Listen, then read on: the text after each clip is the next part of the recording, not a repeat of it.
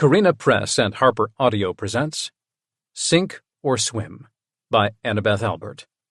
Performed by Greg Boudreau and Joel Leslie. Chapter 1. Calder. You seriously won a whole house? Man, you are the luckiest fucker I know. Max's voice crackled over my car speaker. My signal kept fading in and out the farther outside Seattle I drove, but his skepticism came through loud and clear. Cabin. And yeah, it's probably my biggest score yet. I couldn't help doing a little bragging as I navigated a curve on the country highway that kept advising travelers of their elevation and the distance to Mount Rainier. I looked into the invite for this high-stakes poker party, and this one jackass kept going all in, totally out of his league. But he wasn't drunk or otherwise impaired, so his loss is totally my gain. Hell yeah. So, when do we get to come for a ski weekend? Max sounded predictably eager to get away from base. Cards and ski bunnies sound pretty damn good right now. Not that you have anything left to play for. There's always something to play for. I had to slow for an RV plodding along. I was relying on some sketchy directions and my GPS to get me to this place. Now that I had left the suburbs behind, the terrain had turned decidedly mountainous. Little towns with folksy names, fewer and farther between long stretches of evergreen trees, marching up and down scenic vistas. You can come soon, but I need to check the place out first. For all I know, it's a shack inhabited by a family of elk. This guy wasn't especially high on the place, but I figured, what the hell? Even if it turns out that calling the place a ski chalet is pushing it, property is property. Yep. And knowing you weren't about to walk away from the table with a winning hand either, Max snorted. Too true. I wouldn't take bets I couldn't win. But I also wasn't one to back down from a challenge either. A passing lane finally opened up, and I seized the chance to pass the RV. If the cabin is too much of a dump, I'll unload it in a quick sale as soon as I get the paperwork straightened out. But in the meantime, having my own getaway sounds pretty sweet. Sure does. And hell, the way Seattle real estate prices are going, some sucker's gonna be willing to buy it to attempt the long-ass commute. Exactly. Those same ridiculous prices were a big reason why I kept living in the barracks. As a chief, I had options, but in the Seattle area, all those options required more bread than I was willing to part with. For all that I loved the thrill of winning a bet, I was also notoriously tight with my money. My brothers liked to joke that getting a loan out of me required 3 signatures and collateral, and they weren't that far from the truth. Saving cash by staying in the barracks made sense, but all the regulations, cramped spaces, and constant drama of other sailors got damn old. Having a place to escape to and bring my buddies was going to be awesome, as long as the place wasn't falling down. Even I wasn't enough of a risk-taker to bring the crew to a cabin that wasn't structurally sound. I'd take this weekend, inspect everything, make it as clean as possible, and draft some to-do and to-buy lists. Then I could set a date for the weekend away I'd been promising my crew. Traveling alone wasn't usually my style, and my car had felt too quiet until I'd dialed Max, but I didn't want anyone around to laugh if it turned out I'd been had and the key didn't even work. So how's the new duty assignment going? Max asked. Voice too careful to pass off as totally casual. Fuck. Maybe calling him hadn't been so smart, after all. Awesome, I lied. Shouldn't be too much longer before I'm out from behind a desk. Good to hear it. Couldn't pay me to get chained to an office. Max was a crane operator at the pier and possibly even more outdoorsy than me. Another reason to not have him along. If there were things I had to figure out, like lighting a tricky wood stove or something, I preferred to get it right before I had an audience eager to swoop in and help. Quit reminding me how much I want to be back out there, I grumbled right as the phone crackled again. Damn it, signal's dropping again. No worries, I should probably run anyway. I've got a date tonight. Maybe you're not the only one with some recent luck. Max's warm laugh made me a little less grumbly. This hottie swiped right and slid into my DMs with some killer pics. Have a good time. Hope they're not actually some pimple-faced kid. I kept my tone light, the sort of ribbing we give each other all day. Hey, that only happened one time. The static increased, garbling whatever else he was trying to say until the call dropped completely. For once, though I wasn't cursing the trees and lack of cell towers, Max had been wandering into territory I didn't want to think about, so I cranked the stereo rather than attempt a call back. Without passengers, I could indulge the musical tastes my brother, the composer, called hopelessly basic. Whatever. I liked what I liked. But I'd barely gotten 2 songs in before the GPS bleated that it was time to turn onto an even smaller side road, and then another, each road more narrow and less maintained than the last. They'd been plowed, at least, but not well. My sports car had all-wheel drive and was rated decent for winter, but I was still glad the forecast called for only a light dusting this weekend. A rogue flake danced across my windshield. Probably an escapee from a nearby snowbank and not an omen. Here's hoping. Finally, the GPS led me up a gravel drive to a red mailbox beside a large carved wooden bear holding a cheery sign that read, Dutch Bear's Hideaway. Hideaway could be anything from a shed to a treehouse, and a weird Christmas morning-level excitement gathered in my gut as I made the turn. The house wasn't immediately visible from the road, and when the driveway turned to reveal a red Swiss-style cottage with white trim hidden among the trees, I couldn't help grinning. This I could work with. It was older, sure, probably 50 years at least, and humble, but it looked sound. No saggy roof or missing windows. Its footprint was a basic rectangle with deep eaves, and a little white balcony indicated there was a second story tucked under the sloping roof. I followed the drive around back to where it ended at a little outbuilding, painted the same red as the house. Tim, the guy at the poker party, had made it sound way shabbier than this. True, it was remote, with no neighbors that I could see, but as long as that chimney worked and we had something resembling electricity, this could be a nice bro hangout. Like the little clubhouse we'd had in the backyard at one of Dad's duty stations. Man, I'd loved that place. Maybe I'd change the sign to something more me. Keep the bear. He was cute and homey. Kind of like the place itself. After I parked, I started exploring on foot. A little fire circle, with carved wooden benches and an ancient hot tub on a deck lurked behind the house. The hot tub might have to be replaced, but there was plenty of firewood in the little outbuilding, and lo and behold, one of my keys opened the white door to reveal snow shovels and other winter supplies. Not a bad start. When I ducked back out of the outbuilding, a few more snowflakes fluttered over my face. Luckily, I wasn't planning on going anywhere before morning, and I'd have wood and the food and supplies I'd brought, if nothing else. The rear patio door next to the hot tub didn't take the first key I tried, or the second, or the same one as the outbuilding either. But then I went back to the first key, jiggled the knob a little, and the lock turned. Who's got the magic touch? I crowed to the empty woods before opening the door. It let out a loud creak, but would be an easy fix to put on my list. The door opened into a hallway with a neat row of hooks for coats and a mat for shoes and boots. Taking the hint, I took a second to take off my boots so I wouldn't track mud and snow all over the house. I left my coat on until I could assess the heat situation. The hallway led me past a modest bedroom with what looked to be a queen and bedding already on. Score. A breaker box hung on the wall between the bedroom and bathroom. The electric was already on, so I tested the light in the bathroom. Worked. The bath was cramped with a cracked vanity, but I'd done multiple submarine tours. The tub-shower combo was practically palatial compared with the head on a sub. And after a brief pause with a gasp and sputter, the sink turned on. A little hard to turn, and the water was rusty. However, I could let it run later, and I'd brought bottled for drinking anyway.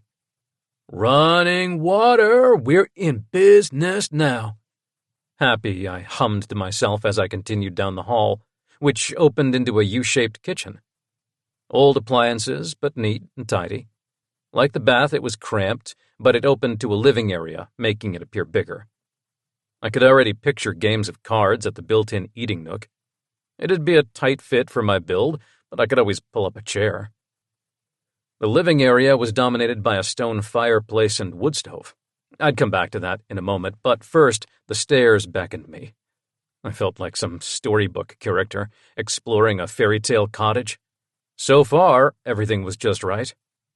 Come on, Goldilocks. Let's see what's upstairs. Talking to myself was helping me feel less alone, especially when the third stair creaked like in a horror movie. I'd brought a portable speaker for my phone. Maybe I could play some music while I messed with the wood stove. The upstairs had a sleeping loft with 3 twin beds all in a row made up with identical quilts. Wow, this really is some fairy tale shit. My nieces and nephews would go nuts for this space. My adult-sized pals were going to be a tight fit in those beds, but it beat making them bunk down on the floor, and there was also a small room with crowded bookshelves, a rocking chair, and a small desk next to a teeny half-bath tucked into the eaves. Nice. Giving the space one last look, I turned to head back downstairs. For a second, I thought I heard the echo of children's voices. Damn, all this aloneness really was getting to me. Click. I heard another sound, but the noise didn't repeat. Still, I hastened my trek down the stairs. Whoosh! A rush of cold air made my whole body tense, every sense on red alert as the front door burst open. What the? Whatever curse I'd been about to bellow was cut off by an ear-piercing shriek as a young girl appeared in the door. If I'd tried to conjure up an actual Goldilocks, I couldn't have done much better than her pale blonde curls, pink cheeks, old-fashioned wool coat, and startled expression. "There's someone here!" Her alarmed shout echoed off the wood walls. "Wait," I called out right as my sock slid against the stair-step. "Whoa!" I thrust an arm out, but it was already too late, and I was tumbling down the last 3 steps, landing on my ass in a heap at the bottom. Ouch. Trying to figure out what I'd injured, I was still catching my breath when another form appeared in the front doorway, this one adult, male, and mad as a grizzly. "Who the hell are you, and what are you doing in my cabin?" Chapter 2. Felix. 2 hours in the car with 2 little girls, with endless questions, and I was done by the time we reached the cabin. The paint was a little more faded than last time, but the same silly bear that had been there most of my life greeted us, which made my shoulders that much lighter. I pulled up even with the front door for easy unloading. "I still don't know why we had to come," Madeline complained for the 1000th time as we exited my SUV. She'd made it abundantly clear that she was not a fan of the cabin. The snow was coming down more now, making me glad I'd had my winter tires checked before we'd headed to the mountains. Here, I thrust my keys at Madeline, rather than argue the point yet again. Charlotte was typically slow, stretching and collecting all the things she'd strewn over the back seat, but I knew better than to hurry her. Instead, I waved Madeline toward the porch. "You go ahead. You can have first pick of the beds." That might make her happy for 5 minutes, as the girls always enjoyed the novelty of the loft area. The maintenance company had cleaned after the last renters left, and they'd sent someone around earlier to flip on the electric and make sure no snowdrifts were blocking the driveway. Thus, I was reasonably confident in letting Madeline go first. The place would be cold, but she could explore a few minutes. It had been a while since I'd managed to bring the girls here, and maybe getting reacquainted with the cabin would improve her attitude while I gathered up the luggage and groceries. Dutifully, she trotted away from the car and worked the lock. She was excellent at mechanical things like that, and I grinned at her triumphant expression. And then she screamed. Blood running colder than the snowy landscape, I was already racing up the short path when she yelled again. "There's someone here!" "Coming! Don't go in!" I ordered as I moved faster. Hopefully, it was only someone from the maintenance company, but the woman on the phone had made it sound like they'd already been by. My jaw clenched, dread battling frustration. Last thing I needed was a freaked-out Madeline, but I also couldn't rule out some sort of squatter situation. Or worse. "Wait!" a male voice sounded, right before an alarmed noise and terrible clatter occurred. I rushed across the porch to bound ahead of Madeline, only to come to an abrupt halt. A sandy-haired giant of a man lay sprawled at the base of the stairs. His rugged features were twisted, likely in pain from the fall, and he certainly didn't look anything like either of the two middle-aged women who ran the vacation home maintenance company. "Who the hell are you, and what are you doing in my cabin?" I demanded. "Yours." The guy struggled to sit up. At least the fall had ensured he was less of a threat to our safety. "This is my new place. I want it. I've got papers in the car and keys to prove it." "Liar!" Charlotte came up behind me in full indignant glory, not one bit scared of this stranger. "This is Uncle Felix's cabin. His grandpa built it and everything. You're a burglar." "No, I'm not." The man tried to stand, then abruptly sat back down before digging in his coat pocket. "I swear, I've got keys. I didn't break in." He held up a ring with 3 keys on it, and a familiar fob, a garish cat made out of glittery beads. I caught myself. The girls were still wide-eyed and listening intently to every word of this exchange. "Is this Tim's idea of a joke? He can't handle that he didn't win?" "No, I won," the man corrected me. Infuriatingly, he had a nice voice, deep and patient, not angry or mean. Honestly, his tone was a lot calmer than mine. "At a private poker party last week, this Tim dude had paperwork and keys for me and everything. He was supposed to drop off the keys from me weeks ago. Tim's my ex-husband, and he tried to get this place in the divorce settlement, but the court awarded it to me. It's been in my family decades now." "You don't say." He groaned as he shifted on the floor. Fudge. I knew there was a chance this might be a hoax, because who the heck bets an entire piece of property? But he had paperwork that looked pretty damn legal. I appreciated the effort he was making to not curse in front of the girls, and his calm demeanor didn't hurt either. "Tim's a former paralegal turned personal chef. I don't doubt that he handed you something, but this place is legally mine, not his to give away." "He didn't give it away. I won it." The guy might be calm, but he was also stubborn. "And I can show you the papers, if I can figure out how to put weight on my ankle here." "You're hurt." Charlotte's eyes went even wider. "Uncle Felix, you have to fix him." "Oh, no, I don't. Strange guy claiming ownership of my cabin? I wasn't feeling particularly sympathetic." "How badly are you hurt?" I asked, pulling out my phone. If I could make this someone else's problem, so much the better. "Should I call an ambulance?" "Not that bad." Grimacing, he tried again to stand, and this time succeeded by leaning heavily on the banister. "Definitely not ambulance bad. Twisted my ankle. Doubt it's broken. Been there, done that, and this isn't as sharp a pain." "He's bleeding." Madeline wrinkled her nose and pointed at the guy's temple, which had a thin line of blood dripping toward his ear. "Am I?" He touched his head and frowned as his fingers came away red. "I'll get the kit," Charlotte announced, all self-important, turning back to the porch. "Don't worry. Even if you are a burglar, Uncle Felix will fix you up. He's a doctor." "Thank you, Charlotte, for sharing that little tidbit." I sighed as she headed back to the car. She was obsessed with all things medical, and it was easier to let her fetch my first aid kit than waste time trying to talk her out of it. "Is he gonna die?" Madeline's voice wavered. "No one is dying." I kept my voice stern, like that could prevent this mess of a situation from getting any worse. Charlotte returned with my kit in short order, shaking the snow from her curly hair. "Thank you, Charlotte. Now let's have a look at your head, Mr. I'm Calder Euler, and I'm a chief in the Navy. ID is in the car, too, but I'm not a criminal." "No, that would be Tim," I muttered under my breath, then said louder, "What is a naval chief doing playing high-stakes poker? Surely there's some regulations about that." He shrugged, his eyes taking on a sheepish cast. "There's some guidelines. No gambling in uniform, no gambling on base, no gaming with subordinates, that sort of thing. And it's a hobby, not a sideline for me. I was there to have fun, ran into a bit of luck, and wasn't about to turn down a major score." Of course not.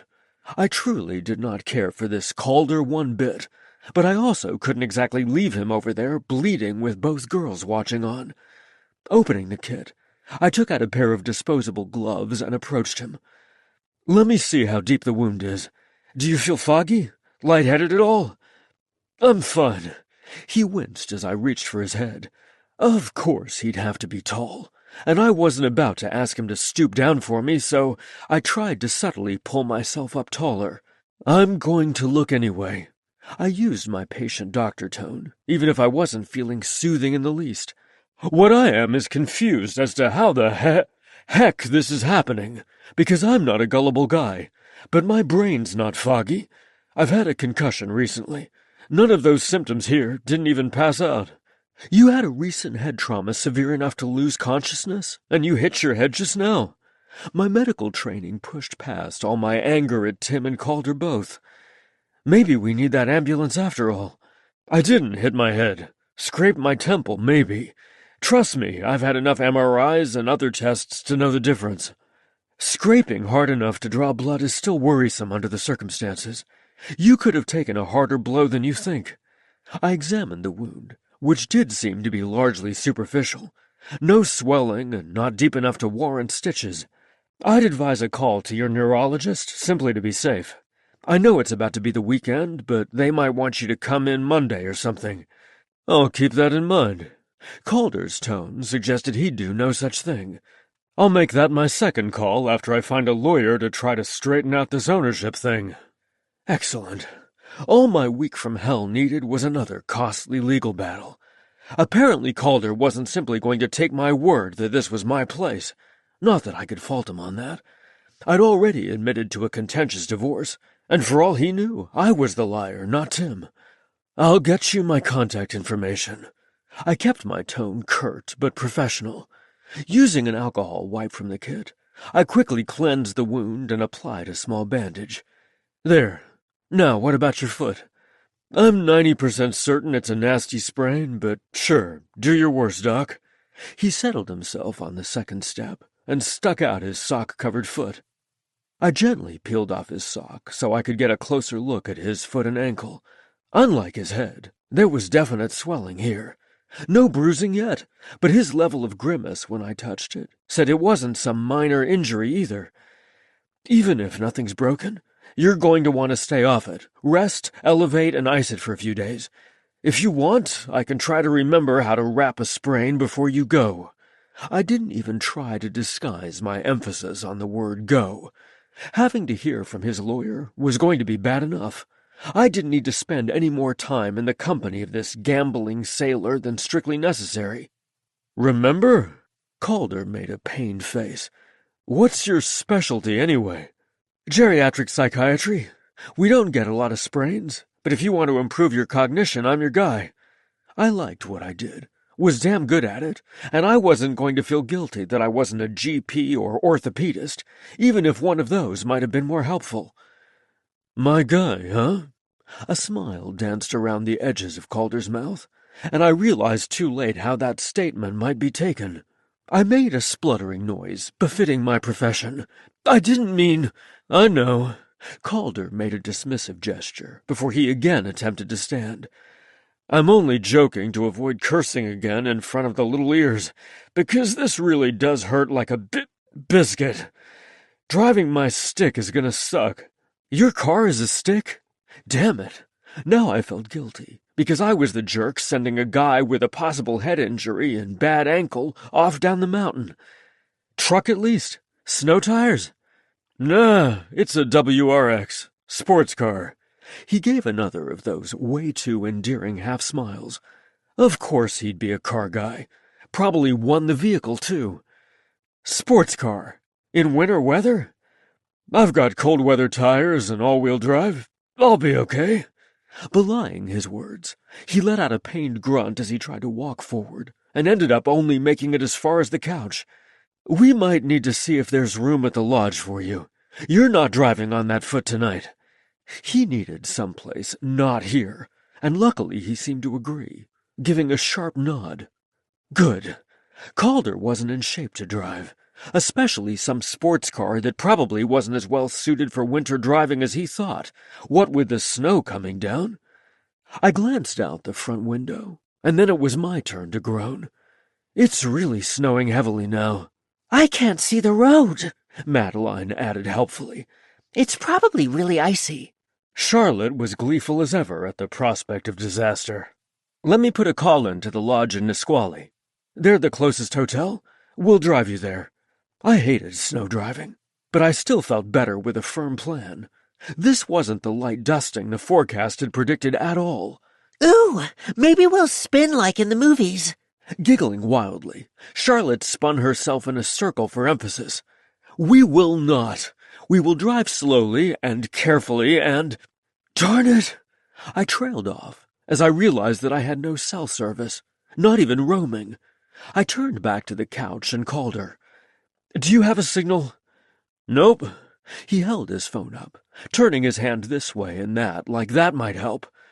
"Service has been spotty ever since I left the burbs behind, and non-existent once I left the main highway."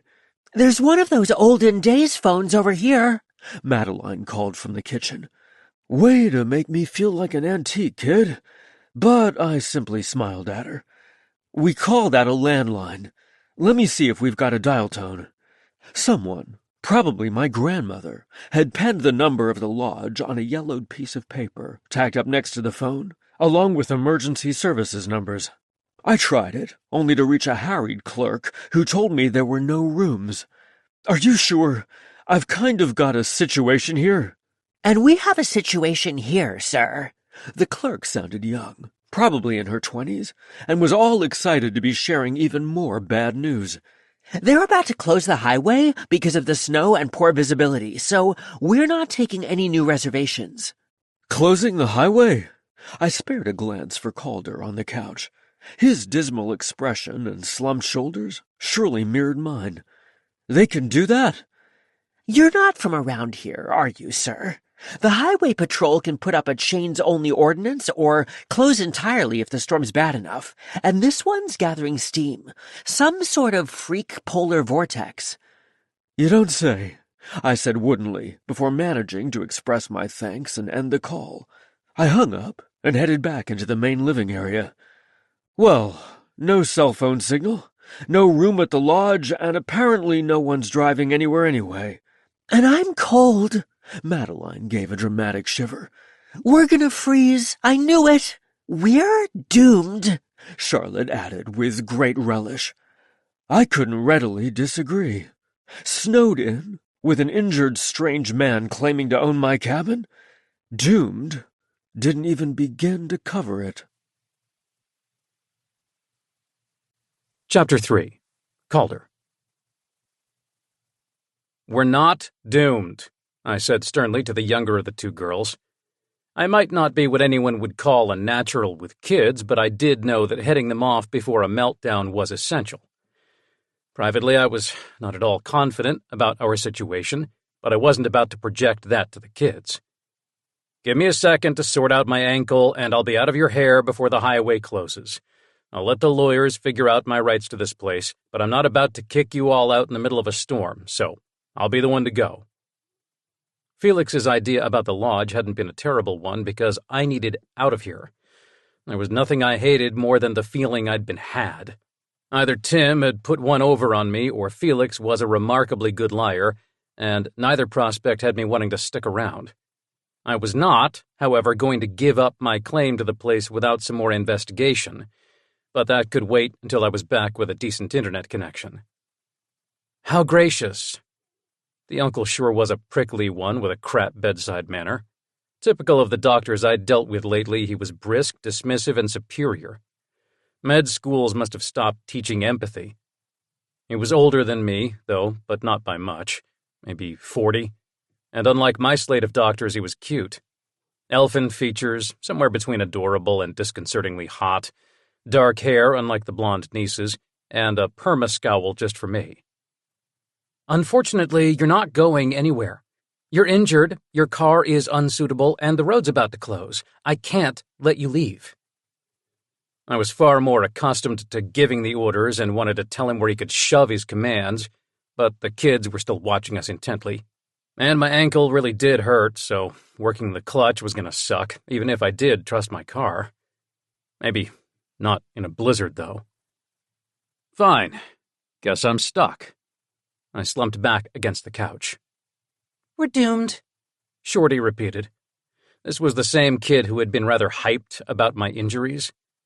Charlotte, the uncle had called her, and she was somewhere between 6 and 9, while the older one was a near-identical 10 or 11-year-old version of the same cherubic features. Maybe we'll get frozen and have to be rescued. I don't want a rescue. The older girl's lower lip started to wobble. Uh-oh, here came the waterworks. My back tightened, but Felix rubbed the girl's shoulder and gave her an encouraging smile before the first tear could fall. No one's freezing, Madeline. We'll start a fire, Felix soothed. See the wood basket? Do you remember how to light it? Madeline was both quieter and more distrustful than her sister, who was already crouching to inspect the stack of firewood. Yes, it's been a while, but I haven't forgotten. You'll both be happier with some heat. Felix moved to the stove, quick, efficient movements that contradicted his stuck-up attitude. I can help, I offered. Doing nothing was almost as bad as knowing I'd likely been duped, but Felix motioned for me to stay put. You're injured. I've got this. And apparently he did know what he was doing as he lit the fire on his second try and had a nice blaze a few minutes after that. See? He narrated as he went, naturally parental like my brothers. Now we add some bigger pieces. Can we roast dinner on that fork thing? Charlotte pointed at the bucket of fireplace tools. No. Felix gave her an indulgent smile that transformed his face from smug to way too appealing. I brought you nuggets. Darn. I also brought marshmallows. After we eat, we might safely try toasting a few. Oh, good. I'm holding the stick. The future pyromaniac shrugged out of her coat, leaving it in a heap for Felix to pick up and place on a chair. You're right. It is warmer. Let's watch the blizzard take over everything. Bounding over to the window, she pressed her face against the glass while her older sister grudgingly let Felix take her coat as well. Now I'm going to bring in the groceries. Madeline, you stand at the window with Charlotte and watch me. Stay where I can see you both. He cast a distrustful look in my direction, like I might commit a felony in the 5 minutes it was going to take him to unload. I've got food, too, and water. If you find me a stick or something I can lean on, I can bring them in. I'd been in a hurry leaving base, so my food choices had been rather limited at the convenience store where I'd filled my gas tank, but I could at least contribute to the whole not starving thing. Felix held up a hand. You're staying put. Your car's around back? Is it unlocked? Yeah. I hated the idea of a stranger poking around in my car, but I didn't have a ton of choices. No way was I making it down the hill behind the house to the car without some sort of crutch, and even then it was a dicey proposition, with all the ice and snow happening. I dug out my keys because it wasn't like Mr. Overprotective Uncle was going to ditch the kids and go out for a joyride in the snow. Food's in the trunk. All right, I'll gather our supplies. Felix headed for the door, and in relatively short order he reappeared with an armful of bags and snow dusting his dark hair and the shoulders of his coat, some expensive-looking brand for the urbanites who wished to appear outdoorsy. A second trip through the back door resulted in my duffel and grocery sack being added to the collection he had going near the dining table. Is it dinner time? Charlotte asked, again eyeing that fireplace poker. Yes. Felix was the sort of decisive I usually admired. He'd be decent at cards, not dithering for ages like Max or Derek, who were both too cautious for my tastes, despite being my best friends. Felix, on the other hand, made quick choices, lining up food on the counter before asking, Who wants to help me cook? I can. I tried to stand, but he strode over to me and pushed me back down, a surprisingly firm grip. You're injured. Yeah, I got that part. My voice came out a little too testy, but I was tired of sitting and doing nothing. After dinner, I'll track down something to be your crutch. Felix tried the same soothing tone that worked on his nieces. But right now, you'd only be in the way. Well, damn. Give it to me honest, Doc. I sat back down, but not happily. Sorry, I only meant that I can be faster without help. Madeline, you can hunt down plates and set the table. Charlotte, why don't you come tell me which vegetable you're willing to eat tonight? More efficiency, which was both admirable and maddening. I gritted my teeth and endured Felix poking through my bag of food. Jerky. Boiled eggs, what sort of dinner is this? He frowned. I was planning to get more food in the morning. I hated how defensive I sounded. Luckily, we brought more than enough to share. Felix deposited my eggs and pre-cut vegetable cup in the fridge before turning his attention to a tray of curly fries and nuggets for the oven.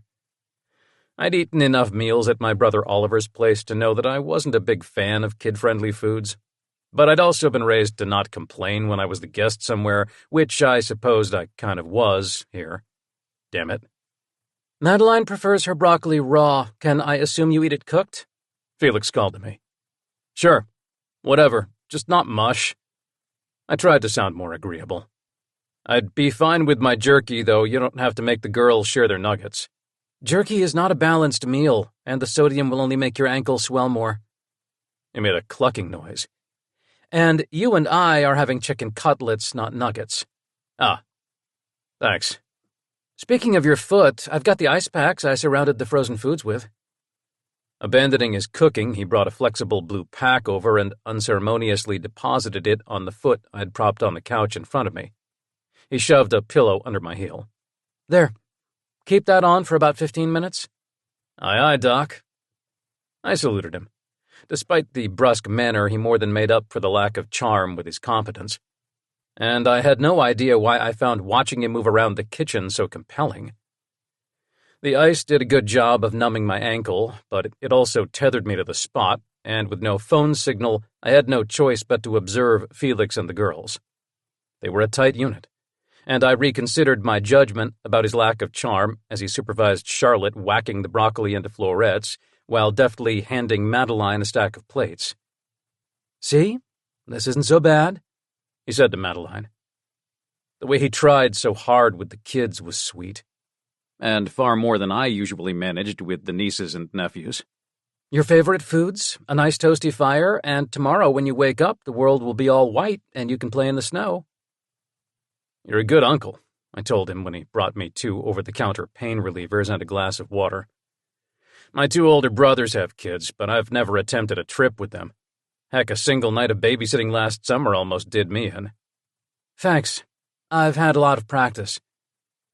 He waited for me to swallow, then set my glass on a coaster on the end table. More efficient caretaking. Lots of babysitting? Something like that. His mouth twisted. I'm raising them, actually. They live with me in Seattle. Ah. I wasn't sure if this was something one expressed condolences over or congrats, so I tried for a sympathetic nod instead. The chicken's sizzling, Madeline reported, summoning Felix back to the kitchen before I could learn more about their family arrangement, leaving me to do more observing. I wasn't sure what to make of how damn curious I was to know more about Felix. Boredom, probably, but being bored didn't usually unleash 100 questions in my head. Do you want me to bring you yours? He asked me as he placed steaming plates of food on the table and the girls scooted into the built-in booth. Nah, I can come to the table. I didn't need another reason to feel 90. Rather creakily, I managed to hobble to the table, taking the chair rather than trying to squeeze in next to one of the girls. The chicken was basic pan-seared cutlets with simple seasoning, but it was hot and tasty, and I made sure I thanked Felix as the girls squabbled over who had more fries. Outside, darkness had fallen. An eerie stillness as the snow continued to pour from the sky, big, fat flakes that occasionally smacked into the window thanks to a stiff wind. After dinner, I'm going to explore, Charlotte announced from her perch next to Felix as she squeezed yet more ketchup onto her plate. I need to pick where I'm going to sleep. Sleep? Oh, hell. We might not be doomed, but we sure were trapped, until morning at least. A prickle raced up the back of my neck. Last time I was this out of my element was my first 24 hours on a sub, and similarly there was no easy escape here. Only a need to endure and hope nothing else went wrong. Chapter 4. Felix. Dinner with Calder was weird. I hadn't dated since Tim, and the number of other guests at our table had been pretty slim. This wasn't anywhere close to a date, but it was still novel, having another adult human to make conversation with. "What do you do in the Navy?" I asked, to break an awkward pause, when the girls were silent and so were we. He'd complimented the food, and we'd remarked on the weather more than once. We were almost out of small-talk topics, but also I was curious about Calder, in a way that made my legs move restlessly against the bench. "I'm a chief on a submarine, usually." He grimaced on the word usually. "I handle logistics." "Usually?" "Recently I fell during a boat maneuver. Not uncommon to lose balance on the sub, but I hit my head and rang my bell pretty good. Our sub had just deployed too, so it was a whole thing getting an evac because the medic on board was concerned and wanted an MRI to be safe. Powers that be have had me on light shore duty ever since." His grimace turned more sour, like light duty was a fate worse than the gallows. "But you'd rather be back out there?" I guessed. The doctor in me wanted to know more about his injury, but he'd already made it clear earlier that it was a sore subject. I was, however, going to put him through some more concussion tests later, make sure he wasn't worsening and not saying anything. "Yep." His lips thinned out. "Tell me about being a shrink. Your specialty is older people?"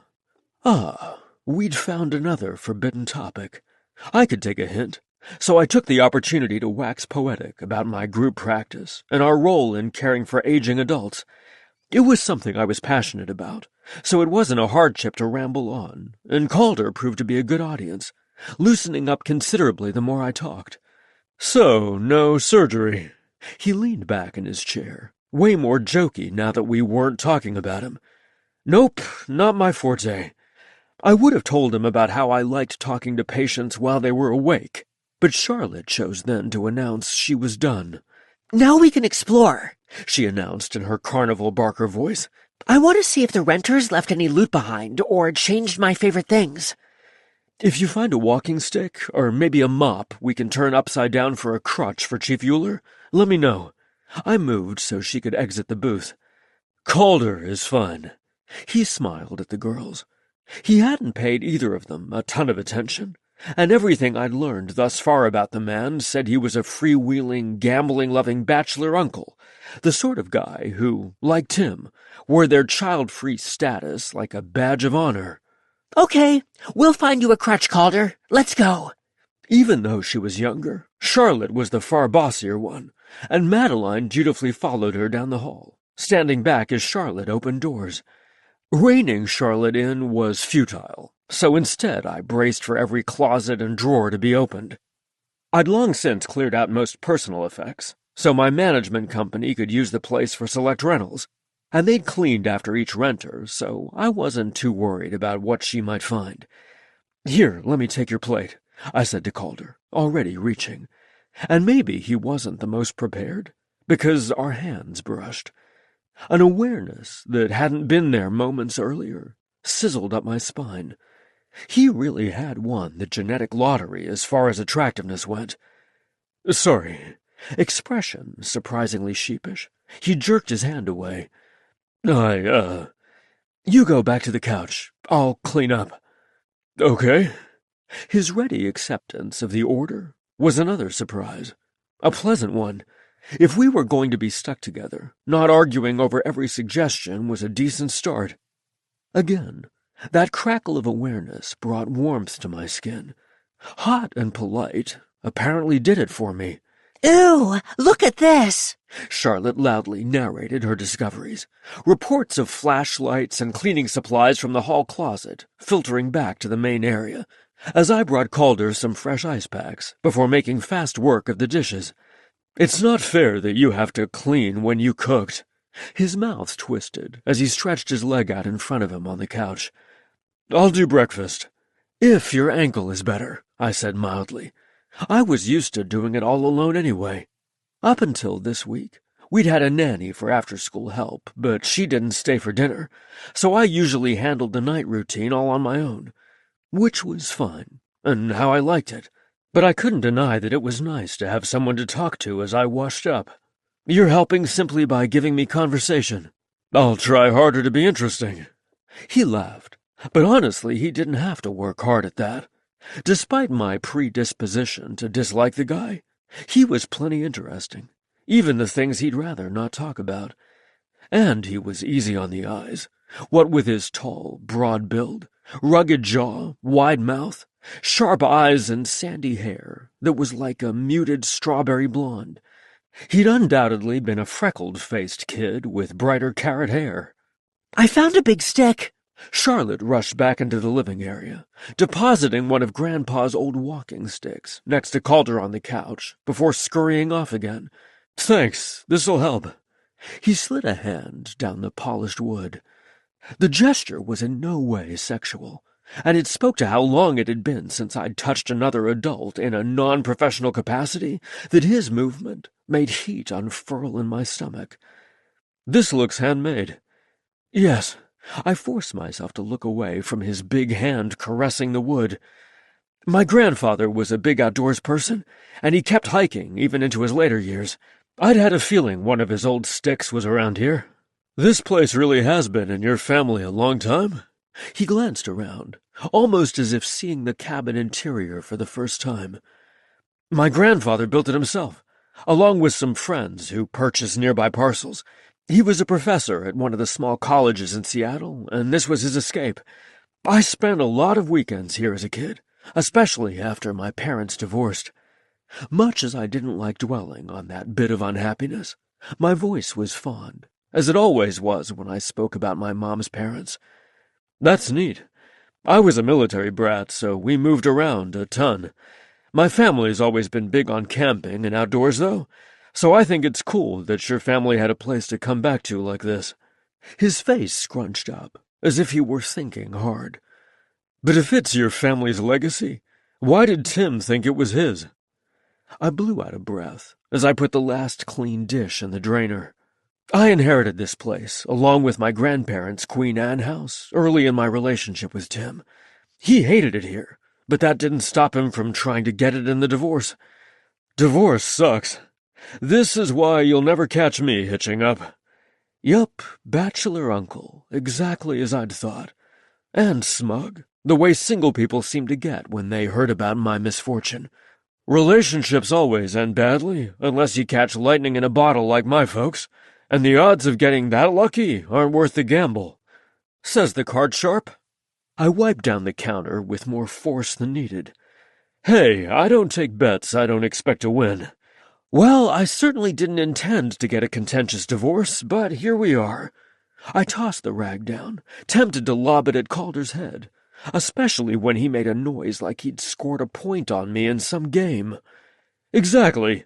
You thought you'd won the lottery only to be one number off. Fool's gold."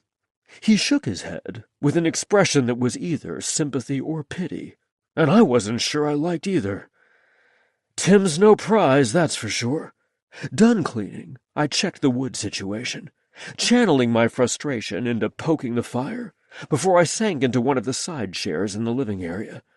"And back to your question, he saw the paperwork for the cabin back when I inherited, and again when we were sorting out the settlement.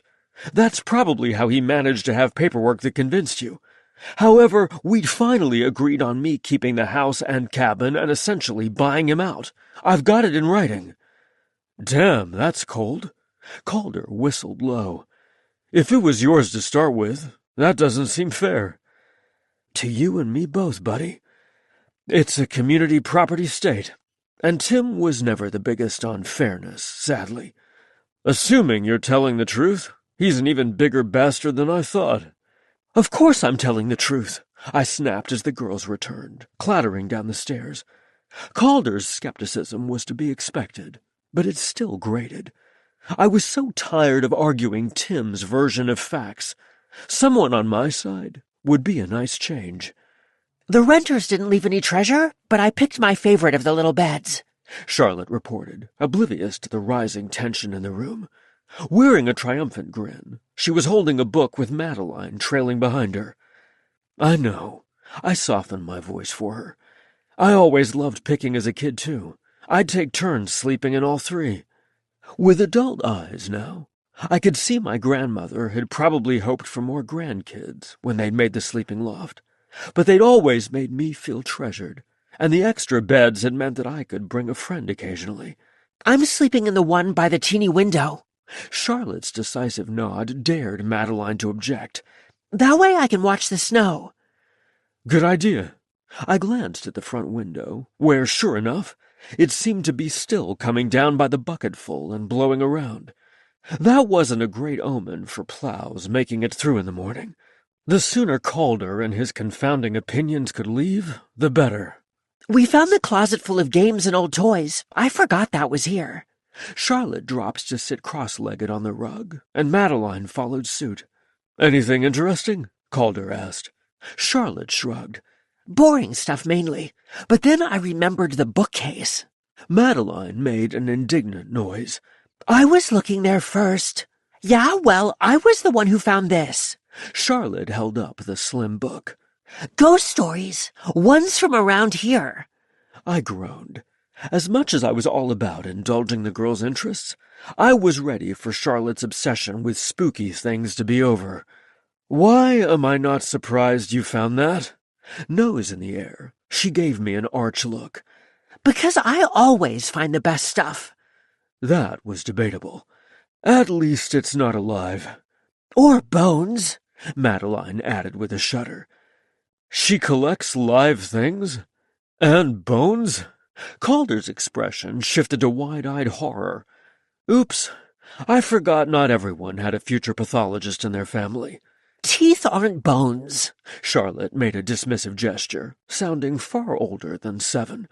And I had a secret ant colony, until someone told on me.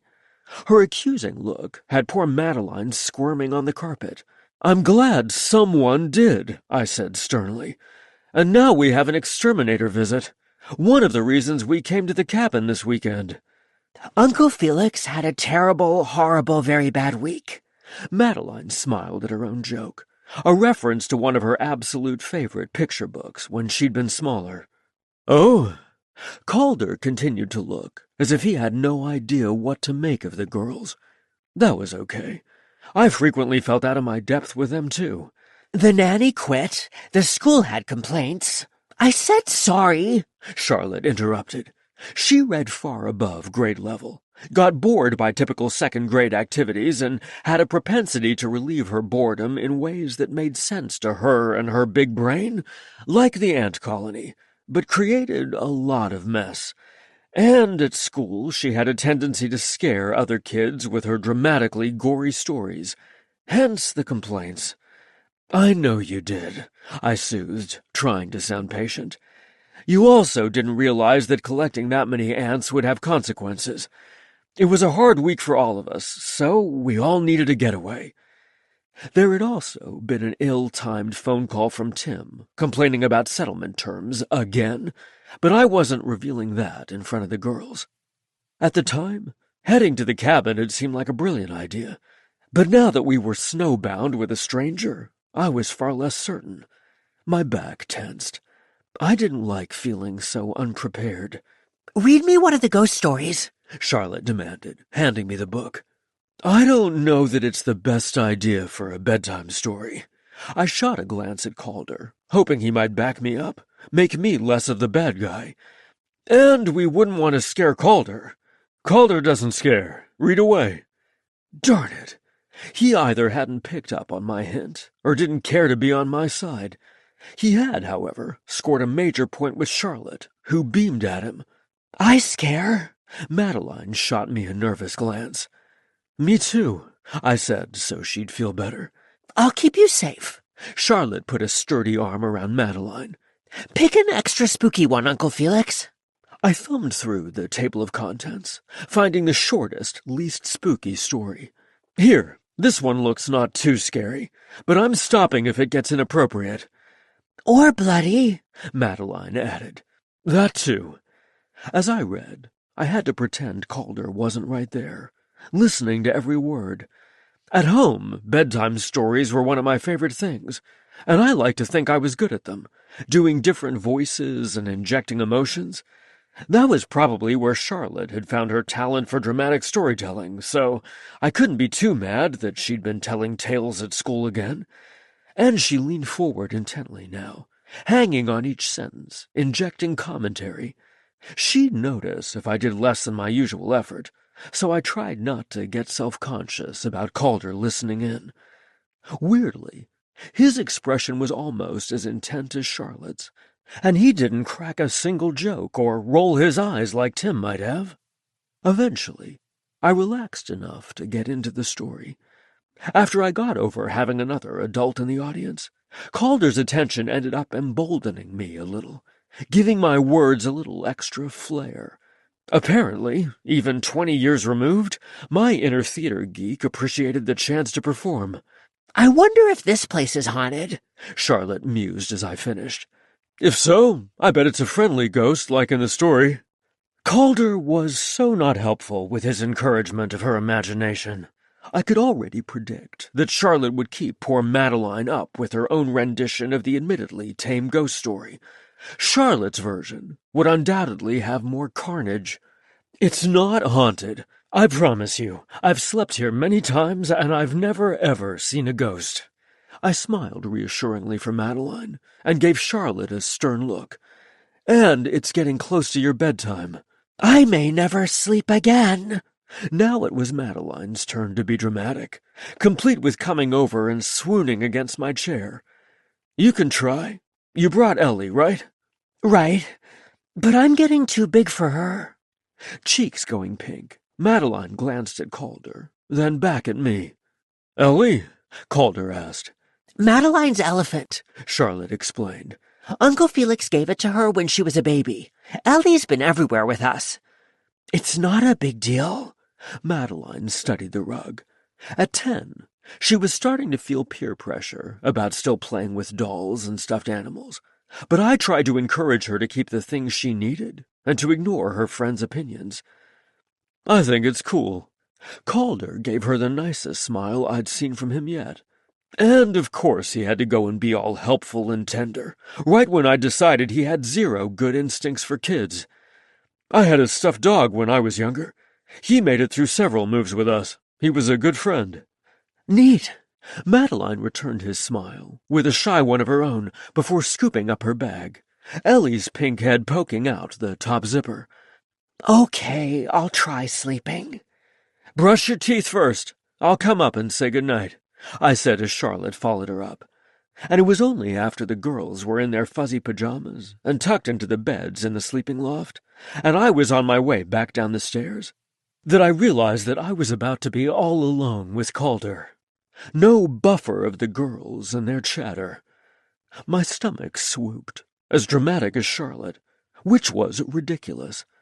Nothing was about to happen, and definitely nothing that should have my pulse skittering like this. And yet, calm down, Felix. Somehow, I already knew my body was not about to obey. Chapter 5. Calder. I almost called the kids back downstairs. Help, I'm not sure I can be alone with your uncle because he doesn't seem to like me and I don't cope well with awkward distrust. Yeah, that would go over well. But it was true. I was used to being able to charm almost everybody. I liked being liked. But Felix appeared pretty immune to my charms. While Felix was upstairs with the girls, I pulled out a deck of cards. I almost always had one on me, even on the sub. I'd switch them out when they got too old and bent to shuffle well, and I always kept spares, too. This current deck had a maze-like pattern on the backs, and I traced it with my thumb as I listened to Felix call another good night to the girls. For all he didn't seem inclined to like me, he was an amazing uncle. I'd liked when he'd read, too. Felt a little like eavesdropping on their happy family unit, but cozy, too. Like visiting a good memory. Especially when he did voices, like my mom used to. Think they'll actually sleep? I asked as he came down the stairs. If they're anything like me and my brothers on our first night in a strange place, they'll have a devil of a time drifting off. Likely. But then that's par for the course at home, too. Endless delays of bedtime. He sighed, but his smile was fond. How long have you had them? I wasn't entirely sure how to phrase the inquiry, so I kept my voice carefully neutral. My half-sister died a little under 2 years ago. It was sudden, but I'd already been around the girls a lot. Their father was an on-again, off-again boyfriend who didn't stay in the picture, I know not everyone does, but I loved being an uncle from the start." His tone said he likely knew I was in the not category, but being an uncle clearly suited him, and I could easily picture him with toddler tea parties and baby gifts like the stuffed elephant. "They're lucky to have you." I meant the compliment, too. Even though it was pretty clear he was only grudgingly tolerating my presence, he'd still fed me and brought me ice packs and meds. He was a natural caretaker, and that was an admirable trait. He checked on the fire, adding another log before turning back to me. "Thanks, but I'm the lucky one." "They do seem like great kids. Even the bloodthirsty one." "She is, isn't she?" Felix sat back down in the same chair as earlier with a doting sort of smile. "We're just coming off a phase where all manner of tragedies befell her dolls and animals, and we had frequent pretend funerals."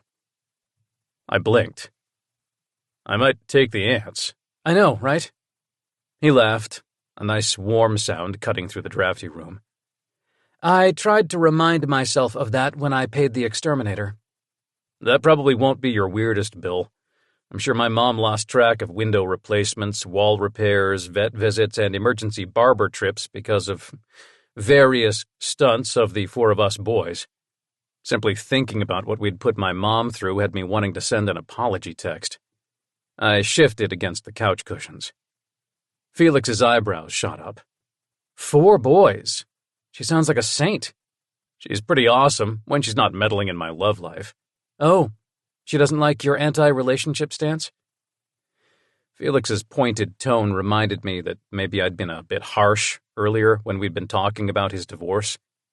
He did seem like a good guy, and he probably hadn't deserved my rant on the perils of relationships. Mom wants all of her kids happily partnered and isn't shy about making that known. It's probably why I'm so adamant about not wanting to couple up. If I seem open to it, she'll have a parade of prospects at the ready. I took a deep breath to steady my suddenly jangly nerves. I sucked at apologies, but the next part needed to be said. Tight back muscles and churning stomach and all. "But I'm sorry if I sounded judgmental about your situation. I get that a lot of people do want the whole picket fence life, and I'm sure you didn't know that Tim would turn out to be a jerk." "I didn't. And we had a number of good years." Felix's sharpness was replaced by a weary resignation. "Some warning signs were there, maybe, but we were happy, and I ignored any alarm bells. Our main point of contention was about kids. When I decided to pursue permanent custody of the girls, he was out, and it wasn't really a choice for me." God, what a dick.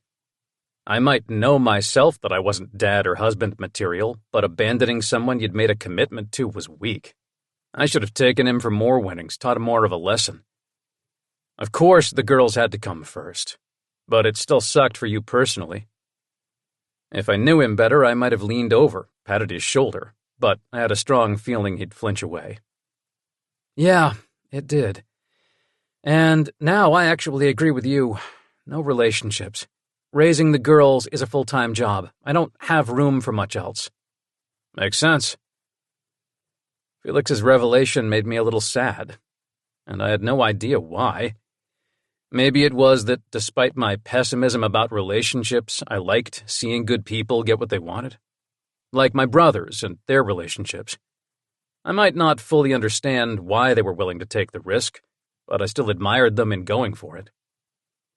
I stretched out my tight back and tried to adjust my ankle on the pillow, which was a mistake, and I grunted to avoid cursing. "Foot still in pain? How's your head?" Felix instantly fell back into doctor mode. The mere mention of the possibility of a concussion had me frowning. "My foot hurts when I move it, but it's not quite as bad as earlier. And my head is fine, no headache, I swear."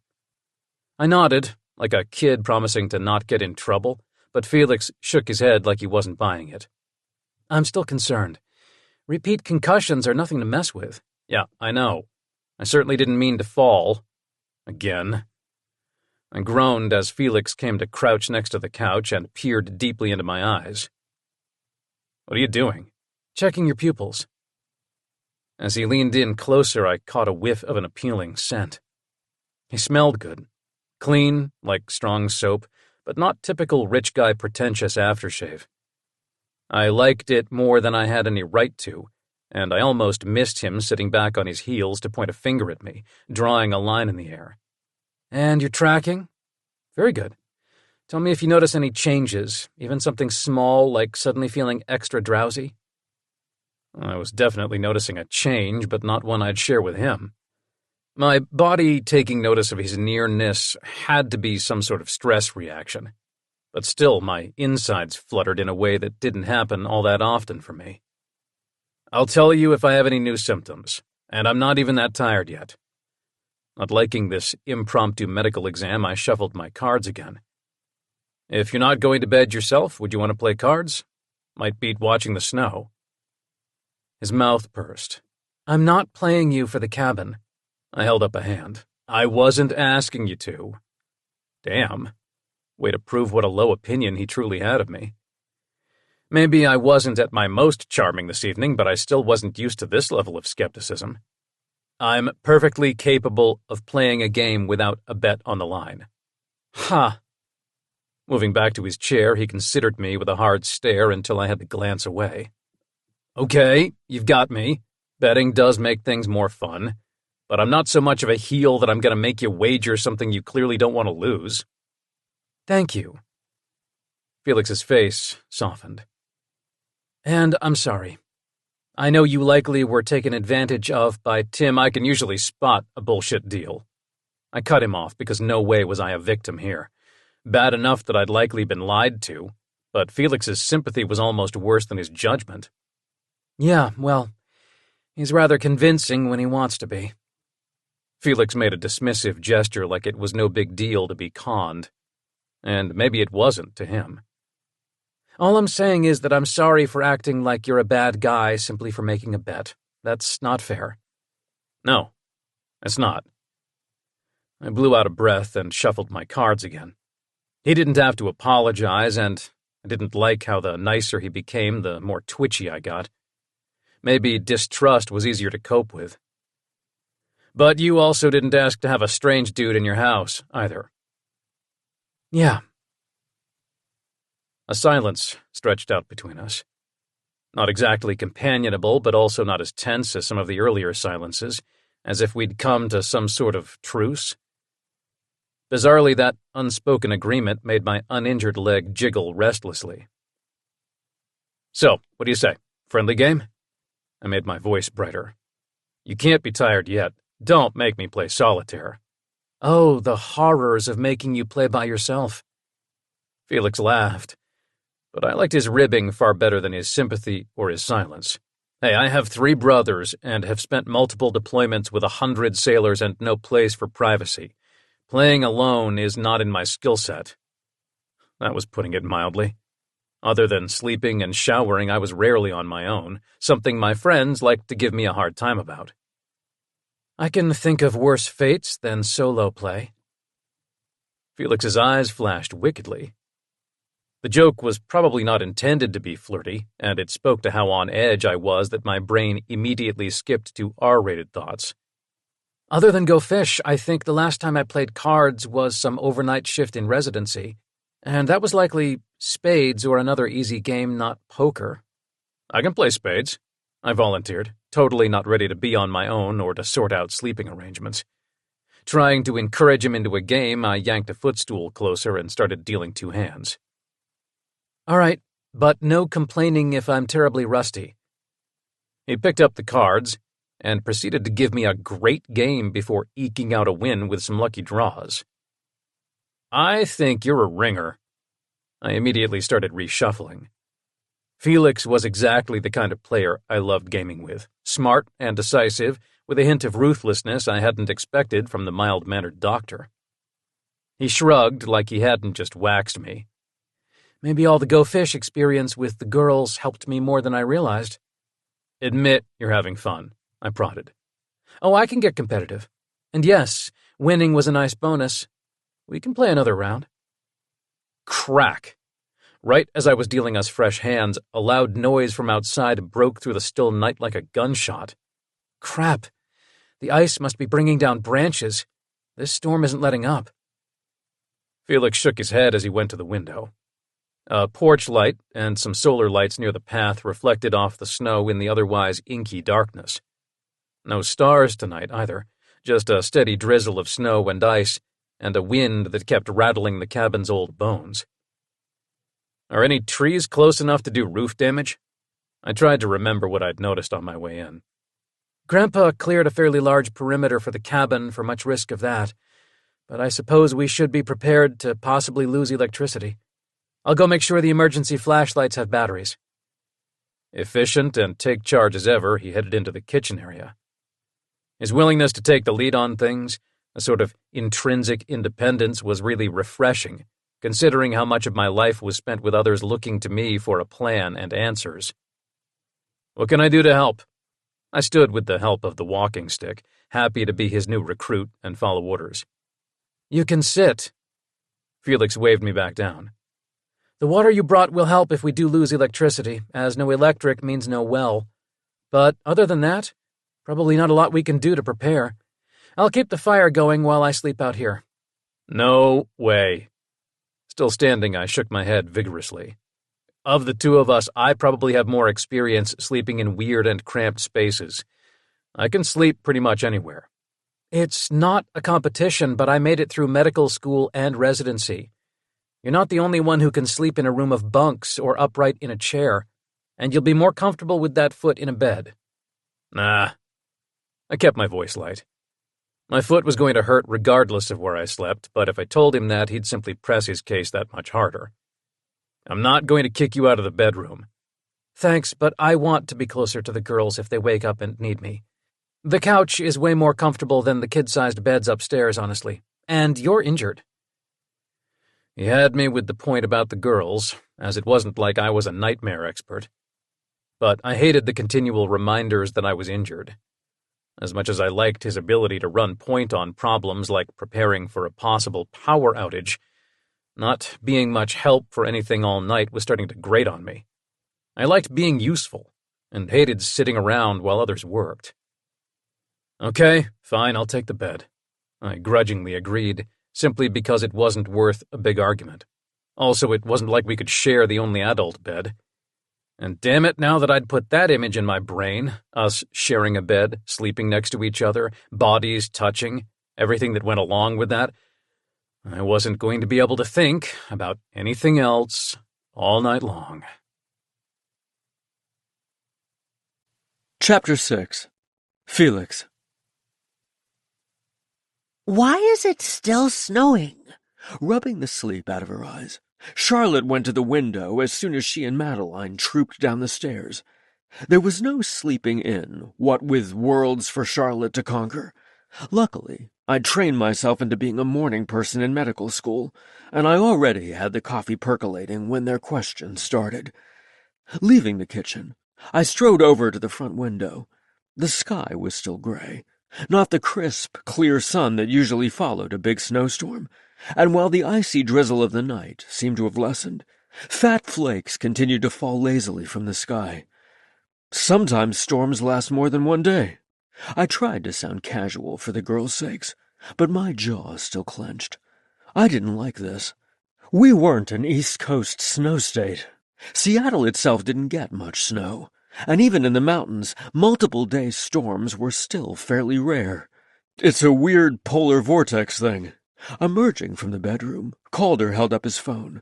Although, like me, he was fully dressed, his short hair was adorably sleep-rumpled. I got enough of a signal to check the weather before the phone fritzed out again. Weather says it may snow on and off most of the day, darn it.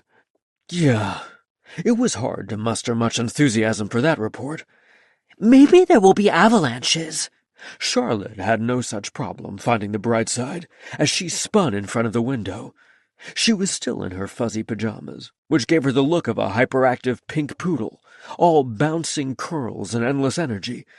Or there will be so much snow, we can't even open the door.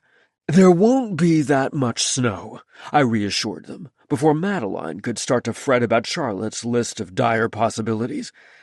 And we can still go out after breakfast, explore some and test out the sled. No big hills. Madeline shot me a wary glance. I'd probably have to talk her into bundling up, but no way were we going to spend all day cooped up in here, especially with Calder, who had bizarrely plagued my dreams. The sooner I got some distance from him, the better. Maybe the snow would put a damper on some of my curiosity about the man. Playing cards with him the night before had been fun. So much fun I'd almost forgotten why he was there, and then, apparently, my long-frozen libido decided to put him in my dreams to torture me. "What's for breakfast?" Charlotte bounded away from the window.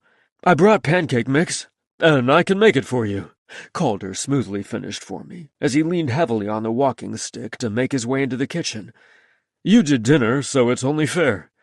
"You cook?" I asked, following Calder and leaving the girls to play in the living area. Tim had loved cooking, but he specialized in fussy gourmet dishes, not something pedestrian like pancakes for kids. "Some. Pancakes are easy. My mom went back to college when I was a younger teen, and I had to help with dinner occasionally. I used to make my little brother bear-shaped pancakes all the time." "I want one shaped like a bear." Charlotte piped up from the couch, where she was flipping through the Ghost Stories book again. "Sure thing." Calder gave her a smile. Him being charming to the girls made him way more likable than when he'd taken less notice of them. "It's been a while, but I can try." "That's nice of you, but how's the foot?" I glanced down at his sock-covered feet, poking out from his jeans. "It's fine." He deftly stepped behind the pantry door, ending my perusal of his feet, but his wince when he emerged with a pancake mix said he was lying. "Seriously? No pain?" "Well, yeah, it hurts." He plunked the mix on the counter, and I didn't miss the way he shifted his weight off the foot. "But I still don't think it's broken. It's just stiff and sore like other bad sprains I've had." "You shouldn't have to cook if you're in pain," I protested, even as I helped him out by retrieving a large mixing bowl from one of the cabinets. "It's a good distraction. I'm getting tired of sitting, to be honest." He took the bowl from me with a crooked grin that probably got him everything he wanted under other circumstances. "Don't worry, Doc. I'll ice it again after we eat." "Good. I put the ice packs in the freezer for you last night." Turning to the fridge, I grabbed the eggs and milk, which he accepted and measured out, while I found the largest of the skillets and the cooking spray. He had the batter all mixed, and the first pancake in the skillet before I realized we'd essentially been cooking together. "Thanks." He took the spatula I was holding for him. "You're an awesome assistant." The compliment made my skin heat. Cooking with him felt too natural, effortless. I had to glance over at the girls to try to get a grip on myself. We were making pancakes, not picking out china. "And I'm good at delegating," I joked, trying to move beyond my sudden awareness of Calder. "Madeline, can you and Charlotte set the table?" "Will they eat scrambled eggs or bacon?" Calder asked as I handed Madeline a stack of plates. "I need some protein to go along with the carbs." "Neither of them will turn down bacon." I grabbed the package from the fridge and set up a few slices for microwaving. "Me either, for that matter, although I am getting to an age where I suppose I should moderate breakfasts like this." "Never. And you're not that old." He gave me an appraising look, one I had no idea what to do with. I'd assumed he was straight, but the appreciation in his eyes was not a look most guys would give another man. "Thanks," I mumbled as I held out the platter for his next creation. So much for ignoring my awareness of Calder's nearness, and the niceness of cooking with someone else. "The pancakes do look like bear faces. See? Told you I was good." He winked at me. Was this flirting, or simply him being charming? I didn't know, and that made my hands tighten on the plate. Not quite sure whether I wanted to continue the easy banter. I busied myself setting the food on the table and calling the girls to eat. "I like these." Charlotte admired the pancakes as Calder and I joined them in the eating nook. "I'm going to eat the ears first." "That's just what Arthur always did." Smiling at her, Calder helped himself to some bacon. "You were a good big brother to make them for him." We passed the food around as easily as if the four of us had been doing this for months. "Are you still close with your brothers?" Calder opened his mouth, then closed it again. Actually, I haven't always been that great. I probably teased Arthur a bit much, and goaded him into more than a few stupid dares over the years. But now he's in a relationship with my best friend, and I'm trying to be a better brother. Your best friend? That sounded awkward. Tim's still sharing part of my social circle levels of awkward, even if Calder got along with both people. How's that working out? It's sort of my fault. Calder speared his pancake. I kinda pushed them together.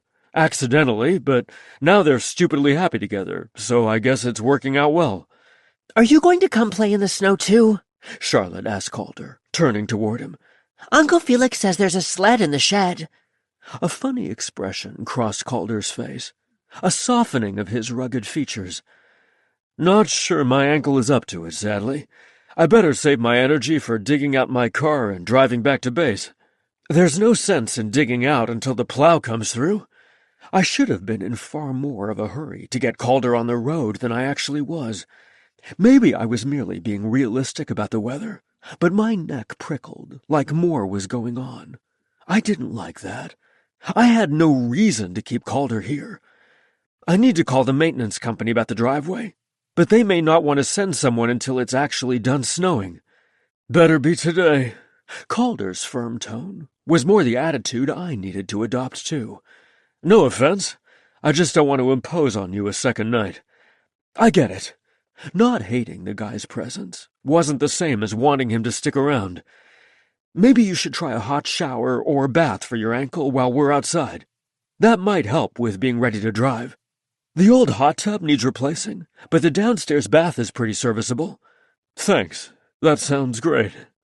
There was nothing overtly sexy about his grin, but somehow that smile had me thinking all sorts of thoughts about Calder in the shower. Thoughts I didn't need to be having. Maybe the weather will break by afternoon. I kept my tone even and bright, doing an awesome job of not letting my voice give away all those soapy, slippery thoughts I kept having. Here's hoping. Calder nabbed another pancake. I desperately needed those wishes to come true. This was the worst possible timing for my sex drive to come back online, and I needed Calder on the road ASAP before I said, or did, something I'd surely regret. Chapter 7. Calder. I very carefully did not think about Felix while I took my shower. It was one thing to enjoy cooking with the guy a surprising amount, and to find him appealing on several levels, and another to perv on him, even in the privacy of my own mind. So, I didn't. Mainly because I had a long history of being able to tune certain desires out, but unlike ordinary stray horny thoughts, Felix kept creeping back into my brain. After my shower, my ankle was a little looser, so I went to the window, trying to decide whether to start digging out my car. Beyond the trees, what little I could see of the main road still looked unplowed, and maddeningly the snow continued to sprinkle down. The driveway, too, needed plowing. I hoped that management company of Felix's was able to get someone out, because I needed to get away from here and away from pesky thoughts like how a second night wouldn't be so bad now that Felix appeared to have stopped hating me. Whee! Outside the window, Charlotte squealed as Felix pulled her on the wooden sled. Like the walking stick I'd been using, the sled looked old and likely handmade. Felix had such a history here. A clammy sensation gathered in the small of my back. I hated that Tim had likely tricked me, but I also wasn't the kind of person to try to pry Felix loose from somewhere with these kinds of roots. My own family had moved around often enough that I truly envied people like Felix who had a deep connection to a particular scrap of earth. It wasn't ever going to be me, but it was nice to watch from a distance. Felix laughed right along with Charlotte, a rich sound that made me want to hear more of it. Leaping off the sled, Charlotte raced over to where Madeline was building a snow family. They were going to be cold when they came inside, so I checked the fire in the wood stove, stoking it hotter with some extra logs. And Charlotte looked like she'd likely been making snow angels as well, with snow clinging to the back of her coat and snow pants, so I laid out a couple of towels near the door before heading to the kitchen. We might not have had one particular place to come back to, but we'd had my mom, and I channeled her as I made 2 mugs of hot chocolate and 1 of coffee. I discovered a bag of marshmallows and was adding 2 to each of the hot chocolate mugs when the front door swung open and the 3 of them came stomping in. "Boots off by the door," Felix ordered the girls, brushing snow off his shoulders. "I put towels out for you."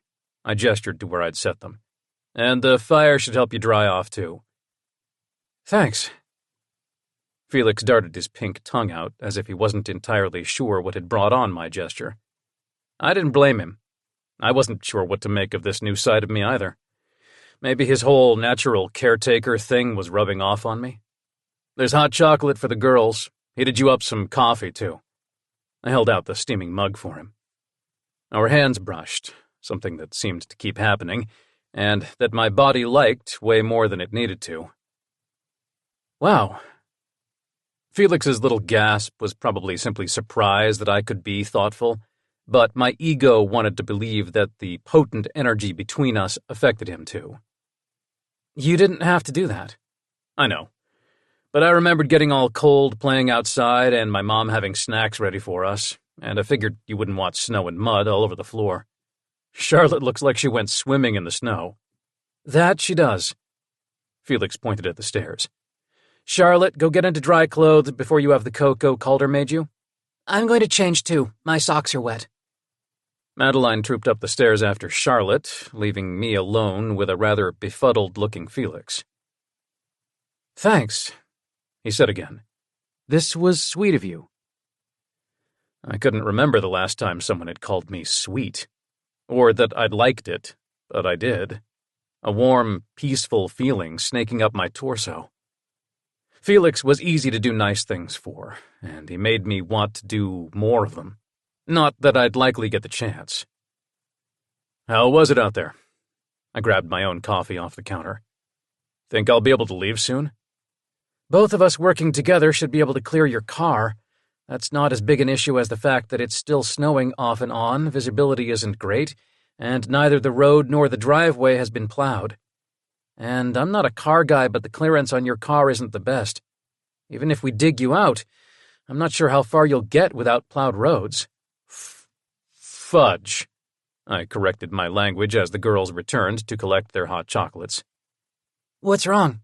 Madeline asked while Charlotte snuck another marshmallow out of the bag. "Nothing's wrong." Felix pitched his voice in that soothing tone of his that made me want to hire him to read every shipboard alert. No one would ever panic again. "Calder may have to stay a little longer, that's all. We have to wait for the plow." "Okay." She nodded solemnly, way calmer than she probably would have been if I'd been the one to deliver the bad news. "Maybe he can show us how to play the game table. It's like the ones on old TV shows with long sticks." "There's a game table?" I frowned because I'd missed that on my own explorations. "Pool table," Felix corrected. "And one of those foosball games, too. It's a game room of sorts located beyond the bedroom you stayed in. An addition made after the rest of the cottage was finished. It's the dickens to keep heated this time of year, but in the summer the space is a nice hangout near the grill and hot tub." "This I have to see." I started down the hall, but quickly realized that I couldn't manage both the walking stick and my coffee. And with the way my ankle was protesting the sudden movement, the walking stick was still a necessity. Damn it. I was ready for this injury to be over. "It'll be freezing in there." Felix trailed after me as the girls bounded ahead, opening a door I'd assumed was another closet. You weren't kidding. The room was a rather utilitarian space, like a lot of garage conversions I'd seen growing up. Rectangular space with a small dormant wood stove in the far corner, and room for a small pool table, a foosball table, a lumpy-looking couch, and a stereo system that likely predated both Felix and me. And no TV, no computer. This is like visiting those rec rooms from the 70s and 80s I've seen in old pictures. Painfully accurate. Laughing, Felix wrapped his arms around himself. "And I'll warn you right now that the pool table isn't playable. It's got this weird wobble, but figuring out how to fix it was beyond me." "Maybe you lacked motivation." I winked at him. I wasn't sure why turning the charm on for Felix never seemed to work precisely as I expected. For instance, it was supposed to make him all fluttery, not me. Well, I did lack a competition-addicted sailor that trip. Felix laughed. Hey, I'm not that bad. Tell me you're not already trying to decide how to goad me into foosball. Guilty. Okay, he had me there. I pursed my mouth, not going to admit to it. You can play me in Madeline, Charlotte announced, already heading to the table. Calder's foot is likely too sore for lessons. Felix's tone was smug, likely because he knew he was right, and because teaching kids foosball was the opposite of a competitive thrill. I'm going to check the flue for the stove in here, see if I can get a fire going before your hands freeze onto the handles. I'm not that hurt, I can play. Pride wasn't going to let me back down from this challenge, but I wasn't like my brothers. Explaining games or other things to kids didn't come easily to me, mainly because I lacked their patience for endless questions, and joking around with kids always made me feel rather stiff.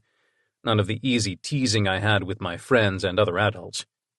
But here the girls were looking at me all expectantly, so all I could do was remind myself I was a naval chief, and I was not about to be bested by two little kids. I could do this. You take half, and I'll take the other half. Charlotte pointed to the handles as she positioned herself and Madeline opposite me. She'd be good on a sub herself, what with how take-charge she was. Hey, there was an idea. Rather than getting hung up on how to simplify the game to the kids' level, I pretended I was explaining a complicated task for a new recruit. I still wouldn't say I was necessarily a great teacher, but the girls caught on quickly, and I found way more patience than normal. We win! Madeline grinned as wide as I'd seen her. You did it. Something weird happened to my insides, like a stubborn jar lid finally opening, a rush that was both relief and pride, and fun. Yeah, that was it. I, the guy who couldn't stand losing, was having fun, letting two little girls win over and over until they were a legit decent team and I wasn't faking needing to concentrate to counter their moves. Meanwhile, Felix got the stove working and the room went from frigid to cozy, and still we played. He came to lounge against the pool table, watching us with a quizzical smile. Likely I was confounding him again. Good. I liked throwing him off whatever assumptions he'd made about me. Excellent job, Felix cheered, and I wasn't sure whether he meant me or the girls, but I liked the praise nonetheless. I'm bored. Let's see what else there is. Charlotte scampered away from the table. Play me? I asked Felix. And don't give me that "it's been years" line, I'm on to you now. He shrugged as he moved to where the girls had been standing, but his sly smile gave him away. I did used to be pretty good at this, a zillion years ago. Show me. I could be as demanding as Charlotte when I wanted to be, and like the kid, I added a coaxing smile. Fine. Felix gave a long-suffering sigh as he twirled the handles experimentally. Have mercy on my rusty skills. I'd intended to let him win the first round, similar to what I'd done with the girls, going at half speed so that he'd give me more than a single game, but he was too good for a lazy effort. I'm beginning to think we have differing definitions of rusty. I shook my head as he won the round, both because I'd started too slow and because he was that good. You're flattering me so you can wax me next round. Felix chuckled. Was it possible to get addicted to making someone laugh? I'd never found laughing a particular turn-on before, but each time I made him relax enough to chuckle that freely felt like a major victory. And the sound, rich and warm, lit me up in a way that was decidedly erotic. Maybe. I waggled my eyebrows at him, the line between flirty and friendly blurring further. Oh, now it's on. The determination in Felix's eyes was every bit as sexy as his chortle. Stop going easy on me. I'm not. But I was highly distracted. Maybe I should have taken advantage of the alone time in the shower, because this level of awareness of Felix couldn't be healthy. And I couldn't chalk it all up to a long dry spell either, as I'd had plenty of those in the past, without getting obsessed with a laugh, or the nuances of someone's expressions. Damn! Felix made a triumphant noise that rasped over my already raw nerves. Okay, maybe that was fun, says the guy who won. I was breathing hard, and the game was only part of the reason. Our gazes met across the table, potent energy crackling between us. The girls had abandoned the game room, leaving only Felix and me and this almost unbearable tension. If I leaned across the table, I could kiss him, and I had a feeling he wouldn't stop me. Maybe ring. Felix's phone rang from his pocket, killing whatever moment had passed there. Probably for the best, but my muscles sagged nonetheless. Surprised I got a signal. Fishing his phone out, he paced away from the table. And it's my maintenance company. He answered the call, and judging by his ever-deepening frown, he didn't like what he was hearing. Bad news? I asked after he'd ended the call. Plow is likely tomorrow. He didn't drag out the update with a lot of preamble, which I appreciated. Weather is finally expected to break overnight. Crap. My frown likely matched his. Somehow in the midst of all this playing, I'd forgotten I was supposed to be leaving. I'd even forgotten about my sore ankle, which had started throbbing again the second Felix's phone had rung. I guess you're stuck with us. Despite his grim expression, Felix didn't sound too terribly put out. Not like he had the day before. More rematch chances for me. I couldn't help my smile.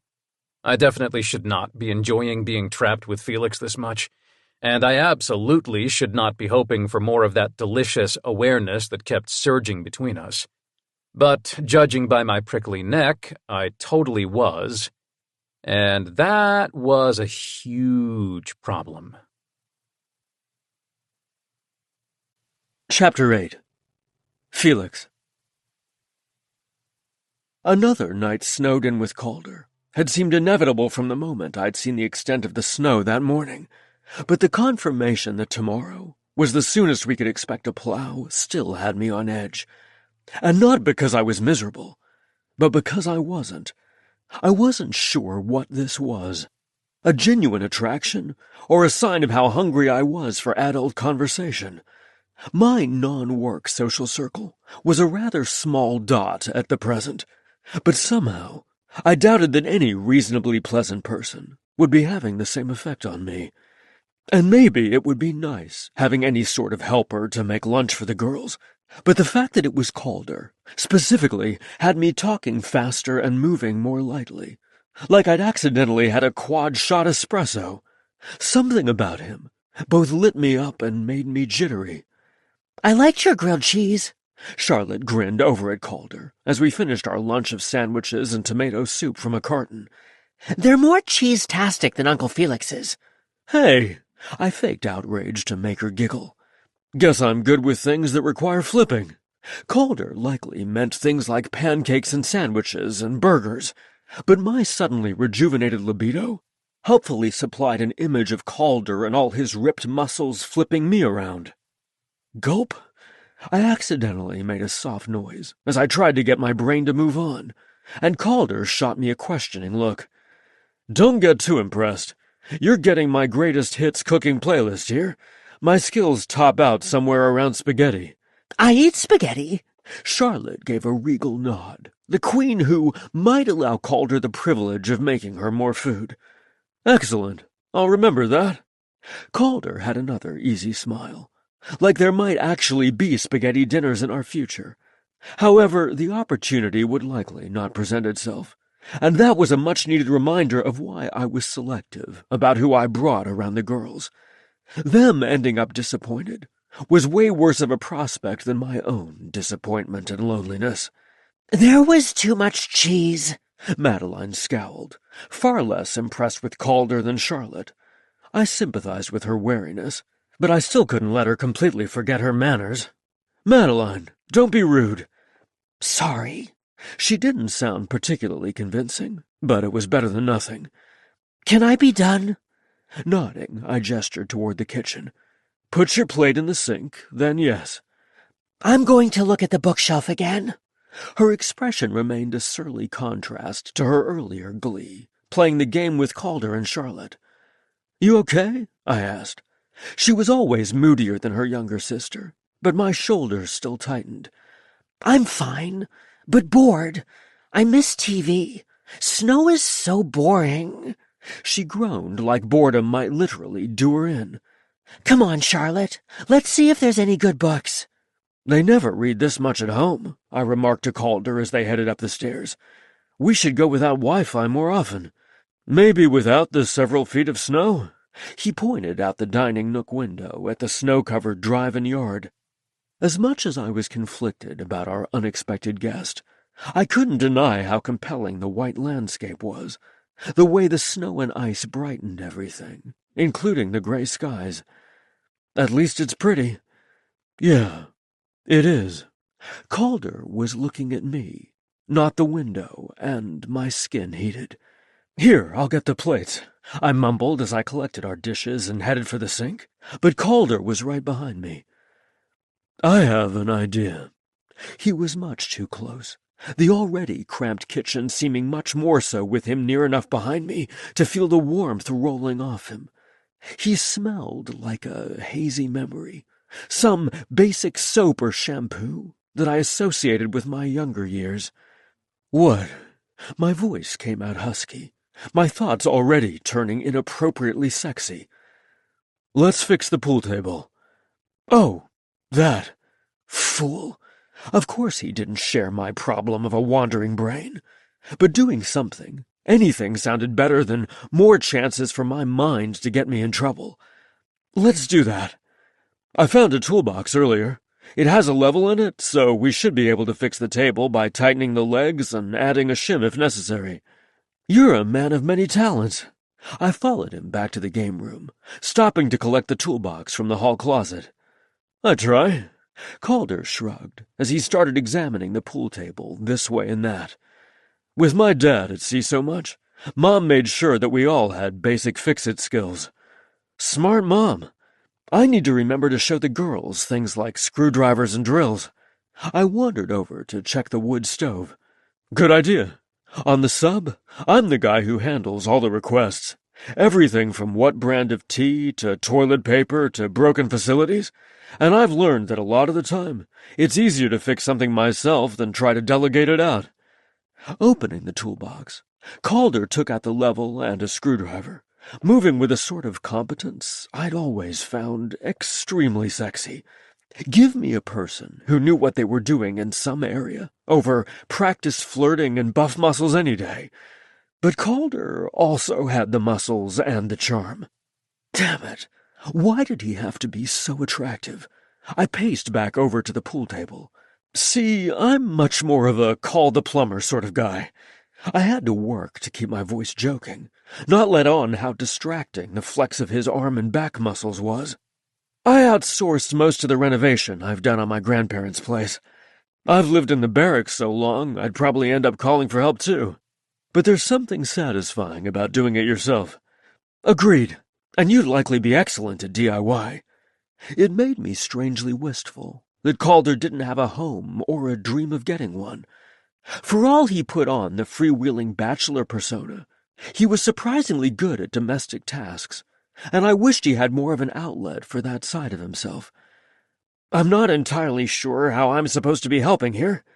Watching him work was a pleasure, but I shuffled my feet against the worn carpeting, needing something to do besides ogling him and thinking fanciful thoughts. Here, hold this. Calder handed me the level, stepping closer than I expected. And then he dropped to his knees. An awkward movement thanks to his injury, but him kneeling in front of me still made my pulse gallop. I sucked in a breath. What are you doing? Checking this leg? He gave me a quizzical look, like there was no other possible explanation. And there wasn't. My overheated imagination was not his problem. Barracks, huh? That must make a social life challenging. Perhaps hearing about a parade of girlfriends would cool off some of my obsession and make his nearness less intoxicating. Yes and no. It does get old, but I like being around people. I wouldn't want to live alone, and I've always been able to find a good time when I wanted one. I'm sure. The answer told me exactly nothing. Pretty woman in every port? Isn't that the stereotypical sailor lifestyle? He snorted at that. I think you've seen too many bad movies. And come on, Felix. If you want to ask whether I'm straight, you can do better than some silly fishing expedition. Oh, I hadn't expected his directness. My grip on the level slipped, and I caught it right before it could hit Calder's head. Sorry, it's none of my business. Huh, I'm bi. But honestly, the number of people of any gender in any port is probably far smaller than people assume. Even my friends like to give me crap about the number of contacts in my phone, but I'm way more about hanging out than sleeping around. Ah, poker's more captivating than sex? I teased, rather than let on how his being bisexual complicated everything that much more, because maybe he did know what his looks and nearness and little quips were doing to me. My hand tightened around the level. Sometimes, Calder shrugged. Huh. I rubbed the back of my neck with my free hand. I'd had a fair bit of mediocre sex in my life, but I couldn't say as I'd ever had a card game better than an orgasm. I think that says more about the quality of sex you've had than your skill at the poker table. Maybe. His sly grin made me want to offer to show him that cards and truly transcendent sex weren't even on the same plane of existence. He patted the pool table leg, and damned if I didn't envy the hunk of varnished wood. There, that should do it. Thanks. My breath caught again as he straightened, again too close. I could have stepped back. I didn't, and neither did he, occupying my personal space with a dizzying level of confidence. He peered deeply into my eyes, like he could see every single sexy thought I'd had that day. And maybe he could. Reaching out, he stroked his broad thumb down my jaw. I hadn't shaved that morning, and I had the ridiculous urge to apologize for that fact.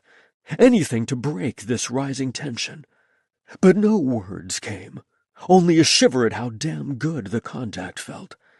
He ghosted his thumb across my lips, callous rasping against my lower lip, as electric as a kiss. But he didn't kiss me, didn't move away either, and didn't break eye contact. The intensity in his eyes unnerved me, rattled me on some cellular level. I worked all day, with people struggling to remember various details, but I knew with a staggering amount of certainty that I was never forgetting his expression in that instant. His rugged features were soft, yet startled, like he wanted me and was more than a little surprised at that turn of events, and like kissing me might be the answer he'd been looking for. God, I wanted that. Wanted to be what he was looking for. What are we doing? I whispered, hoping he knew more than me. Hell if I know. The gentleness of his touch on my skin belied his flip words. Maybe we could figure out the answer to both our questions together. I stretched, needing. Come back here! A giggle echoed from another room. Damn it. I couldn't be Calder's answer. Couldn't kiss him. Not now, probably not ever. I didn't get to bumble around kissing strangers simply for the hell of it. Didn't matter how important such a thing felt. I knew my priorities. And so I did what I should have done way sooner. I stepped back. Chapter 9. Calder. I wanted to kiss Felix. Even from my lazy sprawl on the couch, I wanted to kiss him every time he passed by me all damn afternoon. Naturally, he'd been giving me a wide berth ever since that interrupted encounter in the game room, but that hadn't cooled off my interest at all. My taste didn't usually run to adorably devoted uncles, but I'd also never had a type precisely. Other people would talk about butts or biceps, but attraction always tended to take me more by surprise. Like, oh hey, we were just hanging out and now I really want to kiss you, surprise. And I couldn't usually predict what triggered the change. With Felix, the air around him seemed charged, a magnetic pull that increased with every conversation and every observation. For hours, I'd had kissing on the brain. He ordered me to the couch with a fresh ice pack, and I wanted to kiss him. I listened to him patiently explain to Charlotte why she couldn't go hunting for mice, and I wanted to kiss him after as he walked away with this little bemused smile. I watched the three of them playing in the snow in the fading light, and I wanted to kiss him warm again. Every time he laughed, I wanted to be the one who made him chuckle. Forget hot abs. Maybe I was a laugh guy, or maybe it was just Felix. I liked how he wasn't afraid to let me take point like with fixing the pool table, but he was also so effortlessly competent and take charge the rest of the time, ordering me around in the name of healing my injury and meeting the endless questions from the girls, all while keeping the wood stove burning and making sure everyone was fed and hydrated. I'd never found being bossed into a glass of water with a painkiller chaser sexy before, but here we were. I'd never admit it to my buddies, but I was enjoying being taken care of a little more than I probably should.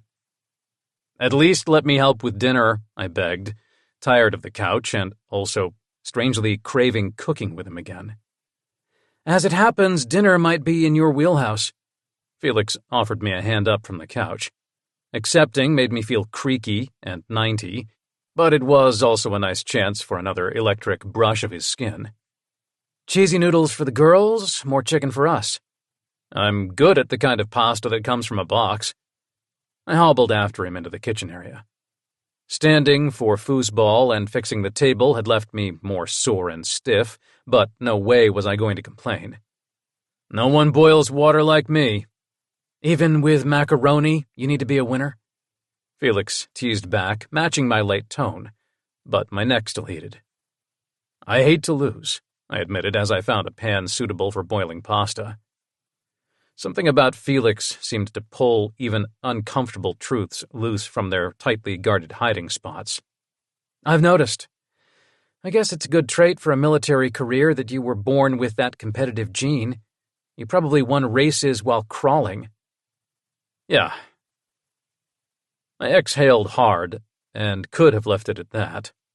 Everyone always assumed I'd been obsessed with winning from birth, and given my family's love of friendly games and bets, it was easy to let people have their assumptions.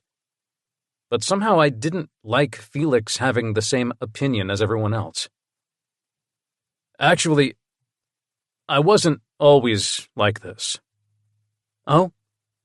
Felix plunked a box of pasta and sauce on the counter. He sounded curious, but not pushy, which made me more talky than usual. My two older brothers were way better athletes and natural competitors. They were the ones having races in diapers. I laughed, but it was true. Oliver and Roger even looked more alike.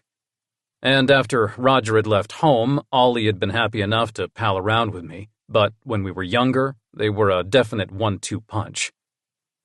Until Arthur came along, I was the little brother who seldom got a win in against them, but I didn't care. I was happy just to tag along and have a good time. What changed? Felix reached around me to add a sprinkle of salt to the pasta water. Cooking with him was relaxing in a way I wasn't sure I'd ever experienced. It was like dancing, but better because I was a crap dancer, and here I didn't have to try to guess Felix's next move. We worked together like we shared a brain, and maybe it was that connection which made it easier to open up. 7th grade. Dad was transferred to a new base mid-year. I moved so that he could add a skillet for the chicken next to the pasta pot. We didn't know anyone there. Ollie and Roger were off to high school, and Arthur was still in elementary, so I was alone in a new middle school, and my parents talked me into trying track to meet other kids. Didn't go well? Felix was likely simply a good guesser, but it felt like he knew in a way that had my shoulders easing. I almost never shared this story, but telling Felix was like letting go of a boulder I'd been clinging to for years. Nope, went terrible. I'm strong, but speed has never been my strong suit. I lost. Even now, decades removed from the memory, my voice lowered and I couldn't meet Felix's kind gaze. Over and over I lost. Practice races, track meets. I lost so much, other people started to notice. It became a joke, and this one guy, this Bully? Felix supplied when I trailed off. I nodded sharply. I hate that word, but yeah, I guess that's what he was. He gave me shit every damn day that spring. Felix made a sympathetic noise and took a break from stirring the chicken to touch my arm. That's terrible. What did your parents do? I never told. My jaw made a clicking sound from how hard I ground my teeth together. Felix's concern was like a fuzzy blanket, but I'd been out in the cold so long I didn't quite know what to make of the warmth. Why? His voice was pained. A realness there that couldn't be faked, making my chest hurt. Maybe I shouldn't have cracked the lid on this memory. We'd just moved. I added the star-shaped noodles to the boiling water, watching them spread out. Mom was starting college classes, Dad was deployed. The older two were busy with high school, and I didn't want to look like more of a loser by involving any of them. Oh, Calder. Felix touched me again, this time making me look at him. Unlike the few others I'd shared this with, he didn't make me feel stupid for not telling. Instead, there was an understanding in his eyes. You didn't tell the school, either? Nope. Just tried to ignore it best I could. His dad got transferred that summer, and man, I had to stop and swallow hard against the rush of relief that echoed across the decades. Lucky break. Felix's voice was strained. That's one way to put it. But even then I knew not to trust luck, so I resolved right then that I was never going to let anyone call me loser again. My voice hardened because I wasn't sure how much more sympathy I could handle before I turned into a limp noodle, swamped by feelings I thought I'd left behind. I went out for 8th grade football, left track behind, and suddenly I was the most competitive Euler brother. Didn't look back. Wow. He sounded dazed, as if his head was as murky as mine. I still wasn't entirely sure why I'd shared that old tale, only that his soft eyes and his hand on my arm felt necessary, a warm presence filling the space that boulder had left behind. Sorry, that got heavy fast. I moved to stir the pasta, but he didn't let me go. Damn, he could be strong when he needed to be. No, don't apologize. Thank you for sharing. Truly. I'm not usually such a buzzkill, I mumbled, having no idea what to do with the thanks. Trust me, as a guardian, I appreciate this story more than I can say. Charlotte has issues with her peers sometimes. This is a good reminder to be more vigilant and not take either of their words that things at school are fine. Felix continued to hold my gaze, and the depth of emotion in his eyes made my breath catch. Maybe that was why I told him. Not only did he seem to understand, but he found value in my sharing, as if I'd done him some sort of favor opening that old memory box. You're a good one. They're lucky. My voice went husky, and I couldn't seem to look away. Felix stepped closer, his touch gentling on my arm, other hand soft against my jaw. Thanks. He stretched up, and time itself seemed to spread out, everything moving in slow motion, even my own heart rate. The first brush of his lips against the corner of my mouth was like silk slithering over my nerve endings, waking me up and soothing me in the same instant. This was what I'd been craving all afternoon. Adjusting the angle of my head, I met him more than halfway, letting our lips meet in earnest. Years. Forget all afternoon. I'd been waiting years for a kiss like this.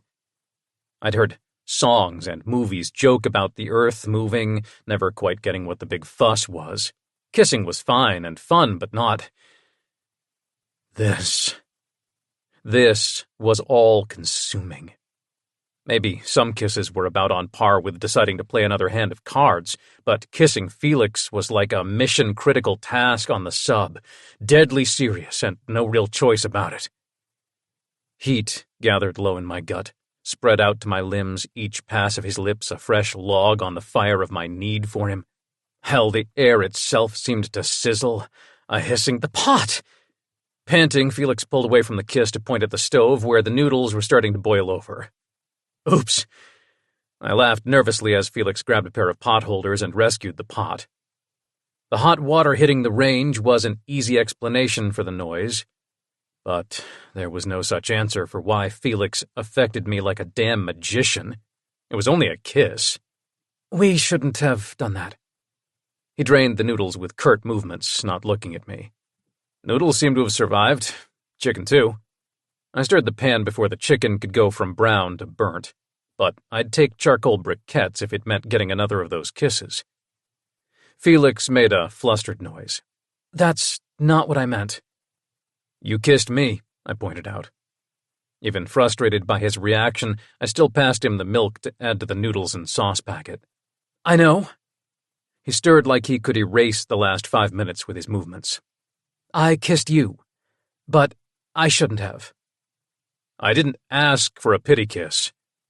I'd seen the empathy in his eyes. I'd known it was something softer than lust driving him to touch me, and still I'd welcomed it. I really was a jackass. That wasn't sympathy. Stopping his mixing, Felix peered intently at me, forcing me to study him closer. His cheeks were pink, eyes bright, lips still damp. He sure as hell looked like he'd been into the kiss. Then why apologize? Because it was a mistake. Whoa! He abruptly shifted his tone as the girls came racing toward the kitchen. No running in the cabin and wash those hands. You're such a dad, I teased. But my laughter died in my throat as the truth of my words pierced my thick skull. Oh. Wait. That's it, huh? You've got your priorities and kissing isn't on the list. I get it. I'm sorry. His mouth was a tight line, so different from how soft and open he'd been a few moments earlier. Part of me wanted to slap the counter, but I couldn't argue with his logic. He had to put the girls first, and casually kissing strangers wasn't in his careful plans. Besides, it wasn't like we could continue to make out in the kitchen with hungry kids racing around. Don't be sorry. I patted his shoulder before scooping up the plates and silverware.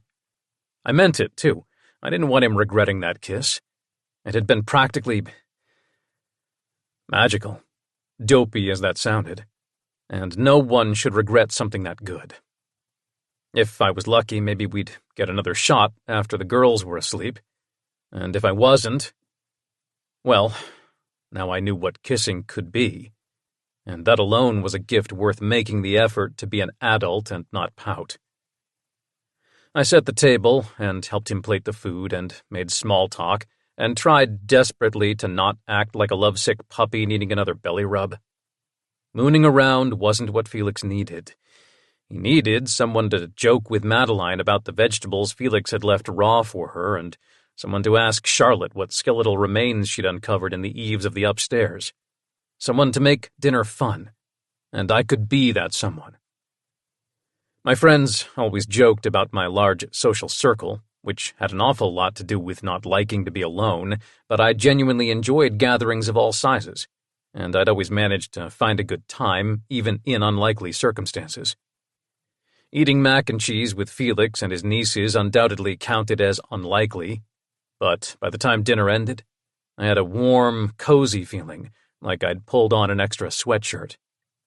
I want the spookiest story you know, Charlotte demanded as we all helped Felix clean up.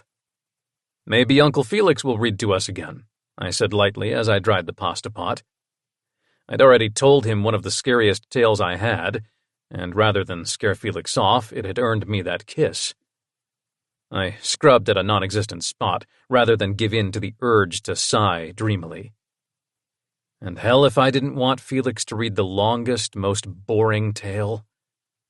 Bedtime couldn't come soon enough. Chapter 10. Felix. And they all lived happily ever after. I closed the book with a snap. As with the night before, I'd enjoyed reading aloud. Maybe a little too much, given the audience and the circumstances. That's not how it really ended. I read that one earlier, and then the wolf ate them. The end. Charlotte's grin made it hard to discipline her, so I merely groaned. Well, at least the wolf lived happily. Calder winked at her. He listened intently to both of the stories the girls had talked me into. If he had a better use for his Saturday night, he sure didn't act like it. The easy way he lounged on the couch, all relaxed smiles and jokes. Almost like he'd totally forgotten our kitchen kiss. Oh, to be that lucky. I'd replayed the moment our lips had met dozens of times already. I was excellent at multitasking. I could, for instance, pass the chicken at dinner, while remembering his little startled gasp at the start of the kiss, and the way it had given way to a low groan. And I could rinse plates, while also recalling his bristly cheek against mine. I'd been distracted by reading the stories aloud, but not enough. Every time our glances met, that kiss was right there to make me lose my place, and my head. I absolutely could not risk another kiss. I really wanted another kiss. Damn it! I'm sleepy, Madeline yawned, and some traitorous part of my soul hoped she fell asleep fast, and stayed that way. I should have been hoping for a dozen nighttime wake-ups, because what the heck was I supposed to do with all this temptation once Calder and I were alone? I took a breath, and reminded myself that I was 42, not 17. Still, I didn't glance at Calder as I carefully addressed the girls. Go on up and get into your pajamas, both of you. I'll be up in a moment to say goodnight. Charlotte, you let your sister sleep tonight. I'm gonna dream about a snow fort. Hint, hint. Charlotte gave me a kiss on the cheek on her way up the stairs after Madeline. Guess you've got your project for tomorrow. Calder stretched on the couch, arms over his head, emphasizing his big body and all those muscles. Yeah, they keep me busy. Happy, but busy. I was tempted to ask Calder if he wanted to help with the snow fort idea, but he'd likely be gone as soon as the roads were safe, and getting any more involved with him was foolhardy. Even friendship with Calder seemed unlikely, and as I tucked the girls in, I told myself that I didn't need anything else in my life. I had the two most important things in the universe counting on me. Kisses hot enough to melt my snow boots were not part of the plan. However, as I descended the stairs, my pulse sped up, lust wanting nothing to do with all my lectures. And damn, Calder looked good leaning back on the couch, legs up, head tipped back as he smiled at something in the storybook I'd left behind. Catching him unaware like this made him look more boyish, and there was vulnerability there that made my chest hurt. Perhaps my protectiveness was sparked by his earlier story, but I'd heard plenty of sad tales over my years in practice and never been tempted to kiss the other person, or to do battle on their behalf, go fight some decades-old dragon so they could rest easier at night. I had a great idea. Calder looked up when I reached the last step, usual impish grin firmly back in place. Oh, my stomach quivered. Had to be dread, because no way was I hoping for some lewd suggestion. Liar. Skin heating, I made my way to the chair by the wood stove, very carefully not sitting next to Calder. We should play pool, test out my repair job. Pointing toward the hallway, he gave me a crooked smile, one I wasn't entirely sure I trusted. You want to play pool? Now? Well, it's that or talk you into coming over here on the couch with me, but I figured my chances of making out would go up if you were more certain they were asleep. Moving his legs, he patted the space next to him.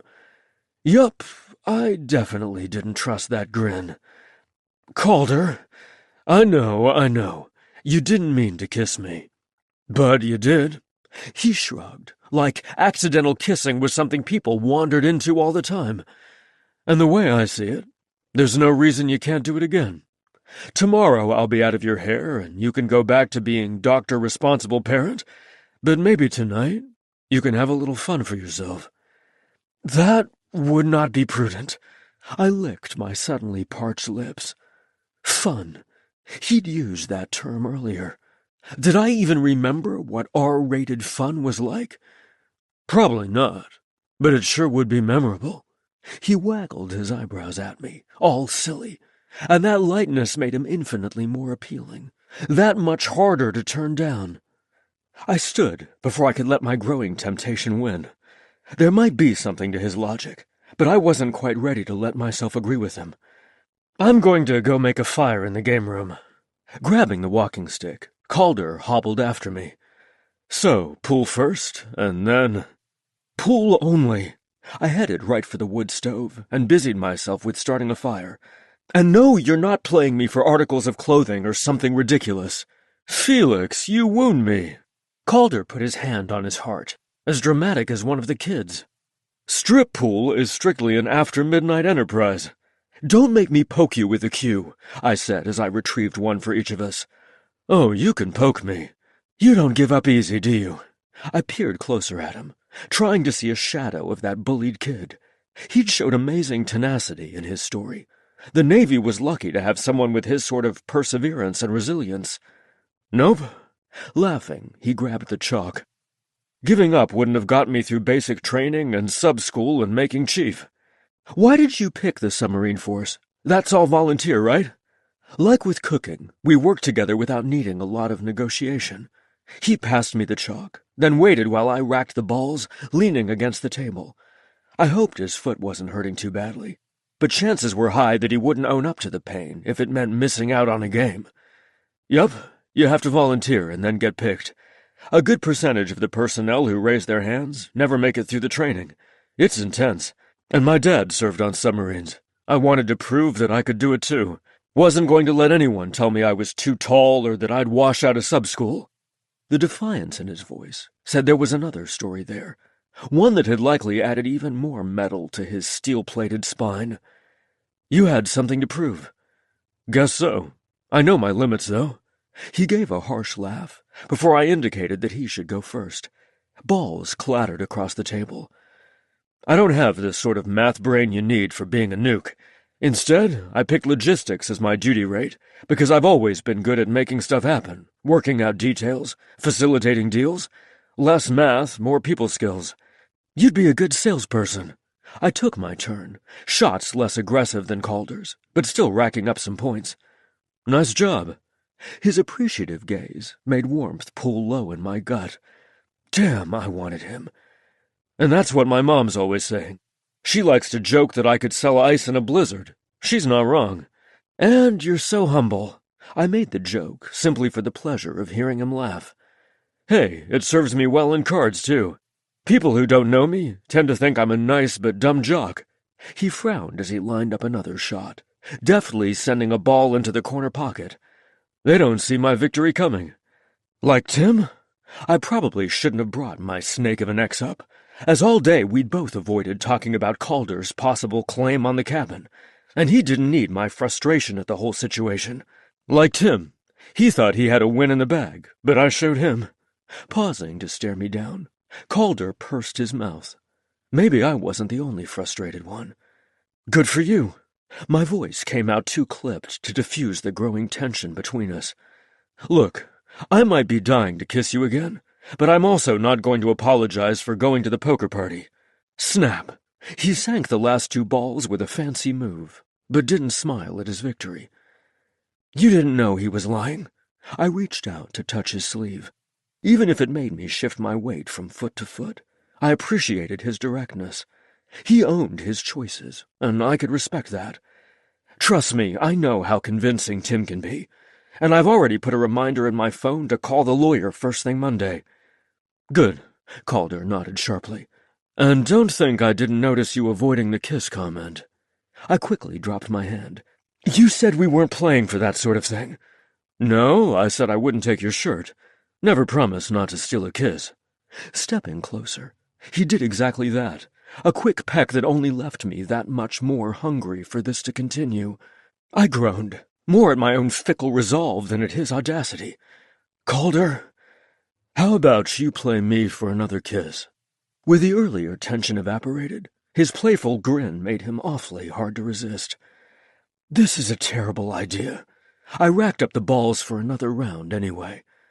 "I know. You go ahead and break." Calder wasn't the only one with a repertoire of trick shots. Not sure exactly what I was playing for, or which outcome I wanted most, I nonetheless scored several points in succession. "Oh, it's on." Calder whistled low. Impressing him felt better than it had any right to. "I think you have a secret competitive streak of your own, Doc." "Maybe." I rubbed the back of my neck, still unsure whether I wanted to win or not. "I guess you kind of have to be to make it through medical school." He easily won some points of his own before leaning against the table. "How'd you pick your specialty? I bet you would have been a great pediatrician or something like that." "Kids are great. I always wanted to be a doctor. And you're right, originally I'd thought pediatrics." I hesitated, not sure how much he really cared to know. But like with the story earlier, he listened with his whole body, eyes sharp, body turned toward me, and attention locked on me. He was too damn easy to talk with. But then my grandmother spent her later years battling dementia and cognitive function loss, and the accompanying depression and anxiety. I became fascinated by the research into treatments. I might not have been able to help her, but I can help others, and that means something to me. "Yeah, I can see that." Calder tilted his head, like he'd truly heard me, the solemn regard in his eyes more potent than a shot of bourbon. "She'd be proud. You're a good guy." "I try." I had to look away then, before I kissed him senseless. I busied myself with the game, not keeping track of my shots until Calder groaned. "Well, heck, you win." His disappointed tone echoed through me. "I do."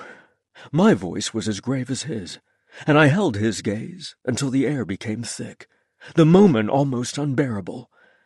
And then I lunged for him. Forget meaningless games. I wanted to kiss him, so I did. And unlike that first kiss, which had been born of an urge to comfort, this kiss was all combustible lust. He met me eagerly, as if he'd known all along that this would be the outcome. His happy noise as our lips met went straight to my cock. Being able to give him something he wanted this damn much made me lightheaded, giddy with power. Not content with little nips and sips, I delved deeper into his mouth, which parted on a needy gasp. He tasted sweet, like the marshmallows we toasted with the girls after dinner. His tongue against mine made my cock swell further until all I could think about was the next kiss, existing simply for that next brush of contact. When he pulled away to suck in a deep breath, I grunted at the loss, an undignified protest, but I was beyond caring about appearances. I tugged him back closer. However, he winced. "What?" He shifted again, leaning more heavily against the table. "Sorry, my foot, ignore it." "If you're in pain," my insistent desire was replaced with concern. "It's not that bad, but I wouldn't turn down doing more of that in a bed. My room?" Hell, he'd broken through my lust fog, and doubts rushed in. What was I doing? I couldn't seriously be contemplating sex with Calder. Even this kiss was a serious indulgence, one I shouldn't get in the habit of. "I should go," I mumbled, glancing back at the door. He reached for me, but before he could try to convince me with a kiss, I sidestepped him to go take care of the wood stove, bank it for the night. "Sleepy already?" Calder followed me to the stove. I nodded, not sure I trusted myself to speak. If he kissed me again, I'd be toast. But he didn't. In fact, instead of making a case for me giving in, he turned toward the door. "Liar." Pausing in the doorway, he gave me a pointed look. "But you know where to find me if you find yourself awake." Damn it. Just like that, he'd left the ball in my court. If I wanted more, I'd have to go to him. No getting overwhelmed with persuasive kisses and telling myself afterward it was a mistake, or that I'd had no choice other than to get caught up in the moment. He was making me have to own my desires, and I made a frustrated noise to the now empty room.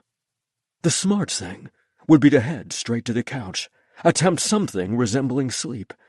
Even taking a long shower would be a better choice than going to Calder.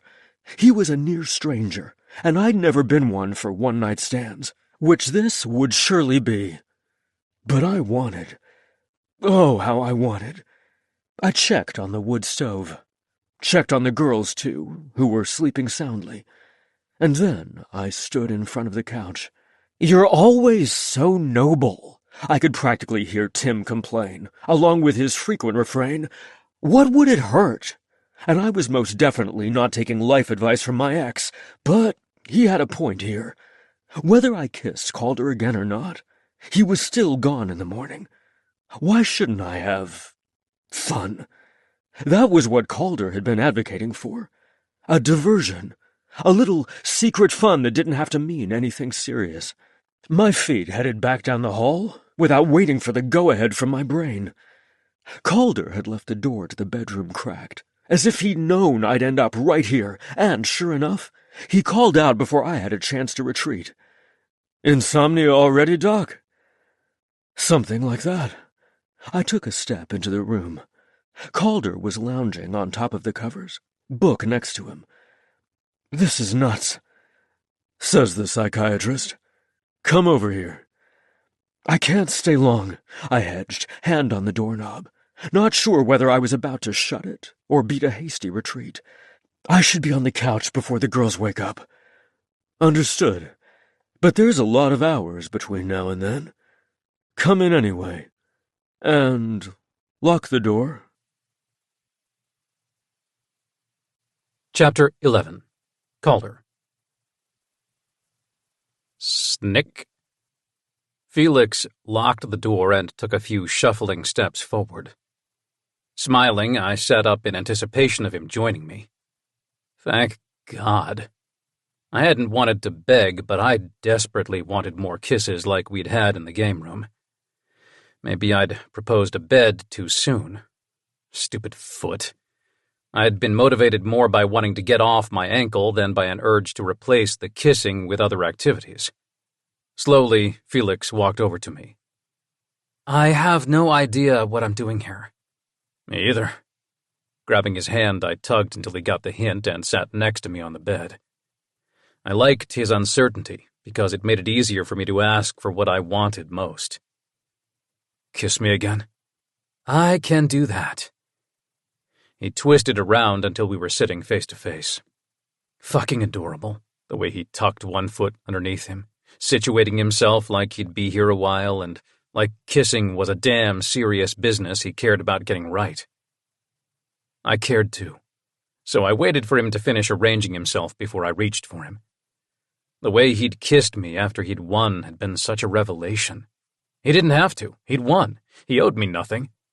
And still he'd kissed me like he'd just heard a planet-ending meteor was headed our way. Desperate. Out of control. I wasn't sure I'd ever been kissed quite like I had from Felix. "Comfortable?" I asked as I stroked his jaw, drawing out the inevitable, letting the moment build, become that much more potent. His nod as he leaned in was the sweetest of victories, and I let him be the one to kiss me first. The way he started, so gentle and soft, was addictive, like caramel sauce, smooth and endlessly sweet. The sweetness flowed over every rough edge I had, muting any urgency until I could appreciate each little detail.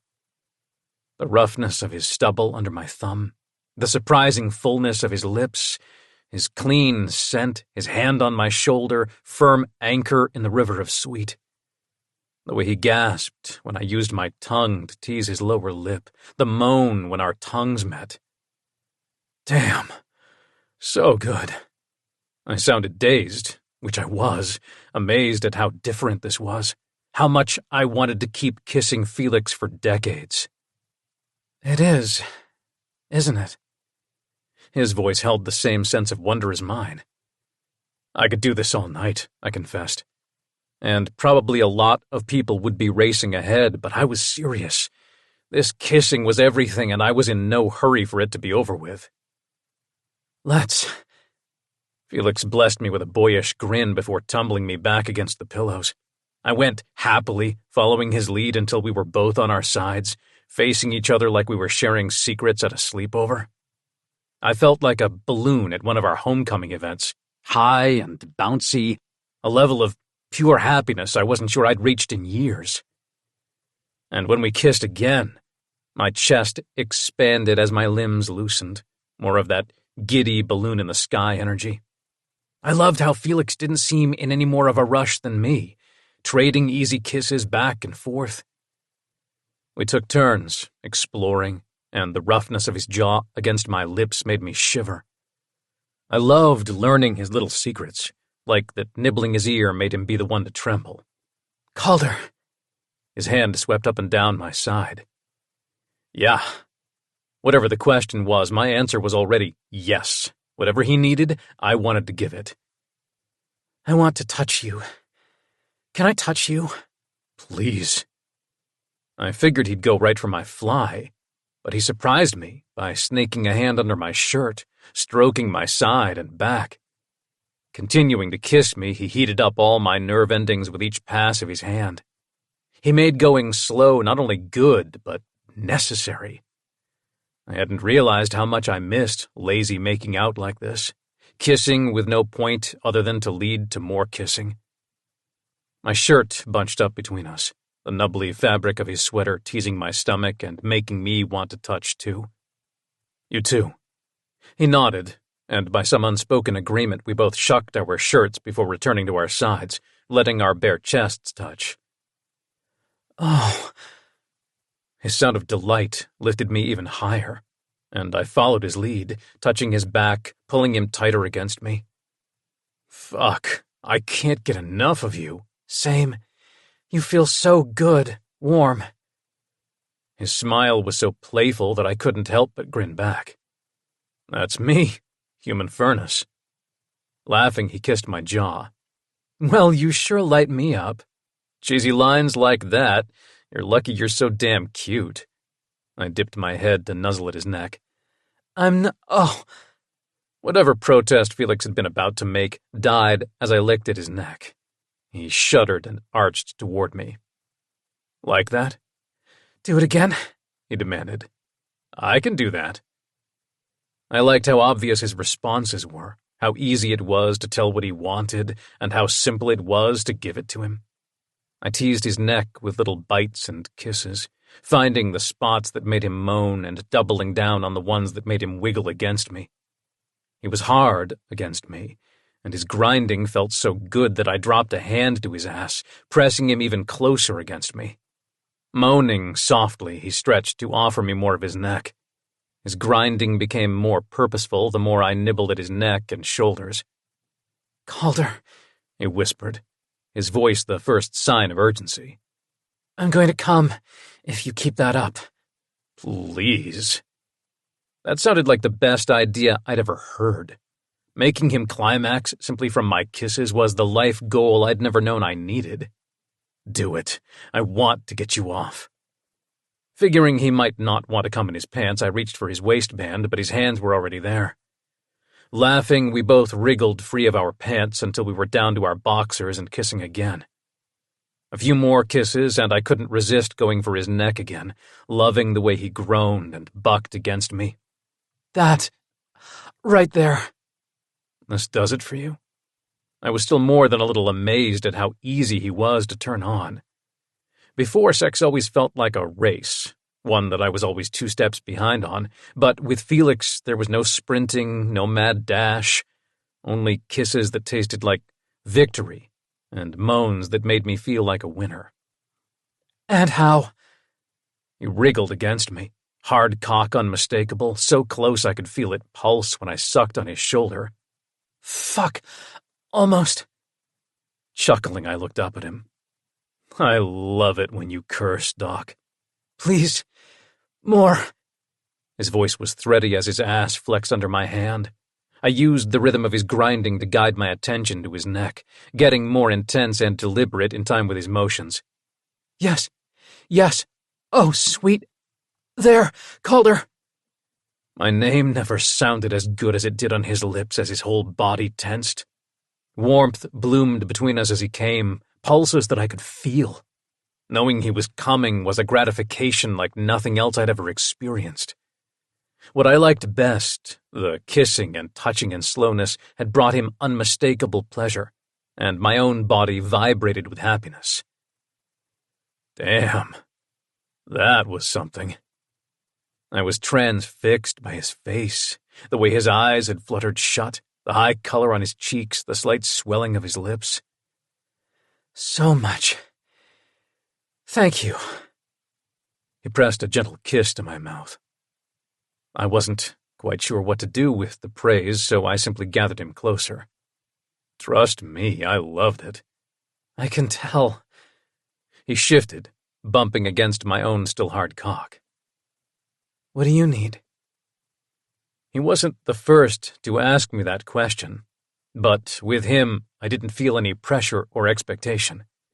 He made it so damn easy to ask for what I truly needed. No internal judgment and second-guessing. Can you just kiss me again? Of course, there was no just in kissing Felix. When our mouths met again, it was all-consuming, and I gave myself over to it, like floating in the ocean and deciding to let the current carry me. He stroked my chest and arms, and each touch, each kiss took me someplace new and beautiful. When I reached for my cock, it felt inevitable, but also good and right. Yeah, that's it, Felix encouraged in between kisses. Get close? I am. Damn, I am. My wonder at how damn easy this whole thing was had to be showing because Felix chuckled softly. Good. Still kissing me, he settled a hand on top of mine, not moving mine aside or trying to take over, simply another point of connection to share. Fuck. You're so sexy. His kiss seemed to find my rhythm. Or maybe it was the rhythm, that current again, carrying me along, getting more urgent. My hand sped up, and my cock had never felt as good in my fist, his nearness another layer of sensation to enjoy. Please. I wasn't sure what I was asking for, but Felix seemed to know, nodding solemnly. I've got you. That was apparently the magic phrase, that and the sweep of his thumb against my fist, and my body arched, spine tighter than it had maybe ever been. The pleasure went higher and higher, an almost impossible climb before it crested all at once. Oh, fuck! Fuck! Coming! My cum dribbled over my fist, a messiness level I didn't always care for, but here it felt so good and sexy that the slick slide of my hand coaxed out a few more shudders. Yes. Felix exhaled hard like he'd been the one to climax, like he truly had ridden that ocean wave with me. Damn. I liked sharing that with him. Made the last tremors that much better. So good. My tongue was thick in my mouth, true speech more than I could manage. Oh, Calder, that was so hot. Thank you. Feels like I should be the one saying that. Still breathing hard, I found more of my words. That was better than cards? He laughed wickedly. Fuck yes.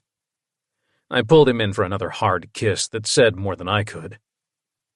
I don't always... It's okay. He caressed my shoulder, touch gentle and understanding. For all he'd teased, his eyes were soft, too, like he really did understand that sex wasn't always quite this good for me, and he wasn't judging. I'm glad. Really glad. Good. I took a few more gulps of air, still feeling invincible, as giddy as I'd been since he locked that door. Sometimes an orgasm was simply a decent prelude to nap, and sometimes it was whatever that had been. An earthquake in the well-trodden terrain of my life. I wanted it to have been as good for Felix, but I could already sense his retreat from the more cautious way he was holding himself. I wagged a finger at him, wanting one more smile. And don't you go having regrets. Think you know me so well? Yawning, Felix dropped his head to my shoulder.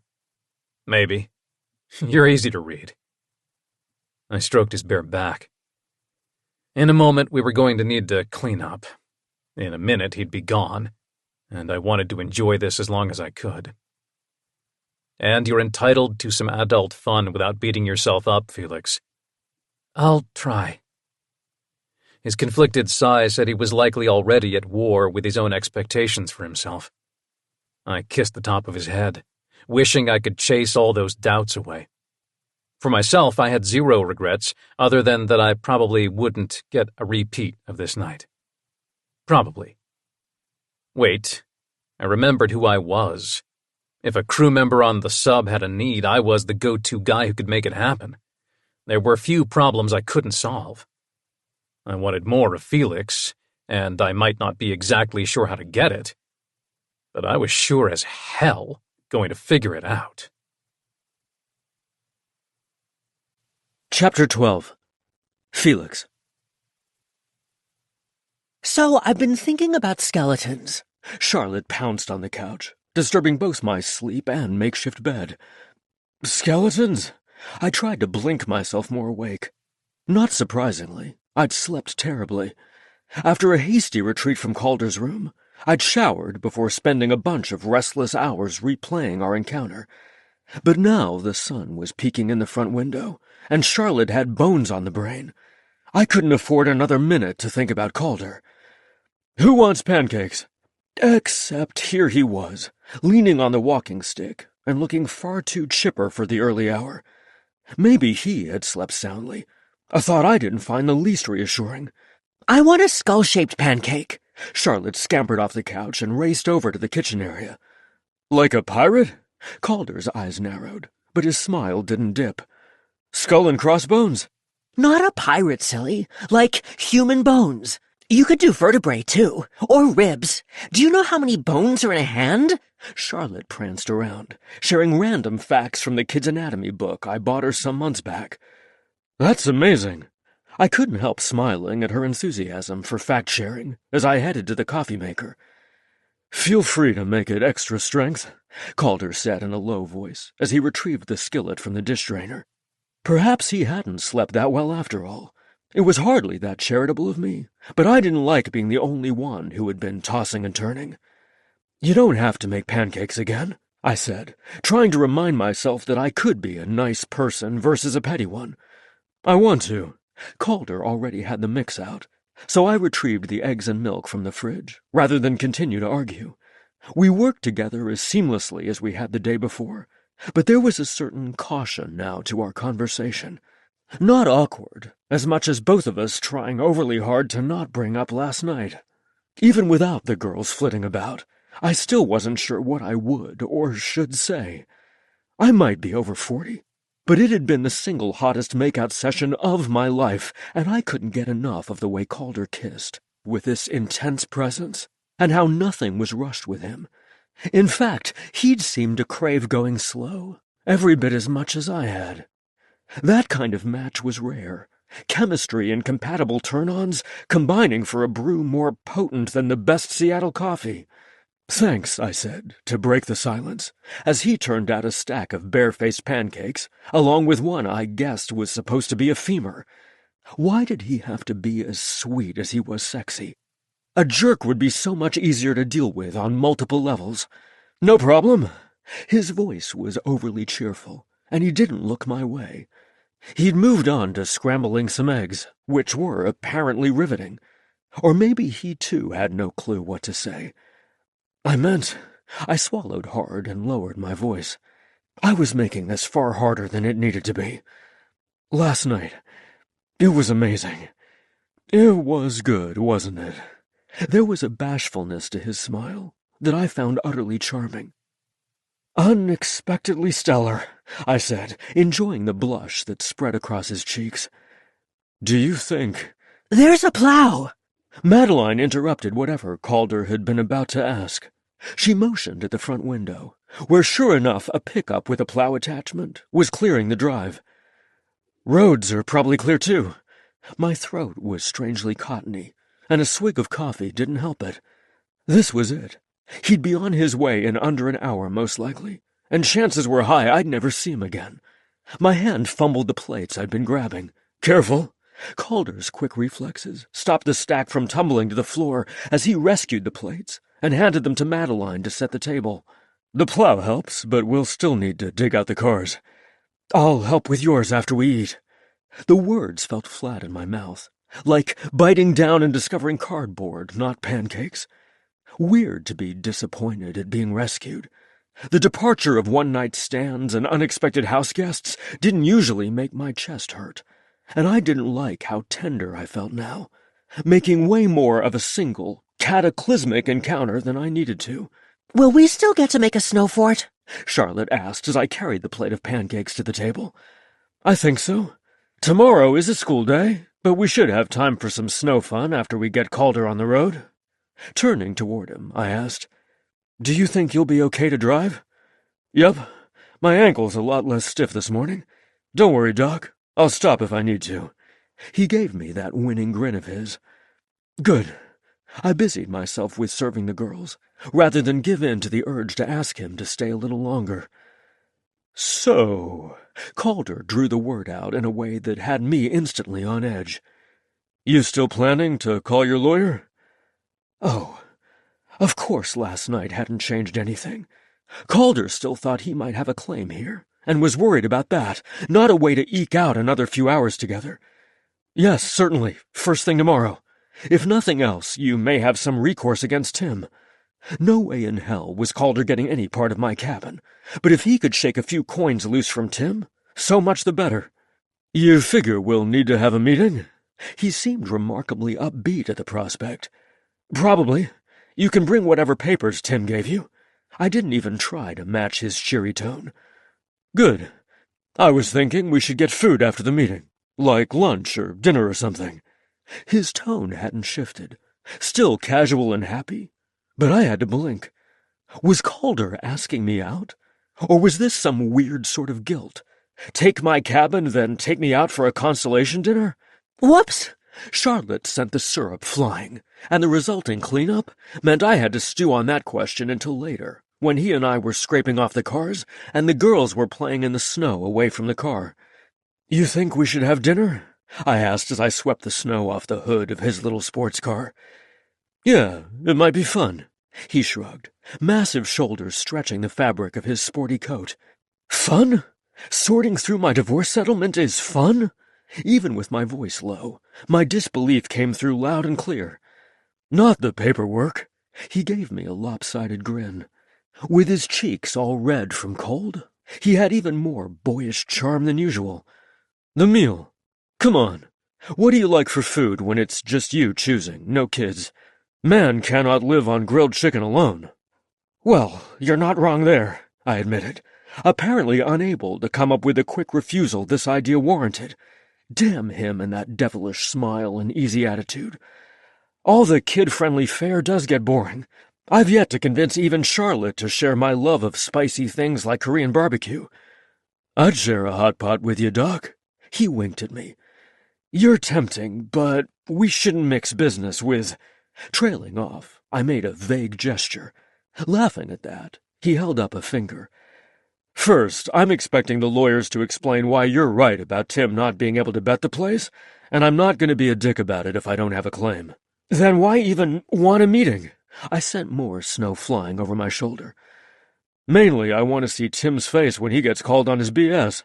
I might not be able to sue him or anything, but he needs to stop screwing you over. His voice had gone all fierce, the defender I hadn't realized I wanted until precisely that instant. God, it had been so damn long since I'd had someone unequivocally on my side. I know, I groaned. My bank account and I are both more than ready for him to stop coming up with new challenges to the settlement that was supposed to be final months ago. And see, that's exactly it. I'm really sorry to have been another challenge, even if it is his fault. You took care of me. You fed me. You didn't kick me out into the snow. Let me take you for dinner after the lawyers light into Tim. It'll be fun, I finished for him. Because it would. Spicy food, adult conversation, mutual dislike of Tim, and more of Calder's bottomless well of charm.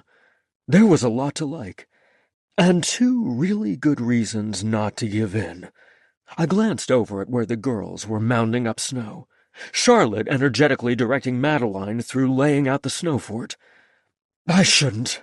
I kicked at a big chunk of snow and ice on the ground. You never use a babysitter? Or go out while they're at school? Calder's head tilted, clearly doing single-dude math where cheap babysitters were plentiful and kid-free hours abundant.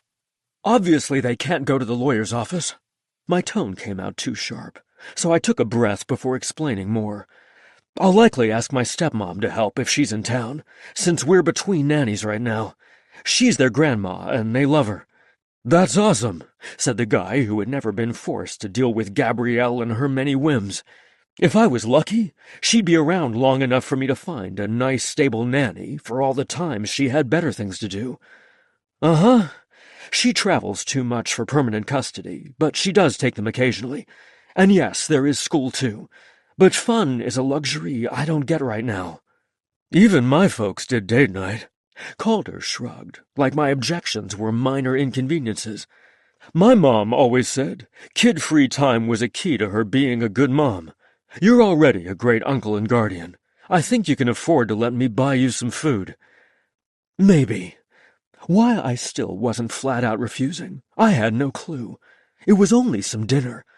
Perhaps I could simply let myself have a meal before we parted on amicable terms. Let me see what I can work out. Excellent. It's a date. Calder grinned at me like he'd just won a game. And maybe he had. A date. That was exactly what I was afraid of. Chapter 13. Calder. You're in a good mood, Max observed as we stood in line at the chow hall. Yeah, I guess I am. It was my lunch break, and rare winter sun streamed in through the windows. Seeing as how grumpy you've been about desk duty, either you got word that they're shipping you out, or you've got a hot date tonight. He gave me an easy grin as we both grabbed entrees of meatloaf and potatoes. I frowned at the mention of work stuff, but in truth, the week had passed surprisingly fast. Not only had I sorted out a tense situation involving inventory for a sub on the verge of deploying, using all that salesperson charm Felix had noted, but I'd also had thoughts of Felix and Saturday night to keep me company. Even now I could still feel the buzz from the sex. It was exactly the distraction I needed, and it also gave me an out to use with Max. Actually, yes. I didn't have to work hard to summon back the smile I'd had most of the day. Soon as I finish up this afternoon, I'm heading for the ferry. I'm meeting someone for dinner. Nice pause there. Max laughed and grabbed a fruit cup and a soda. Translation, it's a hookup and you might eat while you're there? It's not like that. My neck heated as we made our way to a table. I'd paused because Max didn't need to know about the lawyer part. As to the rest, I wasn't sure sex was remotely a possibility that night. Which was okay. I wanted to kiss Felix again in the worst way, but I was also capable of biding my time. Simply hanging out together would be fun. Uh-huh. Max gave a knowing laugh before digging into his food. At least you won't have to spend this weekend snowed in again. Snowed in wasn't so bad, I hedged. I'd told my friends precious little about the weekend. Nothing about Felix, only that I'd slipped and turned my ankle. I wasn't ready to have to confess to being screwed over by Tim. And the personal stuff, well, that could stay personal a little longer. Maybe Felix would become a friend, in which case how we met could be a funny story, not evidence of how I'd been so stupid. I didn't like the gnawing in my gut every time I thought about Tim getting the better of me. I hated feeling like a loser. However, Felix was a pretty awesome consolation prize, and when we'd kissed, I'd felt like I was holding a $1 million lottery ticket.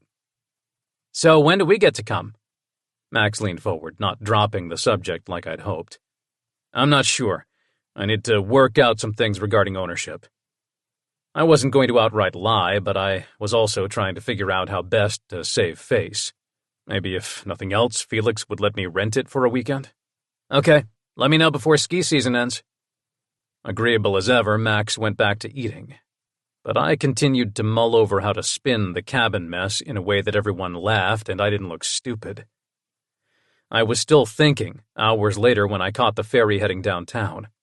I didn't want Felix to lose part of his family legacy, but I also hated feeling gullible. Accordingly, I was in a muddled mood when I reached the law offices located on an upper floor in a posh skyscraper in downtown Seattle, not too far of a walk from the ferry, even with a nippy wind at my back. Felix hadn't been kidding about his legal troubles costing money.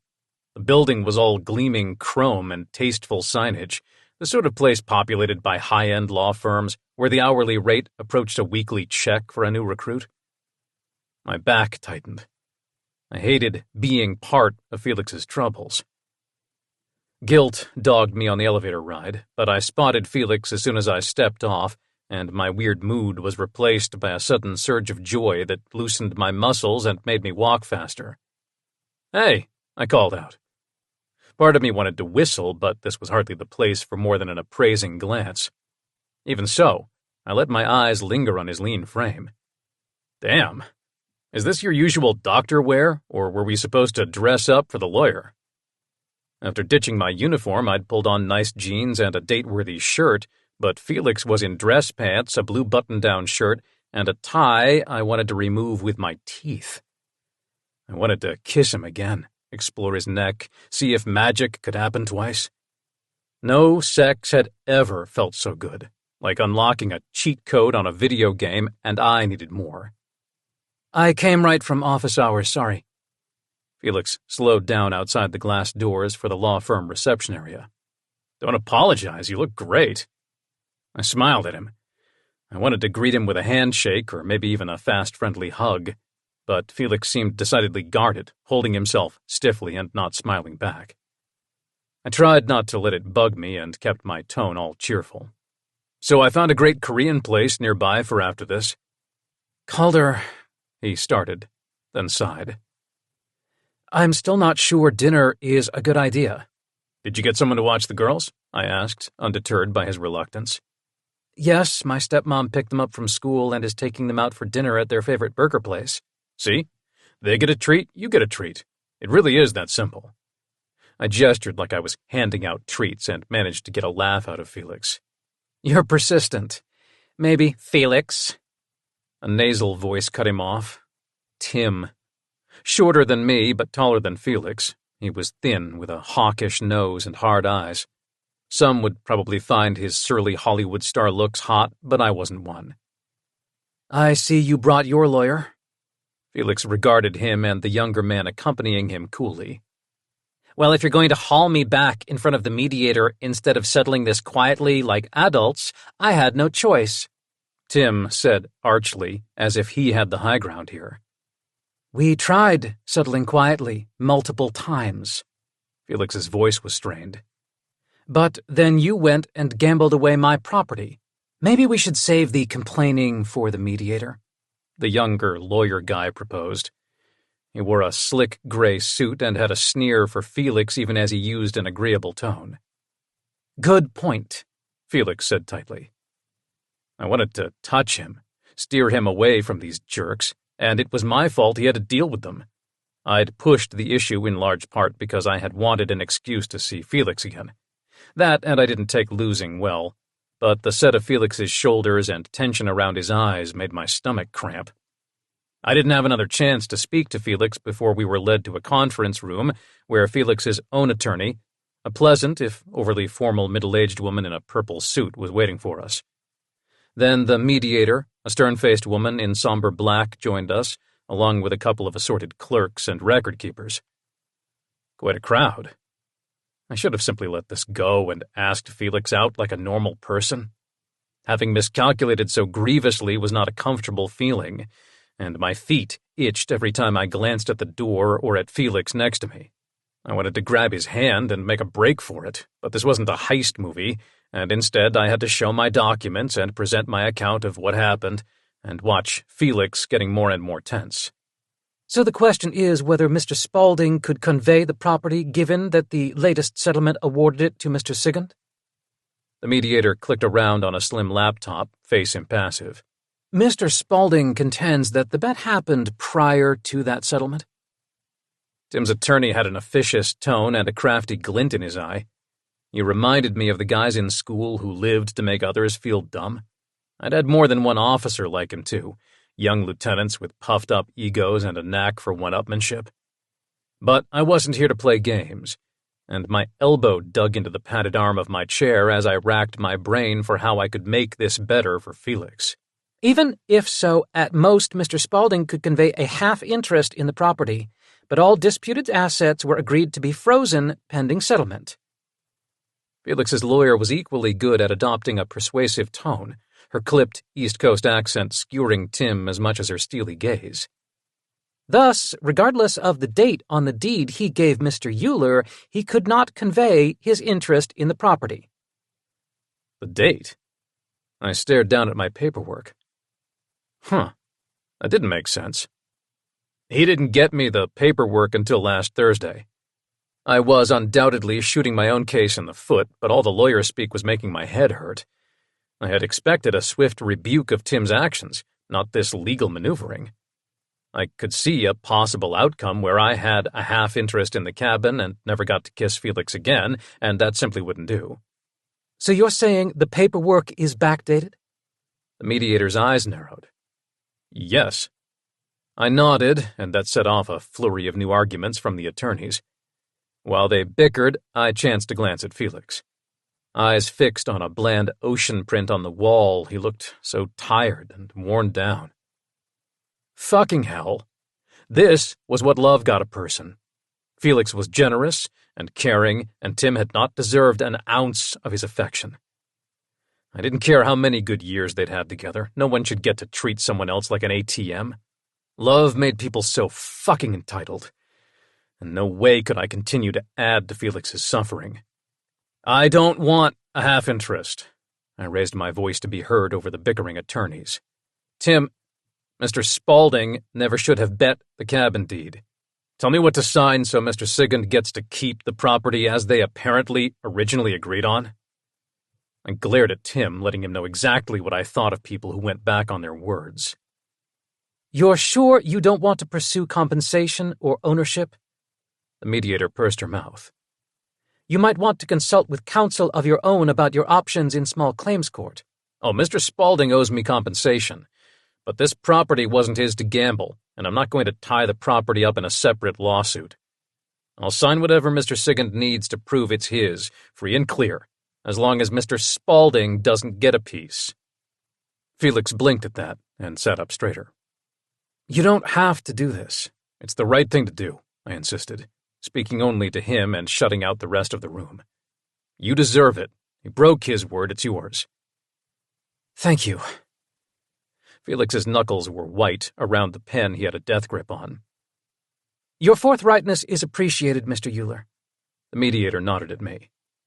Now let's review the final settlement terms and what it would mean to be in contempt of those terms. She proceeded to go over a lot of legalese, including warning Tim about failure to follow the settlement. Tim's attorney wanted to argue something about rising property tax values, the upshot of which seemed to be Felix owing him more. Oh, and since the cabin is apparently yours, you can deal with this. Tim slid a piece of paper across the table at Felix. It's a list of repairs the property management people want before they can rent it again.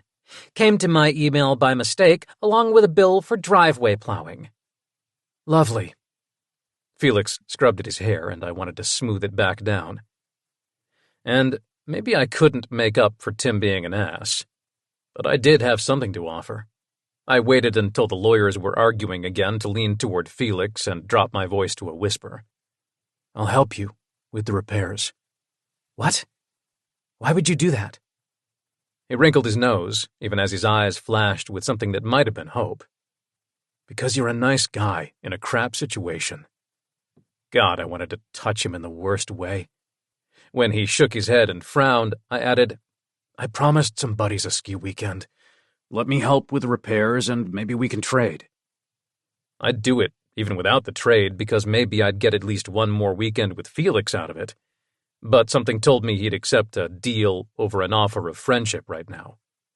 Sure enough, he nodded. We'll see. I could work with that, so I smiled at him. I'm sorry for putting you through this. It's okay, he said, but his grim eyes called him a liar. The mediator started talking again, and there were no more chances to whisper at Felix. The guy desperately needed a friend. I could be that guy. Neither of us wanted a relationship, but that didn't mean I couldn't be what he needed short-term. Make up for his asshole ex's greediness.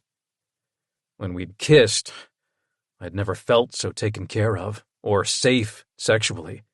And as much as I wanted to explore those feelings more, I also wanted to take care of Felix in return. Starting with dinner. As soon as we were free of this mess, I'd make it my mission to get Felix smiling again. Chapter 14.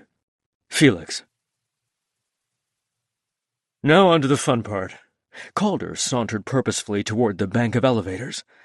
I'd been planning on begging out of dinner, but Calder moved like a man determined to see a plan through. Something told me that telling him I was tired wasn't going to get me far.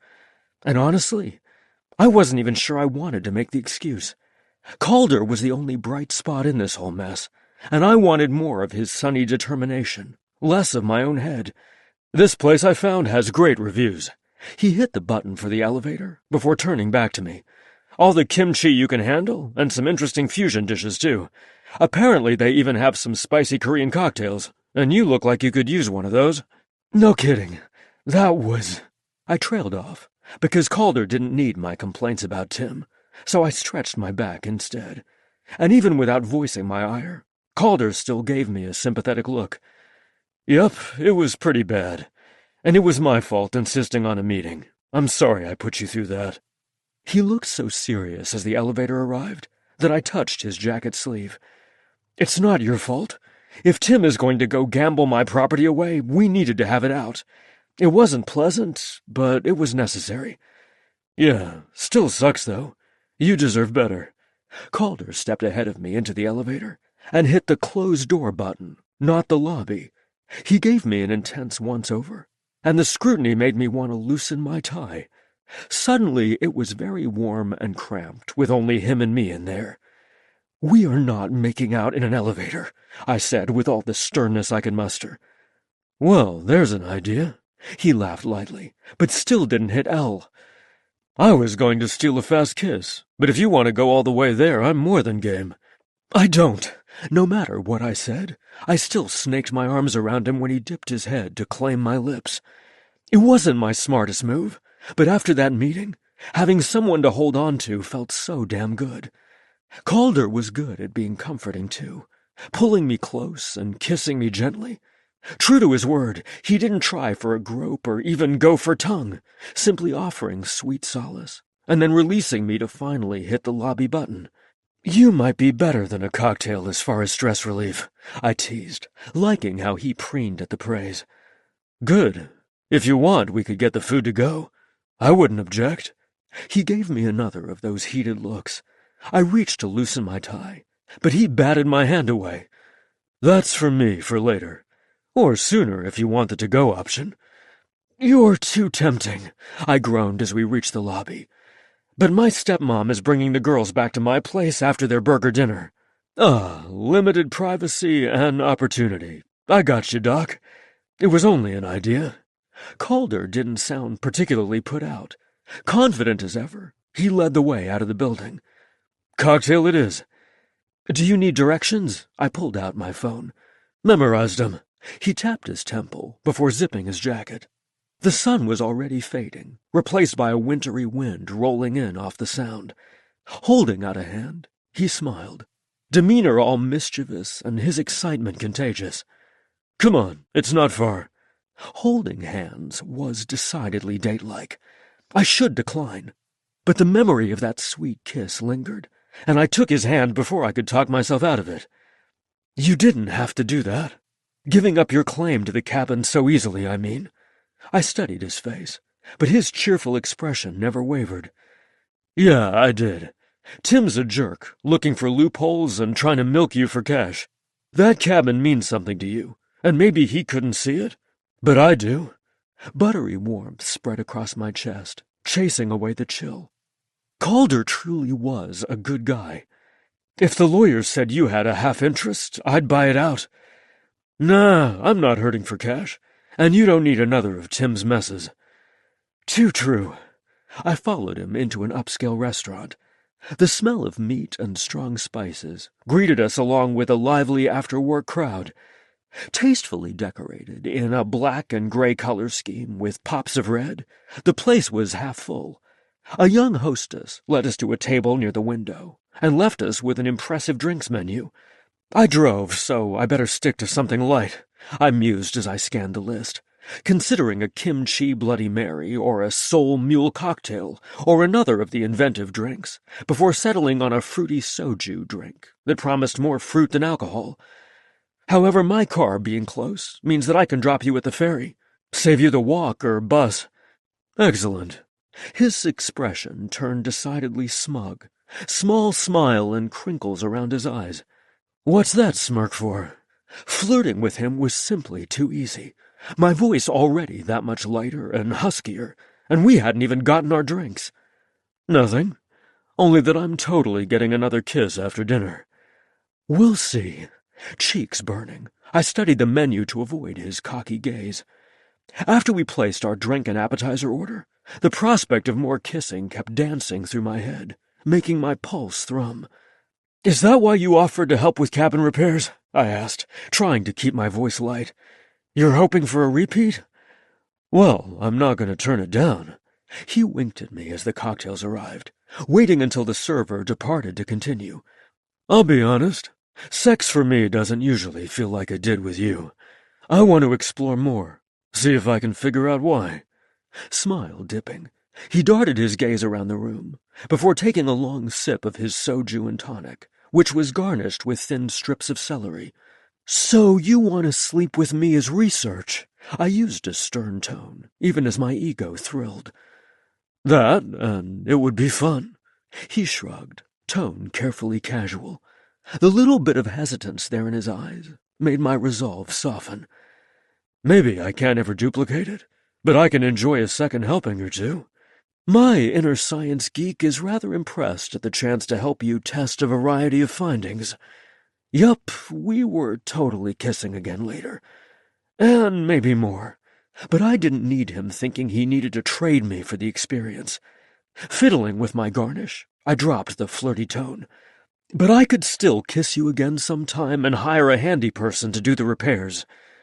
Your asshole ex already took enough of your cash, and where's the fun in hiring it out? Indeed, it all came down to fun for Calder, and I needed to remember that. No matter how good he was at comfort, he wasn't the kind of guy to stick around for life's unfun parts. The appetizer arrived right then, an assortment of meaty skewers and little bites like crispy mushrooms, and we each grabbed a skewer.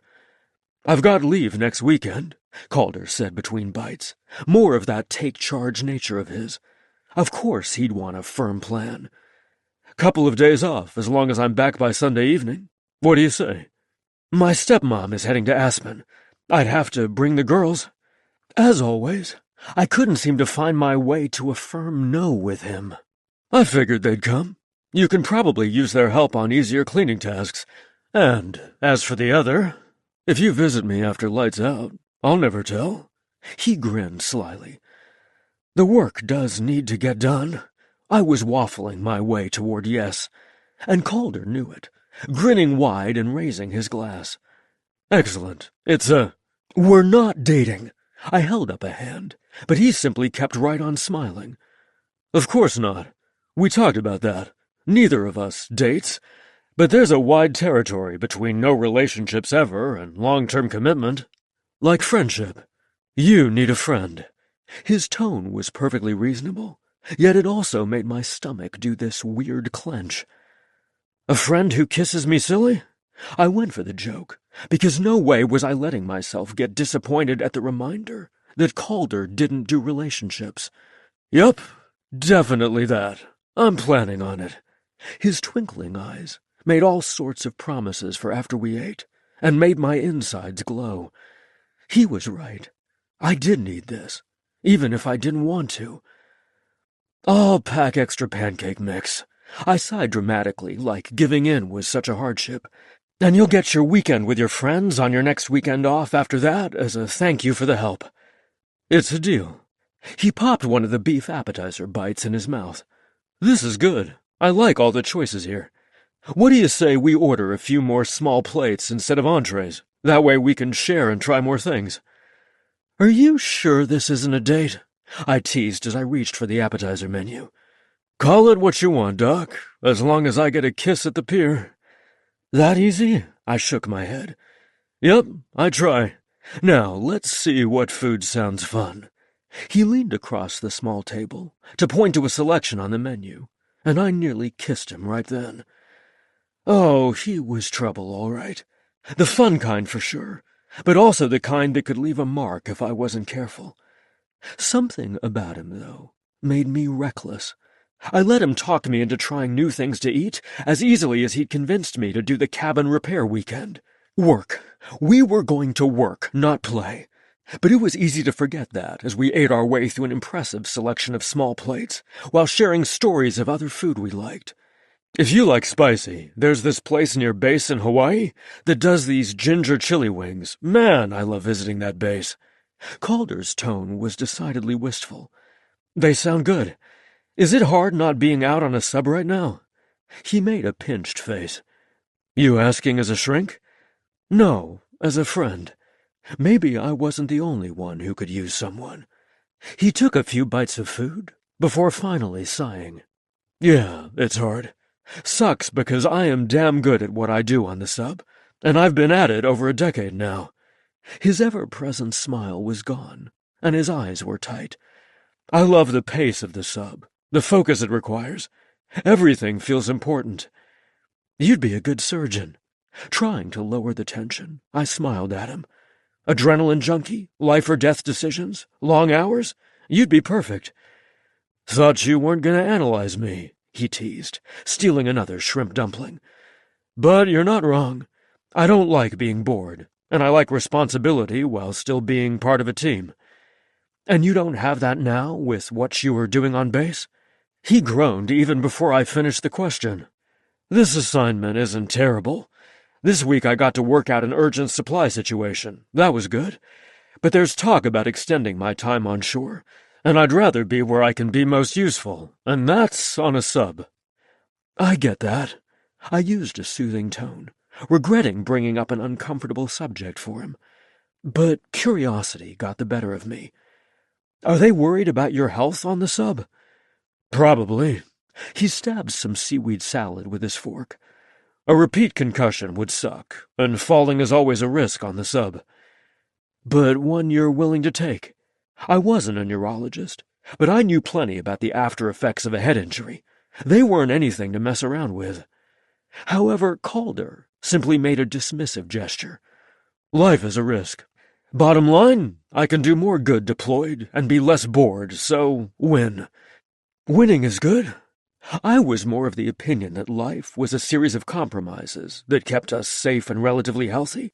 But I wasn't going to argue with his life philosophy, and I admired his work ethic and commitment to his job. I see with my patients how important it is to be able to keep doing what you love, so I understand you wanting to be back out there. Yeah. Tell me more about how you keep your patients working longer. It was a clear bid to move the conversation away from himself, but I didn't mind. I loved how easily we could flow from trivial to serious and back again, and how intently he listened to all of it. And like how I enjoyed performing stories for the girls, I enjoyed sharing about patients, warming to the audience with little details and anecdotes. Making Calder laugh was the best feeling.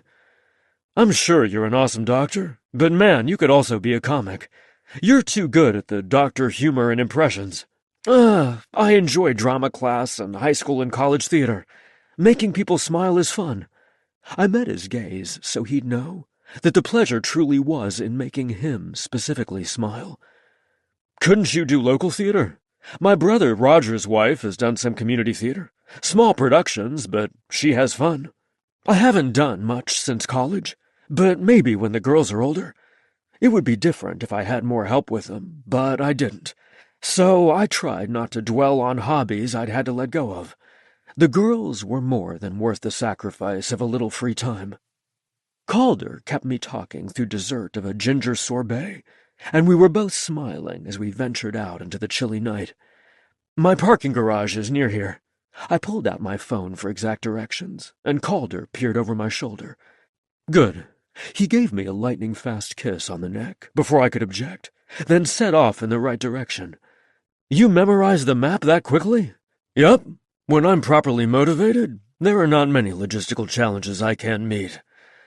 I'll keep that in mind. I sped up to match his strides.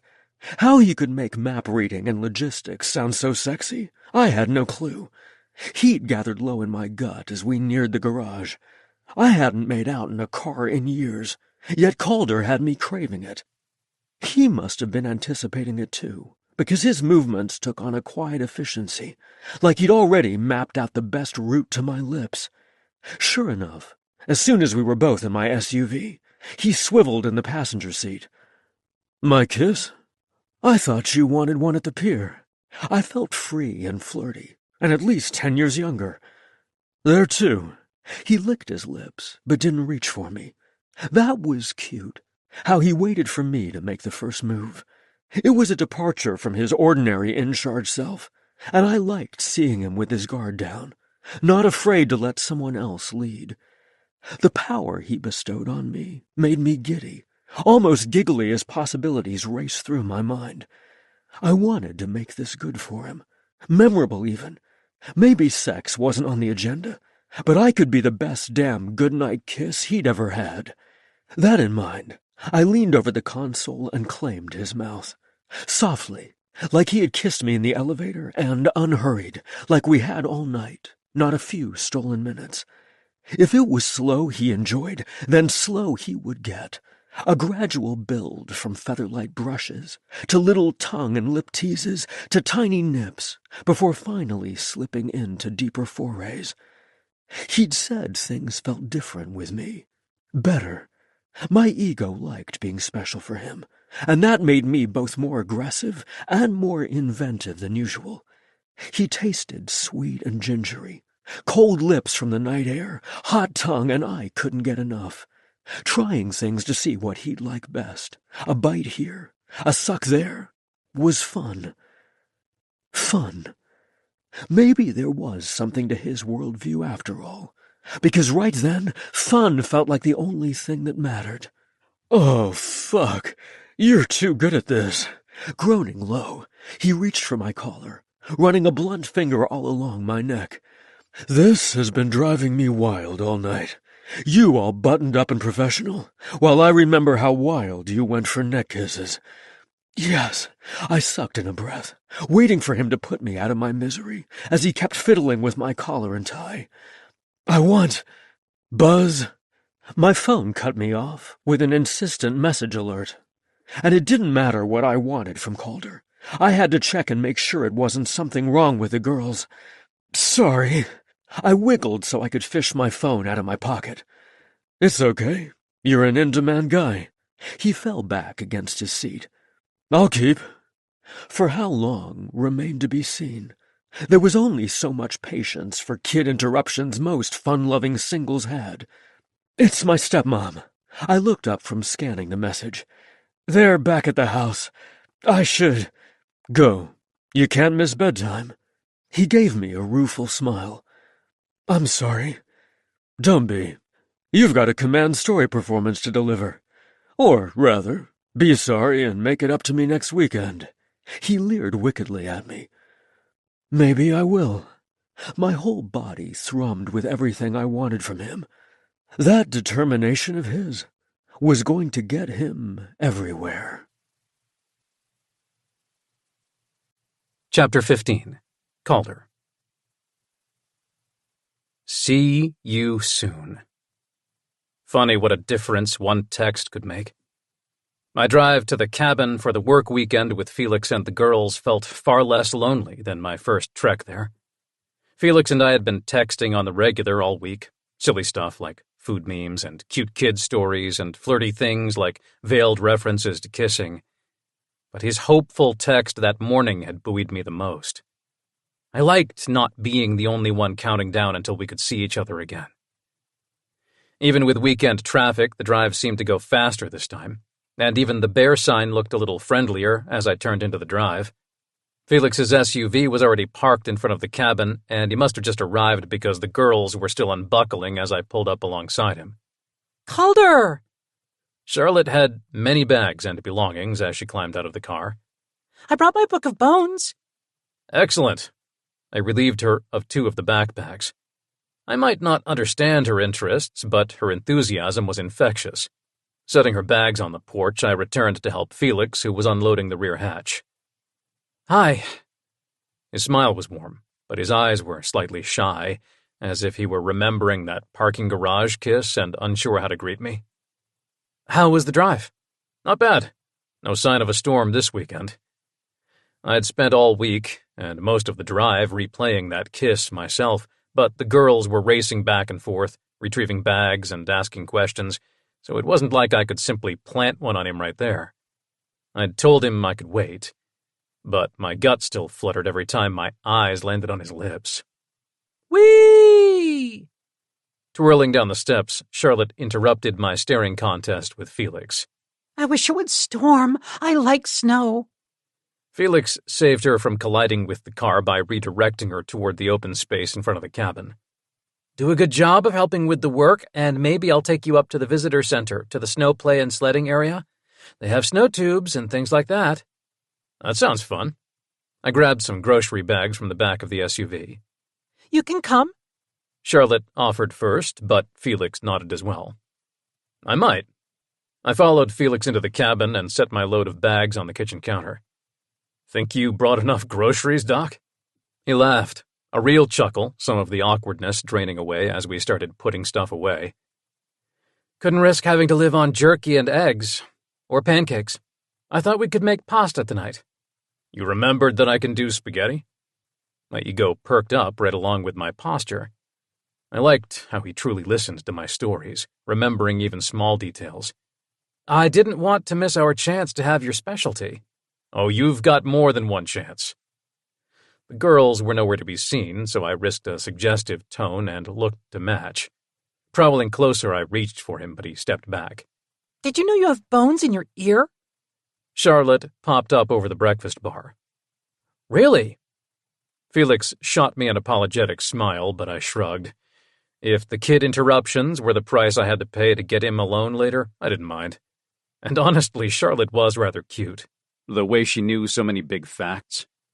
Madeline was far less talkative and seemed less happy to see me, but I liked her too. The way she was talented at sliding her own requests or observations in between Charlotte's monologues. Should we start dinner, or do we have time to start on my list? I asked Felix once the last of the food was put away. Your list, huh? Both of Felix's well-groomed eyebrows went up. Well, you sent it to me. He'd sent me the list as a picture on the phone so that I could see what needed doing this weekend. The grainy image with its cluttered bullet points had practically screamed out for my talents. I retrieved a couple of printouts from my bag and handed one to him. I might have improved upon what the management company sent you. They organized it into subtasks and things that might be kid-appropriate. Their column is pink. Felix tilted his head like I'd grown a second nose. You made a spreadsheet for the weekend? Overkill? I rubbed the back of my neck. I was so used to organizing as part of my job that I forgot that not everyone shared my love of planning. No, I'm impressed. Told you, I'm good at logistics. I might have a fun-loving rep, but organizing spreadsheets and having clear tasks always made me happy. I could think on the fly, but I kept my sub running with my advanced planning. And speaking of supplies, I picked up a few things to supplement the toolbox. You didn't have to do that. I can pay you back. We can work that out later. I made a dismissive gesture and could practically hear my brothers laughing at me. Me? Not care about repayment? Yeah, I had it bad for Felix. All right, but we will settle up at some point. Felix wagged a finger at me. Now, what's first on your chart? A number of the items have to do with loose things like cabinet handles. I dug around in my bag until I came up with a roll of yellow tape. So, I want the girls to go test every handle in the cabin and put a piece of tape on the loose ones. You and I will follow behind with screwdrivers. Yay! Charlotte cheered while Madeline took the tape from me, and we all spent a fun hour testing doors and tightening screws. That was a brilliant way to involve them. Felix patted my back. We'd ended up back in the kitchen, working on adjacent cabinets while the girls checked the bathroom for other loose handles. Didn't you say you thought you were bad with kids? It's not that I don't like them. I leaned into his touch and he took the hint, rubbing lightly. I'm always afraid of squashing or dropping the tiny ones, or scaring them, or making the bigger ones laugh because I did something stupid or didn't get a pop culture reference. And even older, well-behaved ones like yours are a lot of responsibility. I worry about screwing up. Wow. I couldn't believe I'd spewed all that out loud, and I had to look down, closely examine each screw to see if it was stripped. I wasn't sure what it was about Felix that got me talking. Even family members and longtime acquaintances couldn't get this sort of deep thinking out of me.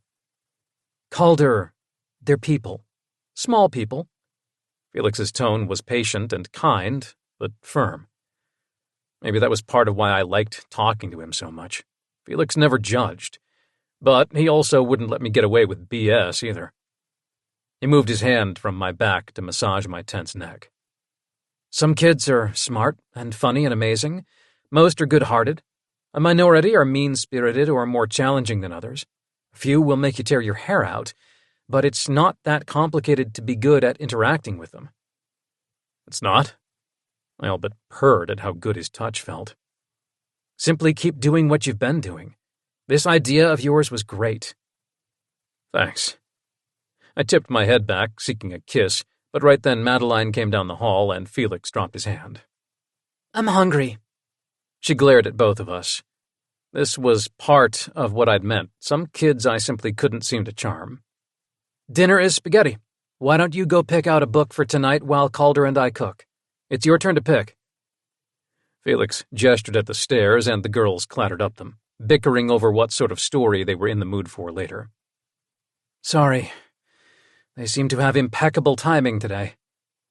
Felix's tone was weary, and his eyes were apologetic when I spun to face him. Can I kiss you? I pulled him closer, and this time he let me. Please? Since you asked so nice. He stretched to brush a light kiss across my lips. His mouth was familiar and warm, and I groaned low. Something about that sound must have done it for him because he deepened the kiss. We went from chaste and friendly to burn the kitchen down hot in 3 seconds flat. His mouth was urgent against mine, and the gasp he made when I used my tongue against his went straight to my groin. But I was also on red alert for noises from upstairs. Reluctantly, I released him. Wow. Food. Felix rubbed his mouth with the back of his hand. Yes, we need to cook.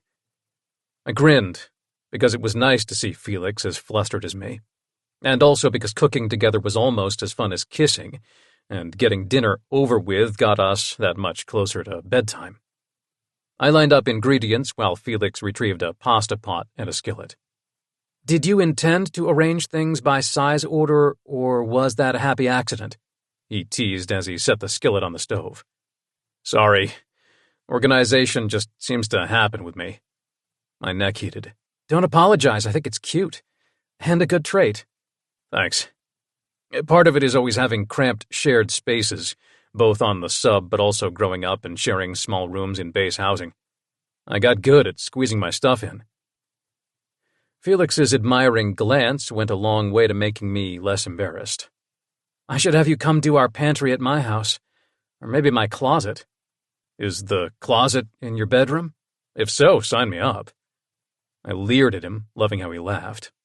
Seriously, though, I enjoy tasks like that. Invite me over sometime. Calder. I had a feeling he was about to lecture me about the inadvisability of a continued friendship between us. He was wrong, but before either of us could continue, Charlotte trotted down the stairs. I want Calder hot chocolate for dessert, she announced. Calder hot chocolate? I looked over at Felix, who was filling the pasta pot with water. Apparently, you put in 2 marshmallows. He shook his head. We've had to hear all week about how you do the best cocoa. A soft spot deep in my chest pinched. Yeah, I can do that again tonight. Good. Charlotte clapped her hands. And then I want 10 stories. 10? I echoed weakly, sensing bedtime slipping further away. How about 2? Felix suggested before lowering his voice to me. I think they had soda at school, or sugar, maybe both. She's rather wired, whatever it is. I know the feeling. I'd been hyped all day myself, all week, if I were honest. And even if it took 10 stories and all my patience, I couldn't wait until Felix was all mine. Chapter 16. Felix. I hoped I wasn't too late. The girls had taken forever to settle. 2 stories downstairs with Calder, another upstairs in the loft, several complicated questions from Charlotte, and a couple of deep thoughts from Madeline, and finally I was able to slip away. I fiddled with the wood stove and cleaned the kitchen until I was reasonably certain they were asleep, and then, at last, I tapped on the bedroom door. "Sleeping?" I asked in a low voice. As if. Calder lay on the bed, still fully clothed, reading one of the books I'd rejected as Charlotte's choice for story time, a compendium of unsolved mysteries. Probably my grandmother's, judging by the yellowed pages. Even though she'd had no love lost from my father's side of the family, Grandma would have liked Charlotte. Calder, too, for that matter. A thought that both made me smile and gave me pause. "Too bad you're not looking for work," I teased him as I entered and shut the door. "You'd make a good after-school nanny for us. You and Charlotte could binge true crime shows and eat spaghetti every night." "Huh. Navy might have something to say about that career shift. But when she gets older, I'll introduce her to the best of the horror genre." Calder laughed, and so did I. I didn't want to ruin the light mood by pointing out he likely wouldn't know us then. It was a nice image, even if it wouldn't come true. Charlotte having someone who shared her appetite for the spooky. "No, come over here. Please?" His tone was commanding, but the please was utterly adorable. That hint of uncertainty he seemed to have around physical affection like catnip for me. Locking the door, I quickly crossed to the bed, where he was patting the spot next to him. I liked how he didn't only seem to enjoy going slow, but also seemed to need it on some level. He made even simple acts feel brand new again, like the humble pleasure of stretching out next to someone, anticipation building, but nearness alone thrilling and comforting. Lying down next to Calder reminded me how long it had been since I'd had someone to cuddle with. For all he loved sex, Tim was often hurried and goal-oriented, so cuddling had fallen off the agenda even before we split. With Calder, though, nothing was rushed. His happy sigh as he pulled me closer was mirrored in my soul, a sensation of coming home. I snuggled in, simply soaking in the closeness. He smelled sporty, some trendy aftershave popular with the jock crowd, but on him the crisp scent was endearing, and his big arms were strong and warm around me. Ripped had never been that much of a turn-on for me, but I couldn't deny his aesthetic appeal. Stroking his muscled forearms, I wrapped him more securely around me. "This is nice." I rested my head on his shoulder. "It is." He hummed contentedly, and we hung out like that for several long minutes, like electronic devices recharging their batteries. Utter bliss, absorbing his quiet energy. If I get any more relaxed, I'm going to drift off, so apologies if I start snoring. I faked a giant yawn, but genuine tiredness wasn't that far off. Feel free. I know you have to end up back on the couch, so I set an alarm for you, but I wouldn't mind holding you exactly like this until it buzzes. Exactly like this. Tipping my head back, I found his mouth for a clumsy but sweet kiss. Speaking of sweet, he got major bonus points for being thoughtful about the alarm. Yep. He swept a broad hand down my front. Of course, if you need help getting sleepy, I'm game for that too. I like where this is heading. I preened into his touch. Yeah? He pulled my shirt loose from my jeans. I like this sweater. It's soft. Glad you approve. I sucked in a breath as he worked his hand under both my sweater and t-shirt. I was half tempted to not change after seeing some patients this morning. Let you have your fun with my tie. Darn practicality. He nipped at my neck. This is sexy too. You all fuzzy and cuddly. His lips and teeth felt so good on my skin that I groaned low, cock already throbbing. It can be fuzzy on the floor too. That a hint? He pushed my shirts up higher, palms skimming over my ribs and chest. If you wanted to be. I could joke, but I had no interest in pressuring him further than he wanted to go. Like him, I was already high on the closeness, and much as I craved some skin, I'd be okay if this didn't end in orgasm. My cock twitched impatiently in my jeans, objecting to that idea, but my brain was much more about figuring out what Calder wanted and needed. And maybe he didn't entirely know the answer to that, because he took his time, playing with the edge of my sweater as he kissed my neck. Delicious torture. Goosebumps multiplied on my arms and legs with each lick and tease. Fuck, I moaned softly. His thumb moved idly against my nipple. Random sparks that joined the shower of sensations stemming from the neck kisses, and the combo was almost enough to get me there with zero friction or clothing removal. Okay, yeah, I want your collar out of the way. He rolled away enough so that we could both sit up and pull off our shirts. I toyed with my belt, not wanting to rush him, waiting until he nodded at my hand. Jeans, too. I want to see if the neck trick works the second time. Neck trick, huh? I chuckled as I pulled off my pants and he did the same.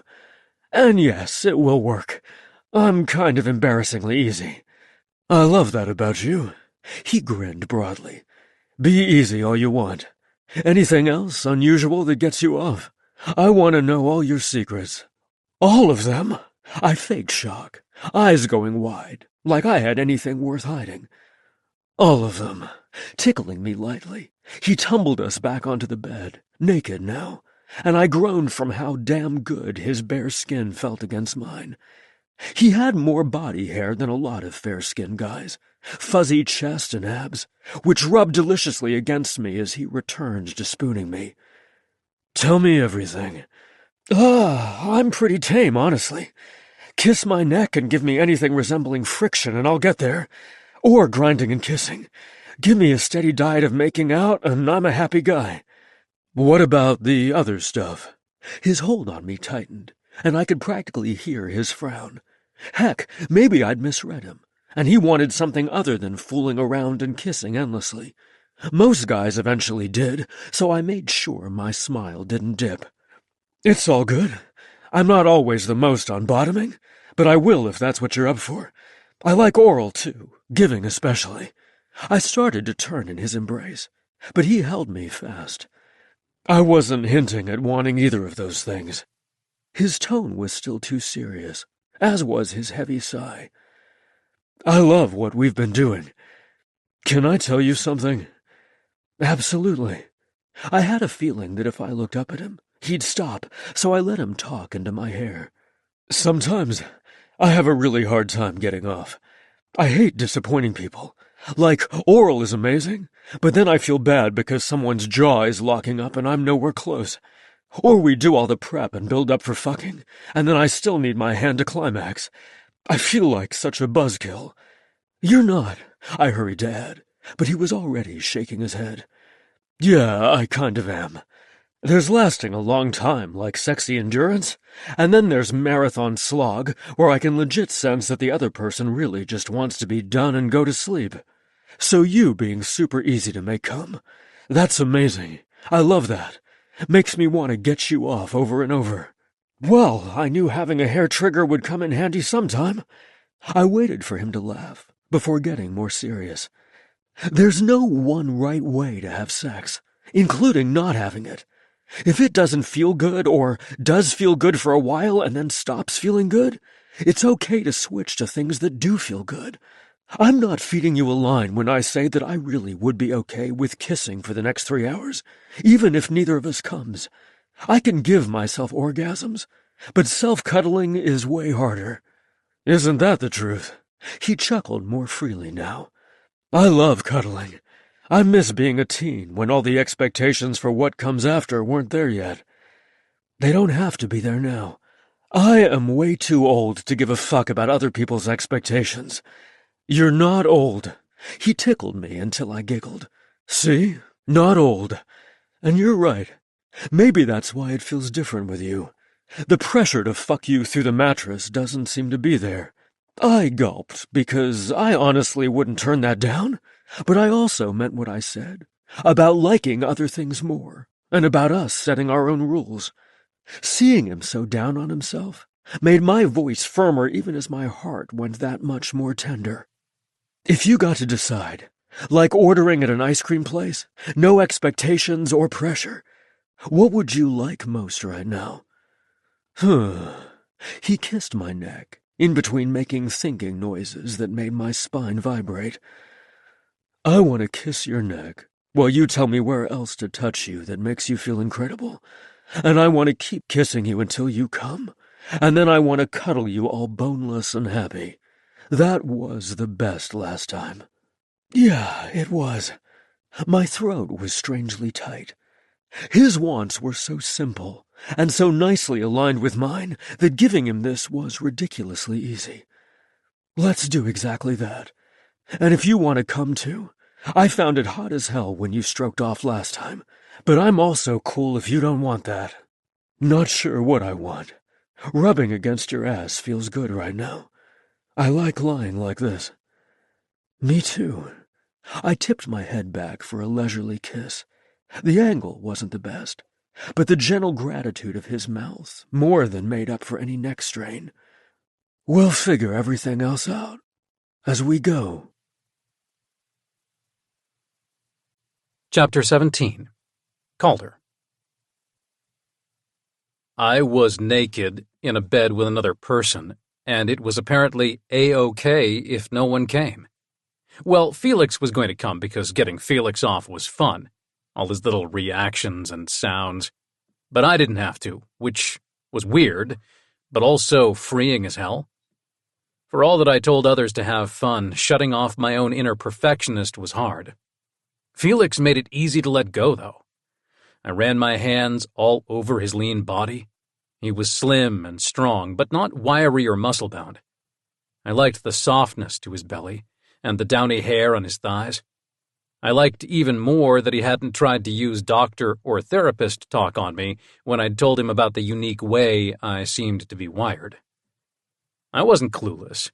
I knew that sex drives came in many flavors and strengths, everything from ace to hypersexual, vanilla to kinky sprinkles and lots of combos. But my body wasn't so easy to classify. I did have a sex drive, but I got randomly horny in hard-to-predict ways. And for whatever reason, friction or familiarity, I found it far easier to climax from my own hand. And Felix had taken all that at face value, made me feel normal, even, and not tried to pin a label on it. He seemed genuinely into my idea of me getting him off, too, squirming to get closer and arching up his neck like a touch-starved cat. Careful to not leave any hard-to-explain marks, I resumed licking and kissing his neck. "Yes, like that," he said, head falling farther forward, opening more real estate for me to explore.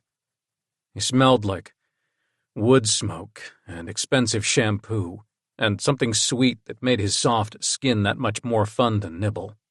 My hands skimmed up and down his ribs in time with his size until he grabbed one of my hands and dragged it to his chest. Want something? I nipped at the top of his spine. Yeah, nothing too rough, but I love your hands on me while you attack my neck. I can do that.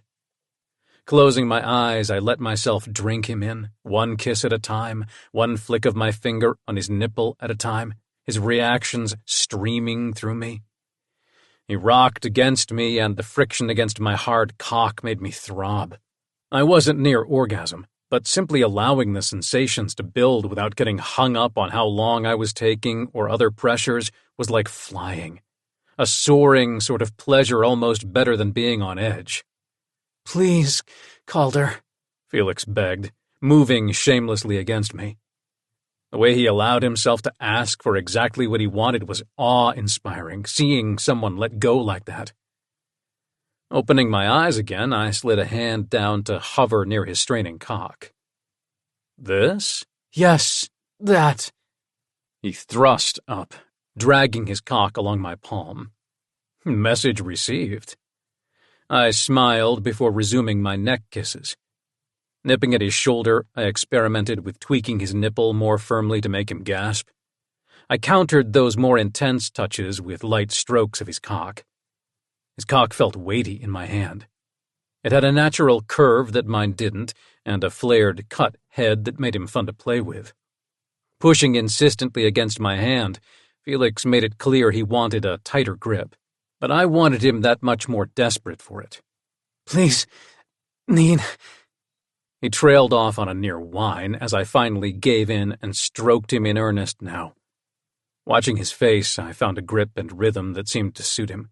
Less friction than I would have needed and slower paced, more time to use my thumb or a flick of my wrist to tease. Close. I licked the side of his neck.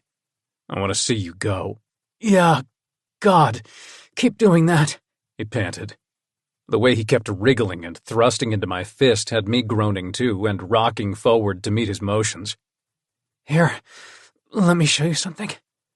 He reached back between us, hand brushing my cock as he angled it more down between his thighs. Oh, now I was the one to gasp. Good. He moved his hand out of the way as I tried out thrusting like this. Yeah, totally. This was a new one for me, but I liked it a great deal already. Not fucking, but way more pressure and rub than a hand or mouth. Sometime we can try this with lube, but I'm way too close to go search some out. His breath came in small huffs. No, I like this. Tight. The drag of his skin against me made my whole body buzz, and when he tensed his legs, I groaned right along with him. I want to get you off. You are. He shivered as I sped up my hand and neck attention both. That's it? Yeah. I could feel his body spiraling higher, the way his back went taut, muscles straining, abs clenching. My body vibrated with our shared energy as I pinched his nipple while raking my teeth across his shoulder. Calder, going to... His back arched and his thighs tightened as he shot creamy ropes all over my fist. I thrust harder against him, all of a sudden so close, his moans pushing me higher along with the tight pressure of his thighs. Not quite there, but almost, his heavy breathing having my balls lifting. Almost. I made a frustrated noise. It's okay. Go on. Felix rolled away slightly, and that was all the permission I needed to get a hand on my cock. Kiss me, I demanded. And he did, mouth finding mine in a hungry, possessive kiss. One stroke became three, became me coming in a single heartbeat. A nuclear warhead could have ripped through the room and I wouldn't have noticed. I was that wrapped up in how damn good climax felt. Felix swallowed my moans and stroked my hair and face, kiss gradually gentling. I still didn't know why it felt so different with him, but it did. And this part at the end where he took care of me on the way down was a big part of it.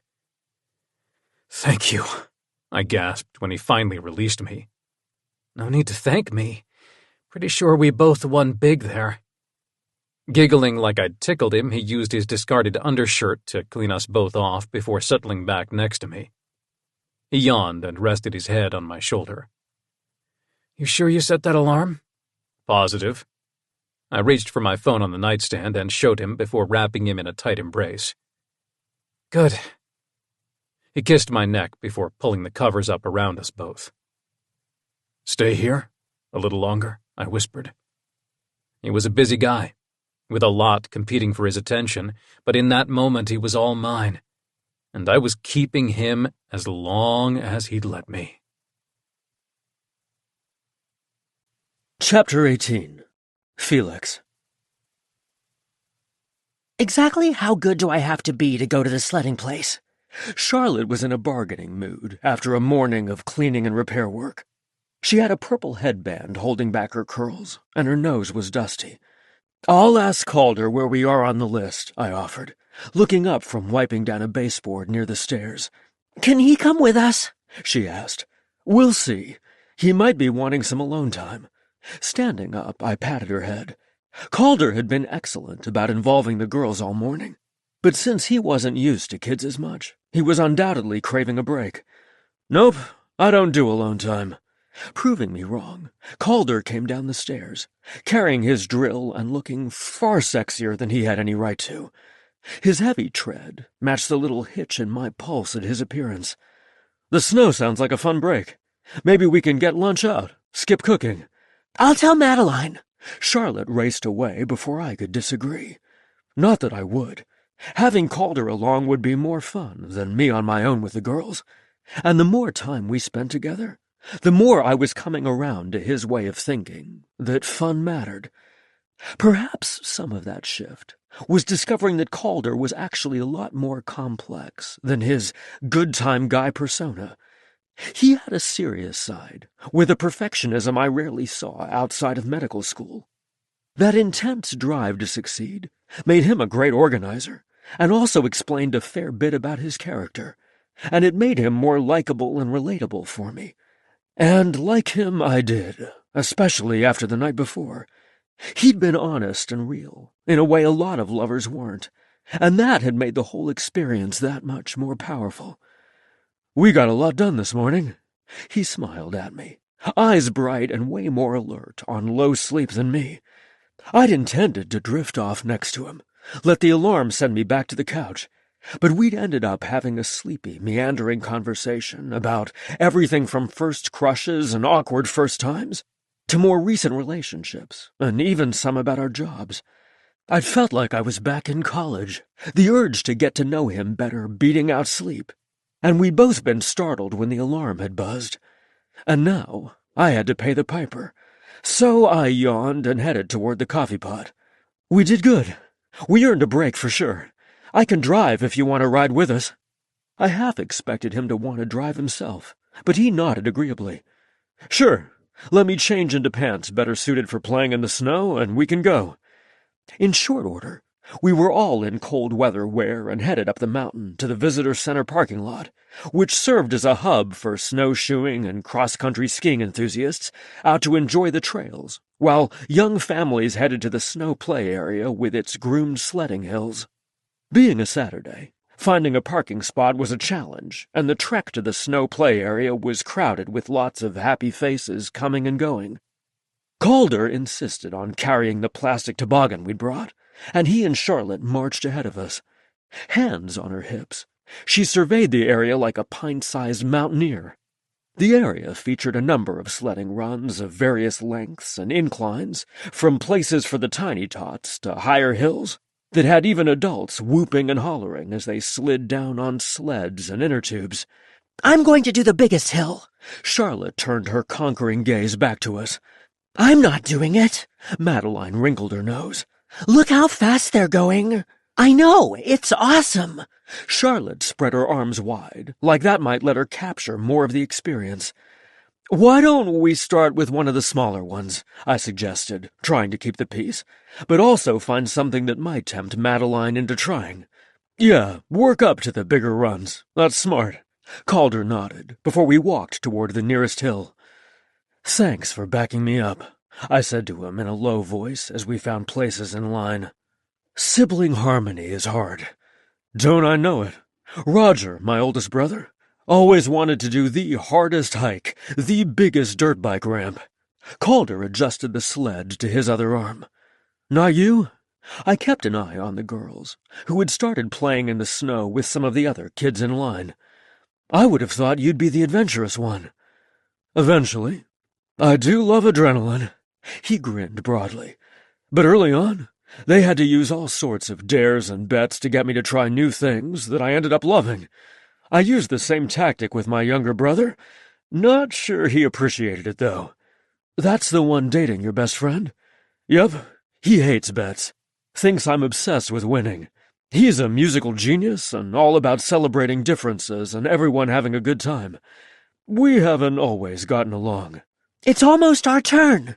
Charlotte turned toward us before racing back to the other kids. Even as the kids pulled my attention away, I still wanted to offer Calder some reassurance. Perhaps it'll get easier hanging out with him now? Yeah, in some ways things are better now. But they're stationed in Connecticut, and mainly I just miss them both. And sounds like I'd better come up with an idea for a wedding present quickly. But I am not a shopper. Luckily for Calder, I did like to shop. And maybe I couldn't offer a way to improve the past with his brother, but I could offer help. Something handmade. There's a website with all handmade gifts that I use for weddings and appreciation gifts for our office staff. You can help me find something. His fast smile was undoubtedly because I'd given him another excuse for contact. But before I could waffle, he gestured to Charlotte. Come on, you're next. You ready to go? Hold on tight, I reminded her as she got settled in the toboggan. Then we hurried back to the base of the hill as Charlotte gleefully sped down, chortling the whole way. Way to go! Calder clapped her on the shoulder as she returned to us. Thanks. She beamed at him before thrusting the sled at us and taking off after the bigger kids. Calder watched her go, a strange expression on his face. Maybe he was still thinking about his brothers. Another layer to him, the brother trying hard to do better. And perversely, the more complex he became, the more interested I was. And that was fast becoming a problem. Maybe I do want to try. Madeline came trotting back up to us, cheeks pink and voice breathless. Awesome news! Calder gave her a high five. Do you want me to carry the sled up for you? She nodded. I'm going to try being brave because everyone else is having fun. You don't have to do something simply because everyone else is, I reminded her, which earned me an epic eye roll. I know, but I want to see what it's like. She drew herself up taller, a stoic set to her chin that hadn't been there before. A tight place in my chest twinged. That's the spirit. Calder swooped up the toboggan and headed back toward the line for the easy hill, coaching her as they went. Now, what you want to do is relax. Don't worry too much about steering. Don't forget to look around you on the way down. Now that's a good dad. A woman standing nearby stepped closer. Your husband is a good guy. Oh! My eyes were likely dinner plate huge as my jaw dropped open. I closed it and gave the woman what I hoped passed for a casual smile. He's not mine, but thanks. The woman's assumption wasn't that unreasonable. Calder did look like the girls, what with his fair coloring and long limbs, and he'd been doting on them the whole time we'd been at the play area. Even now I could see him joking around with Madeline in line, making her laugh. And if I had a moment, a microsecond, when I wished for the impossible, well, I certainly wasn't confessing that to a stranger. I'd spent so long telling myself that I didn't need a partner, and that solo parenting was the path for me, that I didn't exactly welcome the reminder of how nice it could be to have someone to share the work and joys. Like the triumphant way Calder raced back to Charlotte and me, Madeline fast on his heels. I'd had my heart in my throat her whole ride down the hill, but Calder did a terrific job of seeming like he believed in her the whole time. She did great. That was amazing, Madeline crowed, arms wide and voice loud, more like her sister's usual mode. I want to go again. Me too. Of course Charlotte was game, and the girls took several more turns on the small hill before gamely tackling a medium-sized one. I want to see Calder go, Charlotte demanded after another successful trip down the hill. That I want to see. I pushed on his massive shoulder, Not that I thought it would take much to convince him to take a spin. "And you, Uncle Felix," Madeline added. "Oh, I don't think I should."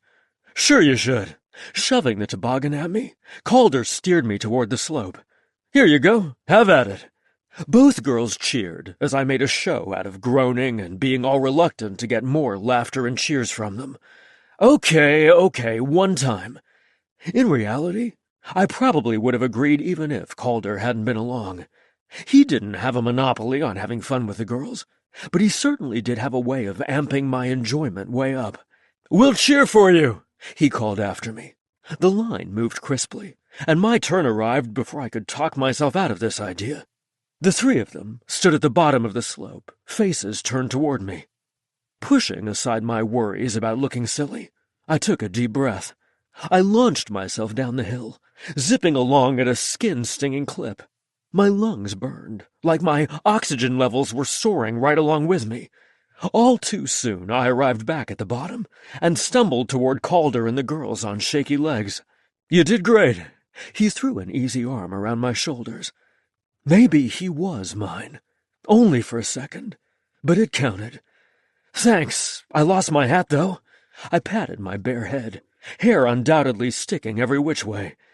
"Here, have mine." Calder stuck his cheerful orange hat on my head.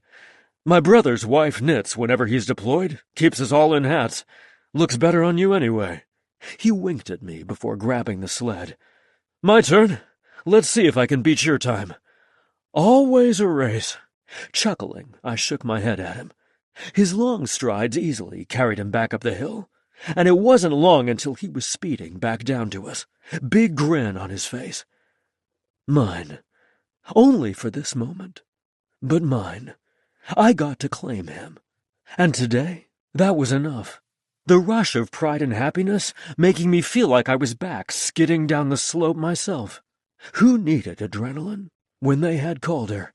"Way to go!" I cheered when he returned to us. "Who's ready for lunch?" He accepted high fives from both girls. "Bet we can find something with bones for Charlotte." "You're silly." She giggled and poked his sleeve. "I want a burger." "Me too." The moment might not last, but I sure was going to enjoy it. "Sounds good. Lead the way back to the car, Miss Charlotte." Calder made a show of following Charlotte, making all three of us laugh. "Thank you," I said to him as the girls raced ahead. "For what?" His brow wrinkled. "For being so good with them." I'm just having fun." He put his arm back around my shoulders. "Me too." And I was. As long as I remembered that fun was all this could be, we'd be fine. And I wasn't going to let weighty questions distract me from enjoying how damn good he felt by my side. Chapter 19. Calder. "I should be sleepy." Felix yawned against my chest. It was late, and by all rights we should have been sleeping hours earlier, but we kept thinking of new things to talk about. "I'm gonna regret this tomorrow." Me too. I groaned and held him closer, no intention of actually going to sleep before he did.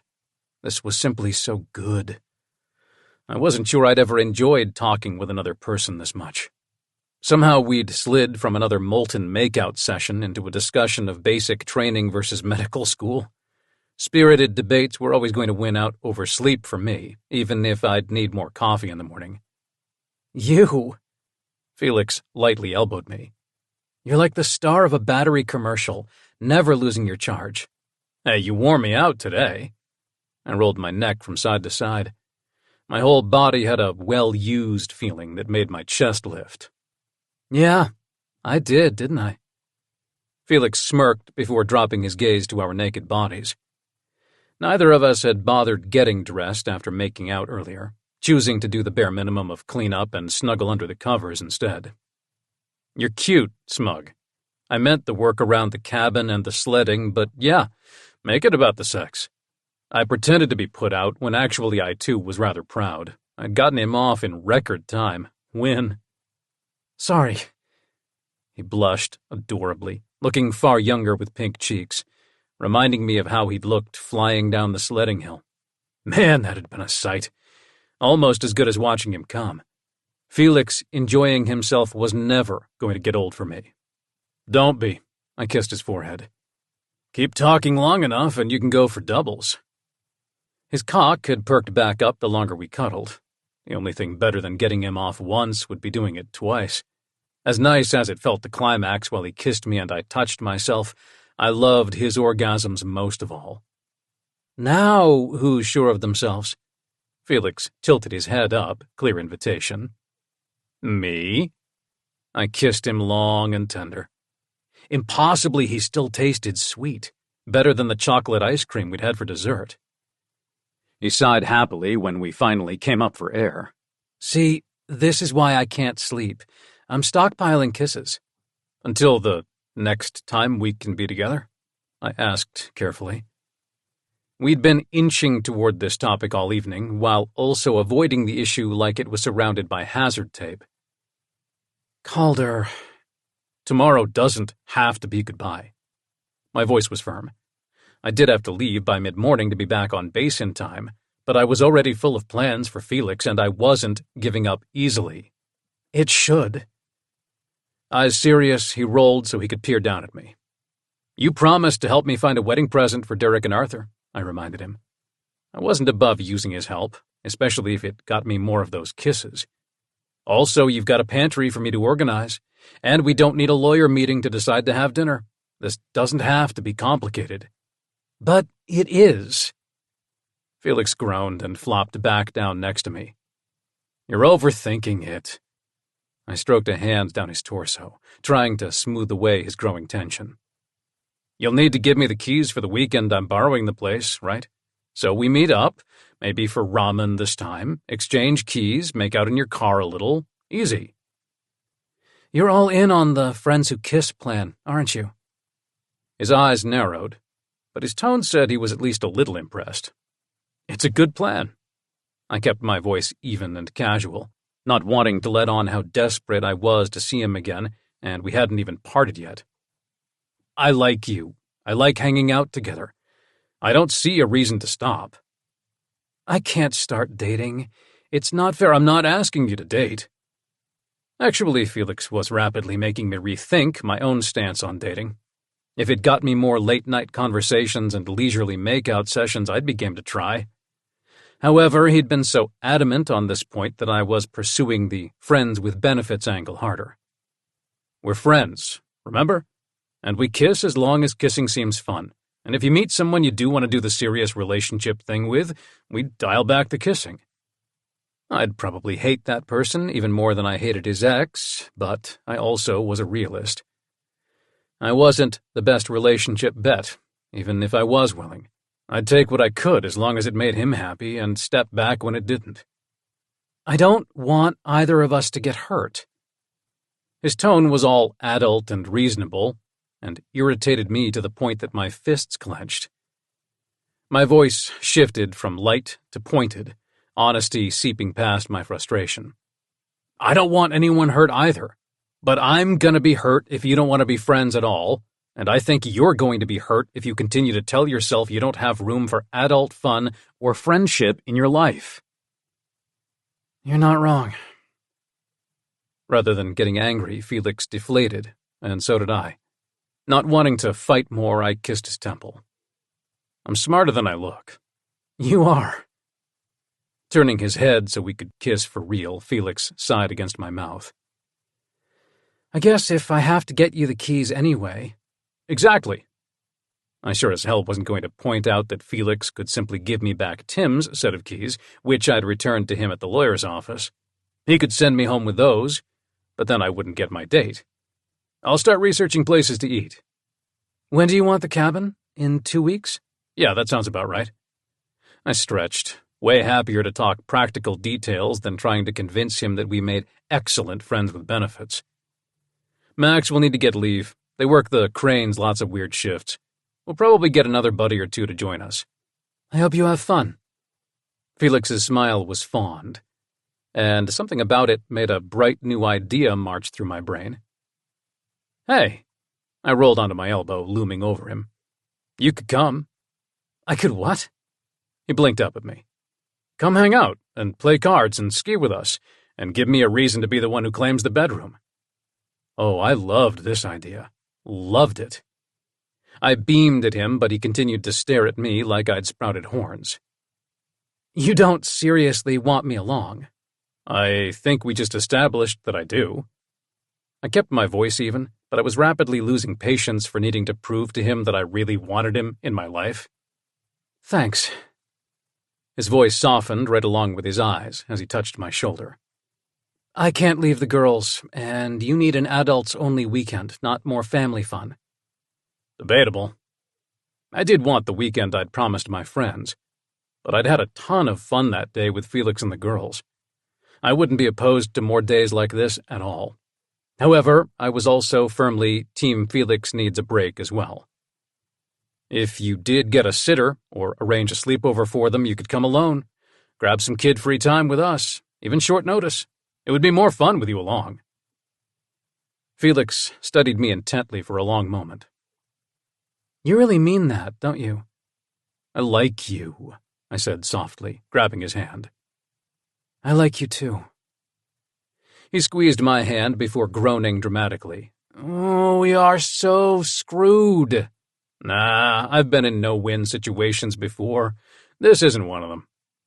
I made myself sound way more confident than I felt, a talent that had gotten me far in the military and that worked here, earning me a cautious smile from Felix. I hope you're right. I usually am.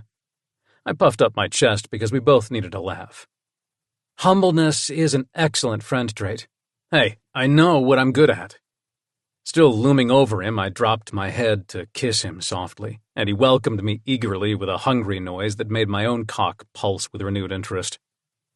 Well, you are good at that, at least. He tossed his head back, expression all dreamy. Damn, I did love when he praised my kissing. You sure? Maybe I need more practice. Well, on second thought. He pulled me down to him, and I went happily. I'd won. I got more Felix. Now, to make sure he didn't regret it. Chapter 20. Felix. There's somewhere you'd rather be. Gabrielle regarded me with shrewd eyes over the rim of her wineglass. It was an exceptionally nice Pinot Noir from the Willamette Valley, assertive cherry notes, along with subtle hints of marzipan, lemon, and black tea, and I'd barely touched my glass. Nope, I lied. Maybe if I said it loud enough, I'd start believing it. But Calder was at the cabin with his friends, and I was here in Seattle having dinner with my stepmother and the girls at her house. We'd finished the food, and the girls had run off to the TV, leaving us to our wine, and pointed questions I'd rather not get into. Long week. The nanny I thought we hired 2 weeks ago didn't work out. Again? Gabrielle raised a sculpted eyebrow. With her fluffy ash-blonde hair and high-maintenance makeup and nails, she looked closer to my age than she actually was. What decrepit object did Charlotte show them this time? For once, it wasn't Charlotte. I glanced at the dining room archway, not wanting either kid to think the ongoing nanny crisis was their fault. Or Aunt's, or even my unpredictable work hours. The nanny's boyfriend got a transfer to San Francisco, and she wants to go too. Of course, her decision to accompany him might have been hastened by Charlotte explaining all the steps for an appendectomy, but I wasn't going to risk Charlotte hearing that complaint. I loved how into collecting medical facts she was, and the rest of the world could adjust its expectations accordingly, rather than try to force her into some box. Do you think you'll have someone by next weekend? Gabrielle tapped a pink nail against her glass, the sharp sound putting me on edge as much as her question. Why? I had an idea. Tone crafty, she leaned forward, silky top swishing. My back stiffened. Her ideas were usually expensive or impractical, or both. She'd received the bulk of my father's estate, and tended to forget that the rest of the world had rules and budgets. I'm worried already. I kept my voice light but wary. I want to take the girls to Vancouver. There's a play an old friend is producing, very kid-friendly." She smiled broadly, but I wasn't buying it. "You said that about the one you took me to as a kid where everyone died." "Not everyone, darling." She gave a dismissive wave of her hand. She hadn't been a terrible stepmother, and she had instilled my passion for the performing arts in school, but she'd also had rather flexible ideas about what was age-appropriate. "This one is more for families. There's singing and dancing and big set pieces. Even Miss Hard-to-Please Madeline will love it. And we can do Granville Island and Forest Park and a bunch of other sites." I don't particularly crave a weekend of sightseeing. Damn it. I did want to be somewhere else. I wanted to be at the cabin, cooking for the kids, snuggling with Calder, and even the social aspect of meeting his friends and playing cards sounded better than traveling with Gabrielle. I liked her, but we had way different ideas of fun when it came to places to eat and how jam-packed to make a schedule. "Oh, I didn't mean you." She took a sip of her wine before continuing. "You'd be miserable. A girls' weekend for me and them. We'll do high tea, get our hair done, and I know just the place to stay." You want the girls for the whole weekend? Such was my life, that this offer had come for next weekend, not this one, when I might have been more tempted. "That is what I said, is it not?" Tilting her head, she regarded me like I might be feverish. "You'd fly?" I bit my lip.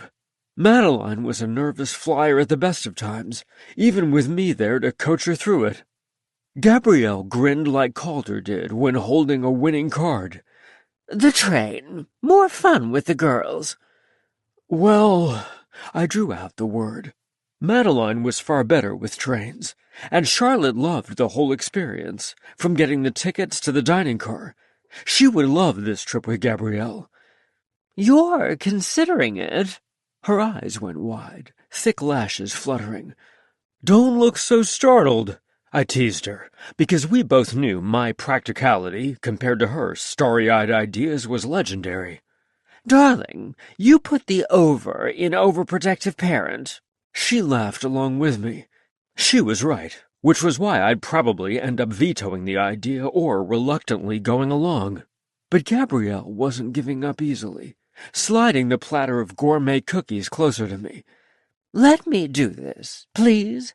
You need a break, and you never ask me to take them." I pursed my mouth, because I could have asked for this weekend. I'd known she was back from Aspen, and for all that she was flighty, she did love the girls, and they adored her and her whimsical ways. If I'd asked, then I wouldn't have to be here now, missing Calder something fierce. I don't want to overburden or overly count on you. That wasn't the only reason I hadn't asked, and I knew it. But I didn't want to dwell on the other reasons I'd used as excuses to not go with Calder. Gabrielle frowned. "That's not fair. I'd drop everything if you needed help, and you know it." "I know." I patted her hand. She was a help, and it wasn't that I didn't trust her with the girls. I had custody because she hadn't been up for full-time parenting, and had made noises about sending them to boarding school, as she'd done with my half-sister, collecting her for whirlwind trips on breaks. I'd wanted more stability for Charlotte and Madeline, more of the traditional home life I'd had with my grandparents. However, Gabrielle was excellent in the fun-time grandma role, and I shouldn't discount that.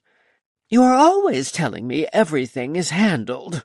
She wagged a manicured finger my direction. "When it rather clearly is not. This lack of a childcare solution is running you ragged." It hasn't been easy, I admitted. I'd been calling in favors at the practice, working fewer hours so I could pick them up from school, but taking more on-call hours in exchange. I'd also been relying on piecemeal solutions of play dates and after-school activities, but those also weren't long-term fixes.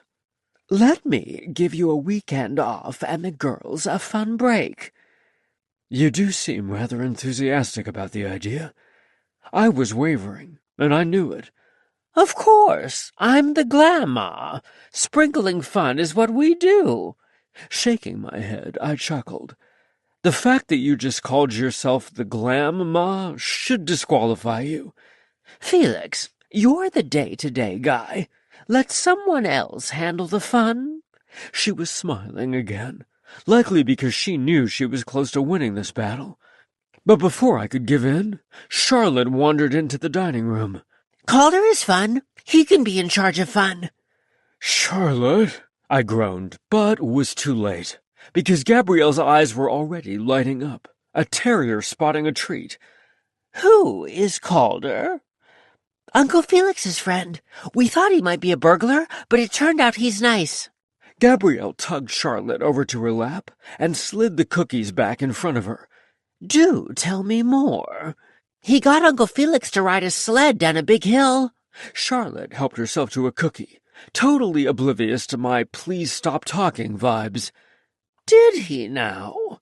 Gabrielle shot me a knowing look. For all she could be impractical, she was also one of the sharpest people I knew. Gabrielle, I so was not having this conversation in front of Charlotte, or at all.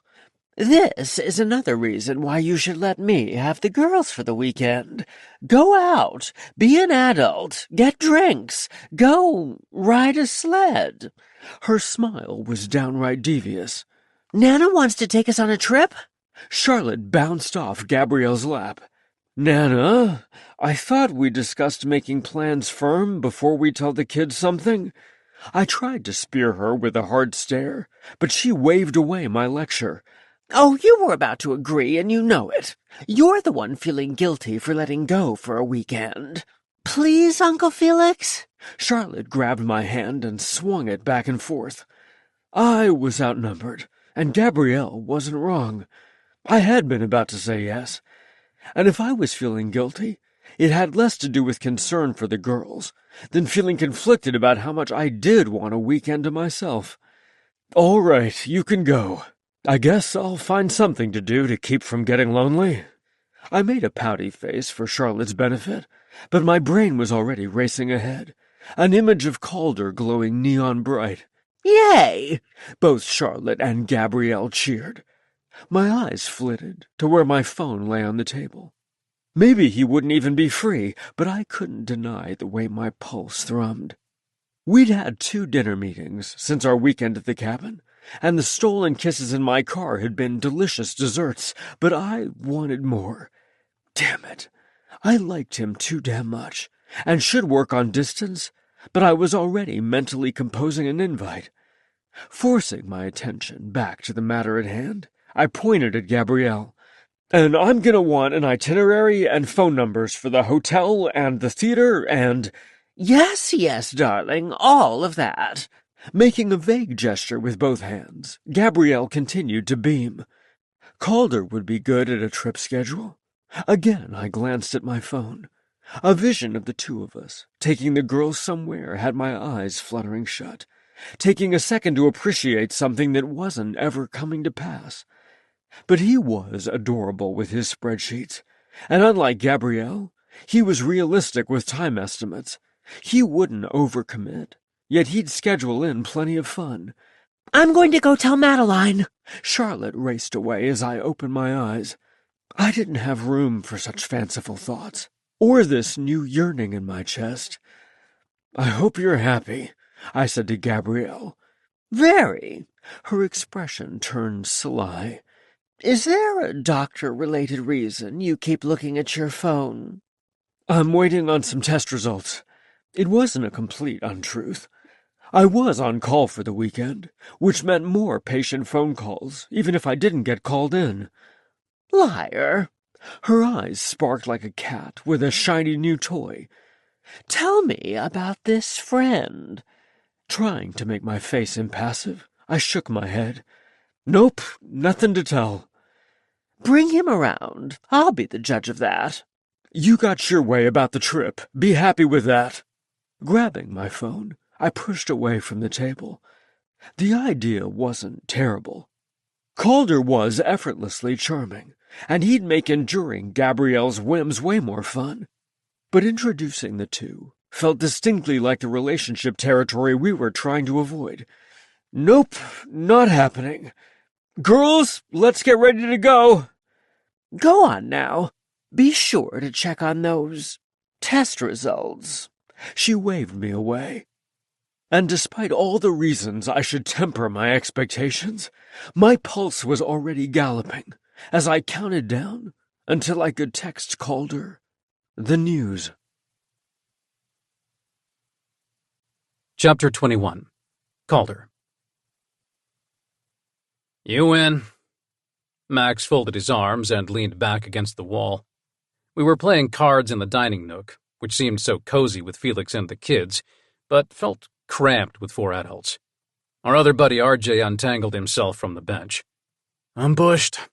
Tonight I'm going to try pushing 2 of the smaller beds together upstairs. I think you were expecting gremlins, buddy. They're great fun for kids, I said absently as I shuffled the deck. Yeah? You expecting some anytime soon? Max laughed like such a notion was high comedy. A month ago it would have been, but strangely, I'd been missing the girls all weekend. They appreciated my pancake efforts and laughed at my jokes and gave me excuses to play, whereas lately my crew seemed to live to give me a hard time. And shop talk about work seemed to have an edge that hadn't been there before. Boy, you and kids. That would sure make your mom happy. RJ joined Max in chuckling. Don't remind me. Yet, even as I groaned, I could totally picture my parents around Felix and the girls.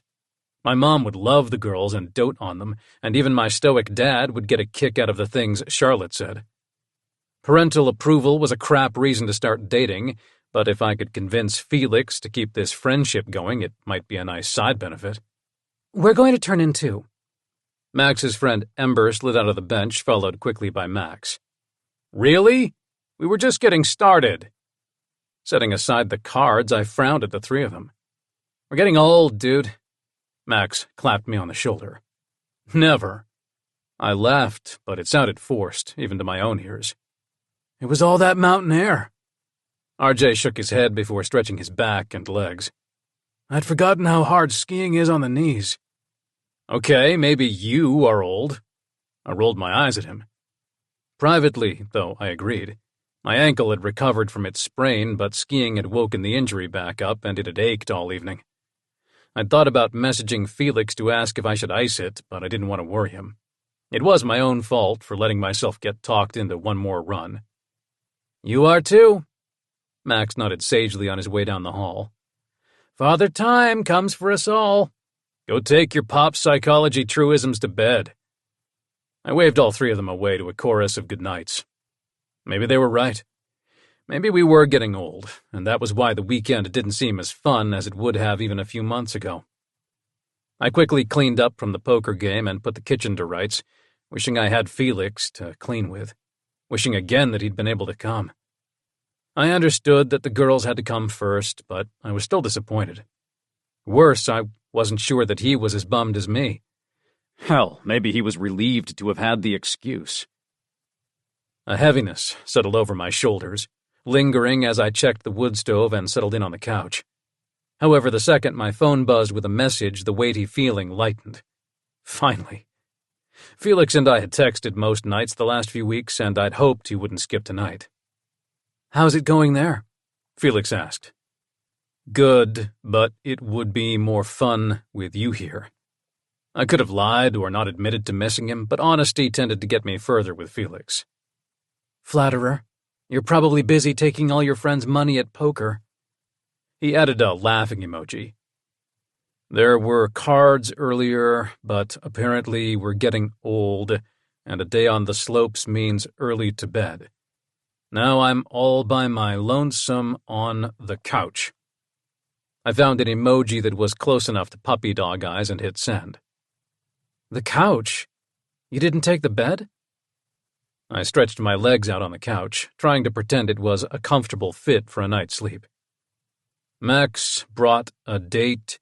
Seemed only fair to let them have the bed. Besides, I would have been all lonely without you to come visit me. Poor Calder. No midnight kisses. Felix was apparently in a flirty mood, which I could work with. I licked my lips before replying. If you really feel sorry for me, you'll tell me which night this week you could do dinner. About that. Felix didn't finish the thought, which had me frowning to the empty room. The low light from the wood stove kept reminding me of Felix reading stories and made me miss him that much more. Felix, we've been over this. We're friends, and I want Ty this week. To my surprise, his reply came super fast. Me too, but I can do you one better if you're free Friday or Saturday. I'll cook for you. My stepmother is taking the girls to Vancouver. Oh, hell yes. A weekend with only Felix? As much as I did like the girls, I liked the sound of this even more. My fingers flew to try to get a response before he changed his mind. Both. I'm free both nights. Want to head to the cabin? Felix's reply opened with a sad face. Can't, I'm on call again. But I could meet you at the ferry Friday and make us something nice for dinner. Yeah, I could do that. I slapped my thigh. It's okay. I'm stoked to get an invite to your house. Please say there's a sleepover involved. That earned me an eye-rolling emoji and an even better response. There's a sleepover involved. Knew I loved you. Wait, I couldn't text that. I meant it in the casual love you man sense. I loved cards and spicy food and good beer and my friends, of whom Felix was one, but I didn't love him. I inhaled sharply. I liked him, a lot. I thought about him all the time, and I didn't mind admitting that I missed him. I wanted to keep our friendship going, sure, but love? That would be all kinds of complicated, and neither of us wanted that, especially Felix. So, no, I couldn't text that. Instead, I erased and retyped, "Sounds awesome. See you then." There, that was better. We could have fun, but feelings were absolutely not part of my plan.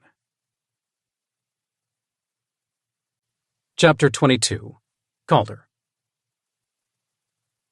You brought a toolbox on the ferry? Felix narrowed his eyes at me as I tossed my stuff in back before sliding into the passenger seat. He was parked in the pickup lane near the ferry, and he'd evidently come straight from work if the tie was any judge. We'd texted or talked on the phone every night that week, but seeing him in person was damn nice. I'd forgotten how hot he looked dressed up. Yeah, I brought tools. I shrugged because I'd seen far stranger things on the ferry over the years. Felix had insisted that I keep the drill and other things I'd bought for the cabin, and it wasn't like they got a ton of use in my room at the barracks. I wasn't sure what you had at your place, and depending on what we end up doing to your pantry and closet, I figured the drill might come in handy. I'm not sure whether to crack a joke about things that need drilling at my house, or sit in shocked silence that you were serious about organizing things for me. His chuckle had a dazed edge to it. Of course I was serious. It occurred to me a little too late that maybe he was not, and he might not want someone poking around his stuff. Wait, do you not want to? Oh, I want to. He leaned across the console to brush a kiss across my lips. Home repair is my second favorite thing to do with you. Reassured, I tried to pull him back. How about another of those? Honk. The car behind Felix was apparently even more impatient than us. Oops. Felix put the SUV in drive. At my place, promise. You better. I settled back for the drive to Queen Anne, a picture-book-perfect neighborhood of old but stately homes that went for bonkers prices because of the area's proximity to downtown. I liked it when Felix drove. As much as I considered myself a car guy and loved mine, I enjoyed being able to relax, let someone I trusted worry about Seattle traffic. Soon enough, we arrived at a 2-story mid-century brick home with a bright blue door on a nice corner lot. He parked around back, near the detached garage, and we entered through the kitchen door. The main floor was bright and open, dominated by a modern kitchen with dark cabinets and gleaming counters. A long breakfast bar looked like a fun spot for the girls to hang out, and a little dining alcove with a black table was already set for 2. The restaurant-worthy stove was likely capable of far more than pancakes, unlike the tiny older model at the cabin. I whistled low as I set my stuff down near an antique hutch. This is nice. Whoever did the kitchen renovation must have had fun. I hired most of it out, sadly, and the remodel isn't done. Frowning, he hung his jacket on a hook near the back door, on a rack crowded with kid coats and bags and random items. I put my own coat on the last available space as Felix continued. Having to buy Tim out of the house and cabin means that the lower level is a mishmash of decades and styles. And the master bath is lovely, but the one the girls share still needs to join this century. I could help. Maybe. He gave me a tight smile that said he wouldn't take me up on the offer, but that he was trying to avoid a lengthy discussion about what type of friends we were. I'd just have to convince him later that we were totally the type of friends who helped paint or tile. Maybe, I echoed far brighter as I followed him on into the kitchen. And I'm sorry for the mess. He gave a sweeping gesture to encompass a housekeeping style my dad would have jokingly called, "There appears to have been a struggle." Primary-colored bins in the dining area overflowed with kid art supplies, while a doll family appeared to have taken over part of the leather sectional. Legos were scattered across the coffee table, and someone had left a cereal bowl on an end table. I tried to pick up before we left for school and work, but a backpack emergency took precedence. I love it when you use big words, Doc. I pulled him close for a quick kiss, and he felt so damn nice that I kept right on holding him. Don't worry about any mess. I like a lived-in place. Makes it feel like a real home. But there's kid stuff everywhere, he protested. I'll help you pick up and organize, I offered, nuzzling his temple. My parents did have rather high cleaning standards, but I'd spent enough time with other families to know that clutter was a byproduct of happy living, and an organizational opportunity waiting to happen. You might need more bins and hooks. I'm totally ending up at the home improvement store with you tomorrow, aren't I? He flopped his head onto my shoulder, so I squeezed him all the tighter, let him lean on me. Yep. How else are you going to keep me from getting bored? Oh, I have some good ideas. He twisted so he could kiss my jaw. I bet you do. I found his mouth for a kiss because I had all sorts of ideas myself. But we can do that and get your place in order. It'll be fun, and if you get a work call, I'll have a project to occupy me. Felix had warned me that him being on call meant he'd probably have to answer a few medication-related questions or urgent patient needs, and I was actually kind of looking forward to getting to hear him do his doctor thing. Well, I guess it's that or make you play solitaire. Laughing, he kissed my neck, making my recently shaved skin glow along with the rest of me. I simply liked being around him so much. Exactly. I did bring a deck, too, though, in case we run out of things to talk about. Somehow, I don't think that's going to be a problem. His gaze was hot enough to fry a steak. Nope, I agreed happily before I kissed him again. These little hello kisses were so much fun. I liked the hot and heavy stuff, too, but simply getting to touch him and be affectionate was a novel pleasure. Getting enough sleep, now that might be an issue. Promises, promises. Felix stroked my forearm. Even on the phone, we had a hard time saying goodnight, and we'd had more than one instance of being totally shocked at the time after talking for over an hour at the end of the day. You could show me the bedroom now. I was absolutely on a mission to see exactly how many orgasms I could give Felix before Sunday, and I didn't mind starting right then. Or I could feed you first. Felix glided out of my embrace and bent to retrieve a bottle from a small gourmet wine-cooling fridge near the actual monster-sized refrigerator. Gabrielle had this amazing Pinot Noir last weekend, and I picked up a bottle for us. Fancy. I moved so that he could retrieve 2 wine glasses from an upper cabinet. I'm usually more of a beer drinker, but if you like something, I'll happily try it. Good. And I'm looking forward to cooking something other than nuggets and endless cheesy pasta dishes. Neither girl will eat fish or mushrooms, so I'm doing a glazed salmon, mushroom risotto, and a salad. Sounds delicious. I followed him on his trek back to the fridge after pouring the wine. Tell me how I can help. As always, cooking together was fun, lining up ingredients and taking directions about what needed rinsing and chopping. Can you get me the arborio rice from the top shelf in the pantry? He asked as he grabbed a saucepan. Sure thing. I opened the door on the other side of the fridge to reveal a small walk-in space that looked like it had been hit by both an earthquake and a cyclone. Dry goods haphazardly stacked on the shelves, kid-friendly snacks everywhere, including escaping bins on the floor, and no order to anything. Boxes of pasta intermingled with cereal selections. Oh, this pantry is going to be a project. Sorry. Felix cringed as I emerged with the rice. Don't be. I kissed the top of his head. I was legit excited. This is going to be fun. We're totally taking before and after pics. You do have some unique ideas of fun. Like this one? I turned him so I could kiss his mouth. The rice could wait a minute. And I'm serious. I'm going to need to make a sketch of the space, maybe take inventory of what's already in there. Oh, baby. Talk organization to me. Chuckling, Felix returned my kiss. He tasted like red wine and happiness, and I wanted to stay in that moment forever. Chapter 23. Felix. I'm not sure inventory is something most people do on 2 glasses of wine, I complained, but only mildly to Calder, while holding a pen and a clipboard from some pharmacy company giveaway.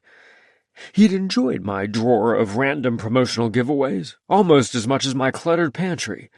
If I know what you already have, then it will be easier to see what you need, he said all reasonably, while counting single-serve chip packets. Oops, another for the out-of-date pile. Sorry. I accepted the bag and added it to the trash bag at my feet. We'd found more than a few items that needed pitching. My skin flushed, from more than overindulgence in the wine that had tasted far better with Calder. Dinner had been truly lovely. Nice piece of wild-caught Pacific salmon, risotto that no one had interrupted me while making, and wonderful company. Calder was by far the most fun person I'd cooked with in a long time, helpful without being in the way, and delightfully appreciative of the results. We'd lingered over the wine and a cherry tart I'd nabbed at the bakery. But now, somehow we were doing inventory rather than canoodling on my couch. Felix. Calder looked up from his sorting, voice gentler. Quit saying sorry. You're an overworked guardian without a ton of help. So your pantry got a little scary. You keep the kids happy and fed. That's what matters. And now we get to fix it.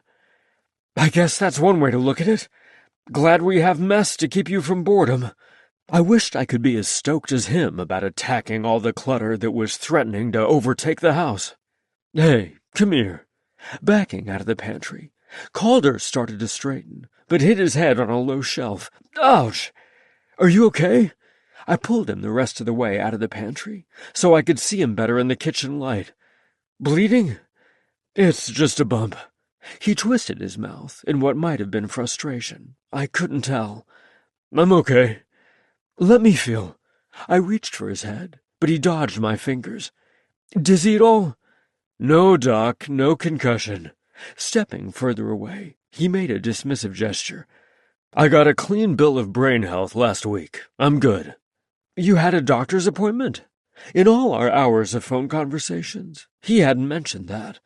I bit my lip, trying not to feel hurt. Still frowning, he shrugged. It was no big deal. But now you can go out on the sub again, right? A boulder landed right in the center of my chest. No more nightly calls.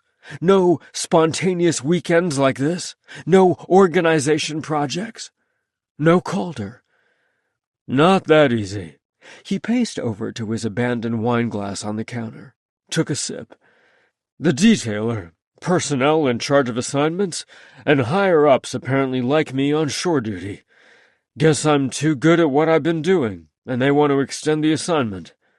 Oh, that must be disappointing for you. Trying not to show my own relief that he was not imminently about to be deployed, I followed after him and put a hand on his shoulder. It is what it is. He exhaled hard, but didn't shrug my hand off. Not something I get a lot of choice over. Higher-ups would like me to apply for a special duty rate dealing with operations management.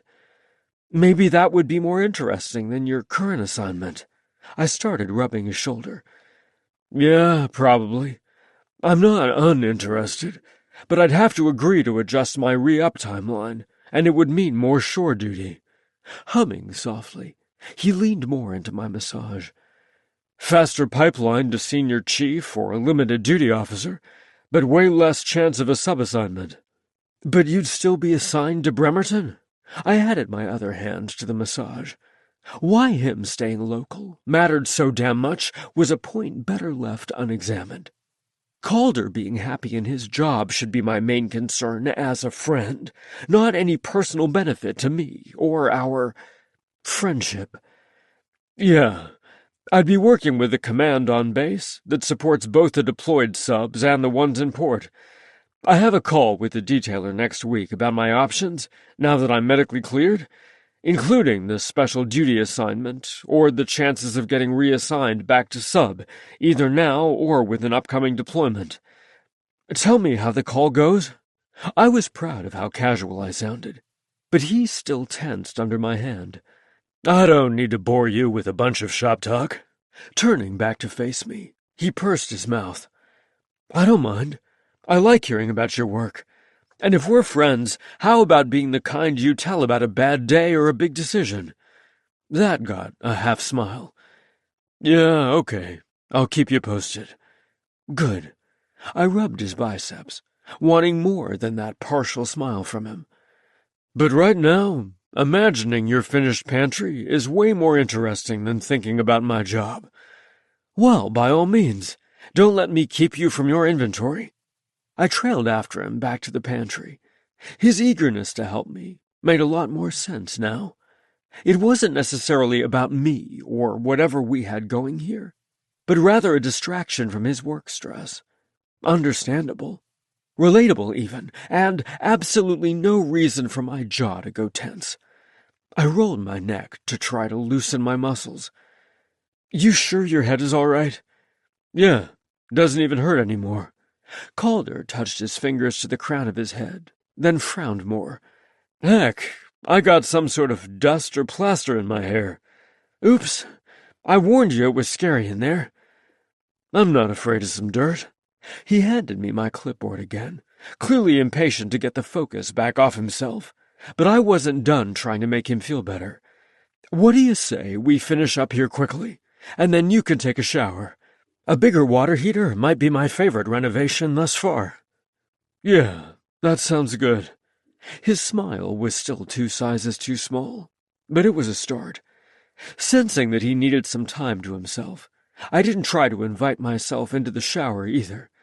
Him enjoying one of my favorite spots in the house was its own reward, and thinking about him warm and soapy and all relaxed made me double down on finishing the pantry inventory quickly. Calder insisted on doing some measuring and making a list of items to purchase at the home improvement place in the morning, but, finally, I was able to herd him upstairs and toward my master shower.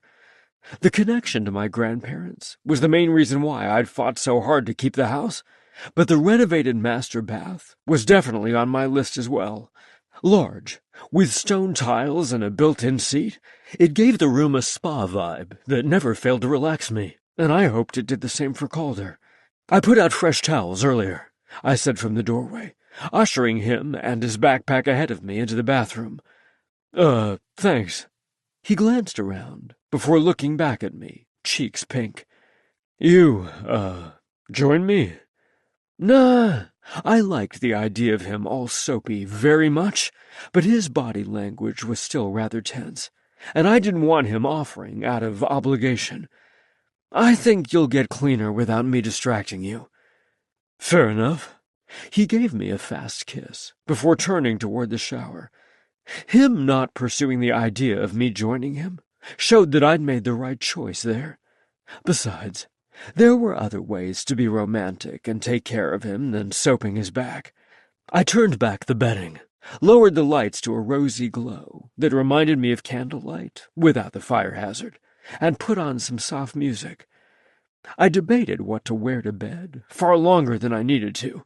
But lounging naked or in my boxer briefs felt a little presumptuous, and sexual pressure was the last thing I wanted to inspire. So I pulled on a pair of the flannel pants I normally wore, and had to smile when he emerged from the bathroom in a near-identical pair, simply a different shade of plaid. He had a towel around his neck, and a way more relaxed grin. "You weren't kidding. That water pressure is so much better than the barracks. I do feel better. Thanks." He crossed over to the bed, and I patted the spot next to me. "Good. This is nice, too." He gestured at the room before stretching out next to me. The bed creaked. It, too, wasn't used to the extra occupant. However, having someone next to me was cozy, a pleasure I hadn't allowed myself to miss. "You want to watch something before sleep?" I reached for the remote that controlled the flat-screen TV mounted over the dresser. I want to watch you." Giving me a heated look, he rolled onto his elbow. "Flattery will get you everywhere, but we don't have to have sex." I turned so that we were face to face. "I truly am happy simply with you here." "I'm happy, too." Face softening, he stroked my cheek. "Sorry if I got moody earlier." "It's okay. Sounds like you have good reason to be frustrated, or whatever you're feeling." I glided my hand down his bare arm. "You don't have to always be in fun mode. I like talking to you, even the serious stuff." "I like talking to you, too. Feels sometimes like fun mode is what everyone expects of me." His expression turned cloudy, and he glanced away, but I cupped his chin, brought his gaze back in my direction. "Yeah, well, I'm not everyone." "I know." He kissed me, a surprisingly serious gesture that felt like compliment and promise both. I met his unexpected solemnness with the gravitas it deserved, kissing him slow and deliberate.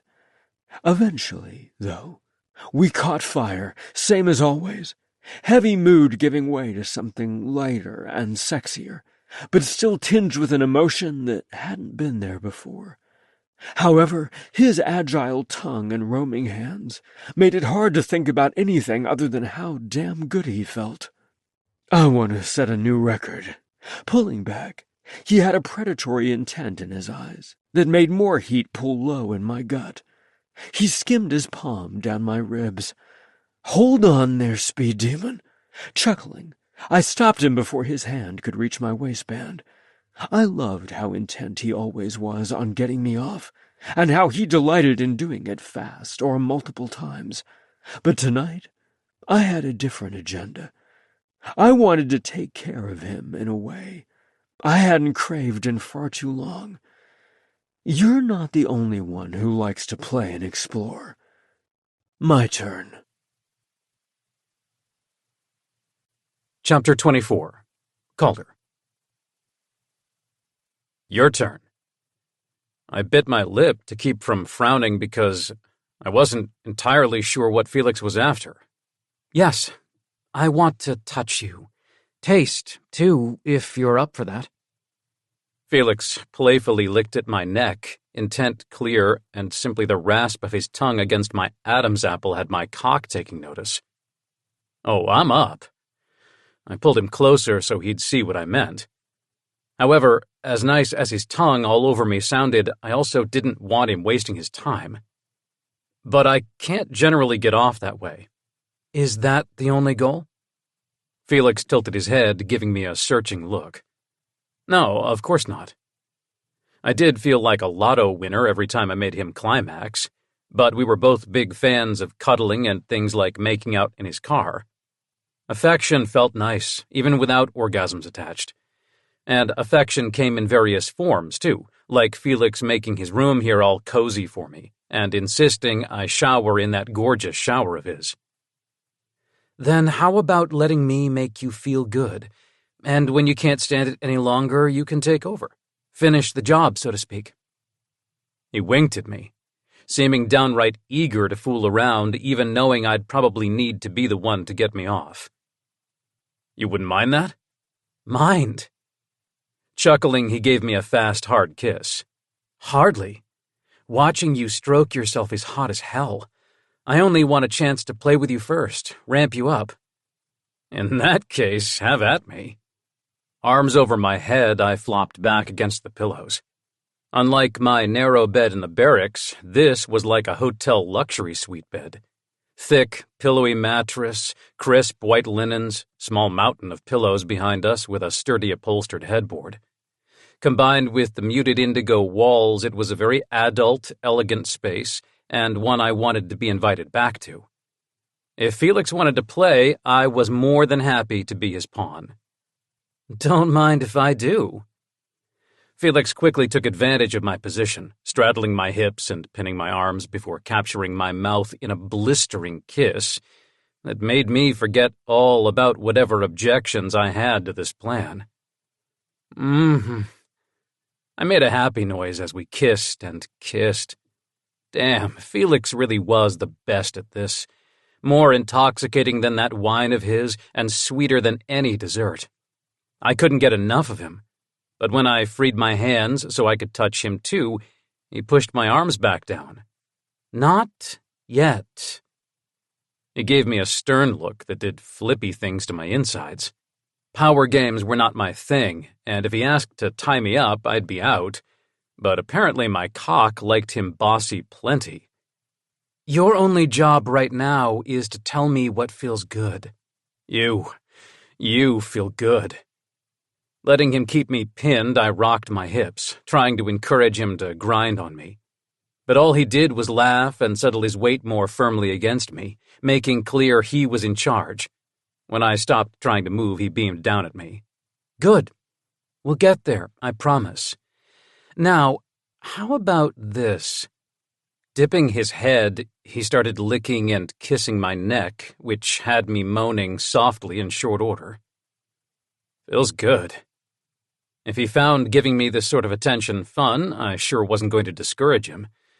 But I also wasn't squirming and panting like he always did when I attacked his neck. I'm not sure I'm going to light up like a Christmas tree from it like you do, though. I think we just haven't found your light switch. Seeming undaunted, he winked before stroking my arms. Deliberate touches as if he were testing some sort of theory. Sure enough, as soon as I groaned when he rubbed my biceps, that area got a kiss. Exhaling softly, I shut my eyes and let myself drift on the low music while he kept finding new places to bless with kisses. Like the room and the wine, the music was more upscale than I was used to. But I liked how the rich instrumentals made me feel all peaceful and floaty. His lips were soft against my shoulders, and each kiss lured me further into an almost meditative space. Sorry, I mumbled. Putting me to sleep was probably not part of his plan. Don't you dare apologize. He nipped at my collarbone. Seeing you this relaxed is a gift. Quit thinking you need to be on the verge of spurting to make me happy or satisfy some imaginary timetable. I'll try. Keeping my eyes shut, I made an effort to get back to the floaty place, breathing like we were in a yoga class until I didn't have to think at all, simply slide from kiss to kiss and touch to touch. Once I let go of the idea that I needed to be getting off, I could wallow in how good Felix felt. His weight on me tethered me to the bed, and his hands were endlessly fascinating, soft yet calloused in different places than my own. Bristly cheeks contrasted with lush lips that made electricity jolt in unexpected places. My hands, my sternum, even my ribs. He kissed my nipples, which made my cock twitch, but then he raked his teeth across one and my back bowed. Oh, that's different. My voice sounded all drugged. Good different?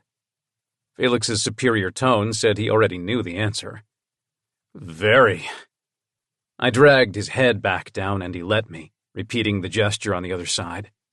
And again, little bites alternating with soft sucking that had me moving restlessly against the sheets until I was panting and trying valiantly to avoid reaching for my cock. I could end this with about 3 strokes, but I was also super curious to see where this was headed. And apparently so was he, as he abandoned my nipples to kiss his way down my stomach. Not as electric, but still nice. The rasp of his cheek against my abs. Can these go? He plucked at the waistband of my sleep pants. Yeah. I scooted out of them, still all drunk on his attention, and not really picking up on what he was after until he dropped a kiss right next to where my hard cock lay on my stomach. Oh. You don't have to. I want to. He stroked my thighs with soothing hands. Do you not like how oral feels? No, I love it. Feels amazing. Just can't come from it usually. Tension in my back started to chase away the floaty feeling, but he grounded me with a stern tap to the center of my chest. We're not worried about that, remember? Not trying to get you off, just trying to light you up. With that, he kissed the tip of my cock, and I hissed because it did feel damn good. More so since I wasn't worried about taking too long. Instead of tensing my muscles and reaching into my bag of tricks to try to get closer, I followed his orders. No worrying about orgasm, just letting it feel fucking great. The warmth of his mouth taking me in, the slick glide of his lips, the teasing flick of his tongue. He didn't seem in any hurry to take me deep, either, playing with shallow sucking and licking and... Oh! Fuck! I gasped as he found a place on the underside that legit had me seeing twinkling lights. On switch? He chuckled against my thigh. Cocky bastard. You know damn well you're good at this. I pet his hair appreciatively and he hummed around my cock. Always nice to hear it. Yeah, do that again, I demanded as he worked that spot like it actually was a sensor of some kind, licking and flicking. But right as I was about to think maybe I'd been wrong about not being able to climax, he slid lower. My cock popped free of his mouth with a lewd sound that made me groan right as he licked my balls. A current raced up my spine. Fuck! That! Damn! Ah! Felix made a highly pleased noise. I think we found some more lights. He proceeded to tease me there with more licking and gentle touches until I was rocking toward him. And then, with a move a lot of wrestlers would probably envy, he wiggled between my legs, pushing my thighs wider before licking lower. And lower. Fuck. His mouth felt amazing. But this was rather uncharted territory for me, and my skin heated with the knowledge of exactly where his lips were. You don't need to. I know I don't. But you smell like my favorite shampoo, and you've got me all kinds of turned on to try. Please? Yeah, I whispered. The please did it for me, as did his happy noises as he settled himself more firmly against me, spreading me wider. I'd assumed that rimming was really only a porn thing, definitely not a straight-laced doctor thing, except apparently it was, and every flick of his tongue had me groaning. Oh, God, that feels so good. Excellent. Felix went back to work, idly stroking my cock while giving lavish attention to my balls and rim. Fuck. Want. I didn't have a fucking clue what. Something. Then Felix's thumb brushed my hole and my brain lit up like an entire receiving station. That, more. Yeah? His finger was rougher than his tongue, but he must have licked it because it was also slick as he rubbed little circles around my rim. Thinking of him licking his finger made my cock pulse. God! My head thrashed against the pillow and I didn't dare open my eyes, but every pass of his finger drove me higher. Why does that feel so... Damn! Don't think. Let it feel good. His finger was back now, slicker, pushing inside enough to have me gasping. Apparently whatever nerve endings I lacked in my neck had all made their way to my ass, because even the faint burn of the intrusion was a fucking revelation. It does feel good. Fuck, it really does. I sounded all rough with a mix of surprise and need. Calder. Do you ever bottom? Felix's voice was as gentle as his touch, and when I didn't answer right away, he stroked my thigh. It's okay, I want to. The words came out in a hell of a rush because I could sense the moment slipping away. If I hesitated too much, the offer might be off the table, and given how good his mouth and finger felt, I simply had to know. It was like being confronted with a giant water slide. I couldn't not try. And it was Felix. If I'd misjudged and didn't like it, he'd laugh with me at my brashness, and we'd try something else. He was the perfect person to try this with, in large part because he'd removed all expectations. He sat up to reach for the nightstand. His hair was a mess and his lips swollen, and I'd never seen him so turned on looking, a faint pink sheen to his skin and glassy glow to his eyes. Fumbling around, he came up with a tube of lube and tossed it on the bed. I can stick with fingers if you've never... So damn polite and giving. If I didn't ask outright, he wasn't going to take it. I took a deep breath. No, I want it. Fuck me. Whatever you want. The sincerity in Felix's voice was exactly why I wanted this with him, right here and now. He was all about what I needed, what would make me feel good, and he made it safe to want this, too. I want you. I held his gaze as he added a condom next to the lube. You've got me. He dropped a tender kiss on my chest before settling back down between my legs. Teasing some more with his mouth, he didn't make me wait too long before a slippery finger joined the mix, him licking at my balls while he slowly pushed in. Oh, damn. Unlike earlier, he didn't stop, pressing deep in a smooth stroke that stole every last drop of oxygen I had when he brushed a particular spot. I surged toward his hand. Fuck, more. Easy. He made a soothing noise before he grabbed my hand, led it to my cock. Here, touch yourself. Don't come yet. My chest hurt with how damn good that felt. Not his finger on my prostate, although that truly was amazing. Him, getting what I needed and giving it to me so effortlessly. I kept my grip on my cock loose, wanting to prolong this as long as possible, even as he added a second finger, and the fullness and pressure increased to a point where all I could do was make inarticulate noises when both fingers found that spot.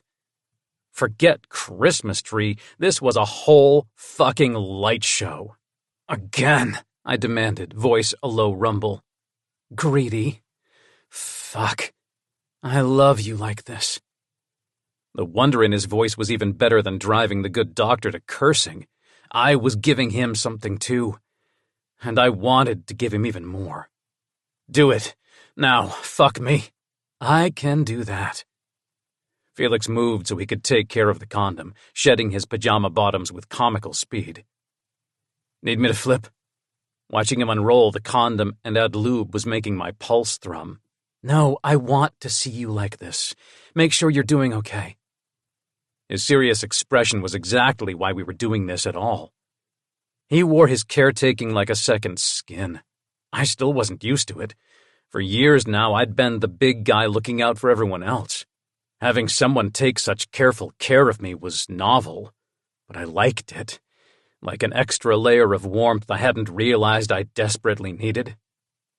I'm doing fucking amazing, I said, and meant it. Felix knelt between my thighs, arranging my legs until I got the idea and drew them up and back. Then he was pushing in, an unfamiliar pressure, different from a finger, not bad, just different. Breathe, he encouraged, reaching a hand out to stroke my stomach. I am. Porn made this look a lot simpler, and breathing was a challenge when my whole body kept wanting to tense. It's okay. Not a race. We can go slow.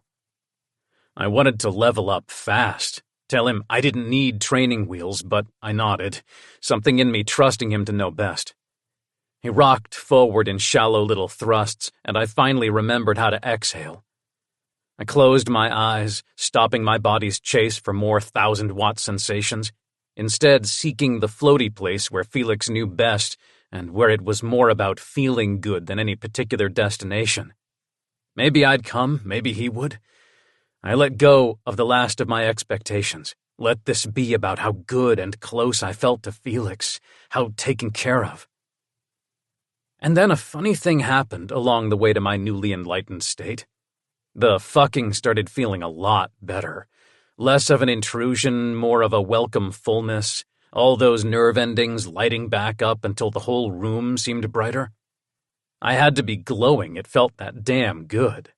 Think we found that on switch. Opening my eyes, I managed a strangled laugh before moaning again when he pressed even deeper still. We did. His expression was both proud and tender, eyes still glassy with pleasure, but somehow he kept himself in check, setting a steady rhythm that seemed to hit that spot every damn stroke. He dragged my hand back to my cock. Touch yourself. Make it feel good. It does, I assured him, right before he went harder and I had to groan. Oh, fuck, it really does. Make it better, he demanded, all stern and bossy again and so fucking hot. My cock pulsed even before I gripped it. Felix taking over was the hottest thing I'd ever seen, even without the pyrotechnics happening inside me. He made an approving noise as I started to stroke. That's it. Fuck, Calder, you're so sexy. His eyes made me burn that much brighter. You like watching me? So much. He pushed my thigh back a little more, and the new angle had us both groaning. Shameless now, I wrapped my other leg around him, tried to pull him even deeper. The deeper he thrust, the higher I flew, my hand moving in tandem with his rhythm. My balls tightened in a way that was both familiar and brand fucking new. Oh, fuck.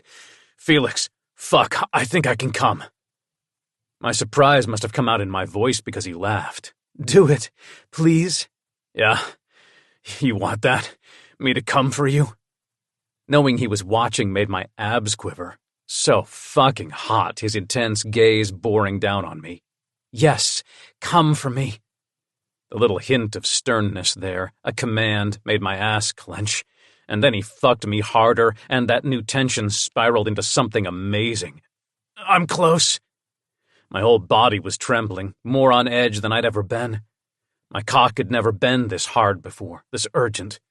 I reached for the edge, but climbed higher instead, some new place where need seemed to build and build endlessly. I've got you. Felix held me closer even as he kept fucking me, like there was no place I could go where he wouldn't follow, no height that he wouldn't catch me from. Nothing was too big or scary for Felix. I could shout myself hoarse and he'd be right there, that patient voice. He had me. And with that, the edge stopped slipping away and instead crashed into me, my cock shooting so hard the first shot hitting my chin. The pleasure overloaded every damn circuit in my body, and I welcomed it. Coming! Like he needed the advisement. But instead of laughing at my ridiculousness, he groaned low, hips pistoning faster. Oh, he really had gotten off on watching me go. That was enough to make my ass clench again, one last spurt escaping my cock as he came to.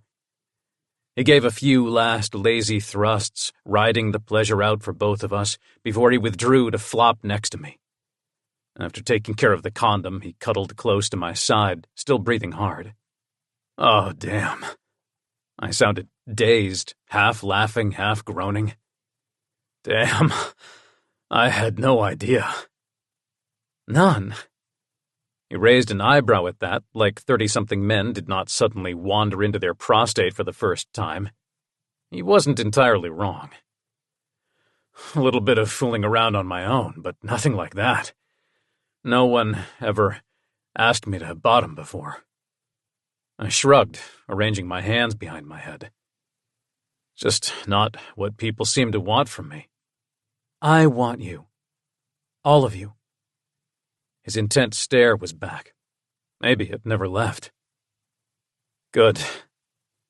I licked my parched lips, not sure what to do with how much I liked that nothing about me seemed to faze Felix. And this thing had never been about what I could give Felix, what he needed from me. He was a pretty damn complete package all on his own, and that he seemed to enjoy me was a fucking gift. I like that. I like you, Calder. Still so serious as he stroked my face, touch so reverent that it had to be leaving a mark on my soul. Good, I hoped it would. I wanted him to, all of him, whatever he could share with me. I like you too, Doc, I whispered, voice thick as I gathered him even closer. This wasn't supposed to be this damn good. The heaviness in my chest also wasn't supposed to be happening, but hell if I could stop any of it. All I could do was try to keep him right here next to me, as long as I could, before the world tried to steal him away. Chapter 25. Felix. It's too big, it won't fit. I tried to tease rather than whine. But I'd lost track of which aisle of the home improvement store we were in, and Calder's enthusiasm for complicated shelving systems hadn't dimmed a bit. No, it's not too big, or too many pieces. Calder knew me well enough to predict that was likely my next objection, and he wasn't wrong. Despite the weekend crowd at the store and my attitude issues, his smile was broad as ever. Trust me, I do.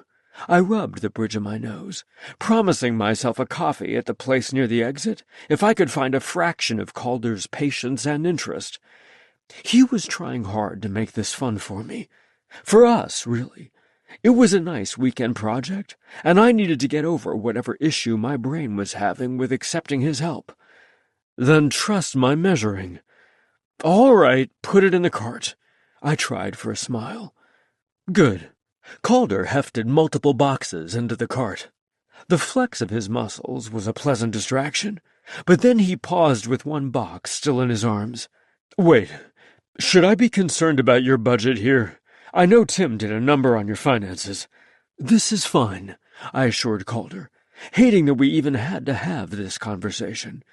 The divorce was expensive, but that has to do more with big-picture finances, like needing a home equity mortgage and liquidating a bunch of investments to buy them out. I'm good for some storage bins, even if I wish I didn't need them. Why? Calder saw this whole thing as a lark. Sorting was fun. Measuring was fun. Power tools were fun. A trip to the store was an adventure. And meanwhile, I was over here trying to not feel like a failure. I don't like feeling like I've dropped the ball, I admitted, because I knew he'd just chase me down if I didn't give a real reason. You said something similar last night before I hit my head. After putting the box in the cart, Calder rubbed my upper arm, apparently caring not that we were in a busy shelving aisle. Felix, you've had 2 years from hell. If your pantry and closet suffered, be glad that's all that needs overhauling. I know. I huffed out of breath. He was right, and he was kind and generous, doing this with me. I just hate needing help. You don't, he said firmly. I don't? I was pretty sure my search for an after-school nanny alone revealed how much I couldn't do it all on my own. It's what I like about you. You're so damn self-sufficient. You take pride in taking care of most things yourself, and that's great. I admire that. Thank you. I looked down at the scarred flooring. I liked that he saw me that way, as someone who could handle problems. But your independence is what makes helping you so fun. You letting me help with something feels like a win, like I scored getting to do something for you. You do like to win, and I didn't mind being able to give him that feeling. Like the sex last night. Being able to do things for him that made him feel like a winner was immensely satisfying. His surprise when he realized he was about to climax was one of my all-time favorite sights ever. I like helping you win, too. And I like being able to choose. My mom is similar to you in being able to handle a lot on her own. And if I stumble on a gift or a favor that actually matters for her, that's a bigger victory than the time she tries to guilt me into something or where I feel there's no choice. I guess that makes sense. I understood what Calder was saying. There was no obligation between us, and the worst that would happen if he didn't help was that a few more random dry goods would go out of date, lost in a sea of chaos. and I liked doing things for him as well. I could get the appeal in wanting to do something for me, even if I was having strange guilt over it. Thank you. I'll try to be more gracious. You're plenty gracious. Just let me do this for you. Calder still had his hand on my arm, and his eyes were softly beseeching. Big, hot guy begging me to let him do home repair. How did I luck into this? Heart thumping harder. I nodded. Okay, no more grumbling from me. And having you here is far better than when I braved the store on my own. Good. Calder pushed the cart farther down the aisle, glancing back over his shoulder and slowing until I caught up. Let's pick up lunch on the way back. Get something spicy you can't do with the kids around. You sure you want me eating something spicy? I raised an eyebrow. We'd gotten a late start, thanks to a good morning kiss turned 4-alarm fire. Not that I was complaining about that development one bit. Oh, I'm going to keep kissing you, even if I need a hazmat suit. He winked at me, and the thumping in my chest got louder. The easy way Calder went from pacifying my bad mood back to flirting was something I never had with Tim. Calder was so damn fun and refreshing to be around that I was having a hard time reminding myself this was supposed to be super casual. Friends. But few friends could make me feel this good, and all I could seem to do was nod.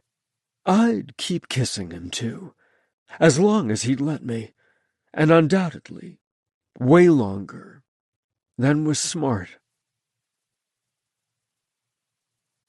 Chapter 26. Felix. All right, so you'll try the new dosage, and we'll see you in the office this week for a follow-up to discuss what effect the changes are having. I tried to wrap up my call with a patient spouse, knowing Calder was in my pantry with a drill and feeling guilty I wasn't more help. Thanks, Dr. Sigand. You're the best. Enjoy what's left of your Sunday. I will. I hoped I didn't sound too eager, but Calder and I had indeed kissed our way through the weekend.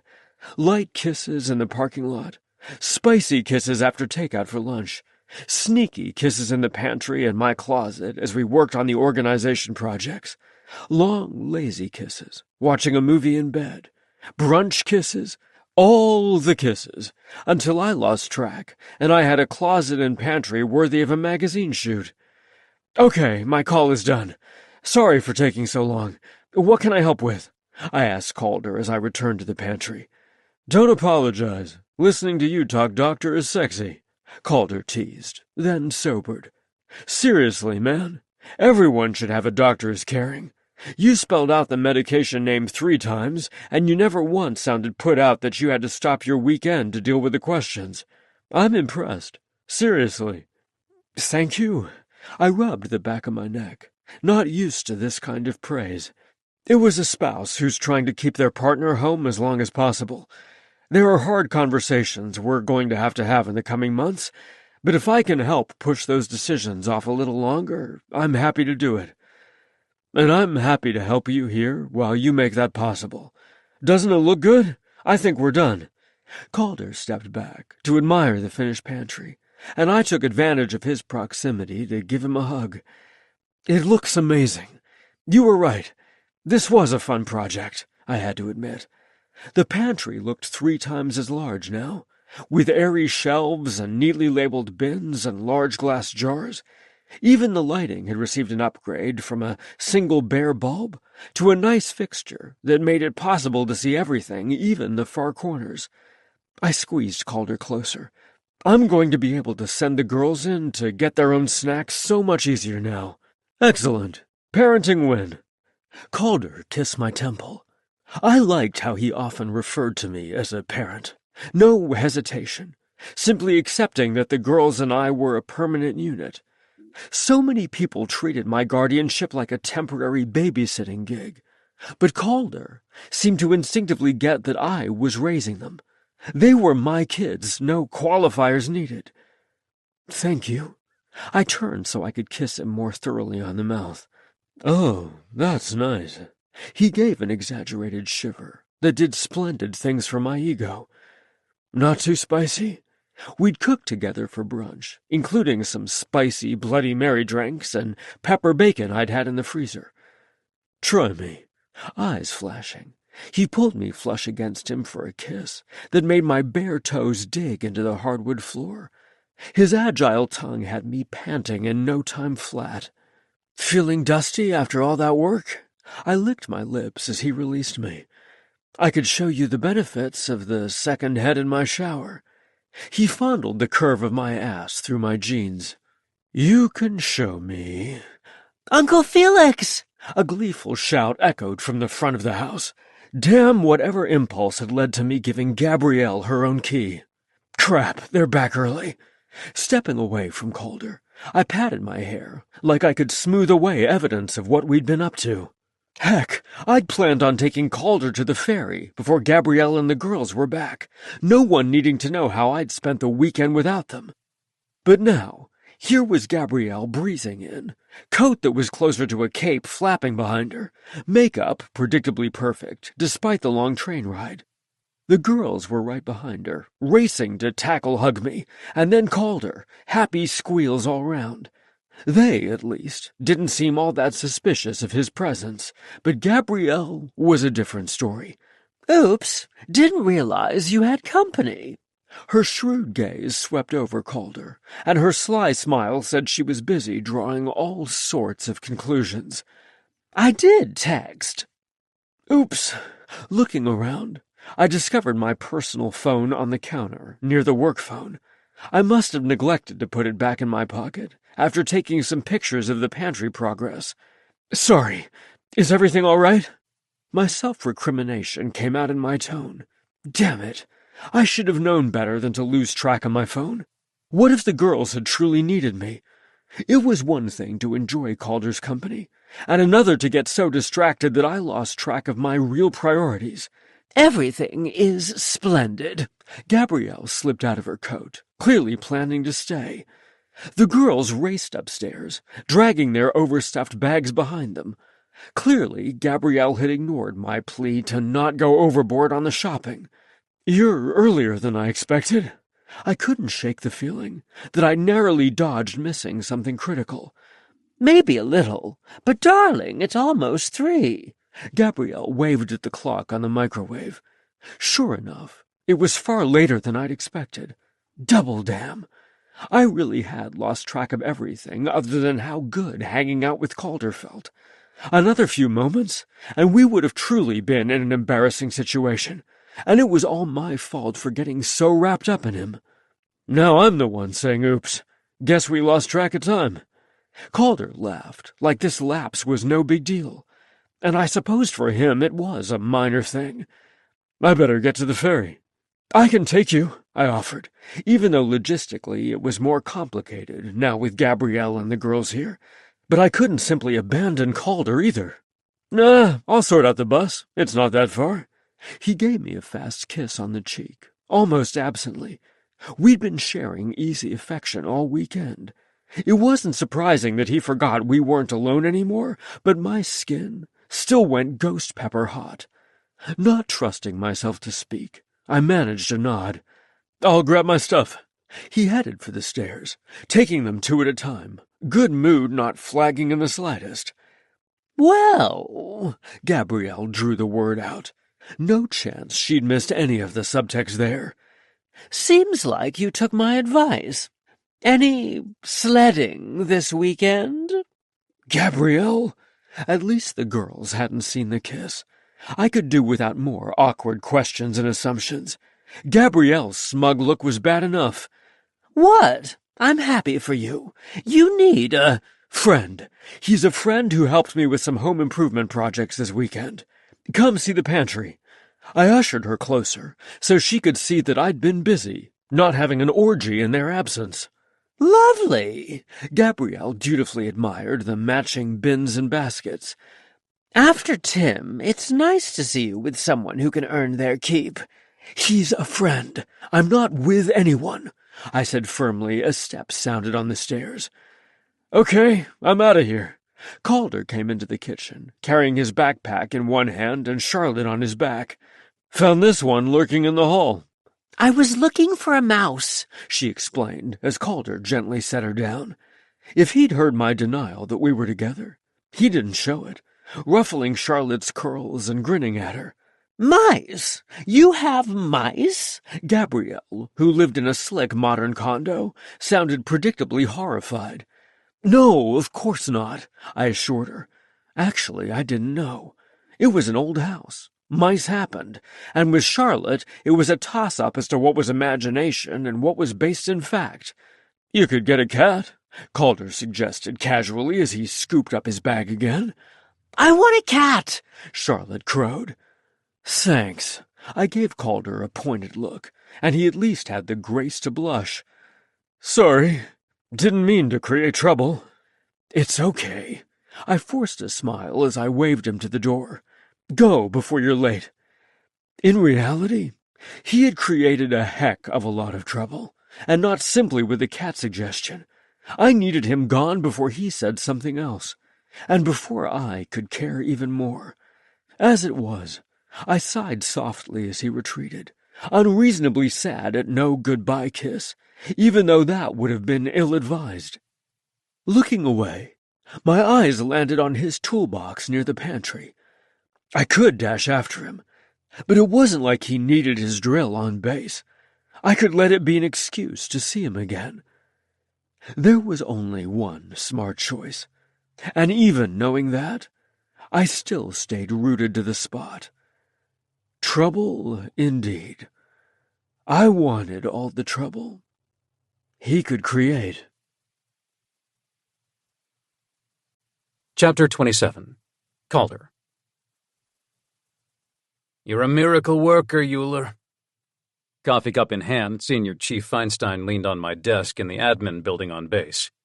He was a great guy, inching close to his 20 and retirement, and he'd taken a shine to me ever since I'd arrived on light duty in his department. I try. It wasn't just me, either. I had to give credit to the personnel I had working under me as well. A good chief was only as effective as their ability to lead. I had Allen and Slade on it, too, trying to make stuff happen. I take it the order went through? Feinstein whistled low like I'd unveiled a new car. You cut through all that red tape like butter. Good. I was pleased that all my time on the phone and in emails had paid off, and staying busy this week hadn't been nearly as difficult as when I was first handed the assignment. I'd found a rhythm and a purpose, but some of my contentment was also having memories of the prior weekend with Felix to keep me company. It was hard to work up much resentment over being on shore duty when I had such a fun distraction anchoring me. I handed Feinstein the stack of papers he'd actually stopped by for. And you correctly anticipated the delay with the sanitation shipment, but I'm on it. Delay should be 36 hours or less, not the week they tried to tell us. Damn, excellent work. Feinstein raised his coffee cup my direction. Not sure how you managed to be part wizard, part fortune teller. You're just throwing me a glitter parade because you want me to take that assignment the brass is so keen on. I could be honest with Feinstein, at least to a point. He was a straight shooter, the sort who invited candor, and he simply laughed off my assessment of his motives. You got me, but I'm not going to serve forever. Of course you are. It was the only acceptable answer with personnel approaching their 20. Either he'd gun for Master Chief and stay in which case I couldn't be too eager to see the last of him, or he'd head to civilian life content with the knowledge he was indispensable to the rest of us still serving. Ha! I got a fishing boat with my name on it. Apparently Feinstein had already picked his path. Must be nice to have that sort of clarity about one's future. My back tightened with more envy than I'd ever admit. I was tired of wrestling with my future in my head, considering all the angles like it was a supply problem. Hope you catch a lot of big ones. I made my voice way heartier than I felt. I will, no worries there. But first I got to ensure my favorite protege makes Senior Chief himself. You're on track, Euler. You could do it ahead of schedule, even. It's not about making rank. I did like the idea of making Senior Chief, a long-held goal, but even that incentive didn't give me that clear cut of an answer. I like being... I trailed off as I realized too late that I couldn't complain about not being out on a sub to a man who'd made most of his career on shore, and who was damn proud of the fine job he'd done rising through the ranks. Needed? Useful? Feinstein filled in the blanks I hadn't been willing to, direct as always.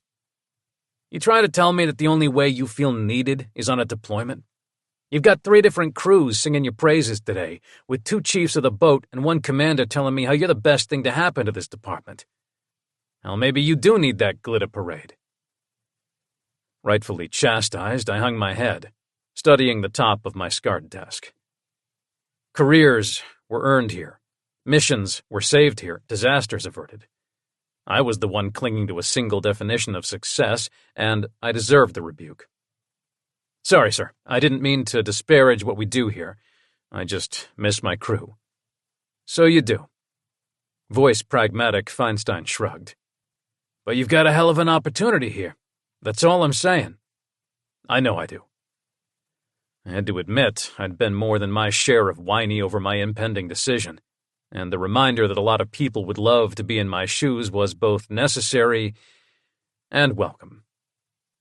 Don't be hasty. He waved the papers at me. I won't. Even if thinking things over was killing me, I owed it to everyone, not simply myself, to consider all the angles. It was easy to pine from my old life, but it was past time that I acknowledged that even if I were deployed, things would be different now. No Derek, possibly an entirely new crew. Change was inevitable, and I didn't want to miss out on the chance for something new, and perhaps even better, by trying to pretend it wasn't happening. This thing is fast spiraling out of control.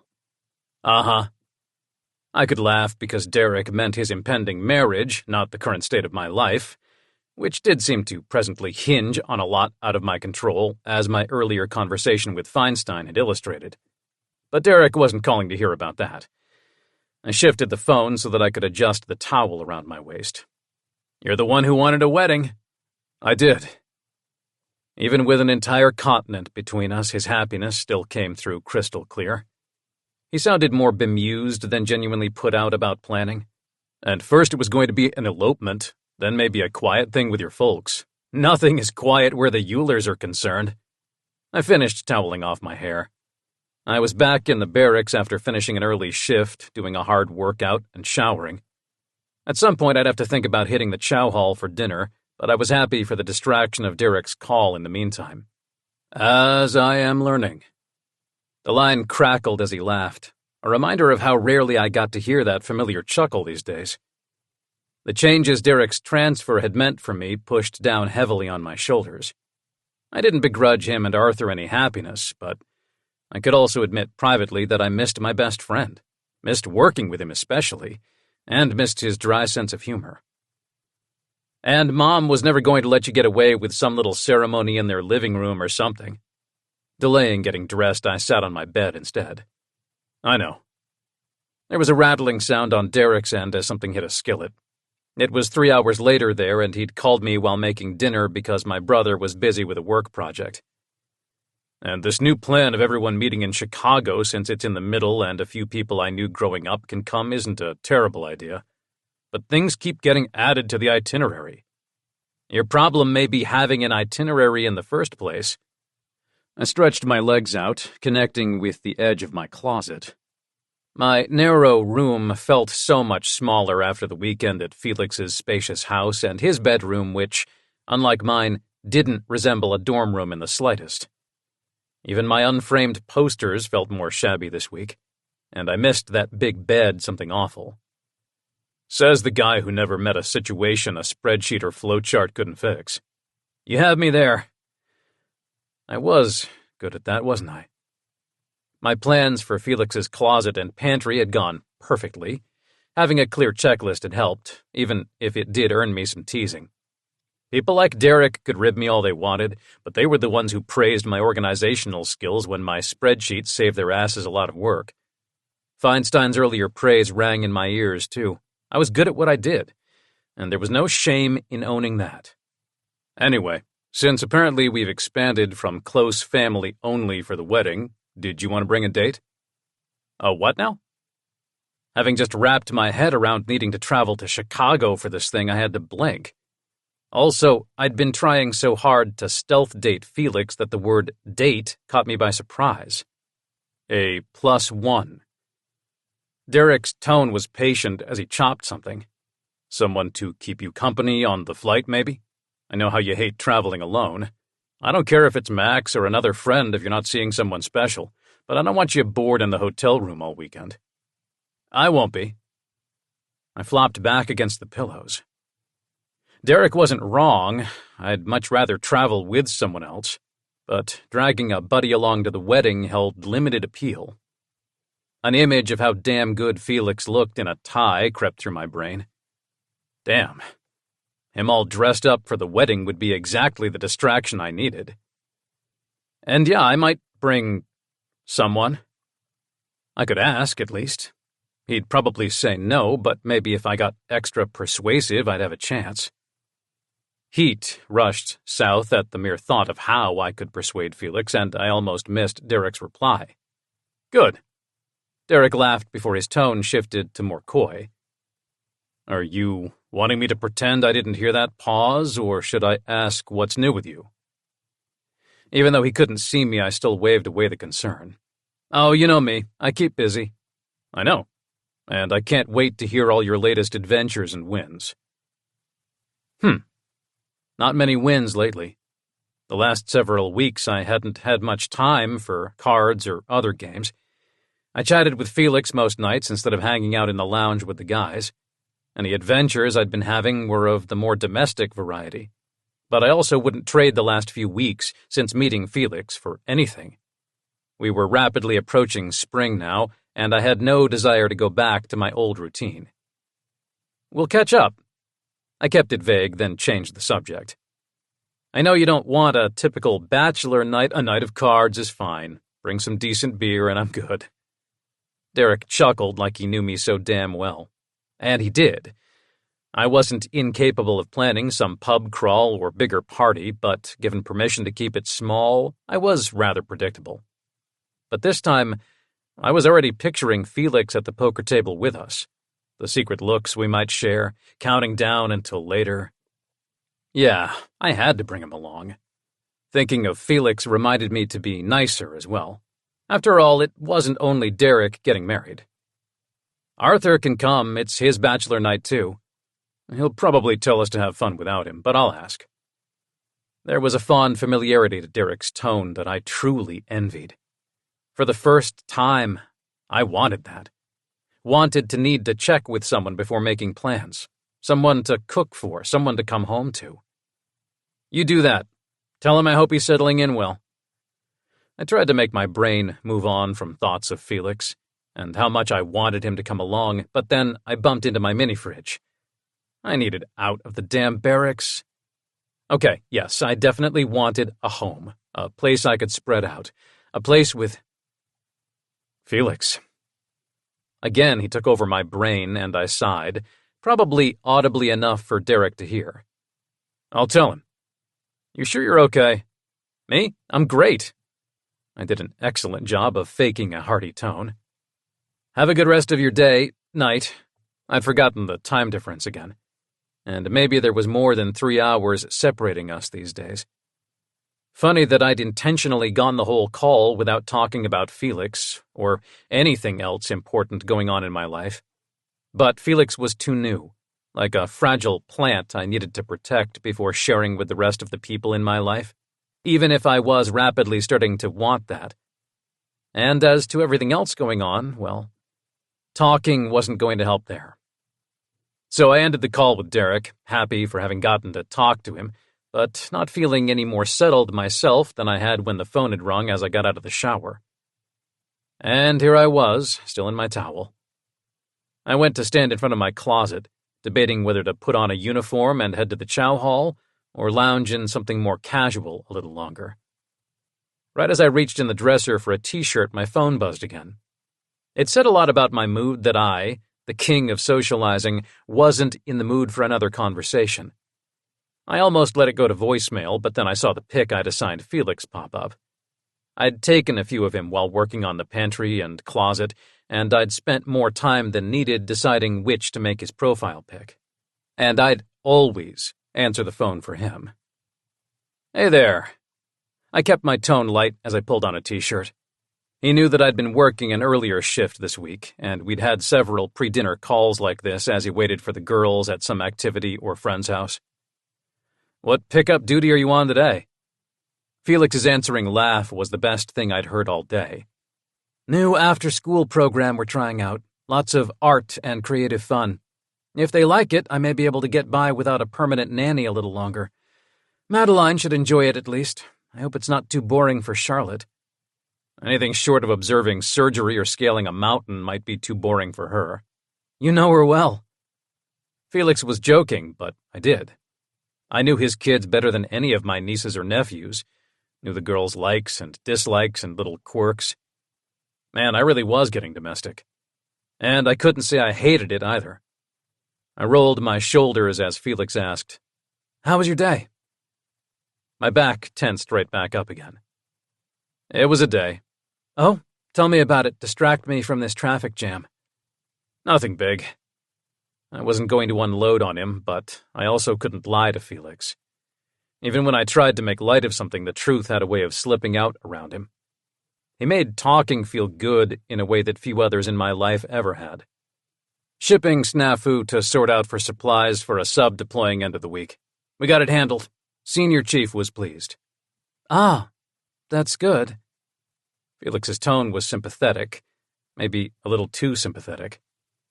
"But you have mixed feelings about them deploying without you." How did he do that? Cut right to the heart of what I was dealing with. All damn day I'd been on edge, not even sure why. I'd passed by a homecoming celebration on my way to the barracks and nearly cracked a tooth from gritting my jaw so hard. As I'd tried to articulate to Feinstein, I didn't like not being out there. But at the same time, I also liked being right here, talking to Felix. And hell if I knew what to make of the swampy soup of feels I kept seeming to need to wade through. Yeah, but being on shore duty, at least I'll get to go to Derek and Arthur's wedding. Speaking of, you said you'd help me pick out a present? It was a change of subject, but also a sneaky segue into my plan to ask him to go with me.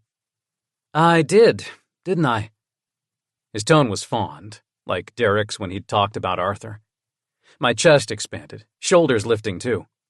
Damn, but I liked Felix, and liked being the reason he was smiling in his car in rush hour.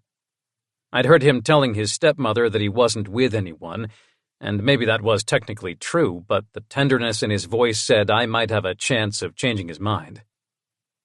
"Any evening you might be free for dinner? We could shop afterward." "Sounds lovely, but I'm not sure when I can get kid coverage, and unless you're in the mood for spaghetti—" "I'm always in the mood for spaghetti," I said quickly, sensing an opening.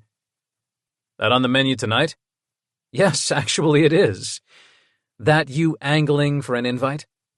He seized my bait so beautifully I had to stifle a chuckle as I pulled on jeans, not a uniform. "More like offering to come help you make it.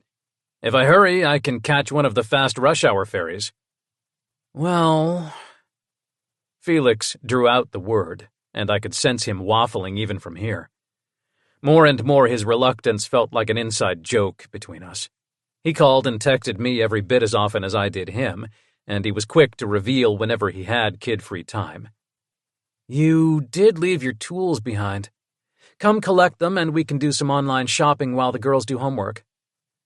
I had every intention of leaving my tools right where they were. The more visits I got, the better. And this felt significant, him inviting me over while the girls were around. Grinning, I put my shoes on. "Sounds great. I'm on my way." "Excellent." Felix's pleased tone warmed me all the way down to my shoelaces. And just like that, my bad mood was gone. Poof. I got to see Felix and the kids. My step lightened the way it sometimes did on my way to my parents'. Weird how much like home Felix's place already felt. As I grabbed my keys and wallet, I tried to remind myself to not get in over my head. Somehow, though, I knew the lecture would fail. Chapter 28. Felix. Is Calder your boyfriend? Charlotte asked from the back seat, voice at such a high volume passers-by probably heard. I made a choking noise. What? Why do you think that? We were in the pickup line near the pier, waiting for Calder. He'd caught one of the fast rush-hour ferries, and it had worked out well for us to pick him up on our way back home. But the wait time meant dealing with Charlotte's endless questions and observations. He comes over a lot, and he makes you smile. Lots of friends make me smile. It was true that Calder did more than most, though. Simply hearing his voice earlier had brightened a crappy day.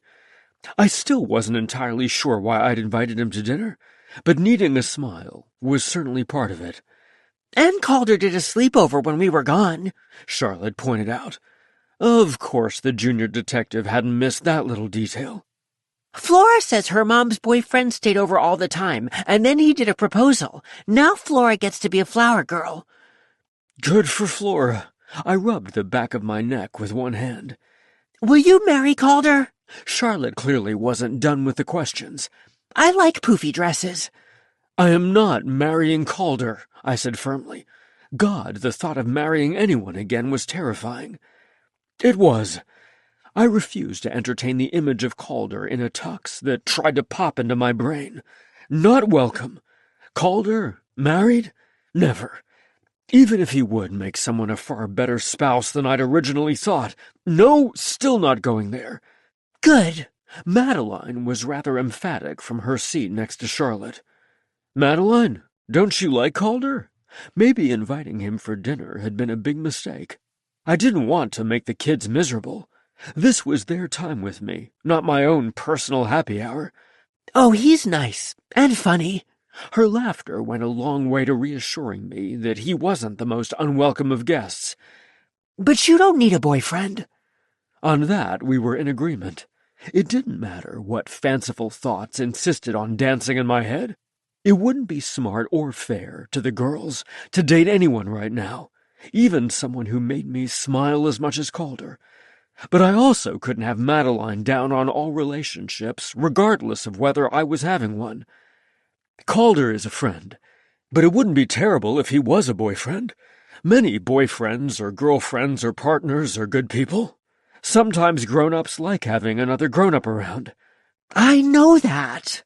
Madeline sounded all worldly. But Tim made you sad. I don't like you sad. Divorce sucks. Don't say sucks, but agreed. Tim had never been Uncle Tim.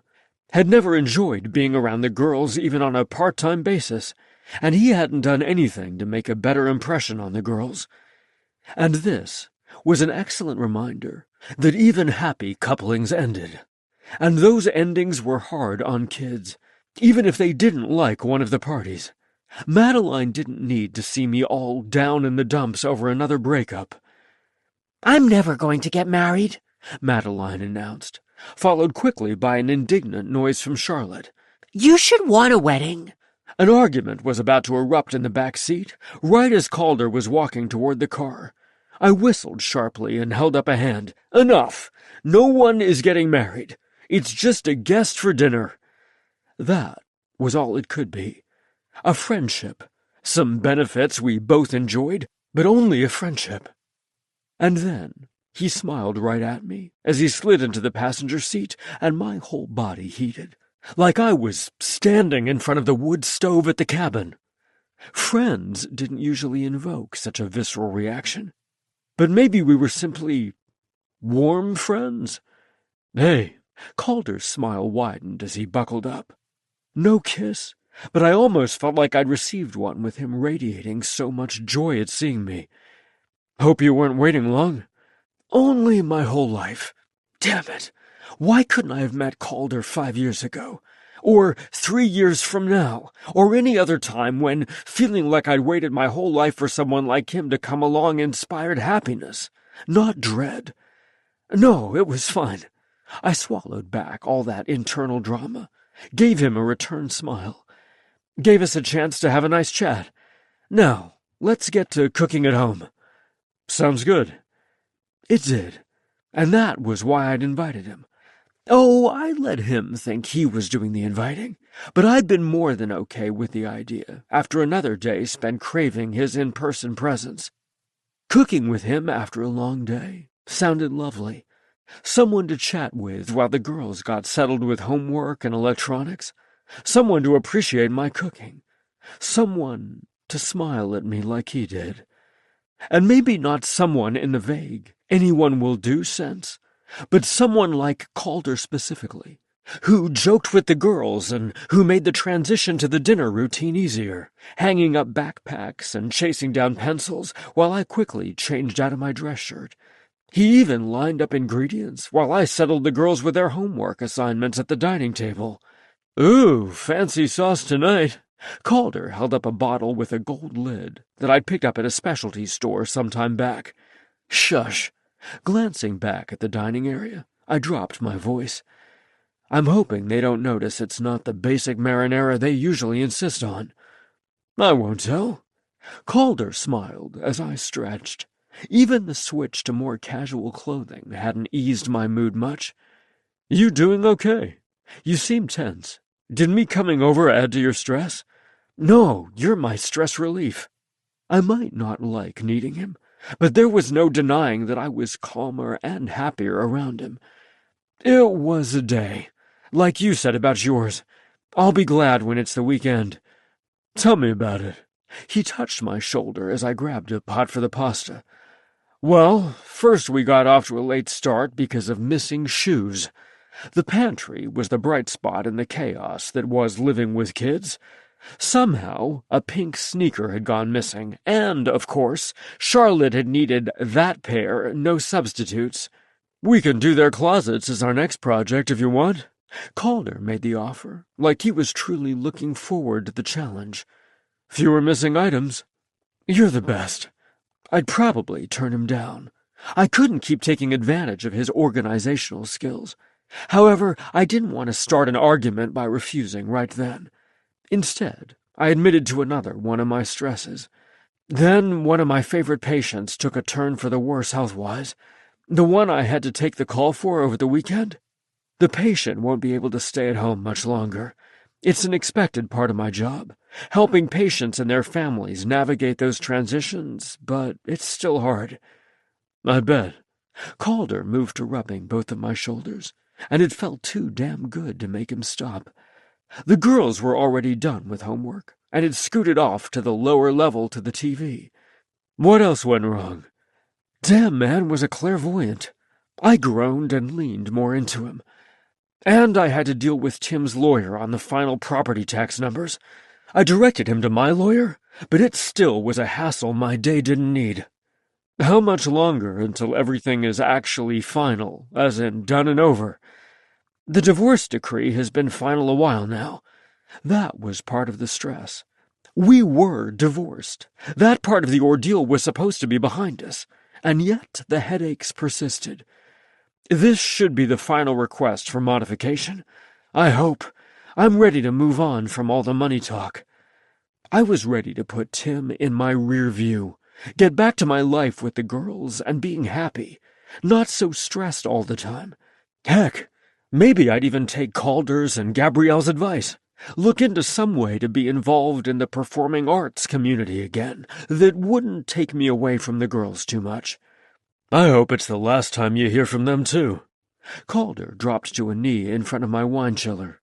Which of these should I open to go with the pasta? Oh, I probably shouldn't drink. I waved away the suggestion, even though I was sorely tempted to share a glass with him.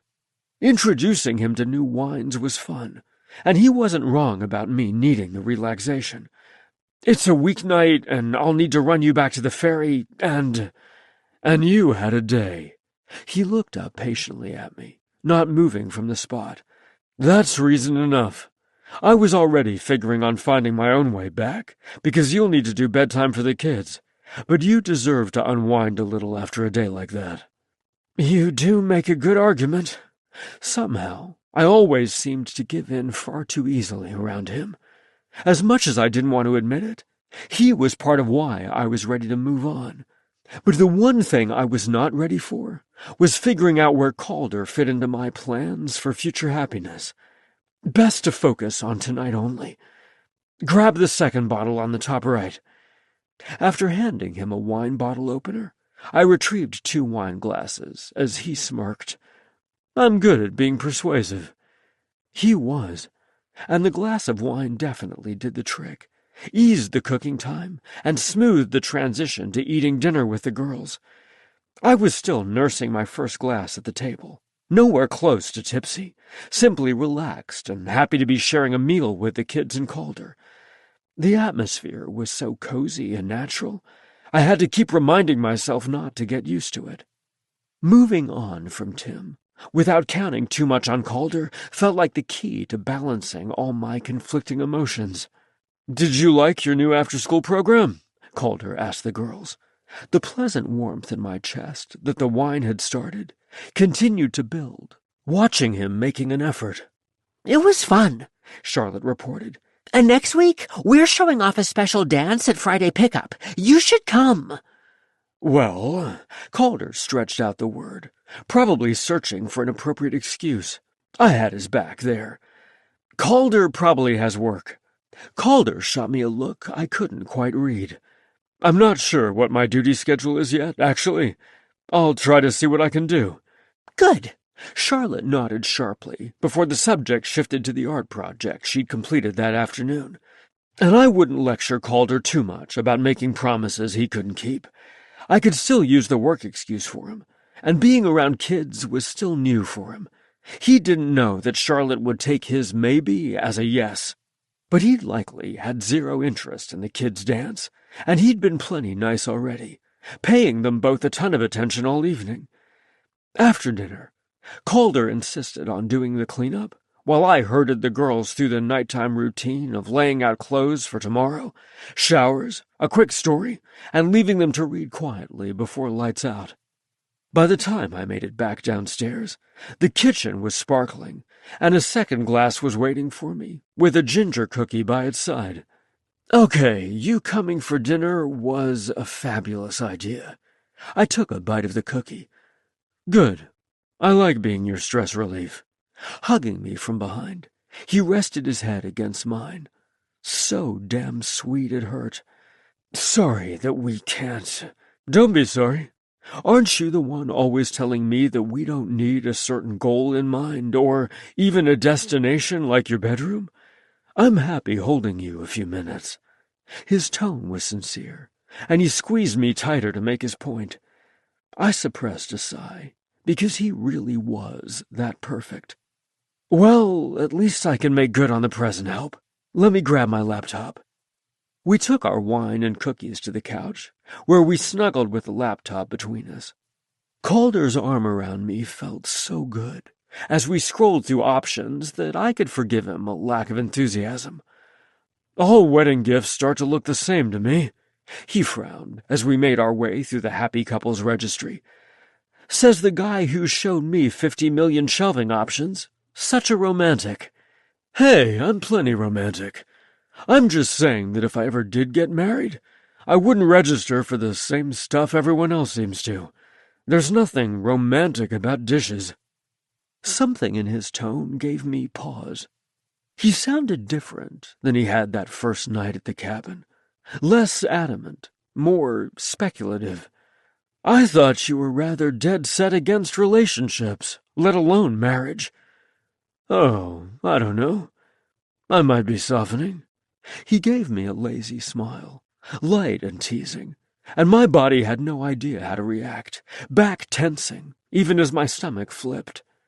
So, I think what you want for a present is something personalized for them. Calder had an arch look for my abrupt subject change. He knew what I was doing. So did I. No way could I discuss Calder's changing stance on relationships right then, because that would mean re-examining my own, and... No. Better we get back to present looking. Personalized is good.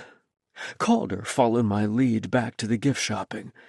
It needs to be either shippable or portable, though, as the plan is everyone meeting in Chicago for a wedding weekend, and I don't want to have to check luggage. Fair enough. There is something I want to bring along. His tone was so full of good humor, that I was instantly curious. "Oh?" He grinned broadly as he spread his hands wide. "You. Well, hell, I stumbled right into that. Bringing me is probably not a good idea. Why? The girls can come. All the nieces and nephews will be there, so they won't be bored. And don't most little girls like an excuse to wear fancy dresses?" Thinking of Charlotte's comments in the car, I had to nod. "They do? See, it'll be fun. Don't make me go alone."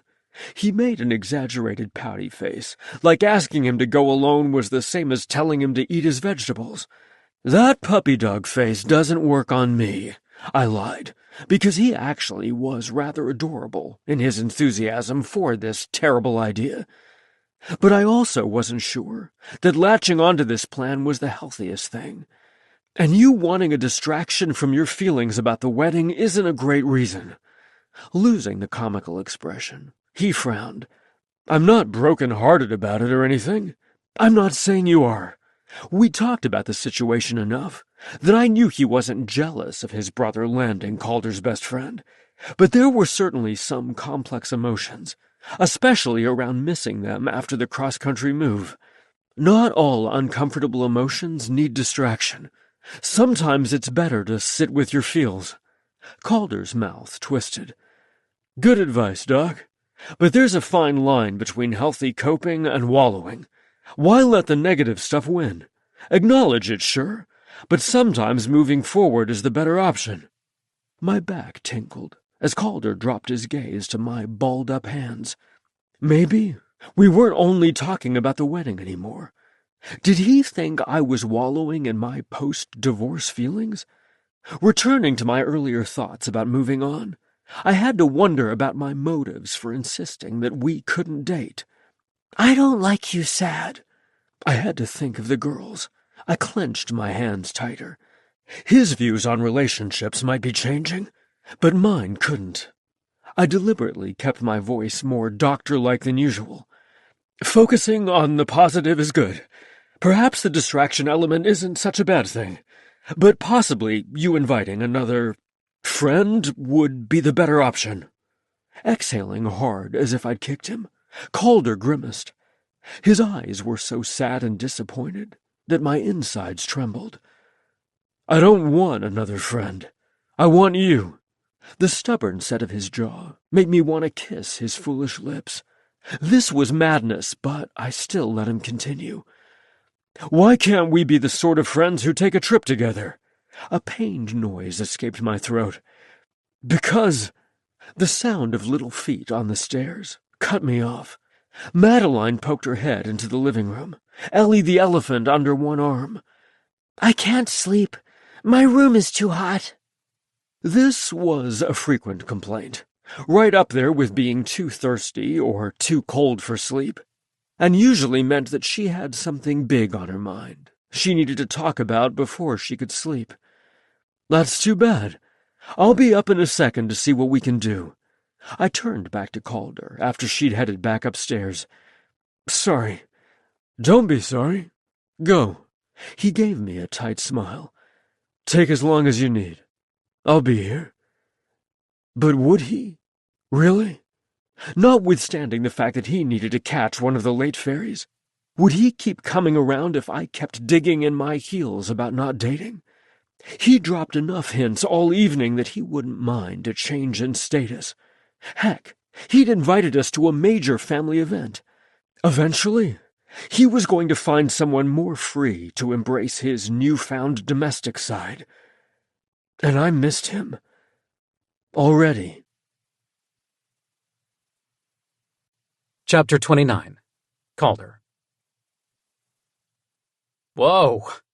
Take any more frustration out on those weights and the steel might bend. Max strolled over to me as I finished my last set of free weights in the gym on base. Luckily, I have the answer for you. Frowning, I put the weights back on their rack. I haven't told you the problem yet. Doesn't matter. I have the solution for all your ills. His dark eyes flashed as he made a gesture like he was about to offer me a gift. I highly doubted that. Max couldn't magically make Felix ready to date me for real, nor could he fix any of the other dozen things on my mind. However, I owed him for not asking a ton of questions when I'd fessed up that the cabin wasn't legally mine after all. My relief over not being teased was something a psych like Felix would have a field day with. Still, Max deserved way more than a brush-off, so I stepped closer. I'm listening. Highly exclusive poker party tonight. Catered foods, experienced players only. Max was coming off a treadmill run, and he paused to wipe his face with his shirt. It's exactly what you need for whatever funk you've been in the last few months, and I scored us both an invite at the last minute when spots opened up. You didn't ask me first. Dude, it's cards. You're off tonight and tomorrow. What more do you need to know? Heading toward the locker room, he motioned for me to follow him. I have plans. Change them.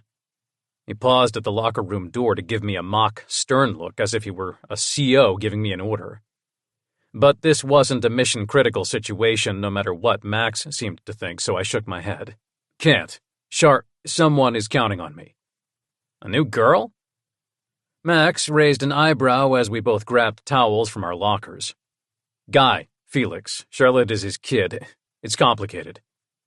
I didn't want to get into the whole tale right then, but I also wasn't going to lie to my friend. Felix would probably object to being labeled as my guy, but, unlike him, I wasn't invested in keeping up the fiction that all we had going was a close friendship.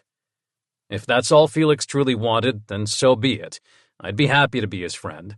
But I also was done being scared of the relationship word. Sounds like it. Sure you can't get out of whatever it is? He stripped off his shirt. Attraction was such a funny thing.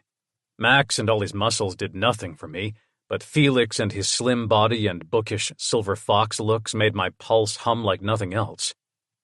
I already told him I'm coming. Toting my shower stuff, I followed Max to the showers. I'd say bring him, but I'm not giving up my seat. It's not his style anyway, and the thing is for his kid, so I doubt he can get away tonight. And you're staying in all night, too? Yep. I nodded, even though Felix didn't know that yet. My plan was to offer dinner help and wrangle some time with him as a bonus after the dance performance. Things had been tense all week, even though we'd still talked most nights. He wouldn't agree to Chicago, but he also hadn't totally slammed that door either. More like the door was cracked, but he refused to step through. No matter. I had a plan to coax him into giving things between us a real try, Chicago trip included. And me taking off for a night of poker didn't enter into my goals. Even if I was tempted. Cards sounded way more fun than a kid dance that Felix had only grudgingly given me the details on. He rather clearly expected me to bail. He wouldn't be at all surprised or upset if I canceled, which was why I had to go. If I went with Max instead, I'd be right back where I'd been a few weeks ago at the cabin with my crew. Missing Felix, lonely even with my buddies around. Something had been missing from my life for some time now. I'd thought it was connected to my career, but I was increasingly sure that the missing element was a person, not a thing. And I had to prove it to him by showing up. So I shook my head again as Max opened the curtain to his shower. Sorry, I bet you don't have a problem finding someone else to go. He whistled low. Damn, suit yourself. But never thought I'd see the day you turned down a chance to win big. Join the club. But here I was, showering fast so I could catch the ferry in time to catch the right bus to the community center with the girls' after-school program. I could have driven, but the ferry was actually the faster option, and part of my plan to spend more time with Felix involved not having my car with me. You made it. Exactly as I'd predicted, Felix seemed surprised as we met up outside the community center, my bus arriving shortly before I spotted his SUV. I said I'd try. I sounded defensive, but he could pretend a little harder to be happy to see me. He looked damn good in his doctor attire with a crisp white shirt and green tie that seemed ready to welcome early spring. I wanted to touch him in the worst way, but I couldn't risk him shrugging off the touch. You did say that. I didn't... Felix shook his head before giving me a smile that didn't reach his eyes. Charlotte will be excited, and I appreciate it. You took the ferry? Yep. This stiff formality was killing me. You'd never know this was the guy who 2 nights ago had debated the merits of various true crime shows while we lingered on the phone. But get us in person, and suddenly we had nothing to say as all the tension from our last meeting shoved out our usual easiness with each other. I can give you a ride to the pier after if you need. Was hoping you'd let me give you a helping hand with dinner first. Giving him what I hoped was a winning smile, I kept my voice light but determined. I wasn't giving up. We only needed a chance to talk things through, and then we'd be back to the cozy fun and warm touches I craved. Felix's face softened, as if he were tempted even as his shoulders stiffened. Calder. Well, this is a pleasant surprise. Felix's stepmother arrived, heels clicking against the sidewalk, and wearing an elegant silver top way nicer than anything the other people milling around the entrance had on.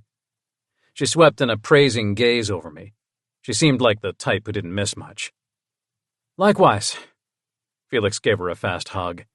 He was stiff with her, too, which strangely reassured me. Maybe it wasn't only me that he had a hard time letting in. His voice was still all doctor formal as he asked, I thought you had some sort of charity meeting. It finished early. Gabrielle made a dismissive gesture that had her open jacket swishing in the breeze. Besides, Charlotte asked me specially. She was rather enthusiastic with her invites. Felix agreed, sparing a fast glance for me. But I'm pretty sure this is a rather short performance. It'll still be fun. Gabrielle linked arms with Felix. Calder, nice to see you again. You too. I hadn't missed her emphasis on again, and I matched her smile because I liked being a regular part of their lives, even if Felix didn't seem to quite know what to make of that development. Let's go in and find seats. He gave a resigned sigh, like Gabrielle and I were marching him toward a high dive he'd be expected to leap from. Sure. Meeting his gaze, I tried to tell him with my eyes that this didn't have to be so scary. I believed in him, believed in us, and I believed this thing could be a lot of fun if only he'd let it. At the front door, we all had to show IDs and get checked in before we were led to a gym with a few rows of folding chairs set up. The chairs were too small for most adults, but we found 3 together. I didn't even mind being cramped, because it meant rubbing shoulders with Felix, which I'd take any day. Here they come, some other parent whispered as a group of around 20 kids of assorted ages came in through a side door. Their young dance instructor bubbled with enthusiasm as she introduced the song, an upbeat pop number getting a ton of recent airplay. Arthur would tease me relentlessly if he knew, but I already had all the words memorized. Accordingly, I forgave the tinny acoustics of the gym and hummed along as the kids danced to the song. They were charmingly off rhythm, and Charlotte kept stopping to wave at us. Madeline was there too, serious expression on her face as she and some older girls put more effort into following the instructor's moves. Watching them both up there trying hard made my chest do this strange squeeze. Was this pride?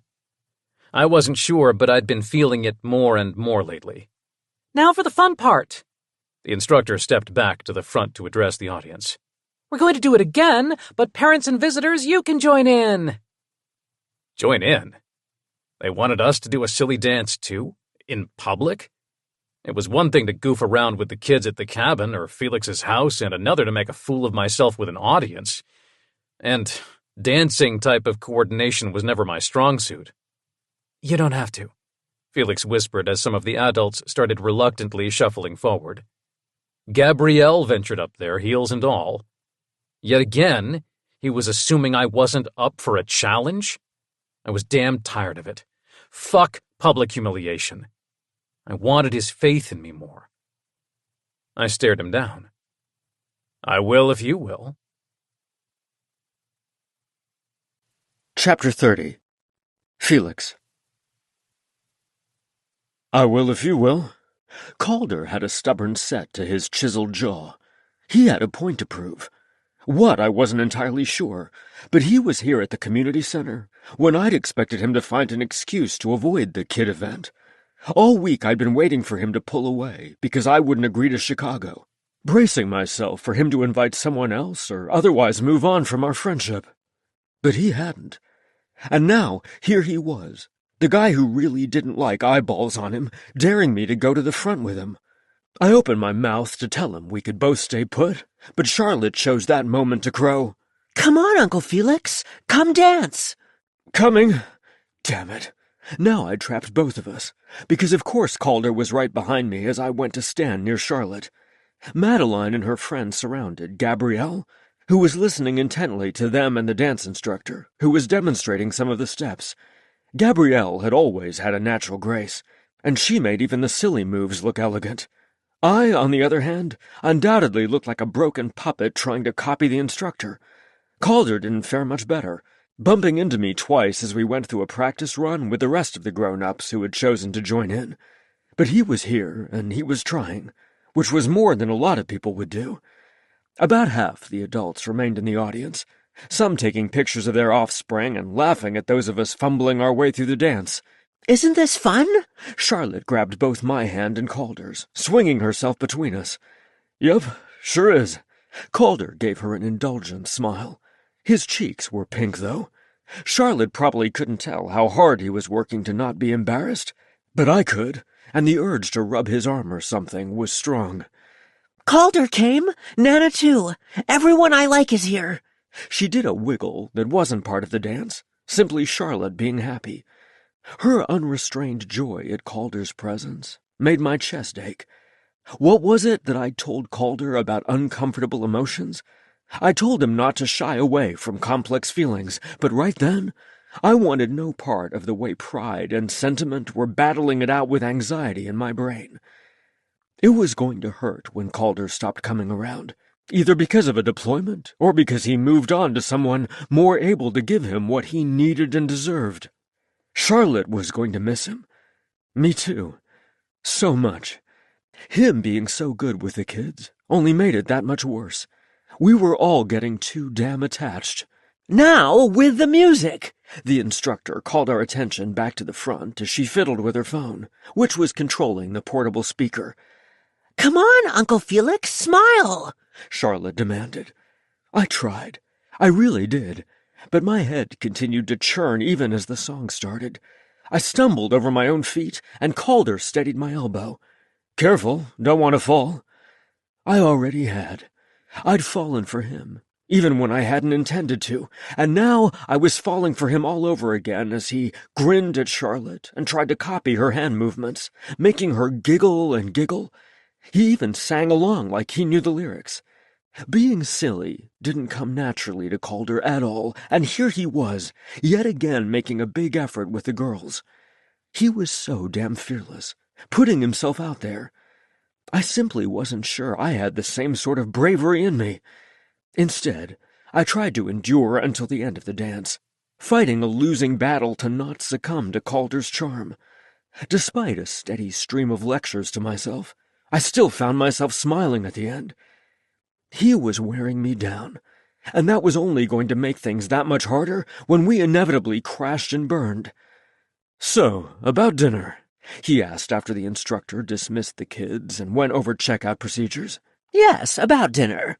Gabrielle strode over before I could explain what a bad idea that was, Madeline trailing behind her. "Let me take the girls. I have the worst pizza craving." "Liar." I gave her a pointed look. She would have a side salad and pick at a breadstick while the girls devoured the treat. And in typical style, she was making an offer I couldn't refuse without disappointing the girls, who were already clamoring to go. "Can we sleep over?" Charlotte asked Gabrielle, all hard eyes at the concept. "That's a splendid idea." Gabrielle didn't bother glancing at me before she answered. "Then Uncle Felix and Calder can have a nice grown-up evening." I should have known matchmaking was behind the pizza offer. "We don't need—" "Please?" Charlotte turned those big eyes my direction. "Can we watch that circus musical again?" Even Madeline appeared to want to go, which I hadn't expected. All around us, families were departing, full of Friday plans of their own, making my reluctance to agree feel more Scrooge-like. I didn't like depriving them of fun. You want a sleepover? I asked Madeline, trying to give her space before Charlotte steamrollered her into going along with her. Sure. Gold curls bouncing, she shrugged like the change of plans was no big deal, when only a few months ago it might have meant a lot of tears. I want pizza, and Nana let us watch musicals on the train. That was fun. Please, Gabrielle added teasingly. Come on, Uncle Felix, have some fun. Fun. That was what this thing with Calder was supposed to have been. Fun. A lark, not serious. Not something to ache over. Not something to pine for. But now, things were too damn complicated, and we needed to talk. Something best accomplished without an audience. All right, I reluctantly nodded. Not because I was truly worried about the girls with Gabrielle, but because part of me wanted to delay that talk as long as I could. The distraction of the girls would have helped with that, but they looked so eager to go with Gabrielle. You go with Nana, who will call me if anything comes up, right? Of course, darling, I'll call. She patted my cheek. You and Calder have a lovely evening. I highly doubted that was possible, but Gabrielle and the girls were looking at us all expectantly. I forced a smile. We'll try. Chapter 31. Calder. After the girls departed with Gabrielle, I half expected Felix to dump my ass back at the pier. No dinner, no chance to talk. He hadn't seemed happy the whole evening, and not even the cute kid performance had cheered him up. However, as we walked back to the SUV, I was still riding an adrenaline rush from getting up there. I'd been so tense. All my old hatred of being the center of attention coming back, those long-held worries about people laughing. But then I'd realized that they were going to laugh whether or not I got up there. A bunch of adults trying to do a kid's dance was funny. So why not have fun with it? I was able to make Charlotte happy by participating, and if the people who remained in the audience had wanted to laugh at the big guy with 2 left feet, let them. In fact, when someone in the audience had laughed when I'd stumbled early on, I'd actually relaxed. The worst had happened. Now I could move on and enjoy myself, not let those ancient fears hold me back from doing something. And making the kids smile was worth letting a few folks chuckle at my expense. That was actually kind of fun, I remarked to Felix as he unlocked the car. You knew the lyrics. He laughed as he slid behind the wheel. Guilty. My neck heated. Maybe I wasn't completely beyond the fear of embarrassment after all. Don't be shy, you're cute. He smiled at me, but his tone was more wistful than teasing. I try. After buckling my seatbelt, I turned toward him. Can I be cute over dinner? I promise to discuss other overplayed pop ballads I know by heart. I'd like to see that playlist. Felix laughed, then sobered. We need to talk. And we need to eat. I didn't like the way he said talk, as I was pretty sure he had a different objective than I did. But if he'd agree to a meal, I'd have that much more time to win him over. We do. A muscle in his neck jumped like he was doing intense calculus, trying to weigh the risk of public argument against a desire for dinner. We can get takeout. I made the math easier for him. Tell me what, and I'll do an order from my phone. I guess we can eat at my place. His tone was resigned, but then he brightened. There's a Cajun place near the house I keep meaning to tell you about, since you like spice as much as me. Incredible barbecue shrimp. And there's coffee beignets for dessert. You planning on keeping me around until after dessert? I kept the tease light, but I honestly wasn't sure what the odds were of the conversation going my way. Yes. I wish I held up a hand. No sad wishes. Not until after we eat, okay? Now let me call in an order. Aye, Chief. While he started driving back to Queen Anne, I got the information for the place, discovered they had an online ordering option, and completed the task quickly. I got extra beignets in case you want some for the morning. Make this a sleepover, and I'll make sure you have an appetite. If optimism alone were enough, my hope could power a small city. Calder, look, you have a kid-free Friday night. Even if we do need to talk about some things, we don't have to go all heavy and serious the entire evening. I like hanging out with you. That hasn't changed. I like hanging out with you too. While stopped for a red light, he touched my hand. See? We can still have a good time. Even cranky and needing to talk with me, I still like you better than Max and his poker party idea. You turned down a poker party? To go to a kid's dance recital? Felix's eyebrows went up. Oops, I maybe shouldn't have revealed that. Yeah, I know. I'm shocked, too. You should have gone.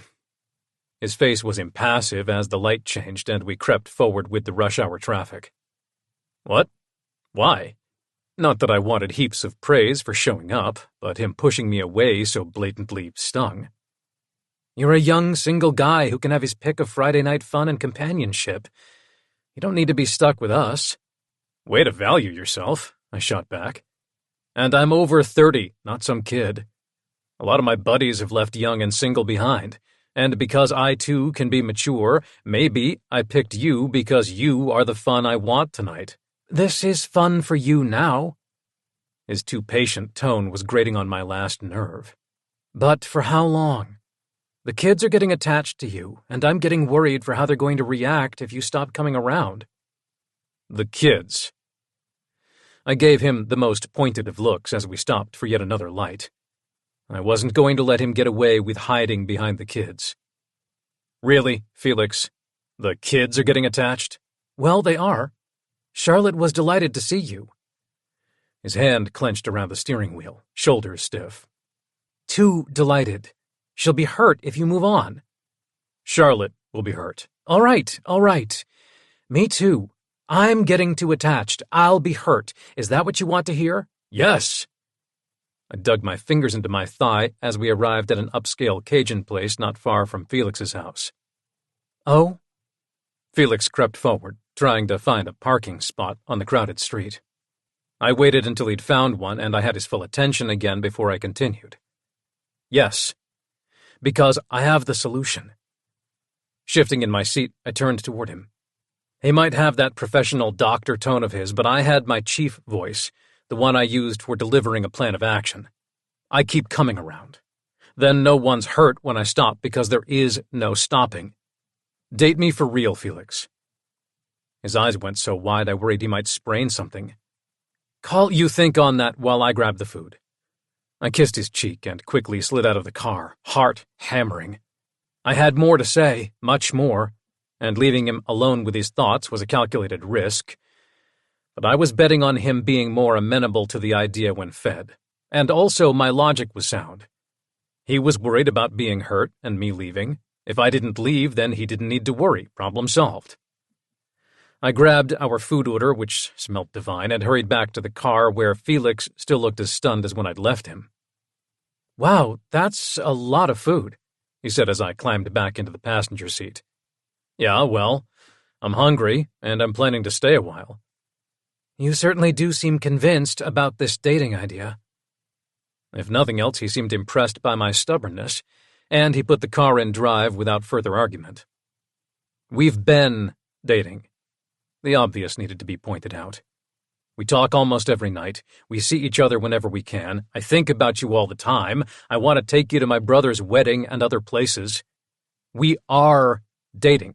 Just make it official, so you're less worried that I'm about to ghost you. Officially dating wouldn't make me any less worried. He headed away from the bustling Friday night traffic into the residential streets. Why not? I understand that you've had a change of heart where dating and relationships are concerned, but I can't be your trial run. Whoa! I held up a hand as he turned onto his street.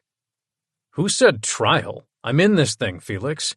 This isn't some starter package. I want you specifically, not a partner generally. I appreciate that, but Calder, you're going to get bored or frustrated with the amount of baggage I bring to the table. The kids, the house, the divorce, the unpredictable doctor hours. He let out a miserable sigh as he parked at his place. God, I wanted to shake Tim all over again for putting the idea in Felix's head that he might be too much for someone. Your baggage doesn't scare me. I have work stuff, too. I understand what it means to be on call. I know you have work obligations as well. And that's the other thing. You could be deployed at any moment. No, I couldn't. I exited the car because the space was starting to close in on me, and he followed me, leading the way to his back door. The whole time I've known you, you've been itching to get back on a sub. Even after unlocking the door, he continued to stare me down, pale light from the hall giving him an ethereal glow. You're telling me you're not going to leap for joy the first deployment that comes your way? No. My heart started hammering, because I'd been circling this answer the last 2 weeks or so, but this was my first time giving voice to the decision aloud. I'm going to take the training opportunity. Stay on shore duty. Chapter 32. Felix. Head spinning, I made a knowing noise. I should have known something like this was behind Calder's newfound domesticity. I slumped against the mudroom wall as Calder shut the door. That's your reaction? His tone was more resigned than angry, as if I'd let him down on a personal level. My chest felt like something large and angry had stomped on it. Sorry, I didn't mean to make light of your decision. Squashing Calder's feelings wasn't something I wanted to do at all. However, I also couldn't give him the overjoyed response he might have been hoping for. But your sudden interest in dating makes a lot more sense now. A frustrated sound escaped his throat. I'm not going to deny that having you around made the choice easier, but I think it's something I've been working my way toward even before you. That's good. I was hiding behind my doctor voice, and I knew it. Overly professional seemed preferable to letting my emotions overtake me, even if Calder's frown deepened with every careful syllable of mine. But I can't be your consolation prize for not getting what you truly want, or your backup plan. Give me more credit than that. He stalked into the dining area with a bag of food, which he set on the table. Me being around more does make it easier to pursue a long-term relationship, but I'm not over here sulking and using you to make myself feel better. Really? I couldn't believe that. You've been mad about being on shore duty since we met. You should eat something. He pulled out a chair for me and pointed at it. My head swam.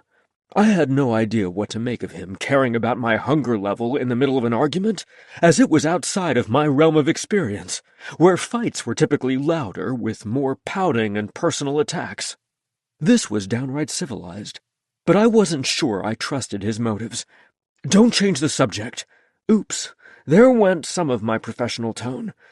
I sat down in part to try to bring my voice back to even. Something happened to make you feel better about this choice. Well, I got happy. And I know you don't want to hear it, but you did have something to do with that. Calder, too, sounded like he was working at not snapping. He divided up the food on the plates the place had provided. I realized I could be as happy and fulfilled away from the sub as I was on it. Happy is good, I whispered. My traitorous heart thrilled to know I made him happy even as my stomach twisted. Making him happy also meant the power to make him unhappy, a responsibility I wasn't sure I wanted. This training opportunity is a great chance to meet my goal of making senior chief before I hit my 20 years. It's the sort of advancement and opportunity I've wanted. He paused to place a plate of food in front of me. I did, however, have to let go of my attachment to being deployed. I don't want to be the reason you made peace with that, I said as he sat next to me. Sorry, I'm not going to lie. You showed me I can love other things as much as I love being deployed. All he had to do was hint at the L word, and my pulse sped up. I made a pained noise and shook my head, not trusting myself to speak. Don't look so horrified. That's not a bad thing. It's a win-win. I can get the career advancement and I can have a relationship that matters to me. I'm not going to apologize for having feelings for you. Much as I liked hearing about those feelings, I frowned, because I wasn't sure I wanted to be another win for him, a way to maximize benefits from a tough decision. I'm not asking you to apologize. I care about you too. I might be frustrated and conflicted, but I couldn't let him think all those emotions of his were one-sided. He deserved that much honesty from me. And because I care, I don't want you sacrificing anything for me." After finishing a bite of food, he shrugged. "Every relationship involves some amount of sacrifice." "Exactly, and most fail." Still not eating myself, I gestured with my plastic fork. "And some don't." He sounded awfully pragmatic for the guy that a couple of short months ago had been rather resolute that relationships were a bad bet he wanted no part of. "My parents made it work. Your grandparents did too. It's not always doomed. Maybe sometimes it's worth it." My heart swelled with the memory of my grandparents, taking long walks together right up until the end. There was a time when I'd wanted that kind of love for myself in the worst way, but now I wasn't sure that kind of relationship was possible. Trying for something with terrible odds was the sort of foolishness I couldn't afford. At other times, sacrifice breeds resentment and hastens the inevitable end. "You keep assuming that I'm going to bolt at some point. Give me a chance." Leaning toward me, he took my hand. "It's not about only me." My throat was raw and scratchy, and his hand felt too damn good against mine. "I have to think about the girls, too. I can't have them getting attached and then disappointed when we break up. And it goes the other way, too. I have to put them first, and that's not fair to you. Eventually, you're going to be disappointed and want a situation where your needs can be top priority." Grimacing, he dropped my hand. "I'm not Tim. I know that." I felt the loss of his touch on a visceral level. "I'm not sure you do." For the first time in this long conversation, he sounded genuinely angry. "You think I'm so selfish that I can't understand your commitment to the kids? And you assume I'd ghost on them too if things went south between us. You're so worried about the chance that I'm going to turn into Tim that you don't want to give us a chance to be different. I know you're not Tim, and you have a tremendous amount to give a potential relationship. So much." I started out with a patient tone, but the facade dropped as an image of Calder with another person blared in my head. My voice wavered to an embarrassing degree. "But I don't know if I can give you what you need in return. A relationship is a risk I simply can't take right now." "Bullshit." His eyes hardened, right along with his voice. "You know perfectly well that you have plenty to give me.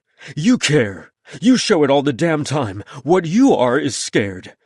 He wasn't wrong, but I couldn't admit that. "Maybe I'm worried." "You're scared, and it's okay. I'm scared too, but maybe we can be scared together." All my oxygen escaped all at once. His expression was as vulnerable as I'd ever seen it. My throat had never been this tight in my life either. Buzz. Right then, at the worst possible moment, my phone vibrated nosily in my pocket, clanging against my keys and utterly paralyzing me. Calder, however, simply sat back and gestured at my lap. "Check your phone. I'm not going anywhere." How he could be so calm and patient when I felt 10 cups of espresso worth of jittery was beyond me. Maybe he was that certain of the outcome of the conversation. Must be nice. Myself, I had no clue. Didn't even know what I'd been about to say. And looking at my phone was as good a stalling tactic as any. But then I had to groan as soon as I saw the message. "Crap, it's Gabrielle. She's bringing the girls back because Madeline threw up all over her car before they even made it to pizza. And now Charlotte doesn't feel well either." Food and conversation forgotten, I pushed away from the table, mind already racing ahead to how to manage this new crisis. "What can I do to help?" Calder asked as the front door sounded. "You don't need to stay for this." My evening had gone from terrible to even worse, but maybe his was still salvageable. He could go to the poker party, leave me to deal with this latest disaster. That would probably be best, even if it did make my chest hurt cardiac event levels of bad. My heart might not survive Calder, but the rest of me would have to go on. Chapter 33. Calder. I wasn't going anywhere. Felix seemed more than ready to shuttle me out the back door, but even if we weren't in the middle of one of the most important conversations of my life, I'd still want to help. No matter what he thought, I couldn't simply leave and go on about my Friday night. "I ruined everything," Madeline wailed as she, Charlotte, and Gabrielle entered the house. None of them looked in great shape. Madeline was covered in puke, but Gabrielle looked decidedly rumpled too, and Charlotte was clutching her stomach. "You didn't ruin anything," Felix assured her as he rushed to her side. "You're sick. These things happen." "I'm sick too," Charlotte moaned, then dashed for the stairs. "I made a mess in Nana's car." Madeline was full-on crying now, face flushed like she might have a fever on top of everything else. Felix put an arm around her, mess and all. He was such a good parent. "Nana's car will clean. Hopefully," Gabrielle muttered, looking rather pale herself, and not at all like she wanted to deal with puke. "I could handle that mess for you," I offered to Gabrielle, not Felix, who was busy shepherding Madeline up the stairs. "You're a blessing." Gabrielle was all wide-eyed gratitude. I'd known she'd say yes, and the task bought me a little time to be useful to Felix later on, too. "I'll grab the cleaning supplies." I'd taken care of drunk friends enough to have the art of vomit removal down. "Thank you, darling. I'll see what I can do here." But she didn't head for the stairs, instead striding toward the dining area. "Maybe I can pack up this lovely food for you?" "That's probably best." No one was going to eat any time soon, and since she didn't seem inclined to go on hazardous waste duty upstairs, I let her handle the remains of our dinner. Meanwhile, I tackled her car, which was indeed gross, but I'd dealt with way worse. Felix helpfully kept rubber gloves along with the cleaning supplies. With any luck, maybe I'd avoid getting sick myself. And after the earlier tense conversation with Felix, cleaning was soothing. Taking an awful mess and returning Gabrielle's car to a pristine state made me feel good, like I'd done something important. "Charlotte threw up too," Gabrielle reported as soon as I was back in the house and washing my hands thoroughly at the sink. She'd packed up all the dinner food and found a glass of water for herself. "Oh, man," I groaned as I washed my hands an extra time. Whatever I'd managed to do for Gabrielle, it was nothing compared to what Felix was dealing with. Poor Felix. Poor her. "Seldom have I been so grateful for the nanny we had when Courtney was little." Shuddering as she set the water aside, Gabrielle tugged her flowy jacket more tightly against herself. "I already feel like I need 3 showers." "Why don't you go on home?" I suggested, because it was pretty clear she didn't want to deal with all this. "I'm sure Felix will text you an update, and that way you're at home if it's food poisoning and you're next to feel ill." "Perish the thought." Holding up both hands, she took a literal step back. "We never made it to the pizza. We were stuck in traffic and then disaster happened. More than once. Charlotte said there's a bug going around the school." Ugh. That must have been hard on you. Aiming for a sympathetic tone, I patted her shoulder. "And a bug at school explains why it's both of them." "Yes. And I shouldn't leave Felix to deal with it all alone." She shot a longing glance at the back door. "He's got me." I gently steered her toward the door. "I'll help, and I've got a cast-iron stomach. I'm not leaving." "No, you're not," she said slowly as she studied me intently. She nodded like she'd come to some important conclusion about me. "He'll tell you he has it handled." And he does. I'm still staying. I drew myself up taller under her shrewd gaze. "You're the right man for the job." She said it solemnly, like she meant more than simply puke duty. I hope so. I wasn't staying to prove to Felix that I was a worthy partner, but after this was all over, we did need to finish that talk. Maybe he'd come to the same conclusion as Gabrielle. Maybe. "I think I will sneak out." She gave me a small smile as she pulled out her phone. "I'm going to give you my number, though, because I don't trust Felix to call me back if more help is needed." "I'll text you," I promised as we exchanged numbers. After seeing Gabrielle out, I grabbed some empty mixing bowls and headed upstairs to see what else I could help with. "How are they?" I found Felix looking harried with wild hair and askew dress shirt in the hallway between Charlotte and Madeline's rooms. "Not the best." He made a pained face. "You're still here?" "Yep." Gabrielle's back seat needed cleaning, so I helped her out. She headed on home to shower, but I promised her updates. "I'll text her in a while." Felix pulled at his collar. I didn't tell him that I, too, planned to text her, instead holding out the bowls I'd brought upstairs. Here, these should help if the vomiting keeps up. What else needs doing now? Calder, thank you, but you don't need to stay. He'd gone back to the too-patient doctor tone, which he tended to revert to when highly stressed. I appreciate the gesture, but I have this. I know you do. I glanced around the upstairs, looking for a task because Felix sure wasn't going to assign me something. There was a mound of dirty clothes outside of the girls' bathroom.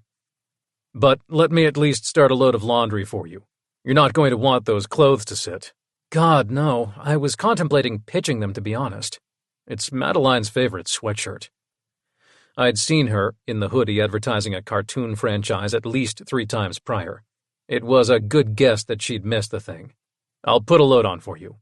Uncle Felix! Charlotte bellowed from her room. She might be sick, but her voice box was working fine. Coming? Felix called back before returning his attention to me. I guess laundry would be good. You know where the machine is downstairs? Yeah. My mom made sure that I can handle some dirty clothes. I've been doing laundry since I was Madeline's age. I've got this, I assured him before he headed into Charlotte's room, and I got another pair of gloves and a plastic bag to collect the messy pile. It wasn't my first time doing puke-stained laundry, and I had the machine loaded and running in short order. Still down on the lower level, I pulled out my phone to message Gabrielle to make sure she made it home safely. While on my phone, I discovered a recent message from Max. Dude, this party is lit, I'm winning big, and the food is amazing. I sent him a fast text back. Happy for you. Having missed dinner, I was rather hungry myself, but I'd worry about that later. Unpleasant smells were still lingering in my nostrils, too much to eat quite yet. A reply came from Max before I put the phone away. Not too late for you to come. I didn't find a taker for the other invite. You could get in on some later games. Felix wanted me gone. The easy answer would be to leave and check back with him later. But even if I was tempted, no way could I focus on poker, knowing what Felix was dealing with here. Another text came in from Max before I could reply. Come have some fun. Some great prizes to play for. Voices from upstairs echoed down the nearby vent. Felix's soothing tones carrying even if I couldn't make out specific words. Fun. I sure said that word often enough, and this certainly wasn't a fun evening. But perhaps not everything came down to maximizing enjoyment. I'd been so lonely at the cabin without Felix and the girls there even while objectively having fun. Max could play for prizes. I had one already, and I wasn't letting it go.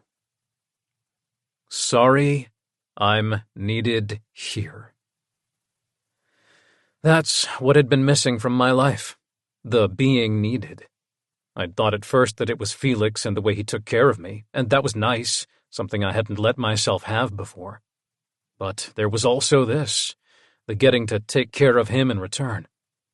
And yes, Felix was capable of saving the day all on his own, but a part of me needed to help. It was the mission-critical feel that every action had on deployment, all hands on deck to keep the sub running, and every task vital to someone else and the group as a whole. When I was around Felix and the girls, I felt like part of a team. I'd been so focused on other parts of my life for so long I'd forgotten how a family could be a team, and I hadn't let myself want one for myself because not wanting was way simpler than wanting and never getting. However, now I wanted, and I was determined to make it happen. Phone still in my hand, I headed to the kitchen. Sick people needed hydration, I knew that much. But as I took stock of the pantry and fridge, I wasn't sure what else would be needed. But I knew someone who would have the answers. I dialed before I could talk myself out of the idea. Hey, Mom? I asked when she picked up on the first ring. Calder, to what do I owe the pleasure?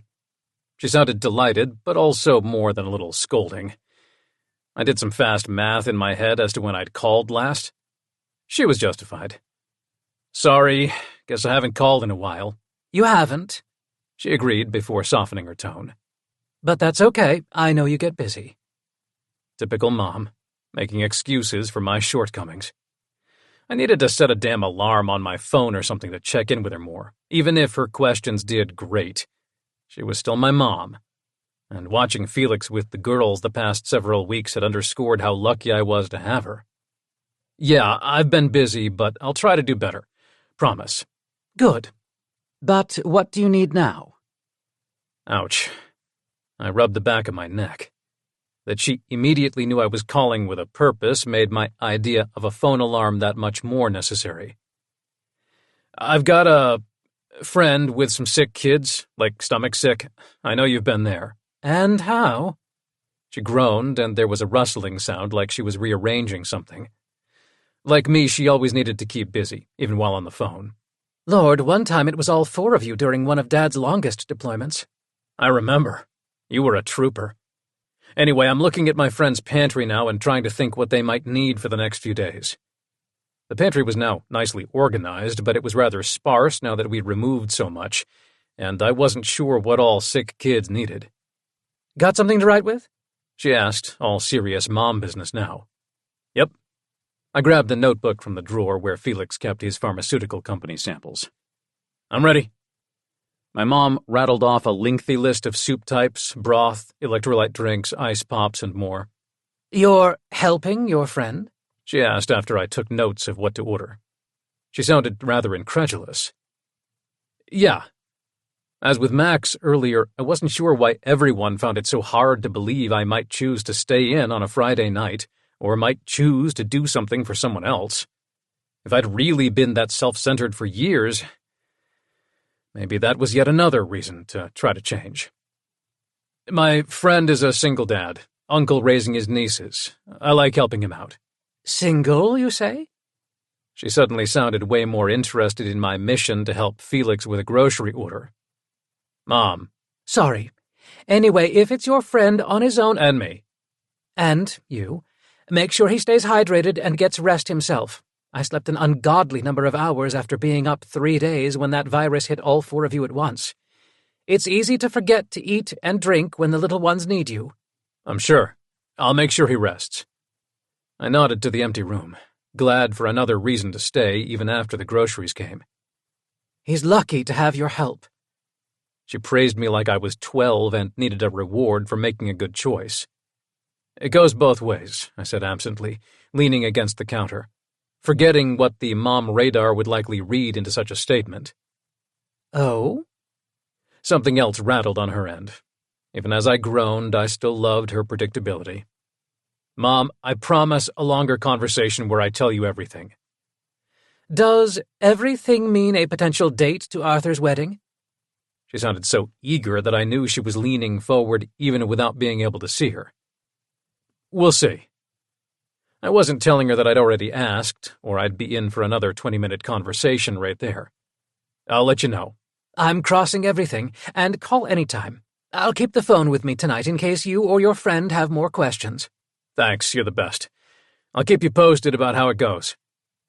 After I ended the call, I made a large grocery order for delivery using an app on my phone. Then the load of laundry was ready for the dryer, so I went and handled that while waiting for the delivery. Another message came in from Max while I was switching out the laundry. Dude, I was going to fold in this last game but decided to play like I was you, went for it, scored big. That's awesome. I sent the reply, even as my brain churned on the notion of winning big and thoughts of Felix, not poker. What would it mean to be all in with Felix? I'd told him I wanted to date for real. Was that enough? I had no clue what Felix's answer was going to be when we finally got to finish our talk, and Max's message underscored how out of my depth I really was here.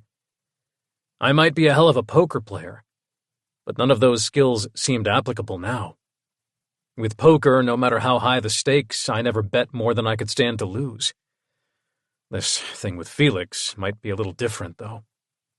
Maybe I had to take a lesson from Max, be more willing to play outside my comfort zone, be willing to lose? And that really was the question. Was I prepared to lose this round? Or was I playing it safe, taking only risks I knew I could win? Chapter 34. Felix. Calder stayed. I shouldn't have been surprised. Anyone who could make it through sub-school was totally stubborn enough to ignore my protests that I would be fine if he left. And I would. Fine was subjective anyway. At that moment, late on Friday evening, fine was no one needing urgent care. Every sign pointed to a simple stomach virus, and neither girl was dangerously dehydrated.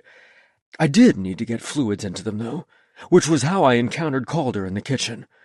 I thought I said, "I heard," he said mildly, not reacting to my crankiness and setting a basket of clean and folded clothes on the counter.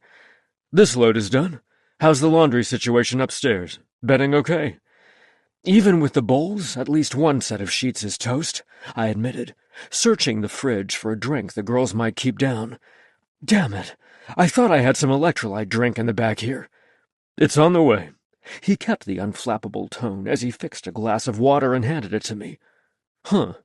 Apparently I was thirsty. I took a long swallow as I tried to make sense of his words. "What is on the way?" "Electrolyte drinks. Juice, ginger ale, broth. Mom gave me a list. I added a delivery app to my phone and made an order for you, since I don't have a car here to go to the store myself." "You ordered groceries?" "Yep. I nabbed the last order window for the night, so it should be here any minute. Until then, Mom said to try super weak herbal tea. I brewed some to cool." Moving around the kitchen, he retrieved 2 plastic cups and filled them from a pitcher near the stove. I blinked, then shook my head to clear it. "You made tea." "No big deal." He shrugged and stuck straws in the cups. "You had peppermint tea bags." "Well, I appreciate it." I wasn't sure how to even begin to say thank you for all he'd done. Gabrielle's car, laundry, groceries, tea, being here. Mainly that last one. He kept showing up, even when I tried to send him away. I still wasn't convinced that I was what he needed or wanted long-term, but short-term I had to admire his tenacity. "I'll pay you back for the groceries." "Felix, it's some drinks and cans of soup." He made a dismissive gesture. "Now, about that laundry. Why don't I come upstairs with you, help you change the bedding?" "Okay." I gave up pretending he wasn't a huge help, and drank the rest of my water. I have a feeling both beds could use it at this point. "They'll sleep better with fresh sheets." He handed me the 2 cups of tea. "You dispense the drinks and check their temps, and I'll swap the sheets. Mom said fever and dehydration are the big worries." Smart mom. So far only Madeline has a fever, and it's not too high. I was impressed that he'd thought to call his mom for me. I knew that their relationship could be somewhat strained, so him going to her for advice felt significant. Leading the way up the stairs, I showed Calder the linen closet in the hall before taking the tea to the girls, moving them to chairs so Calder could change the bedding. I helped him with the far corners on Madeline's canopy bed as he snapped the sheets into place. "The Navy sure taught you well." "Navy? Huh. My dad hated us making extra work for Mom. When he was home, every Saturday was cleaning, and pity the poor kid who didn't pay attention to the lessons and do their share." "You had a schedule?" Madeline asked from her perch on the padded armchair in the corner of her room. "I like schedules. Like what you made for the cabin. That was cool." "Yup, I've got organizer genes," Calder laughed. "If Uncle Felix wants, I could make a chore chart for you, like what we had growing up." "That sounds cool." Madeline burrowed into the blanket I draped around her. I should have thought of that before. I was always trying to do everything myself, involving the girls on the fly. My cheeks heated. I should have known Madeline wanted a chart. "Don't be hard on yourself." Calder put a steadying hand on my shoulder. "You're still figuring out what works. Cut yourself some slack." What worked was him helping and giving suggestions, but my spine still stiffened at the thought of relying on him. He said I could trust him to stay around, but I wasn't so sure. And no matter what he said, I wasn't at all comfortable with him making big career moves with this relationship in mind. That was a recipe for disaster. "Maybe we can be scared together." His words had rung in my ears all evening, even while dealing with the girls. I couldn't give him the answer he wanted, and yet my stomach twisted at the thought of sending him away for good. I didn't want to need him, yet I was increasingly terrified. I already did. "Charlotte's room next?" Calder asked after I helped Madeline back to bed and tucked her in with a book. "I'm waiting," the small dictator called. Despite the upset stomach, Charlotte was still Charlotte, and was far perkier than Madeline.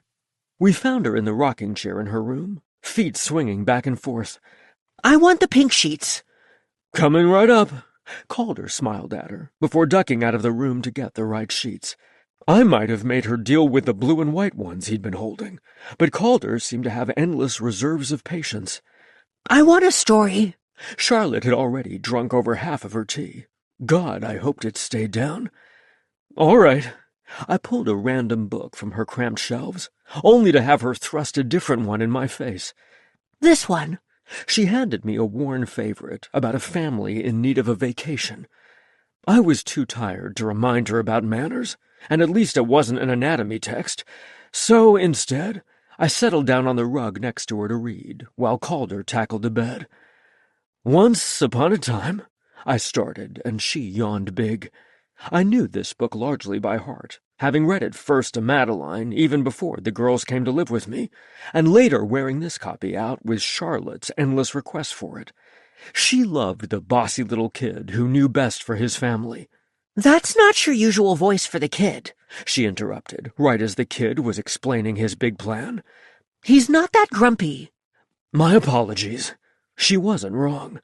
The main character of the book was a lot like Calder, actually, taking charge without being rude, and having bottomless enthusiasm for the prospect of fun and adventure, however small.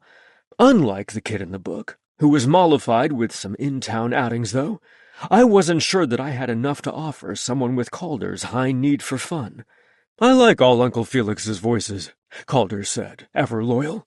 Sure, he'd given up his Friday night to help us out, but how many times could he do that before other options started looking far more appealing? "The kid's voice is important." Charlotte made the rocking chair squeak. "It's because he's happy that the family gets happy in the end." Deep thoughts from the second grader. The kid being happy to start with did make a difference to the story, because he provided a good example for the harried parents who needed to slow down and have fun. Lord, what if Calder was right? Did I need to let more fun into my life? And in a family, is it important that each person is happy? I asked carefully, trying to reason out the answer in my own head, too.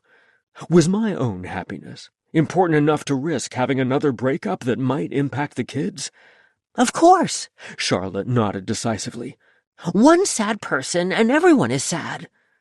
Oh, I was undoubtedly going to be sad whenever Calder stopped coming around, whether it was this week or next month or 10 years from now. The kids would be sad for me, because that's what kids and families did. They'd be there to provide sympathy, no matter what the cause was. And me quietly longing for a relationship wasn't necessarily any more healthy than actually attempting one. "You're right," I managed to murmur, and somehow I returned to the story, Charlotte yawning more and more as we approached the end. "Okay, Miss Charlotte," Calder said softly, coming to crouch in front of the rocker. "Your bed is ready. Want a lift to it?" With a gentleness that stole my breath, Calder carried her and her blanket nest back to bed, and tucked her in like he'd done it 1,000 times before. I opened my mouth, needing to say something, but I wasn't even sure what. But I couldn't stay silent. I needed— Bong, bong! The front door chimed with the sort of perfect timing this whole damn night had had. "That's the groceries." Calder bent down to rub my shoulder on his way out of the room. "I'll go put them away.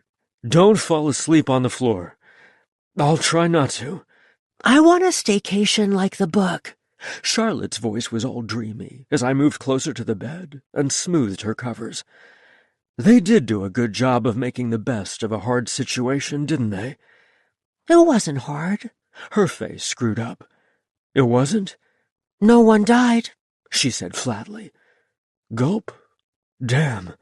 My voice was rough when I finally managed to speak.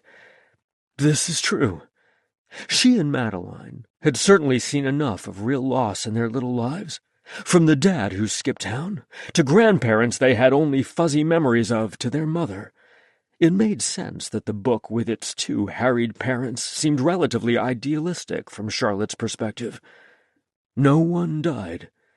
So many people were gone from my life, too. My mom, so long ago, but never forgotten. My dad, my grandparents, Courtney and others. Life's other challenges paled in comparison to surviving those losses. And I was still here, plodding along. Was I making the best of my time when I was letting fear paralyze me? Move on. The realization I'd had in the kitchen the other day about the need to get my life back returned to echo in my brain. Maybe I was dwelling on the wrong things, losing perspective about what was truly important. What Charlotte loved about the book was the way the family embraced fun in the end, shifted their priorities. Perhaps I trailed off as I realized Charlotte was already sleeping. I let out a huge yawn of my own. I needed to get off this floor, but my limbs seemed to have turned into iron bars. Instead, my head continued to churn. In many ways, my life was defined by who wasn't here anymore. All the deaths, but also Tim and the loss of that dream when he'd moved on. I didn't know how much hope I had left in me, or what my capacity for fun was. My exhaustion was making it hard to reason. But if Calder truly wanted to stay, maybe I needed to let him. Chapter 35. Calder. Felix was asleep again on the floor. I'd found him earlier dozing off on the floor in Charlotte's room and been about to shuttle him off to his own bed, but then Madeline had needed him. And then Charlotte had puked up the tea. And then Madeline had needed some fever medicine and a story to go back to sleep. But now it was truly the middle of the night, and both girls were sound asleep at last. And here Felix was, crashed out on the floor of Madeline's room, stuffed animal for a pillow and not even a cover. If I thought he'd let me get away with it, I'd carry him to his bed. I'd carried heavier crewmates longer distances. But the chances of Felix waking up and loudly protesting were high. Rather than risk him waking up the girls, I knelt next to him and gently shook his shoulder. "Come on. Off to bed with you," I whispered. I'm fine," he mumbled and clutched the stuffed animal closer. "You are not. You're freezing, and that rabbit is no pillow." I helped him sit up, then gave him a hand up to stand. "You'll sleep better in your own bed, I promise." God, I'm a mess. Following me into the hall, Felix glanced down at his clothing. He'd lost his dress shirt at some point, and his white t-shirt wasn't so white anymore, and his pants were hopelessly wrinkled. "You are," I couldn't disagree. "You want to try a shower first?" He glanced toward his room, then shook his head. "I shouldn't. One of them might need me, and I can't hear in the shower. I'm right here." Opening the linen closet, I found him 2 clean towels. "I can hold down the fort long enough for you to shower. Trust me." "If they wake up..." "I'm planting myself on the couch here." I pointed to the small couch tucked into the loft reading area near the top of the stairs. "I'll hear them, and if they need you, I'll come for you." However, I planned to try my darndest to solve whatever came up so he could get some consecutive hours of sleep. I'd already snatched a few naps myself on the couch, but I was used to irregular sleep patterns from my time on the sub. And of the two of us, Felix had had the far rougher night, doing the lion's share of the comforting. Cleaning was easy. The sort of emotional support he'd provided for the girls was the real feat. "A shower does sound good." He took a few steps toward his room, then stopped to look between the 2 girls' rooms. "Go on, I've got this." I used my chief voice, even though inside I was hoping the kids stayed asleep. Comfort was far outside my wheelhouse, and I didn't want to have to wake Felix up to admit that. Finally, Felix grudgingly trotted off to his shower, and since I wanted to stay awake to hear the girls before he did, I busied myself cleaning their bathroom. This would be a fun room to remodel, more involved than the pantry and closet projects, but it would be neat picking out paint and tile with them, if Felix kept me around. And that was the big if hanging over the whole night. He'd decided to let me stay, but I didn't delude myself into thinking our earlier conversation was resolved. He'd appreciated the extra set of hands, but I had no clue as to whether he'd changed his thinking about us at all. At least I'd made sure he wasn't alone, and gotten him some rest. That was something. Back on the couch on the landing, I checked my phone. Max had won big. I still wasn't jealous. A few hours earlier, Gabrielle had thanked me for the updates and reported that she was off to bed. A more recent text from my mom revealed she was up to her old insomniac ways. "How are the kids?" she asked. I did a quick reply. "Sleeping. Was a long night. Your grocery ideas helped." She texted back quickly, exactly as I'd predicted. "Good. Hang in there. I bet they wake up far improved." I hoped she was right. A quick check revealed both of them to be fast asleep, and Madeline was far less flushed. I peeked in Felix's room to discover him sprawled out on the bed, still in a towel, sleeping the sleep of the utterly exhausted. My heart did a weird squeeze I wasn't sure I'd ever felt before, and I'd never had a person where I both wanted to take care of them and wanted them to care for me in return. Perhaps that was what all good relationships were, taking turns caretaking, but I'd never wanted that on such a visceral level before. I drew the covers up around him and was more than half tempted to lie down next to him, if only for a minute. But I wanted to be able to head the girls off before they woke him. After a last long look at him, I returned to the couch with a blanket I'd raided from the linen closet. The couch was nowhere near long enough for my height, but I'd slept worse places. I let myself doze, but I roused at the first sound of awake noises coming from Charlotte's room. Morning light streamed through her windows, and, true to Mom's prediction, she had a big smile, no more groaning. "I'm hungry," she announced in a voice worthy of a stadium announcer. "You sure?" I whispered, trying to get her to dial back the volume. "Yes." My trick worked because she lowered her voice at least somewhat. "My tummy doesn't hurt." I didn't share her certainty that breakfast would stay down, but I also knew that powerful morning after being ill hunger. "I'll see what I can find and bring you up something small." "Where's Uncle Felix?" Curls all rumpled, she tilted her head, considering my presence for the first time. "Asleep. He was really tired." "Is he sick?"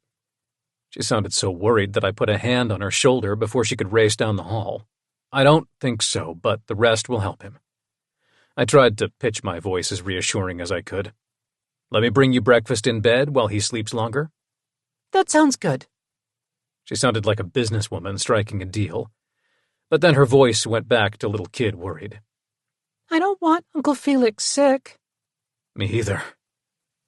My voice came out scratchy. I'd known since our first meeting that Felix was the girl's guardian, but I hadn't truly understood until that moment, that fear in Charlotte's eyes, what it truly meant that he was all they had.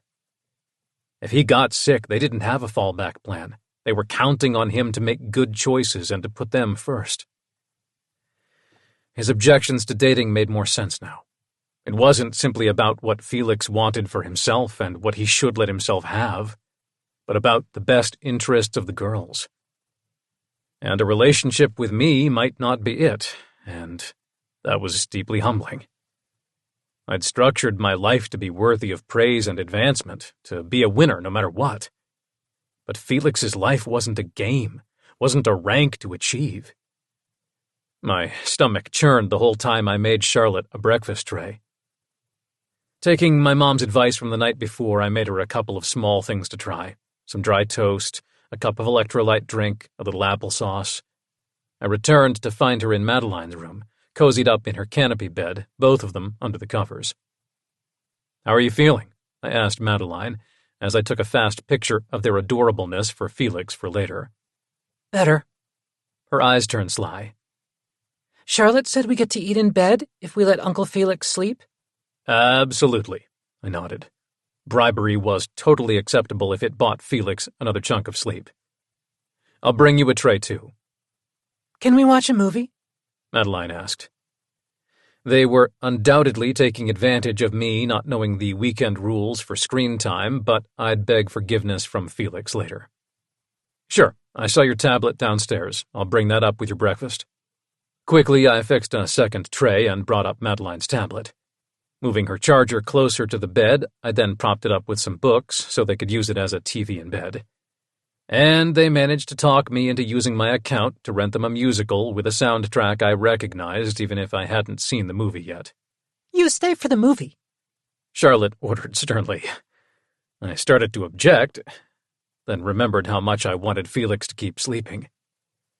As I dragged the chair closer to the bed, I also tried to channel the way Felix always indulged their requests like this. He was such a damn good parent, showing up for them over and over in big and small ways. In many ways, making the girls happy was as easy as pressing play on the movie. But in other ways, complex calculations were needed to determine what their long-term best interests were. Felix was right. They didn't deserve more upheaval in their lives. If I was going to be there for Felix, I needed to be there for all of them. Partway through the musical, a song came on that I had on a workout playlist of mine, and I found myself humming along. You know this song? Eyes wide, Charlotte looked like she'd discovered I had a set of fairy wings. Yeah. My cheeks heated, even though she seemed more impressed than ready to tease me. That's so cool. She bounced against the mountain of pillows and stuffed animals behind her. Let's sing along. The old me would have objected rather strenuously to the suggestion. But why? It was another easy way to make her happy, and with my brain still buzzing with all the way harder choices, I was all about seizing the easy win. Quietly, Uncle Felix needs the rest. And so we rewound and watched the number again, singing along this time. I wanted a snapshot of this moment as well. A chance to freeze time with the three of us exactly like this, happy and singing softly, real-world pressures far away. There's a sequel? Madeline's cheeks were pink with excitement, not fever, and no way could I turn down that enthusiasm. We can watch that next. The question of what was in their best long-term interest continued to loom large. But as we watched and sang, I wanted to be right there. Showing up for them was a grave responsibility, but also a privilege, and not one I could win or charm my way into, but rather something to earn. If I was going to make this thing with Felix succeed, I needed to be ready to do that work. And even then, it might not be enough. Chapter 36. Felix. The soft sound of off-key singing woke me gently from the deepest sleep I could remember. My mouth was all cottony, and my brain fuzzy like I'd wallowed in dreamland longer than was prudent. Because the noises sounded happy, I took a fast minute to brush my teeth and pull on some clothes. Damn, had I really fallen asleep in my towel? I really had been out of it when I'd stumbled out of the bathroom and landed on the bed. Thank God for Calder. He'd been right about me needing the shower and sleep, even if I didn't want to admit it. The sound of his baritone mingling with the girls' voices continued to carry as I headed down the hall. He'd stayed. I tried to send him away, and he'd stayed. That mattered. I passed the hall bathroom, which was sparkling despite the abuse it had taken the night before. If I hadn't already been softening toward Calder, that might have done the trick.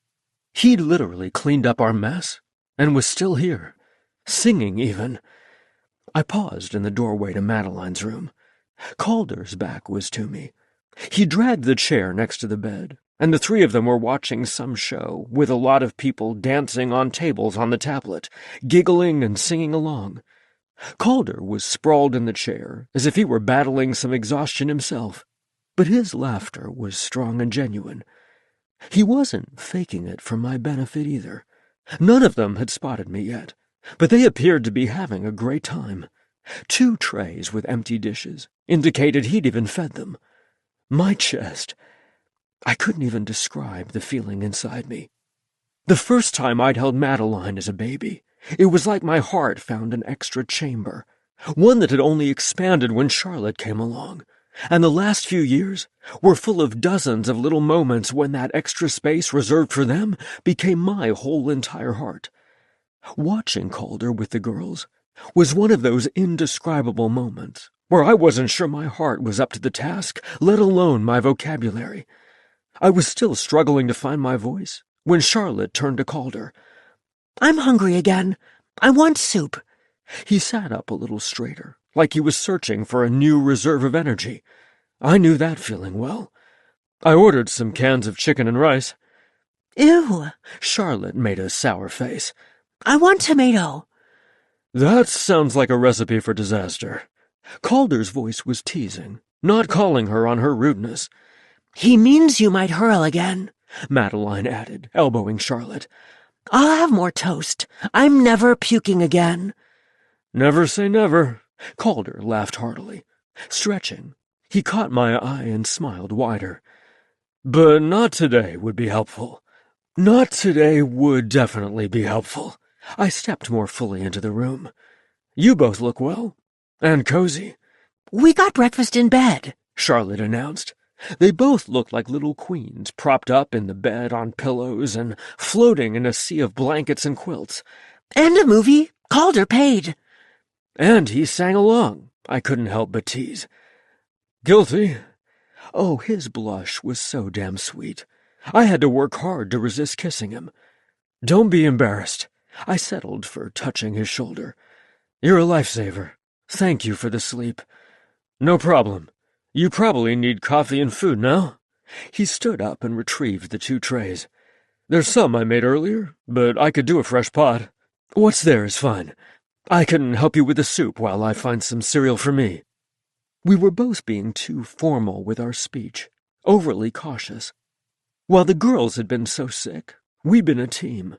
But now that they were better, his question and our prior conversation seemed to hang in the air, impossible to ignore much longer.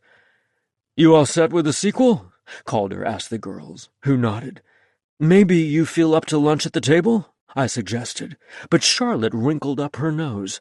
"Where's the fun in that?" Indeed, and we could all use a little more fun. I shot a meaningful look at Calder, but he was busy collecting dirty dishes and avoiding my eyes. We'll be back, he said on our way out the door. The we sounded right. A team for more than the dire emergency of the night before. But first we needed to get past this awkward, too polite thing. You did a good thing. I followed him down the stairs. Pausing near the bottom, he shrugged. You needed the sleep. I did. I could have managed. Of course you could have. He laughed, but there was a tinge of frustration there too, and that was on me. But I didn't have to. I touched his arm, as if I could rub away the effect of my stubbornness. Thank you for being here. I'm sorry I gave you such a hard time about staying. It's okay. It was sort of awkward timing. He made a vague gesture that undoubtedly encompassed the unfinished conversation.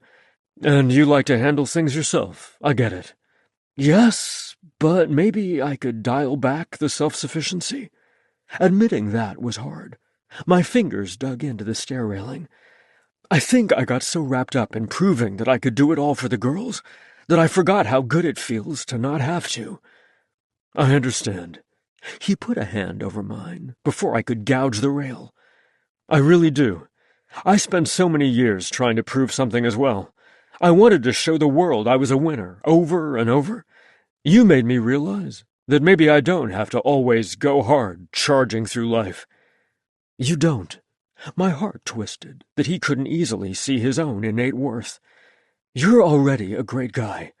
You don't need to do anything other than be yourself to prove that. Thanks.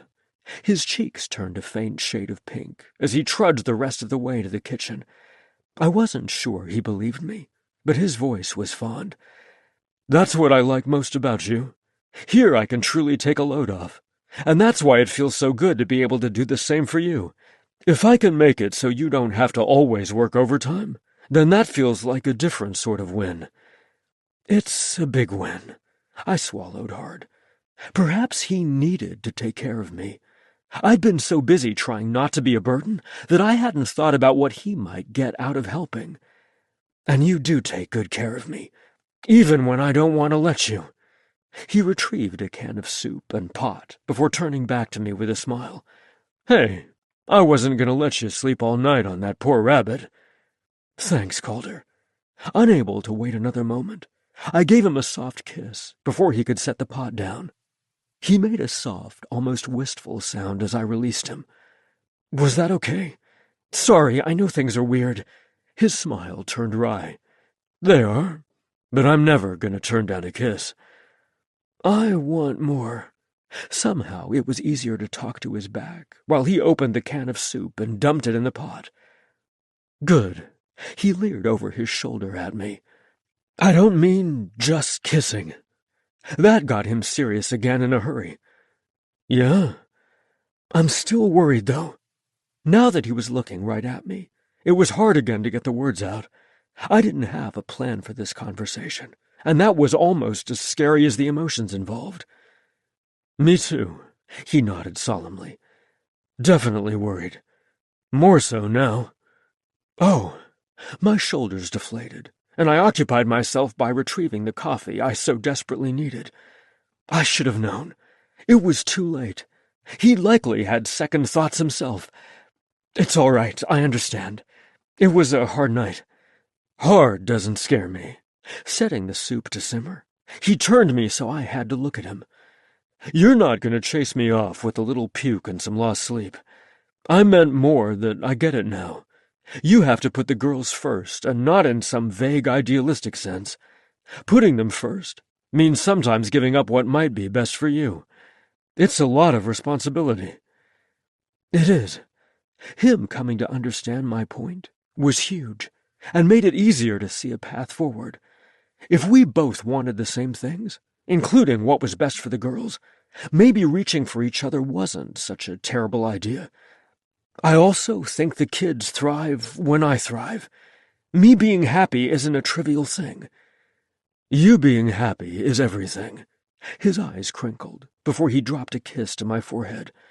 But I'm willing to admit I might not be the right thing for all three of you being happy. I want to be, so badly. But it's not as simple as you and I deciding to give it a go.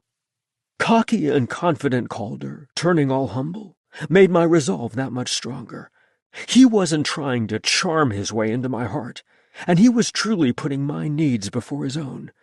I trailed my fingers down his jaw. Perhaps it could be. I'm not saying we ignore the kids, but if we're cautious, dating doesn't have to be off the table. I'm good with cautious. Slow? His smile was still rather tight. And you need to go slow, for more than simply the girls. You're still recovering from the divorce. I want to be more than your rebound. You are. I brushed a fast kiss across his lips before sighing. The mention of the divorce reminded me I had baggage beyond the kids to contend with. I do wish my life were simpler for you. Calder gripped my shoulders firmly. I told you, your mess doesn't scare me, and I trust you to handle it.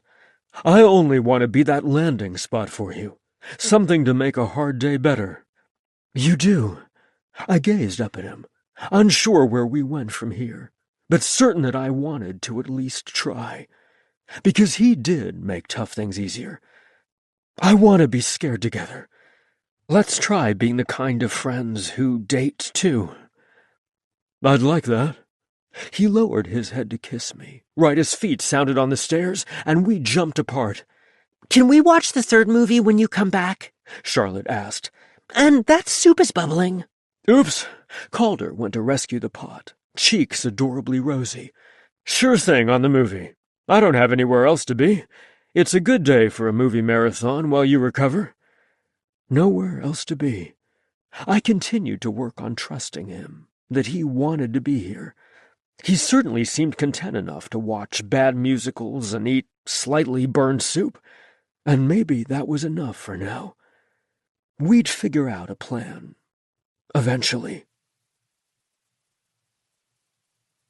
Chapter 37. Calder. Is Calder spending the night again? Charlotte asked, coming into the kitchen in clean pajamas with freshly washed hair. Felix had sent her and Madeline to shower after dinner, and apparently Charlotte was done first, and full of hard questions. I gulped because Felix and I hadn't made it that far in our plans.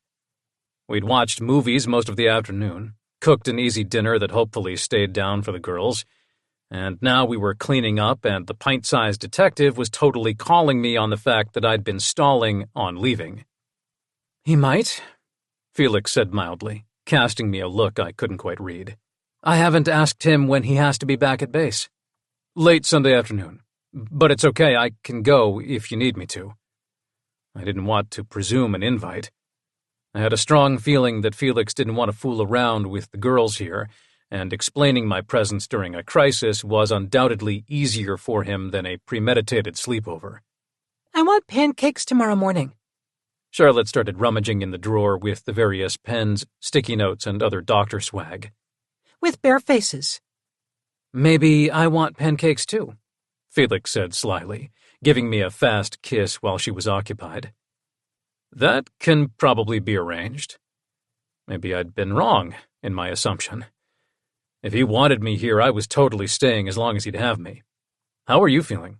Maybe I should stay in case you get sick next." I didn't mind giving him an excuse if he needed one to tell the girls, but he simply laughed. Charlotte had wandered away, pen and pad of paper in hand, so I rubbed his arm. "So far, so good. I washed my hands about 100 times last night and kept disinfecting." His voice turned more serious as he met my eyes. "But I still want you to stay." "I can do that." I gave him another quick peck, hoping we might get a chance for some longer kisses later, even if he didn't want sex. "Charlotte says Calder's spending the night?" Madeline came down the stairs right as I was contemplating another kiss. "Yes." Felix straightened and stepped closer to Madeline. "Is that all right with you?" "I guess." Mouth twisting, she shrugged. She didn't look all that happy, but she also didn't outright nix the idea, which I took as a win. "We get pancakes tomorrow?" "Yep, and bacon." I wasn't above a little bribery to get her on my side. She tilted her aristocratic nose skyward as she gave me a disdainful once-over. "I like sausage patties more. You better be a good boyfriend." Ouch. She was more direct than Charlotte, and far more suspicious. And a good reminder that dating Felix wasn't all fun and games. This was serious business for all of us, and more than simply our two hearts were on the line. I didn't want to let her down either. "If Uncle Felix lets me, I'll try." My voice was solemn, and I held her gaze, trying to tell her that I'd be careful with all of their feelings. "Good." She nodded like a princess exacting a promise from a wayward knight. "I still want a story tonight." "Of course." Felix put an arm around her. "Now that you're better, we can start something new." "With Bones." Charlotte was back, pad of paper covered with her blocky handwriting. Felix laughed and folded her into the hug, too. "I was thinking we could start this new book I picked up the other week. It has a dragon and a big adventure, maybe even an injury or two." "If you want to start the book early, I'll finish up in here," I offered, wanting to give him some alone time with the girls. "Thanks." He gave me a grateful look before heading up the stairs after the girls. I made fast work of the remaining kitchen tasks and checked to make sure there were pancake supplies for the morning, and sausages. Keeping on Madeline's good side might be a challenge, but I'd meant it when I said I'd try to take good care of Felix. Creeping upstairs, I lurked in the loft area as Felix finished the story in Madeline's room and escorted Charlotte to her own bed. He'd done a fabulous voice for the dragon main character, and even I had been sad when the chapter ended. "You're really good at that," I said as he exited Charlotte's room. He'd mentioned to the girls that we were going to watch a movie, so I wasn't surprised when he motioned for me to follow him to his room. "I try." Laughing, he shut the door behind us. He flipped the TV on low, but I was far more interested in listening to him than in finding something to watch. "I did drama club in high school, and with the girls, I have to work hard to be more entertaining than one of their shows." He perched on the edge of the bed, still dressed. I followed suit and sat next to him. I didn't only mean the story. You're a really good parent. You remind me of my mom. Without the meddling? He bumped shoulders with me. Even with the meddling, she's still pretty great. She stayed up late to check on me last night. You could meet her, you know.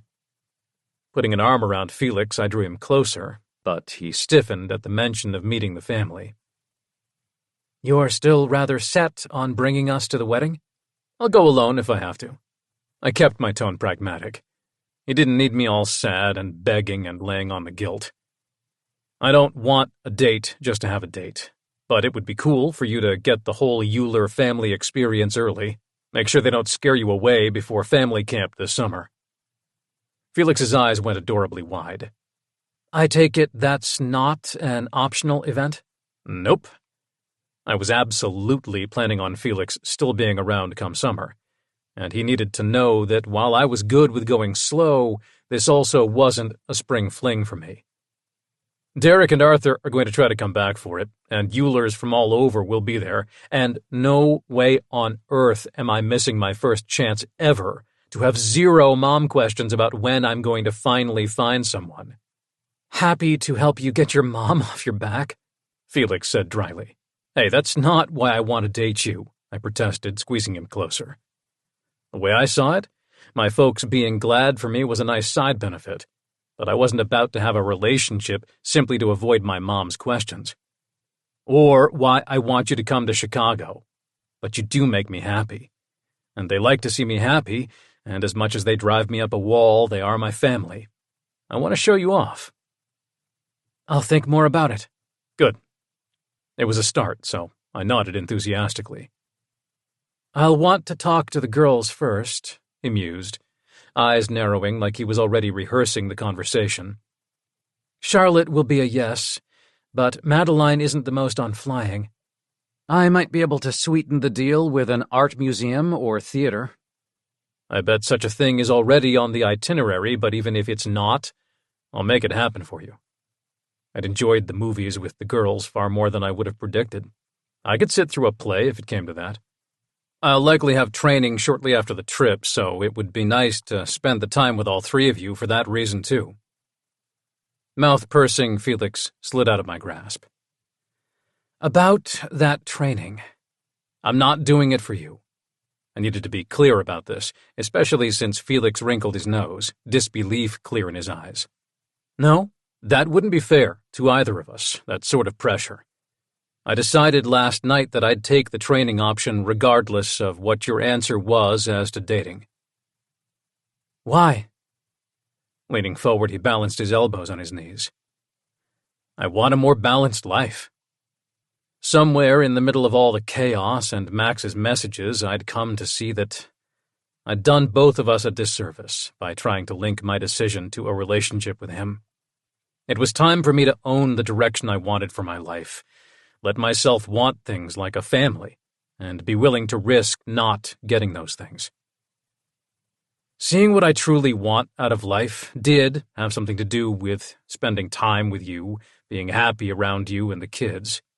But you love being on the sub, he protested. I'm still having a hard time picturing you giving it up. Career-wise, the pressure to make this sort of move has been building since before you. I resisted because, like you, I couldn't see myself enjoying the shift. And now you can? Yeah. Being on the sub was an awesome phase of my life, but now I see that I can have other phases. And the work itself would be the sort of challenge I thrive on. Increased supervisory responsibility, more spreadsheets. I added that last bit to get a laugh from him. All this heaviness was making my chest hurt. I felt raw, like speaking this many hard truths was scraping off all the armor I'd carried around for years now. And perhaps he realized that because he did chuckle and squeeze my knee. You are good at those. Thanks. And I mean it. I'm doing this for me. I do want to make it work with you. So much. My voice wavered and I had to swallow hard. But this choice is for me. I want to make it work too. He scooted back closer to me. I exhaled, hard, his nearness making it easier to admit where I'd gone wrong. You were right to be concerned about my motives. I shouldn't have framed this as a win-win. Life isn't a game. You're not my prize for making this choice, and I don't want you to feel like that. I believe you. He wrapped an arm around me, smiling ruefully. Besides, I'm not sure I'm a very fun prize. Oh, you still make me feel like I won the lottery. I let my eyes rove over him more deliberately before sobering again. Watching you with the girls, I realized that life is about more than fun, more than winning. I want a life that matters. You already have that. He tipped my face toward him so that I couldn't look away. Yeah, I do. But now I can see it, and can let myself want more than simply the next win. You are more than your win record. Continuing to hold my gaze, he gave me a swift kiss. I wanted to believe him. I didn't entirely, not yet, but for the first time, I wanted to try to work on a version of myself that didn't need the winner label. Thanks. And you get a choice here, too. I was serious earlier. If I'm not the best thing for you and the girls, I understand. I grimaced, clenching my jaw to get the rest of what I had to say out. Maybe you don't want to be involved with someone with a few more years of military service to go. And I'm a single dude with no clue about kids. I think you sell yourself way short, he said firmly. You're fabulous with the girls. And you were right about one thing last night. You're not, Tim. You're not going to run. And I'm not either. I want to give us a chance. Good. Relief flooding my senses, I kissed him hard enough to send us both tumbling backward onto the bed. It wasn't a hot and heavy, going-to-get-lucky sort of kiss, but rather the best way I had to express my gratitude, and all the other things I lacked words for. Our mouths were gentle, as if this thing between us was that fragile and new. Tenderness even more than desire seemed to tinge every kiss and touch. Rolling slightly, I peered down at him. I give us pretty good odds. Me too. As I kissed him again, I hoped with my whole soul that we were right. I didn't know the future with any degree of certainty, but I was more than willing to gamble on him. Chapter 38. Felix. Calder had warned me that the Euler family was an experience, but I wasn't sure anyone could truly be prepared for this level of family togetherness. They'd taken over a block of rooms at a modest place north of downtown Chicago, notable for its large indoor pool and kid-friendly accommodations. The pool had been a deciding factor for Madeline. That, and Calder had idly admitted one evening that he, too, didn't much like flying. "Oh, well, maybe I do," Miss Contrary had declared. And that was that, and here we were in Chicago having dinner with the Euler family experience, which really needed to be trademarked. Multiple tables in the hotel restaurant were occupied by relatives who kept stopping to hug new arrivals. Calder had started out with us, but been pulled away by cousins needing details for that evening's card game/bachelor party. At our table, Madeline was rather down, and that was occupying my attention more than the chatty relatives.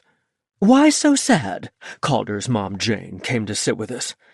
"I forgot my dress," Madeline reported glumly. She'd insisted on packing herself, but forgotten the dress she'd planned for the theater the next afternoon. "Not the wedding one, the one for the play." Ah, that's a problem.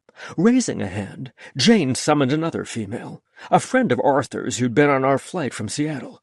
She'd been seated a few rows ahead of us and made the girls lifetime fans with cherry-flavored gum and video suggestions. "Sabrina, we need your talents. There's a dress emergency." Jane explained the details. She was a frighteningly efficient woman, full of itineraries and introductions and solutions, and it was easy to see where Calder got the organizational gene. I'm on it. Sabrina cast an appraising eye on Madeline. Size 10-12? Are we talking super fancy princess or more grown-up Hollywood or casual fun? We're going to a play. Calder got us tickets. I want to look 13, Madeline said as I groaned. How about you be 10 a while longer? I suggested, to much laughter from the table. Elegant it is. Sabrina clicked around on her phone. There's an outlet store not far from here. I can order a car with my app. Who's up for a field trip? Oh, me, Jane volunteered. You don't have to come. I was sure that with less than 48 hours until the wedding, she was needed for far more important things. But I want to. She blinked like she wasn't used to being contradicted. We don't have enough little girls in the family to spoil, and that Calder obtained tickets to a musical is an event worthy of celebration. Amen, Sabrina agreed. Great guy, but dragging him away from the card table prior to the ceremony is a feat. Must be true love. Her joke earned another huge round of laughter, while making a prickle race up my spine. Was it love? The whole boyfriend label was new enough. Madeline had pinned it on us, and Calder had quickly adopted the term, like that might make me less likely to bolt back to friends-only land. Traveling together to the wedding was a big step, as was letting Calder introduce me as more than a friend. The Eulers were a delightfully welcoming bunch, but ever since our afternoon arrival, there had been subtle references to our future. The last couple of weeks, I'd been carefully avoiding dwelling on anything other than the present moment. Calder, on the other hand, liked making casual mention of summer plans and upcoming birthdays, assuming a certain level of togetherness. But even he never used the L word.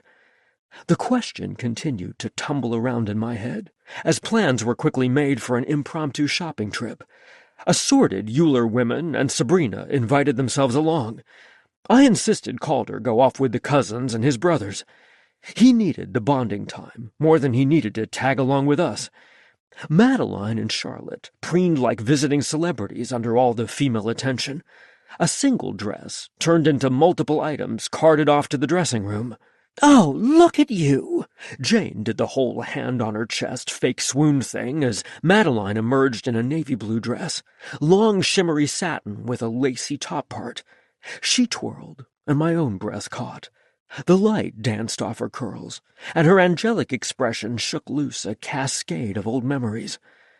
You look like Courtney. A sharp pang of loss hit me.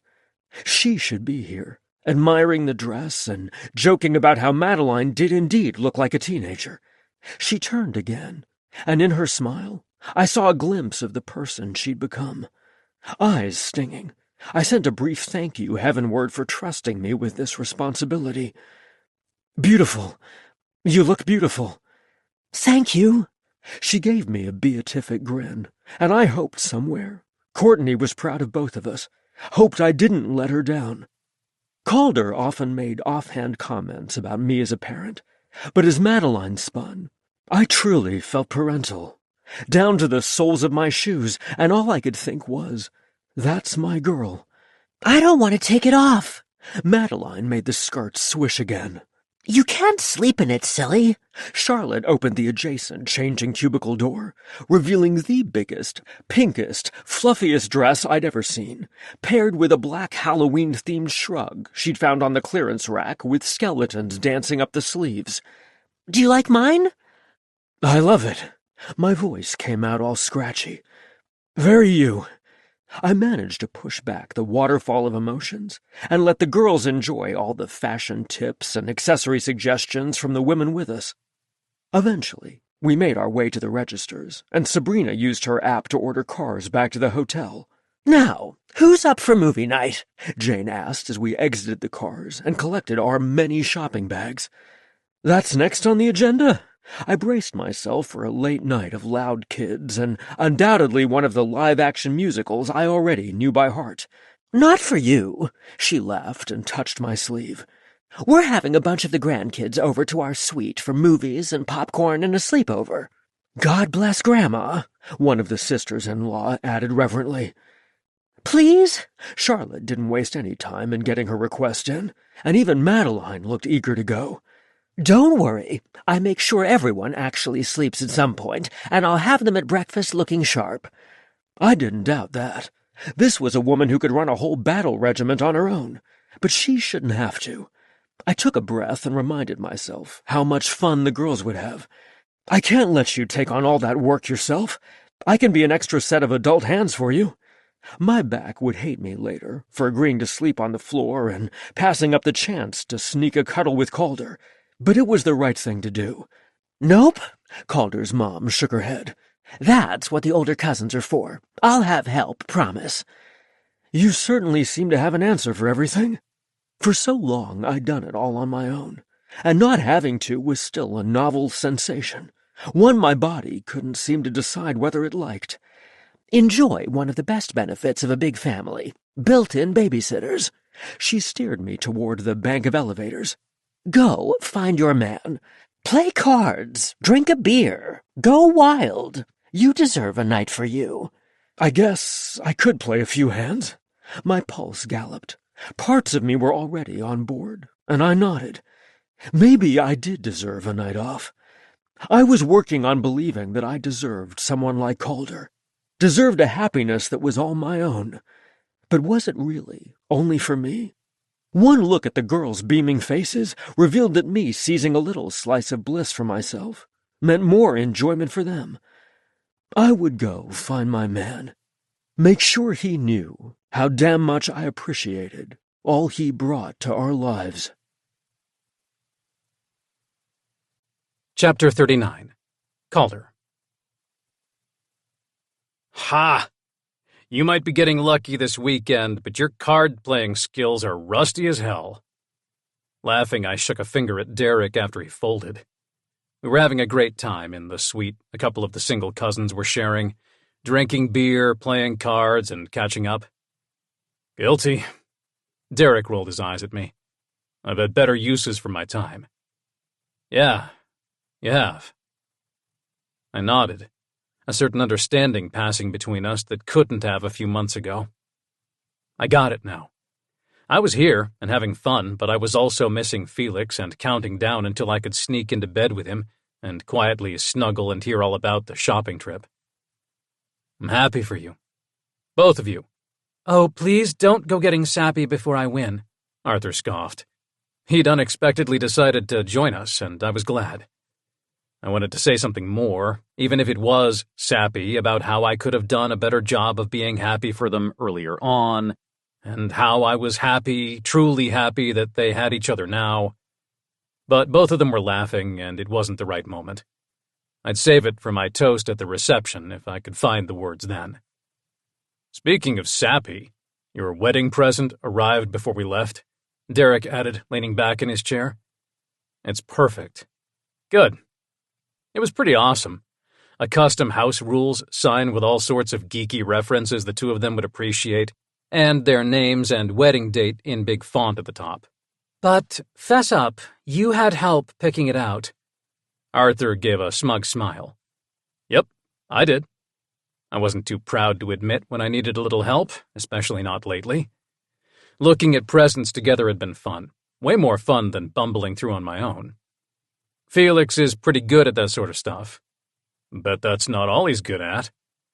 Waggling his eyebrows at me, Derek did an excellent job of reminding me exactly how long it had been since I'd had Felix naked.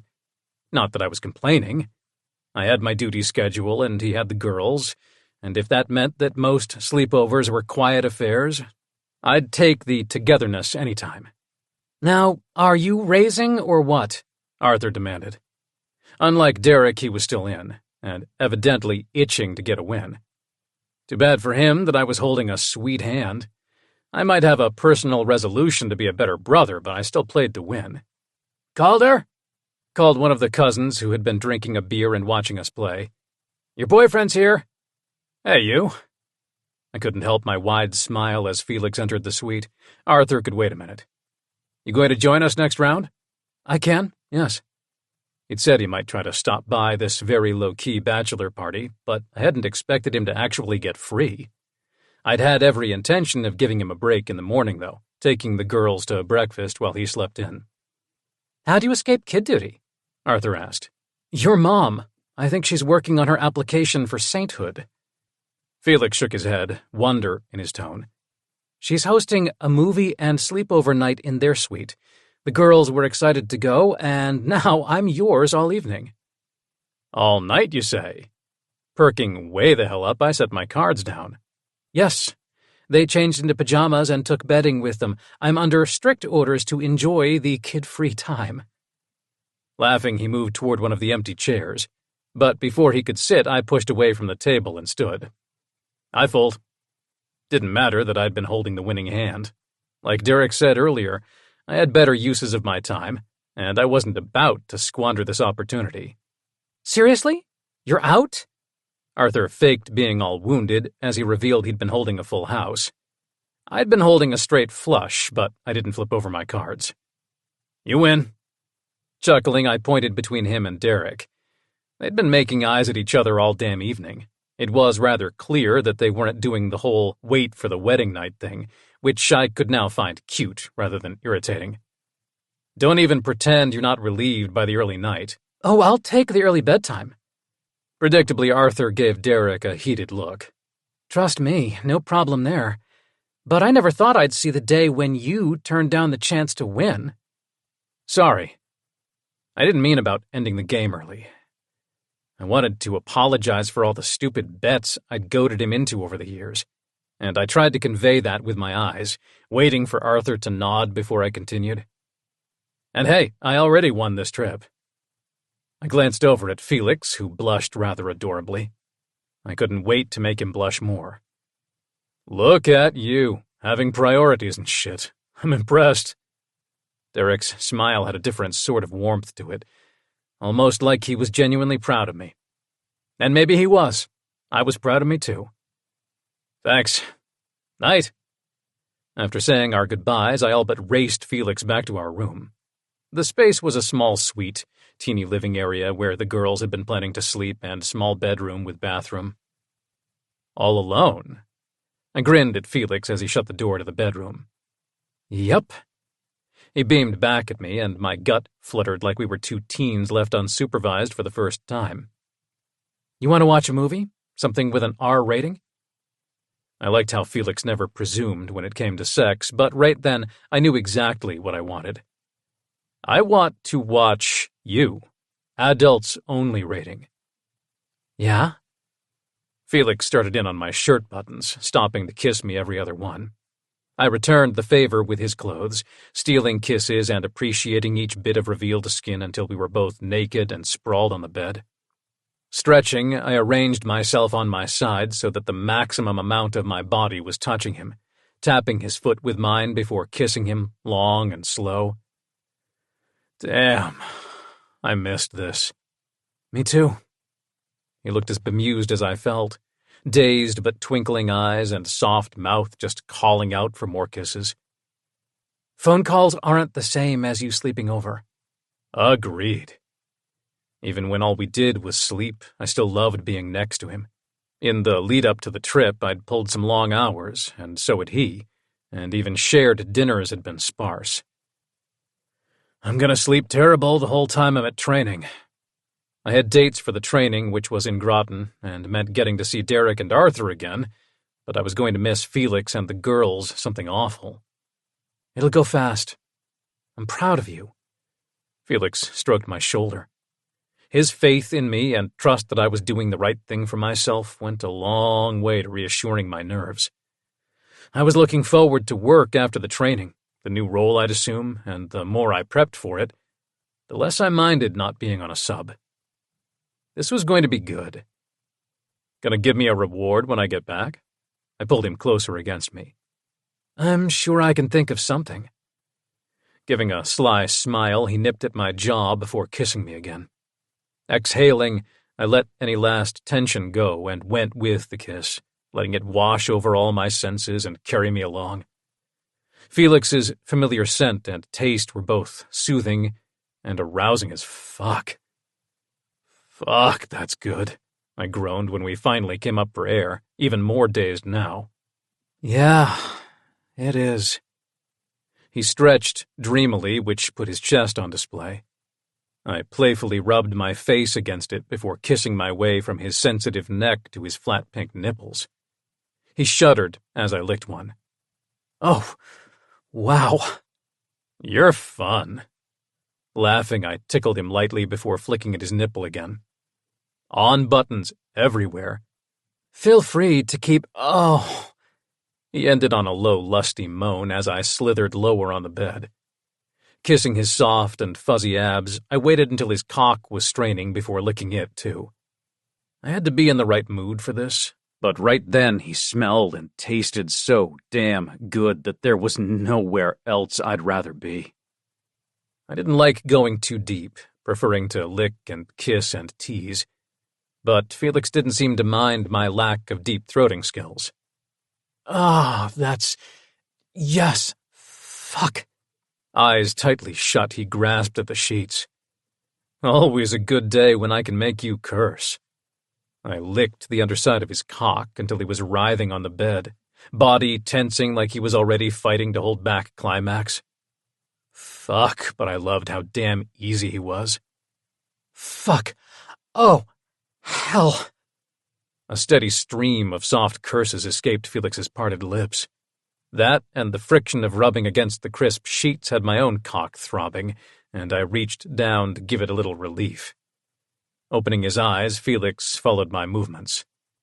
I did, pack condoms. Maybe later. Much as I liked him fucking me, I wanted this easy, quiet sexiness more right then. However, when he reached for his cock, a hot image marched through my head. I've got another idea, though. Moving to stretch out over him, I lined up both of our cocks, gave an experimental stroke of them together.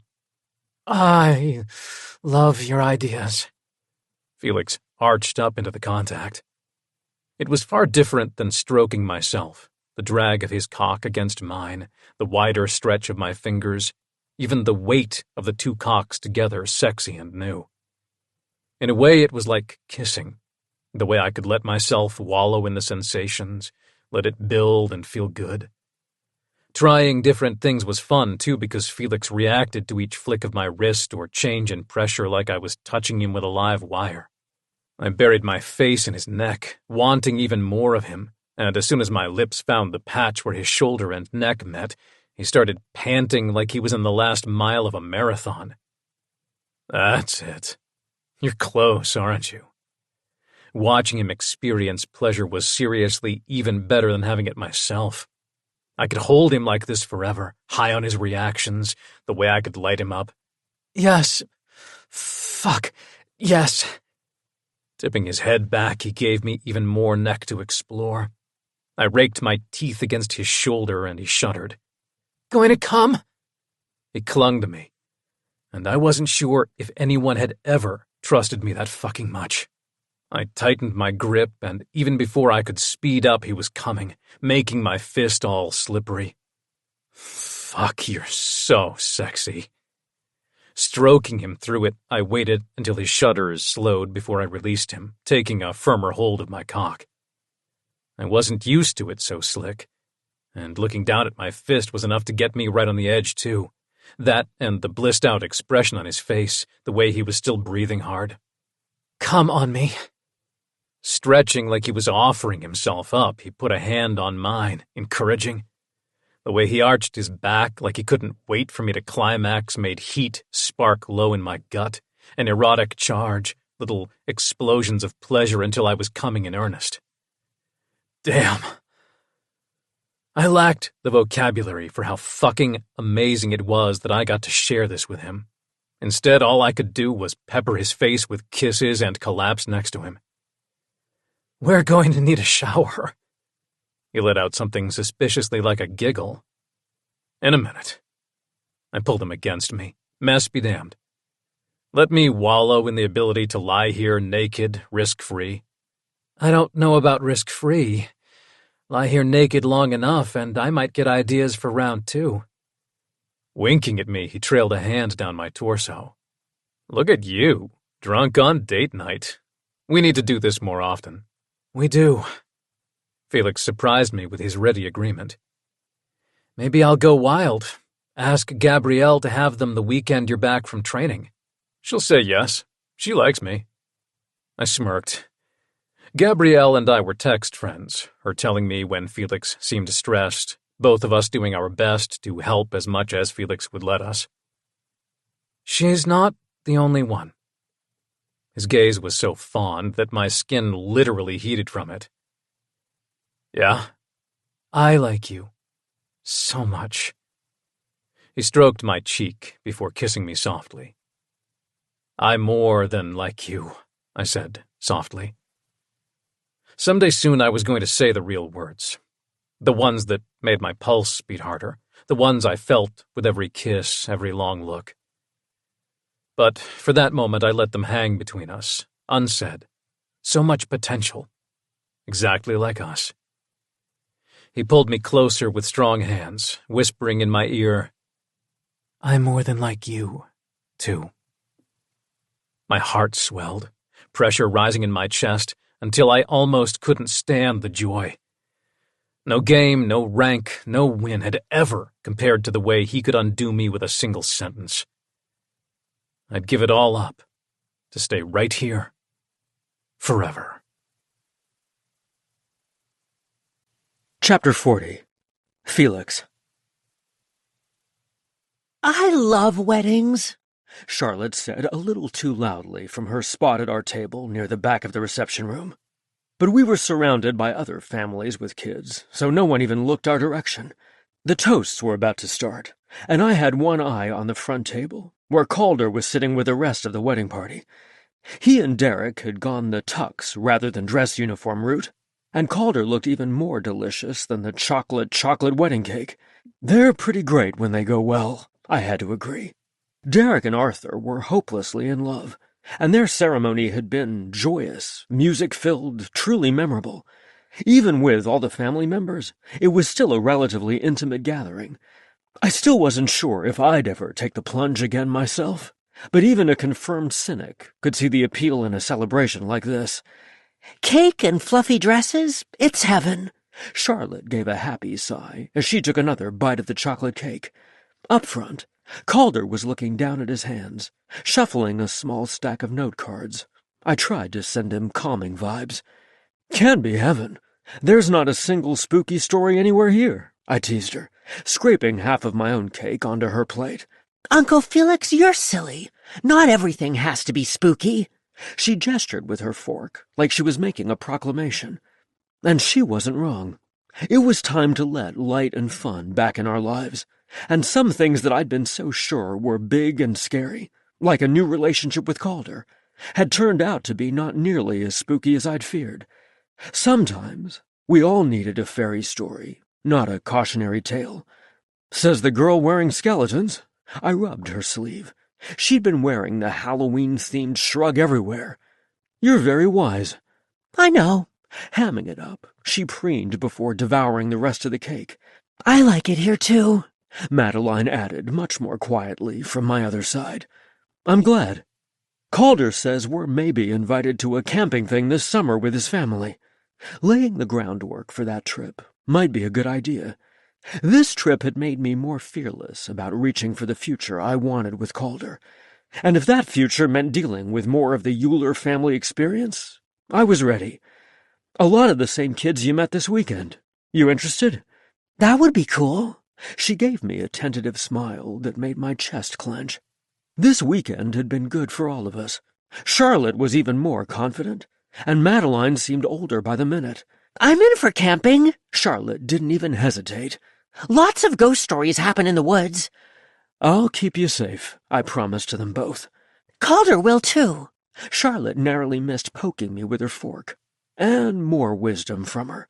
I would give up my very last breath to keep these girls safe. But lately I was coming to see that I didn't have to be the only one on duty.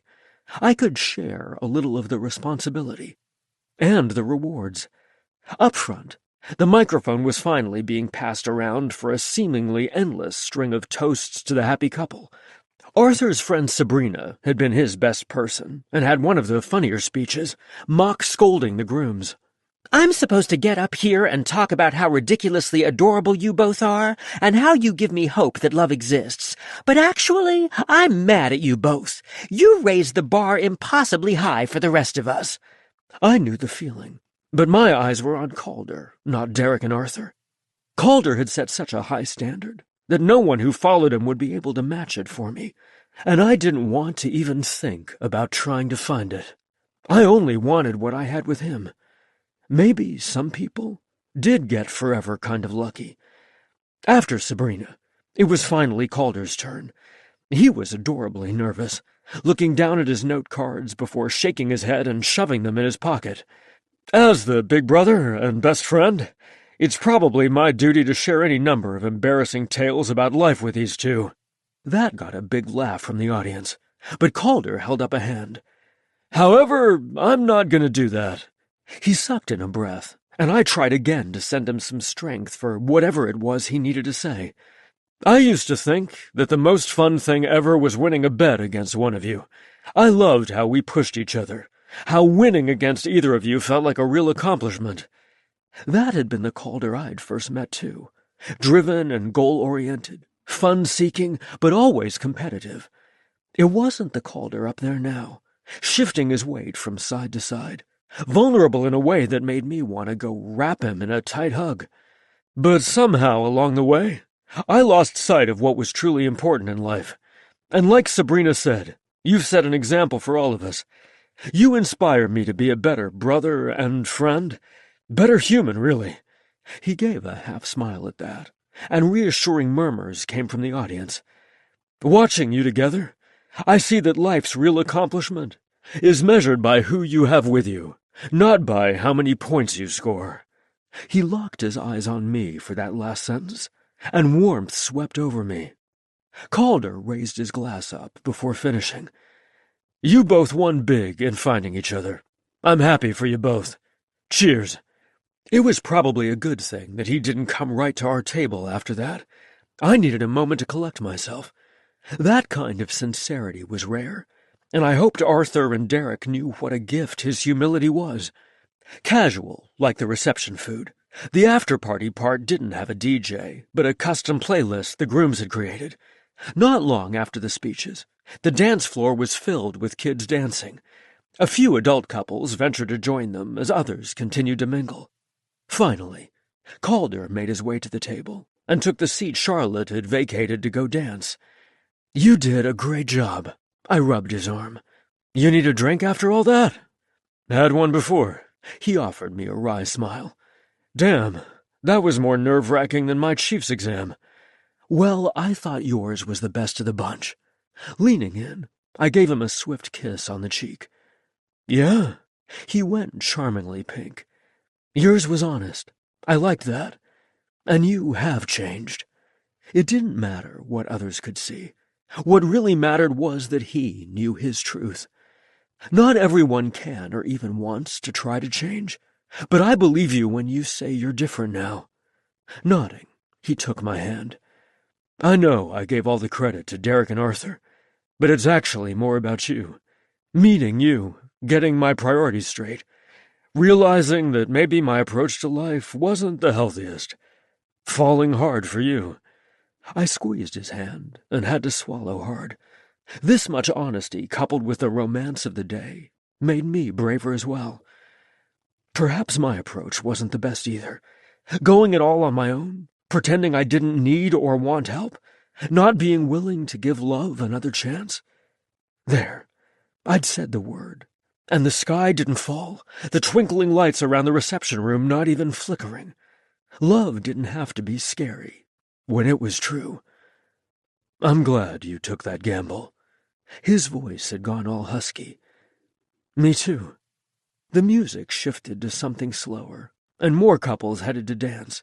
Romance was all around us, yet it still felt like we were in our own little bubble. But I don't think it's that big a risk. No? You're a good guy, Calder. I think my heart's safe with you. It is. He peered deeply into my eyes.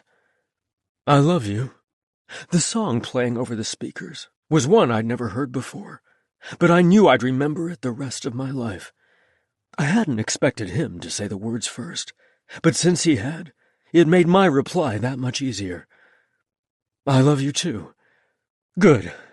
And damn, I'd thought saying that was going to be harder than that toast, but it turned out to be so simple.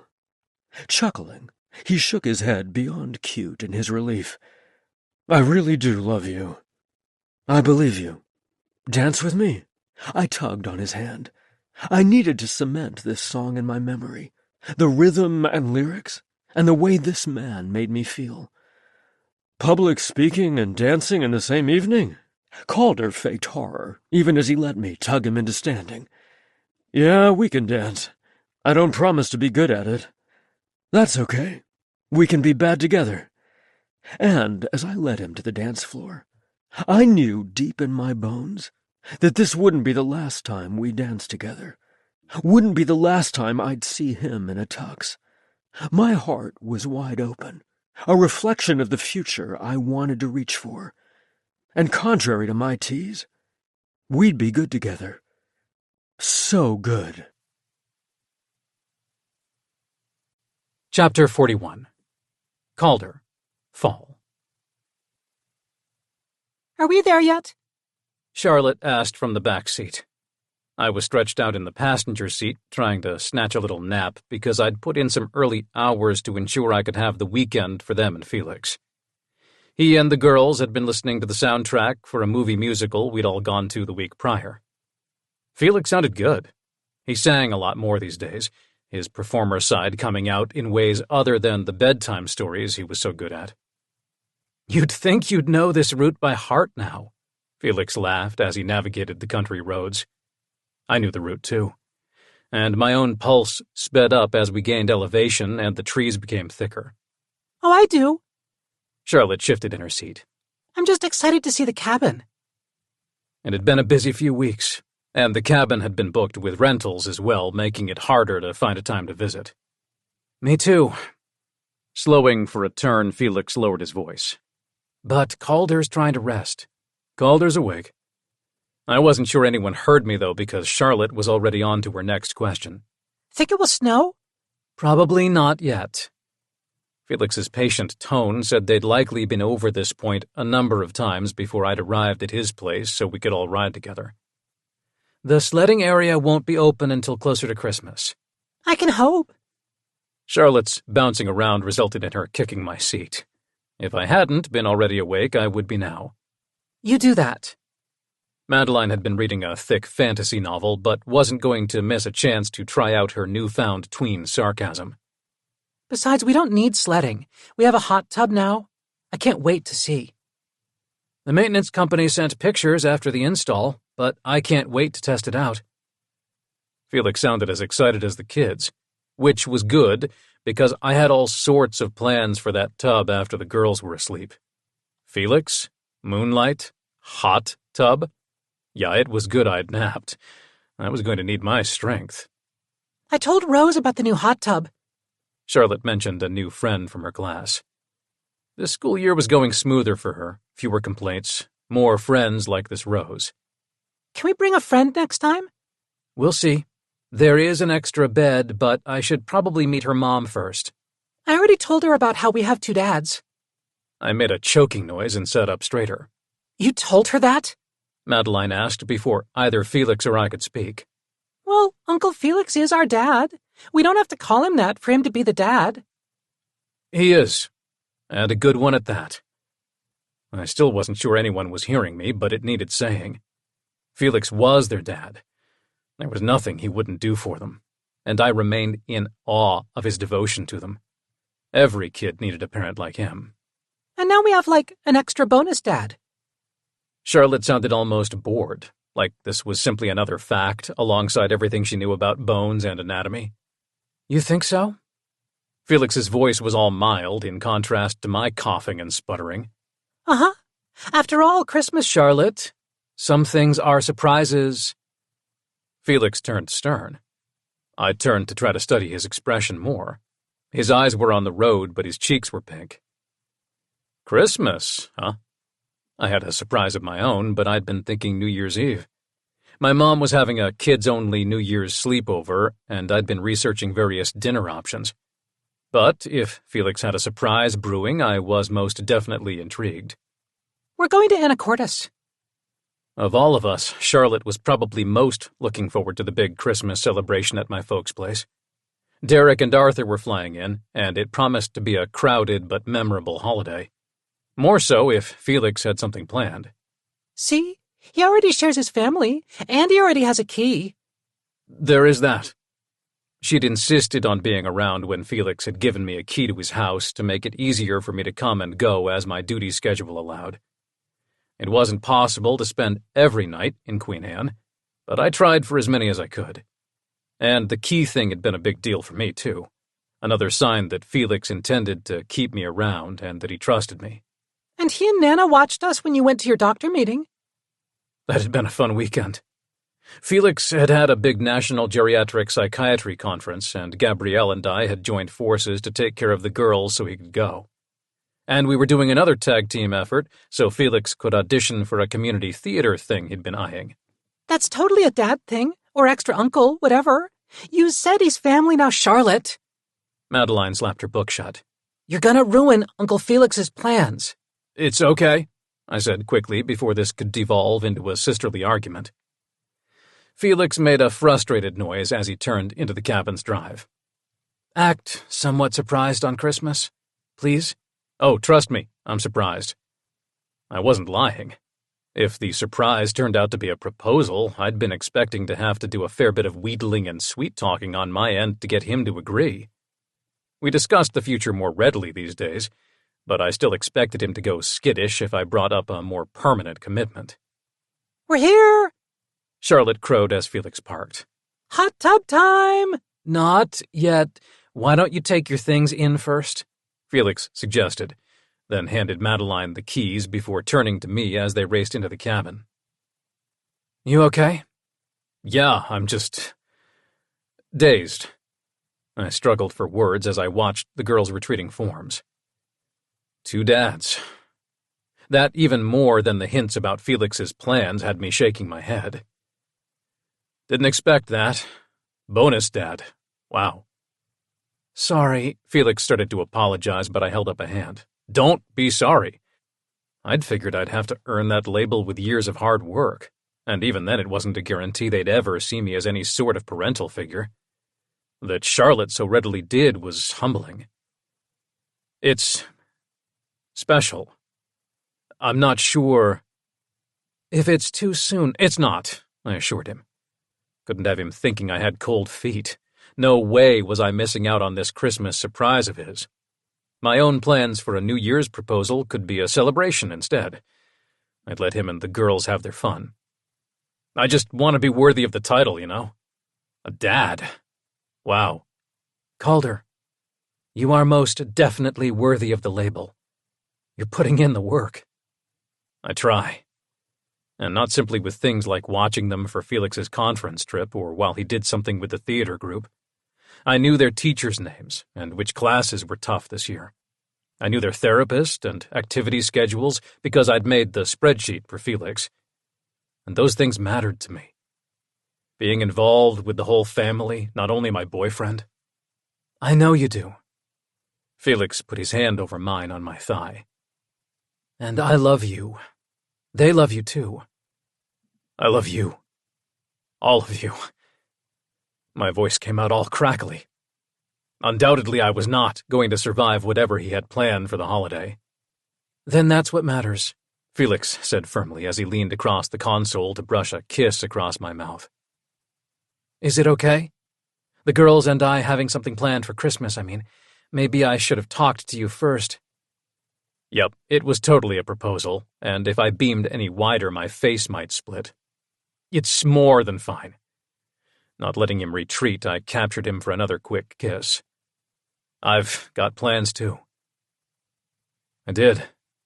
I planned on being around. That was the only plan that truly mattered. I planned on showing up, sticking it out, loving Felix as long as he'd let me. Good. Felix kissed me in earnest, and I'd never felt more like a winner in my life. I loved him so fucking much. It was funny how long and hard I'd chased that label. I'd wanted so badly to prove I was a success. But it turned out there were other labels I wanted more. Dad, partner, husband. And hustling for those titles was going to be my biggest score. And Felix was the key, the true prize, not one I could win, but one I could earn, if I were truly lucky. We hope you have enjoyed this unabridged production of Sink or Swim by Annabeth Albert, performed by Greg Boudreau and Joel Leslie, presented by Carina Press and Harper Audio. This program was produced by B Audio Limited, executive producer Jennifer Lopes. Text copyright 2022 by Annabeth Albert. Production copyright 2022 by Harlequin Enterprises Limited. Used under license with Harlequin Books S.A., all rights reserved. Thank you for listening.